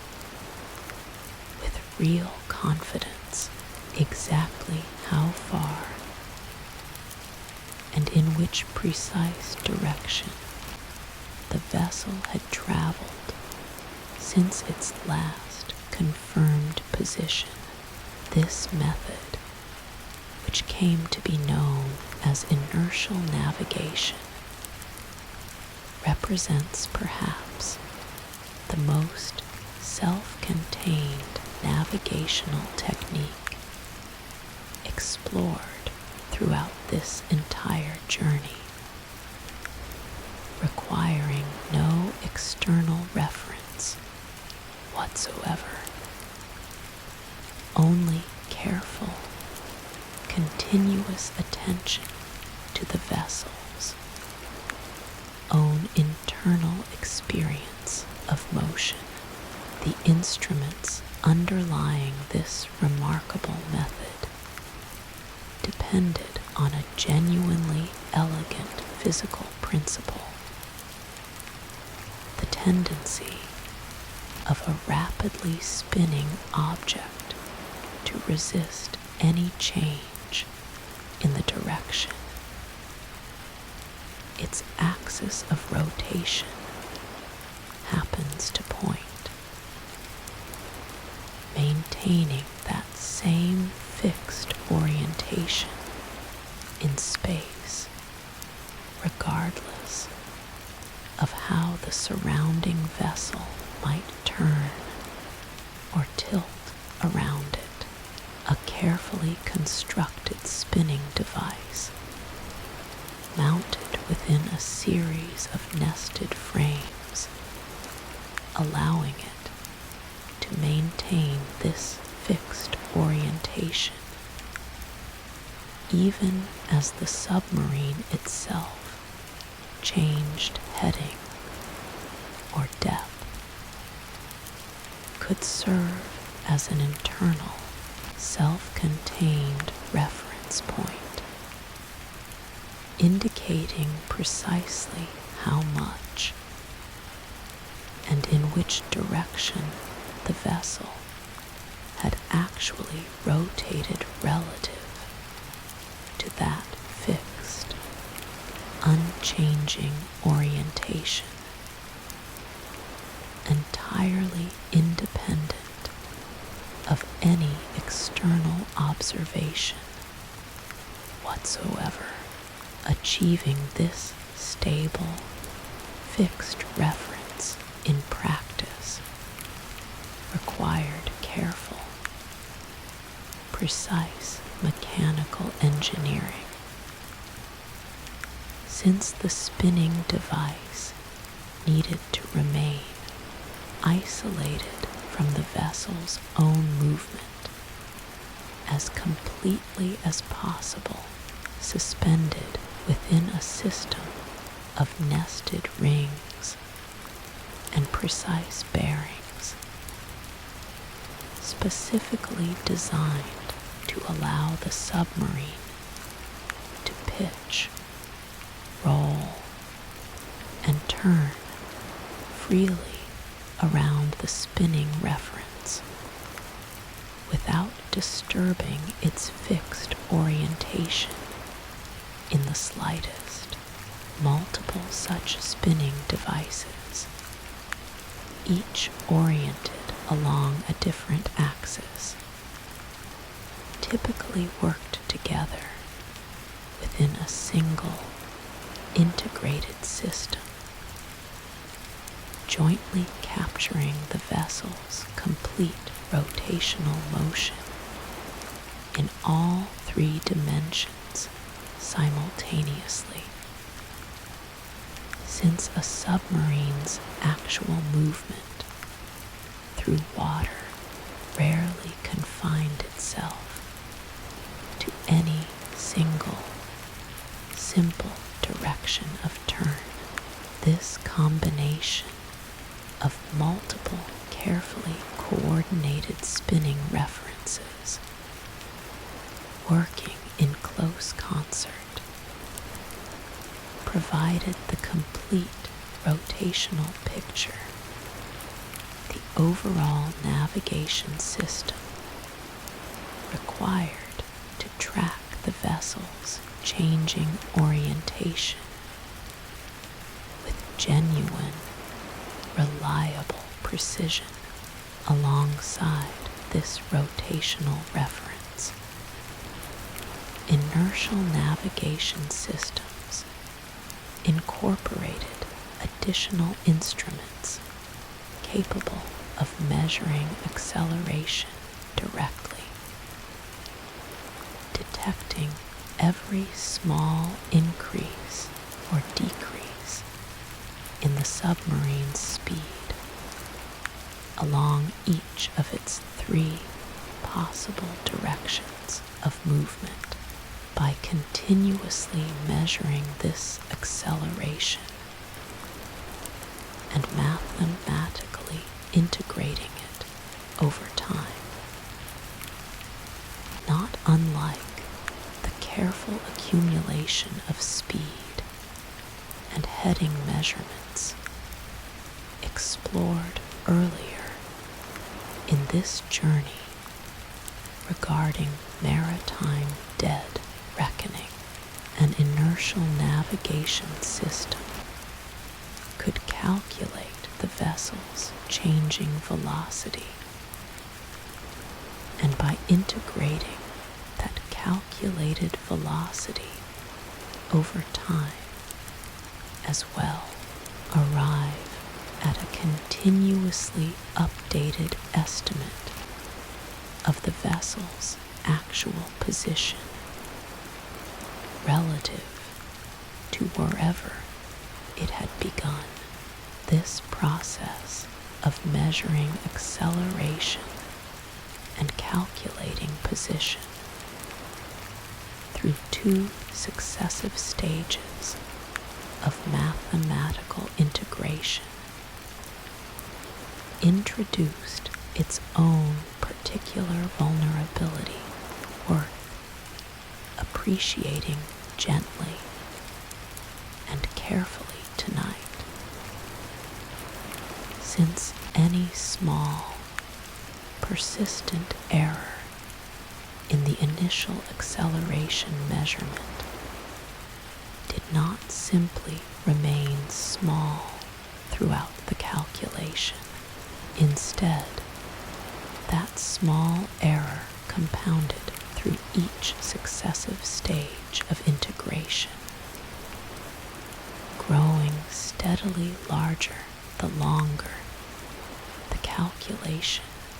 continued uninterrupted. A mathematical reality requiring instruments of truly exceptional precision to keep this compounding error small enough to remain navigationally useful across the extended periods. A submarine might realistically remain submerged. Engineers addressed this challenge through careful, continuous refinement of the underlying accelerometer instruments themselves, seeking ever smaller sources of measurement error. Since even a seemingly negligible imprecision compounded relentlessly across many hours or days of continuous integration could eventually produce a positional estimate meaningfully removed from the vessel's actual location. This method differs meaningfully from the dead reckoning explored earlier in this journey regarding surface ships, worth pausing on gently and carefully tonight to appreciate the distinction clearly. Traditional dead reckoning depended on a navigator's own careful external observation, measuring speed through the water using a log line, determining heading through a magnetic compass. Both methods requiring some connection to the surrounding environment beyond the vessel itself. However faint that connection might be, inertial navigation, by contrast, measured motion entirely from within,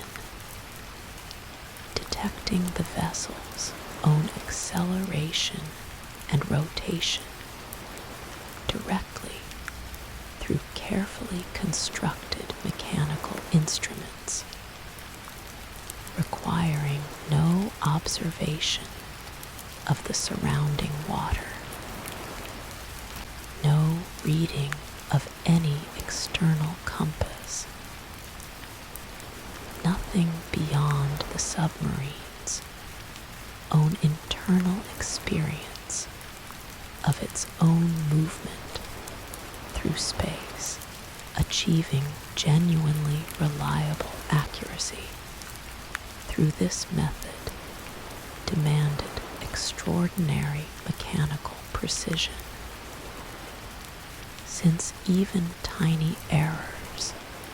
in measuring acceleration or rotation,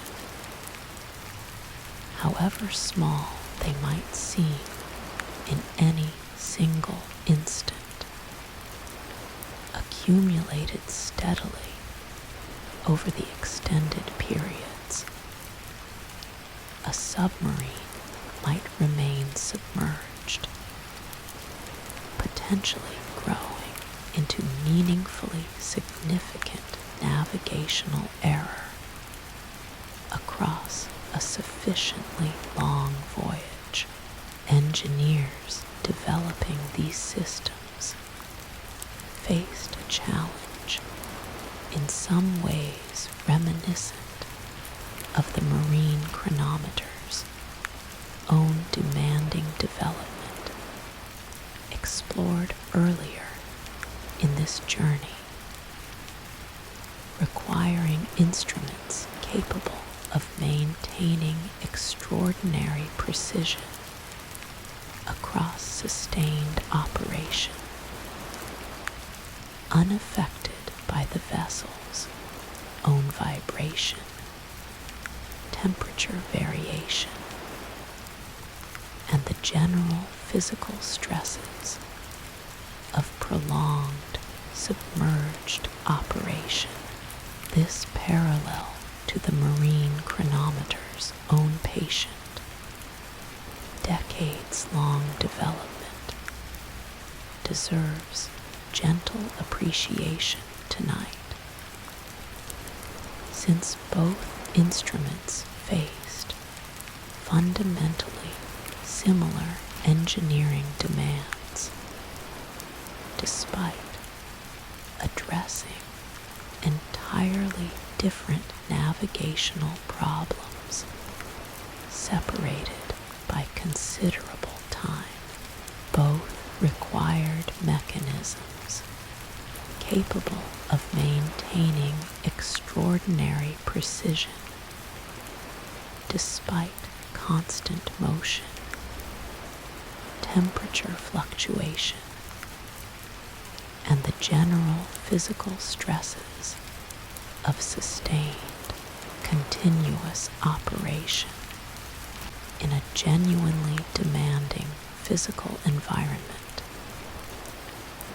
And both eventually achieved this precision only through many years of careful, iterative refinement,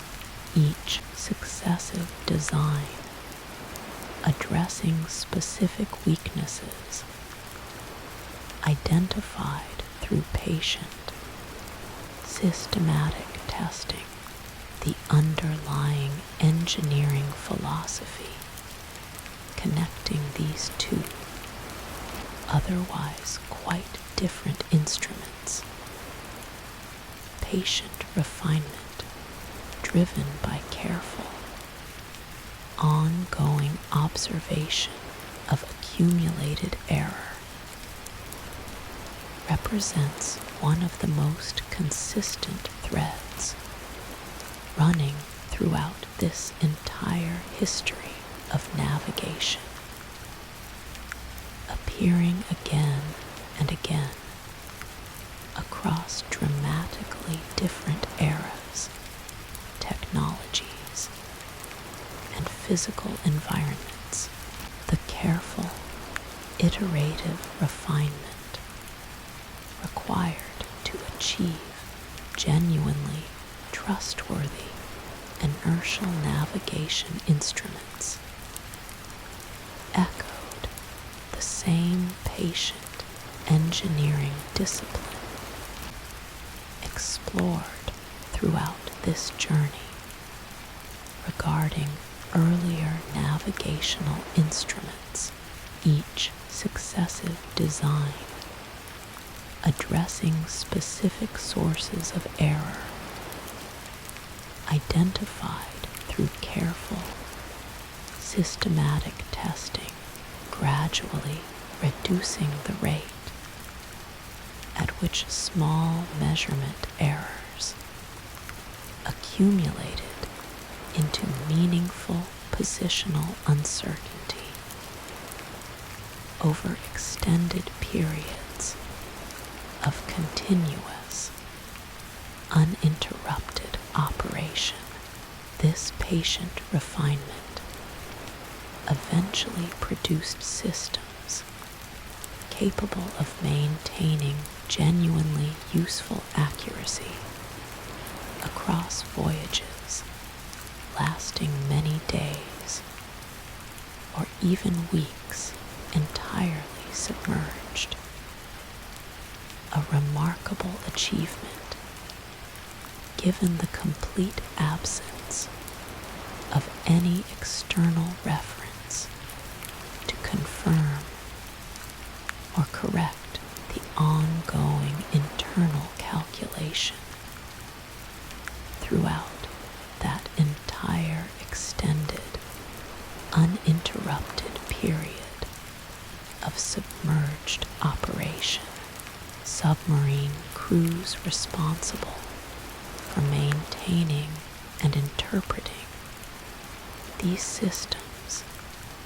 developed their own specialized expertise. Understanding the particular characteristics and limitations of their vessels, specific inertial navigation equipment, much as earlier navigators throughout this journey developed deep familiarity with their own particular instruments and methods, periodic opportunities to confirm position through other means, perhaps a brief surface excursion allowing celestial or radio confirmation or careful comparison against known underwater terrain features detected through other onboard instruments, offered valuable opportunities to correct any accumulated drift in the inertial system's ongoing calculation, not unlike the periodic celestial confirmation surface sailors used to correct their own ongoing dead reckoning calculations discussed earlier in this journey. This periodic correction process required careful planning and disciplined, deliberate execution. Since a submarine commander needed to balance the genuine navigational value of confirming position against whatever operational considerations might make a surface excursion or other confirming action undesirable at any particular moment, crews developed careful protocols for these confirmation opportunities, planning them in advance where possible, and treating each successful confirmation as a valuable, quiet checkpoint, restoring full confidence in the ongoing internal calculation. Not unlike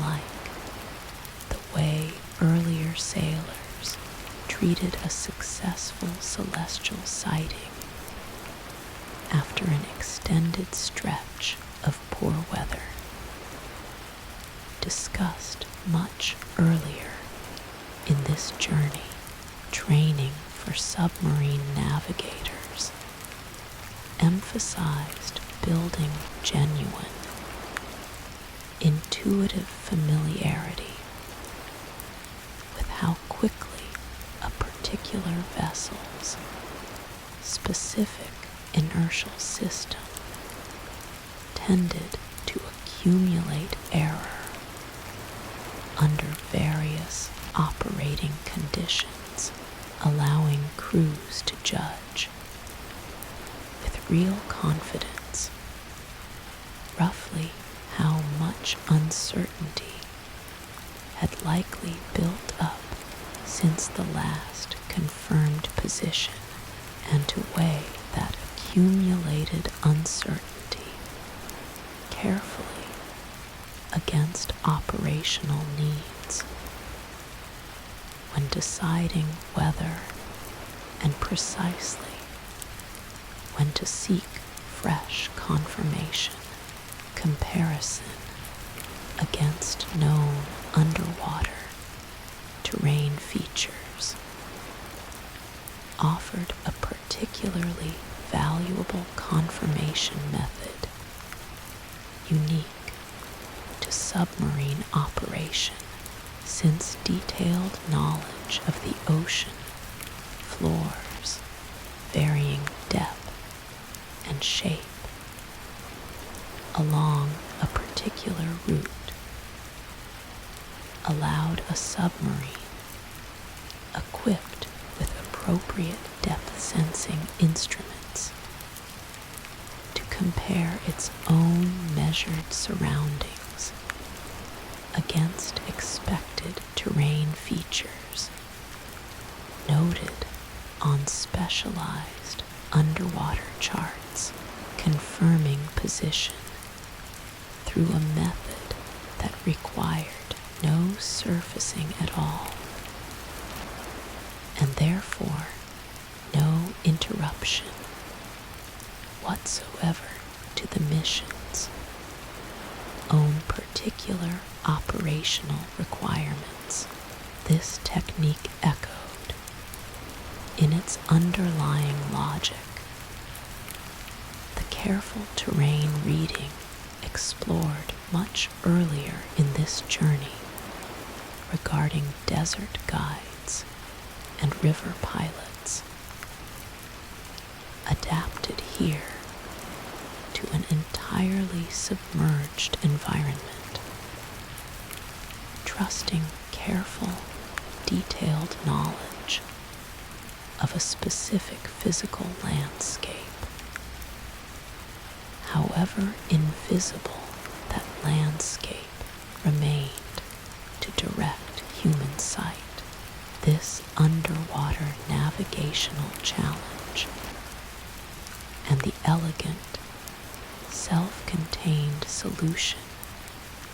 eventually developed to address it represents a genuinely distinctive chapter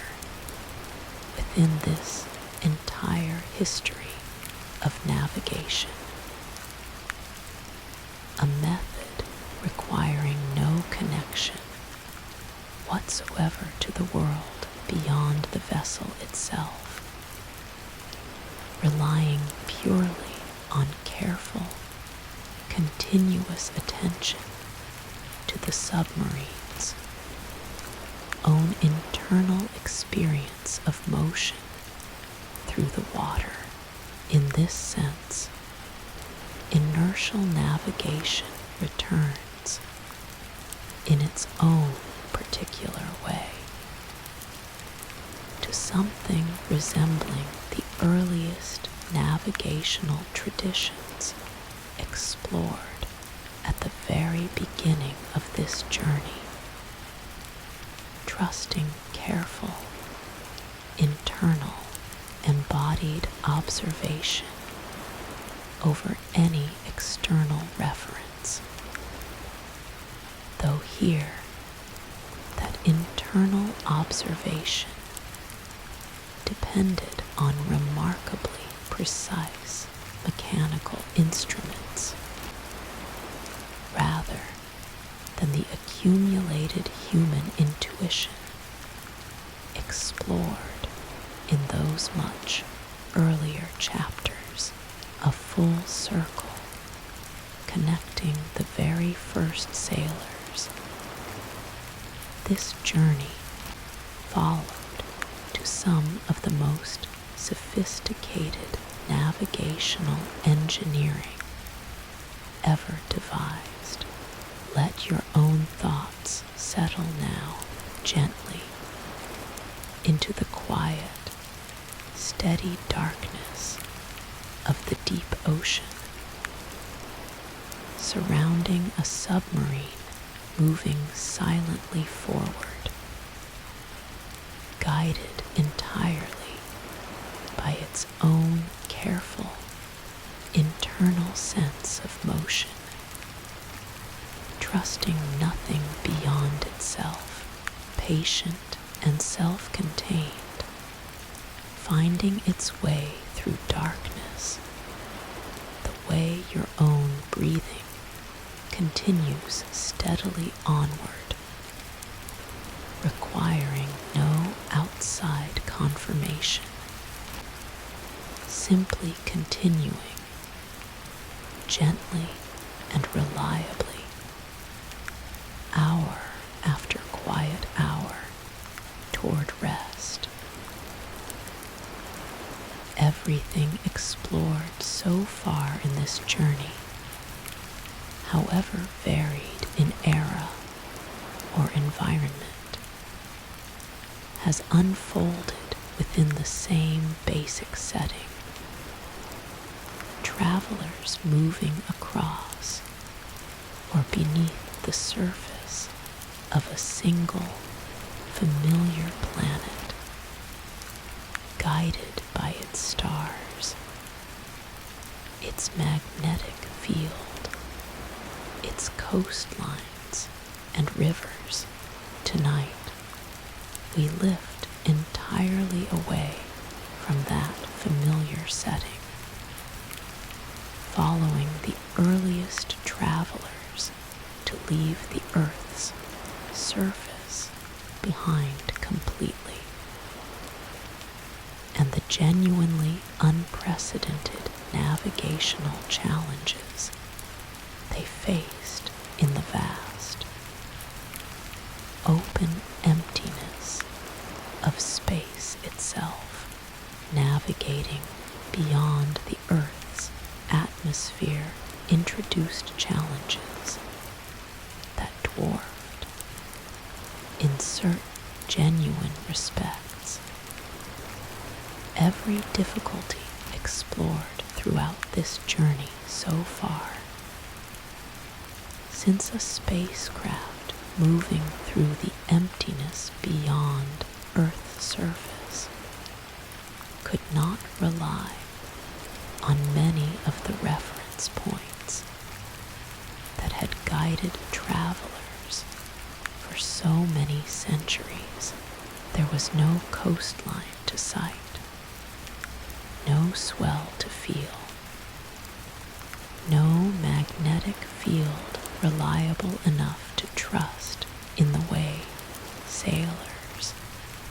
had trusted their compasses for so long. Since Earth's magnetic field weakens considerably and behaves far less predictably at the distances involved in genuine space travel, and yet, remarkably, some of the very oldest navigational principles explored at the very beginning of this journey found themselves in this genuinely new context, unexpectedly relevant once again. Celestial navigation, the careful measurement of star positions explored so many chapters ago regarding the astrolabe and the sextant returned to genuine practical importance during this early era of space travel, adapted now to a setting where stars, no longer obscured by any atmosphere or weather whatsoever, appeared with a clarity and steadiness earlier sailors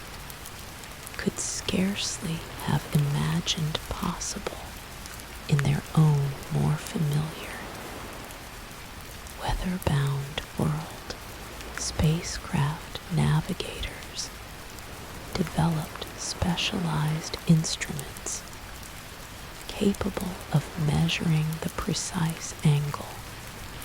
between a spacecraft's own orientation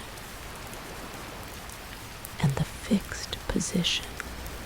of particular reference stars, not unlike the sextant's careful measurement explored earlier in this journey, though adapted here for use in the genuinely different environment of orbital and interplanetary flight, where no horizon existed to serve as the second reference point. Earlier sextant use had always required this adaptation, required genuinely creative engineering. Since the sextant's original design depended entirely on measuring a celestial body's height relative to the horizon, a reference point simply unavailable once a spacecraft moved beyond any planet's immediate vicinity. Engineers developed instead methods for measuring angles between pairs of carefully chosen reference stars themselves, using the fixed, known positions of these stars relative to one another as an internal reference framework. A spacecraft's onboard instruments could compare against, determining orientation and, through careful calculation, position as well, entirely independent of any planetary horizon whatsoever. Automated star tracking instruments eventually emerged to handle much of this careful celestial observation. Small telescopes fitted with sensors capable of automatically identifying particular reference stars against the surrounding field of countless other visible points of light, comparing their observed positions against a carefully stored catalog of known star positions to determine the spacecraft's precise orientation without requiring constant, direct human observation throughout every moment of a lengthy flight. Developing these automated systems required solving a genuinely demanding technical puzzle. teaching an instrument to reliably distinguish one particular star from among thousands of visible points of light, using the same underlying patience and careful pattern recognition that ancient sailors once applied to memorizing constellations, though here encoded into careful mechanical and electronic systems rather than human memory alone. Inertial navigation, explored in the previous chapter regarding submarines moving silently beneath the ocean's surface, found itself adapted to this new environment as well. Spacecraft carrying their own gyroscopic reference systems, capable of tracking every small rotation and acceleration experienced during flight, accumulating a continuous, self-contained calculation of position and orientation, entirely independent of any external observation, much as those same submarines had trusted their own internal instruments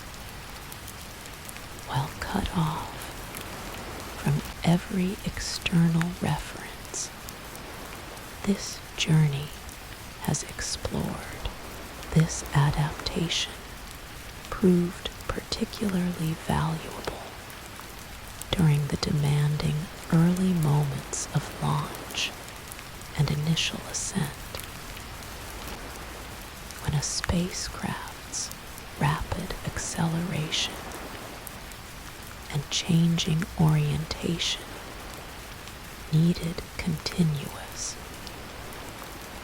precise tracking that celestial observation alone, requiring a steady,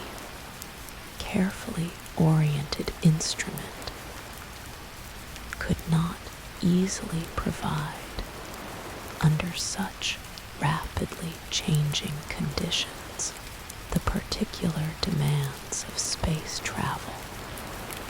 introduced navigational challenges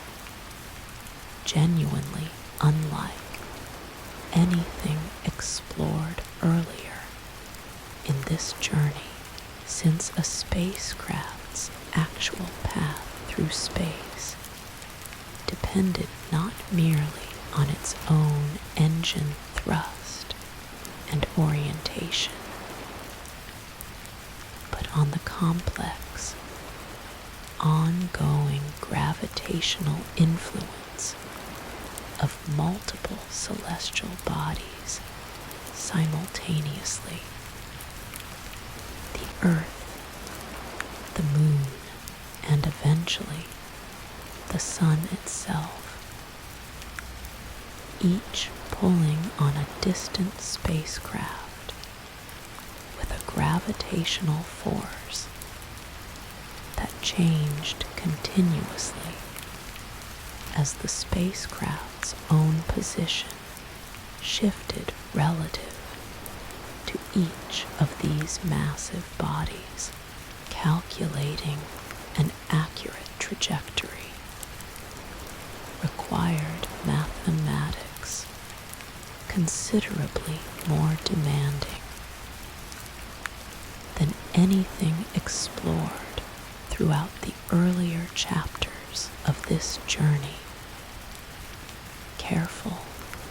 sustained calculation, accounting for these multiple, simultaneously shifting gravitational influences. A challenge pushed the underlying mathematics of orbital mechanics toward a level of sophistication that would have seemed to any earlier navigator explored in this journey almost unimaginably abstract and demanding. This gravitational complexity meant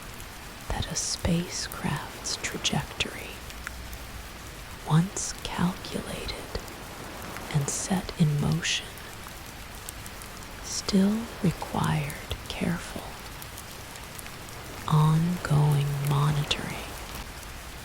and occasional small correction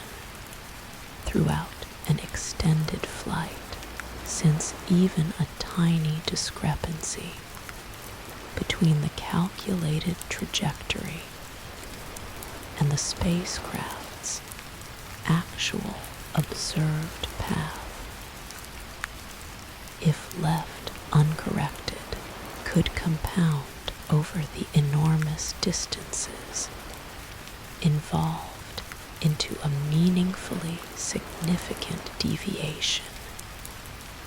from the intended course by the time a critical maneuver or arrival moment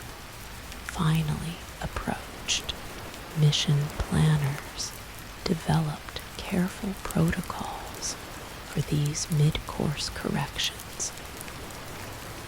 comparing the spacecraft's actual tracked position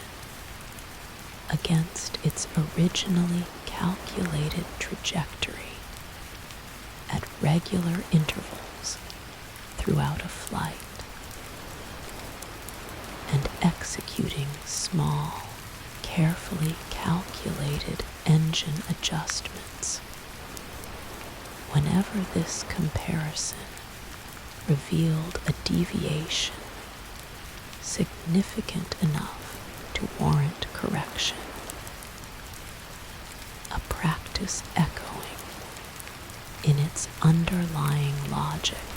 the periodic celestial confirmation explored earlier in this journey regarding ships correcting their own ongoing dead reckoning calculations, ground-based tracking stations positioned carefully around the Earth, specifically to maintain continuous radio contact with distant spacecraft, played an essential role in this new navigational challenge, receiving carefully timed radio signals transmitted from the spacecraft itself, and using the precise timing of these signals, along with careful measurement of subtle shifts in the signal's frequency caused by the spacecraft's own motion relative to the receiving station, to calculate the spacecraft's position and velocity with remarkable precision entirely from the ground, without requiring the spacecraft's own onboard instruments to determine this information independently. This ground-based tracking method echoed in its underlying logic the radio direction finding explored several chapters earlier in this journey, adapted here to distances and precision requirements considerably beyond anything that earlier eras as navigators could have imagined necessary or even possible, establishing this global network of tracking stations required genuine, sustained international cooperation, closely echoing the diplomatic coordination explored earlier in this journey regarding both standardized time zones and radio navigation infrastructure, since maintaining continuous contact with a spacecraft as the Earth itself rotated beneath it required stations positioned at carefully chosen locations spanning multiple continents, each one needing to hand off tracking responsibility smoothly to the next, as the Earth's rotation carried a particular station out of the spacecraft's line of sight. Teams of specialists staffed these stations around the clock throughout any active mission, maintaining the same kind of disciplined, continuous attention explored earlier in this journey regarding ships' log keeping and patient lighthouse tending, understanding that any gap or error in this continuous, careful tracking effort could leave mission controllers genuinely uncertain about a spacecraft's actual position during precisely the moments such certainty mattered most. The genuine stakes attached to this navigational challenge deserve gentle, careful consideration tonight, since even a small error in a spacecraft's calculated trajectory, however minor it might seem in the moment it occurred, could compound over the enormous distances and lengthy flight times involved in genuine space travel into an error large enough to mean the difference between a successful mission and a catastrophic failure, a spacecraft arriving nowhere near its intended destination, or worse, failing to complete a critical maneuver at exactly the precise moment such maneuvers absolutely required. This elevated stakes echoed, though considerably intensified, the same navigational pressures explored earlier in this journey regarding the earliest transoceanic voyages of the age of discovery. Travelers venturing into genuinely unprecedented territory where accumulated error carried consequences far more severe than any minor coastal miscalculation might have produced. Unlike those earlier ocean voyages, however, a spacecraft venturing beyond Earth's immediate vicinity typically had no possibility whatsoever of course correction through direct human intervention alone. No crew member capable of simply adjusting sails or changing, heading through familiar, hands-on action alone. Every correction required precisely calculated engine firings, timed and executed with a level of precision that left remarkably little room for the kind of intuitive, in-the-moment adjustment earlier navigators throughout this journey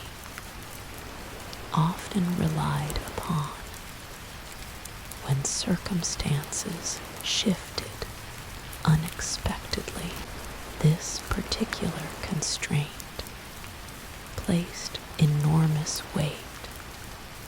on getting the underlying calculation exactly right well in advance. Since the actual moment of execution offered comparatively little opportunity for the kind of improvised correction that had served travelers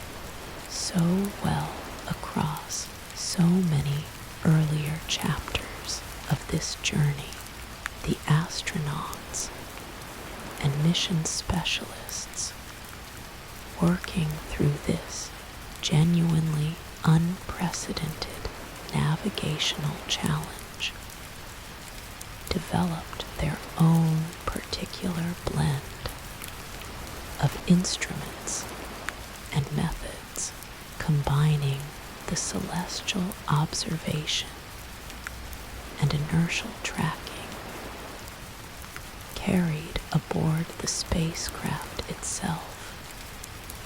with the careful ground-based calculation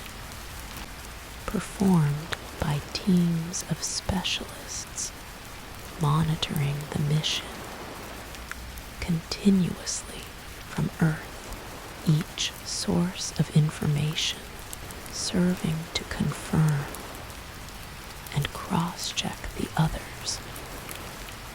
Precisely the kind of layered, multi-method approach to navigation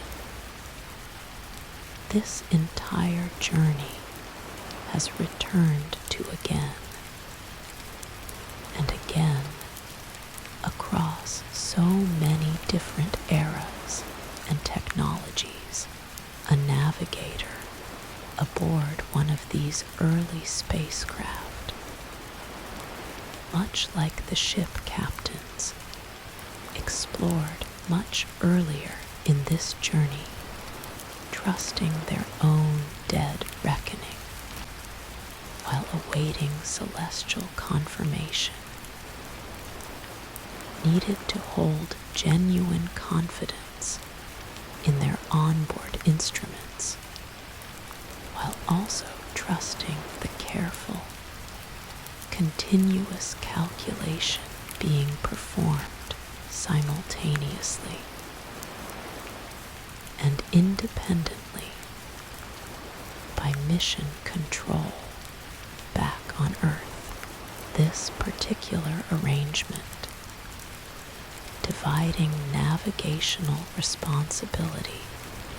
between the spacecraft's own crew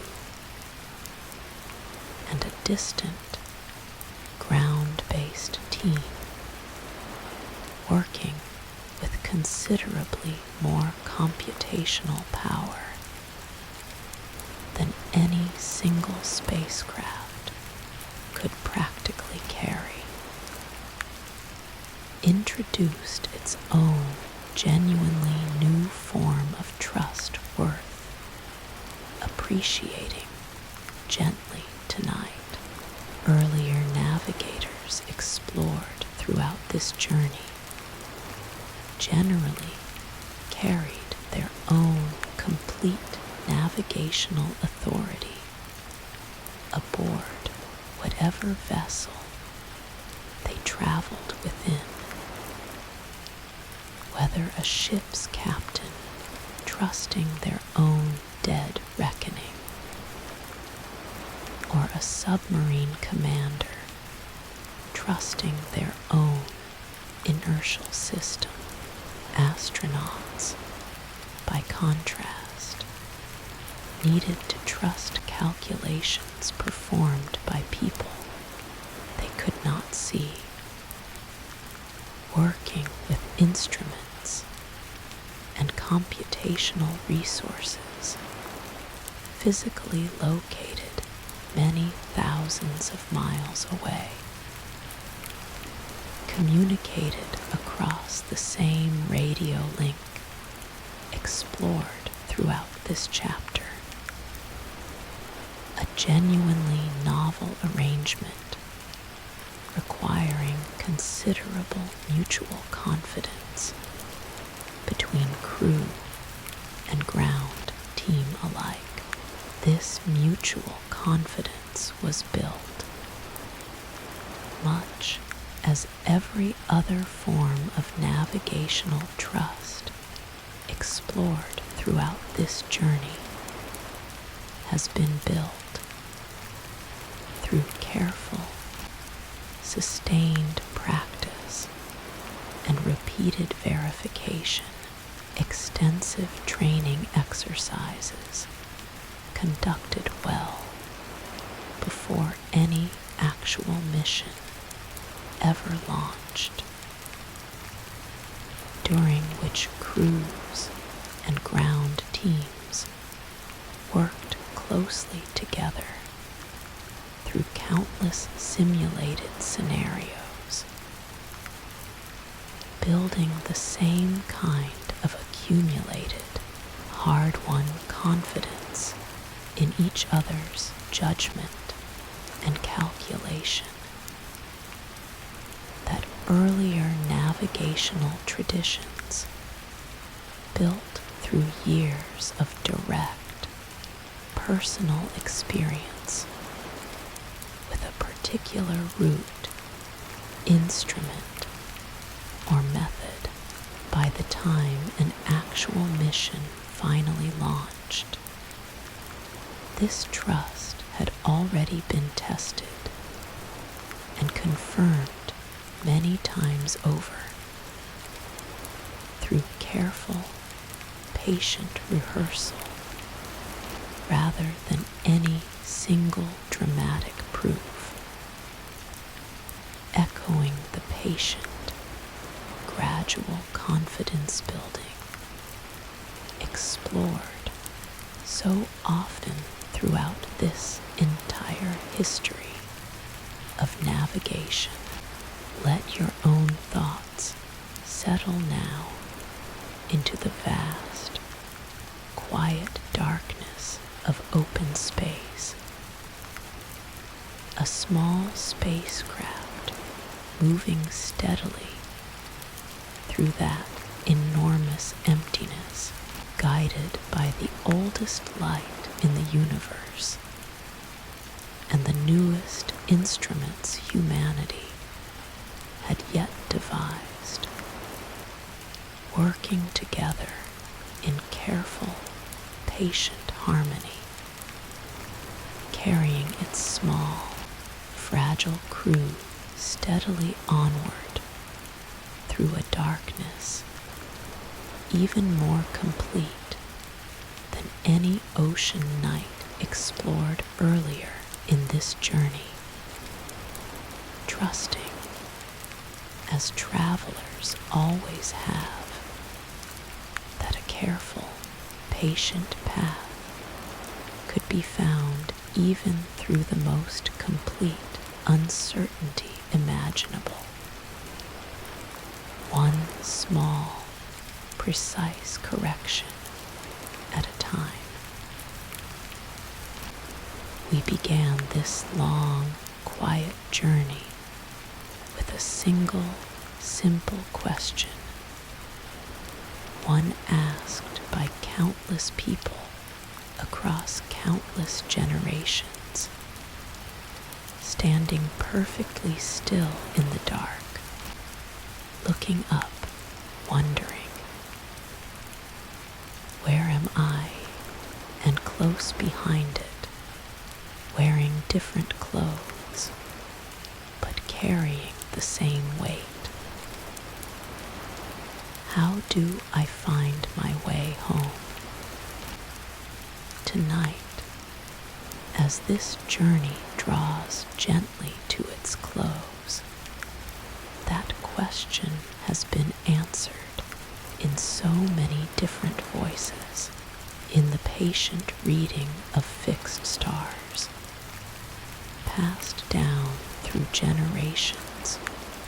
who never wrote a single word of it, only spoke it quietly, night after night, beneath skies exactly like the one that may be resting somewhere above you now, in the felt rhythm of ocean swells, understood by hands and bodies long before any instrument existed to measure them. In careful stones held up to gray northern skies, and small crystals of quartz trusted to reveal a hidden sun in deserts crossed by memory alone, and rivers navigated by pilots who knew every quiet bend the way you might know the sound of your own name. We watched instruments slowly emerge from careful, patient hands, a compass needle settling gently toward the same direction, night after night, without ever needing to be asked twice. An astrolabe translating starlight into simple, dependable numbers, a small mechanical heart, ticking steadily through storm and stillness alike, finally answering a question that had defeated the finest minds of an entire era. A sextant, bringing two quiet images together in careful, momentary harmony. We followed ships crossing water no one from their tradition had ever crossed before, trusting nothing more than careful calculation and quiet, accumulated faith. We followed travelers into open sky, learning to read landscapes that had never before been seen from such a height. We followed pilots and sailors alike as invisible waves began carrying them safely home through fog and darkness that would once have left them helpless. We descended briefly beneath the waves themselves into a darkness so complete that only careful, internal trust could carry a traveler safely through it, and we rose at last beyond the earth entirely into a silence deeper than any ocean night guided by the very same stars that had guided the first sailors this journey ever followed,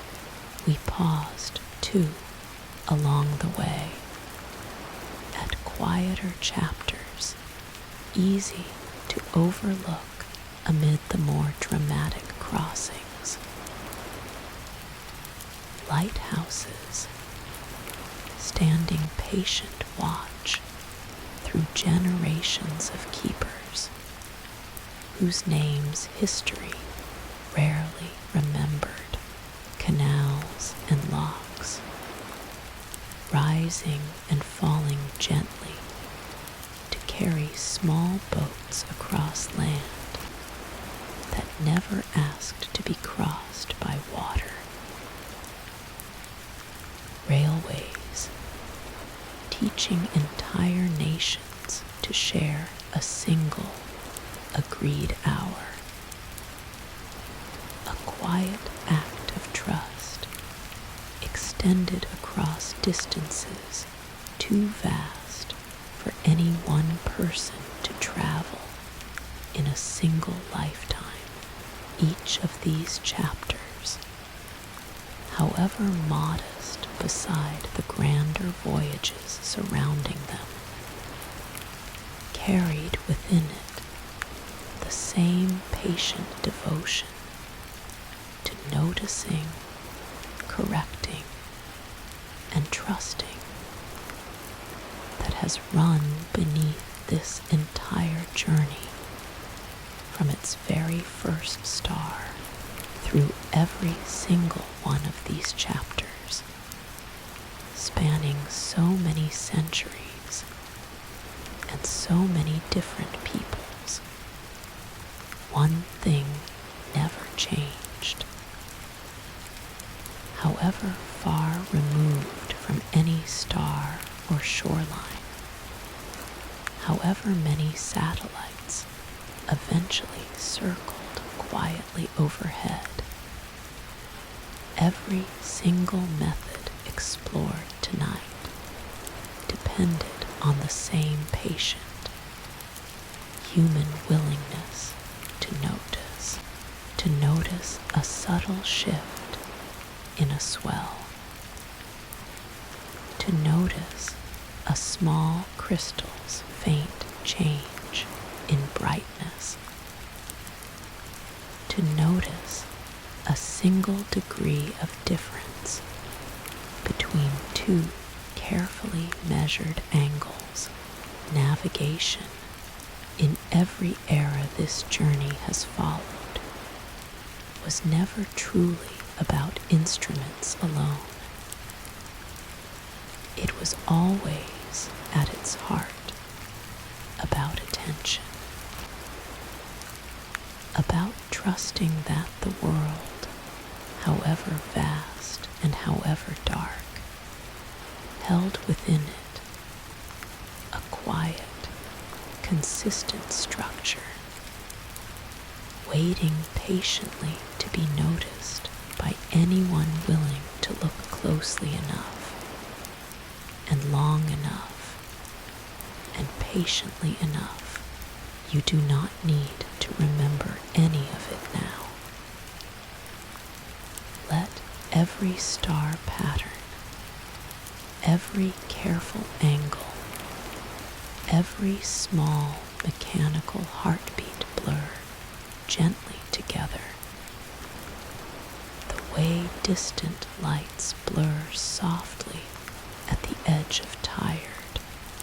closing eyes. There is nothing left to calculate tonight, nothing left to measure, nothing left to find. Only the same quiet, ancient permission this journey has offered you from its very beginning, the permission to let your own thoughts drift, unhurried, the way a current drifts beneath a hull, the way starlight drifts down through open,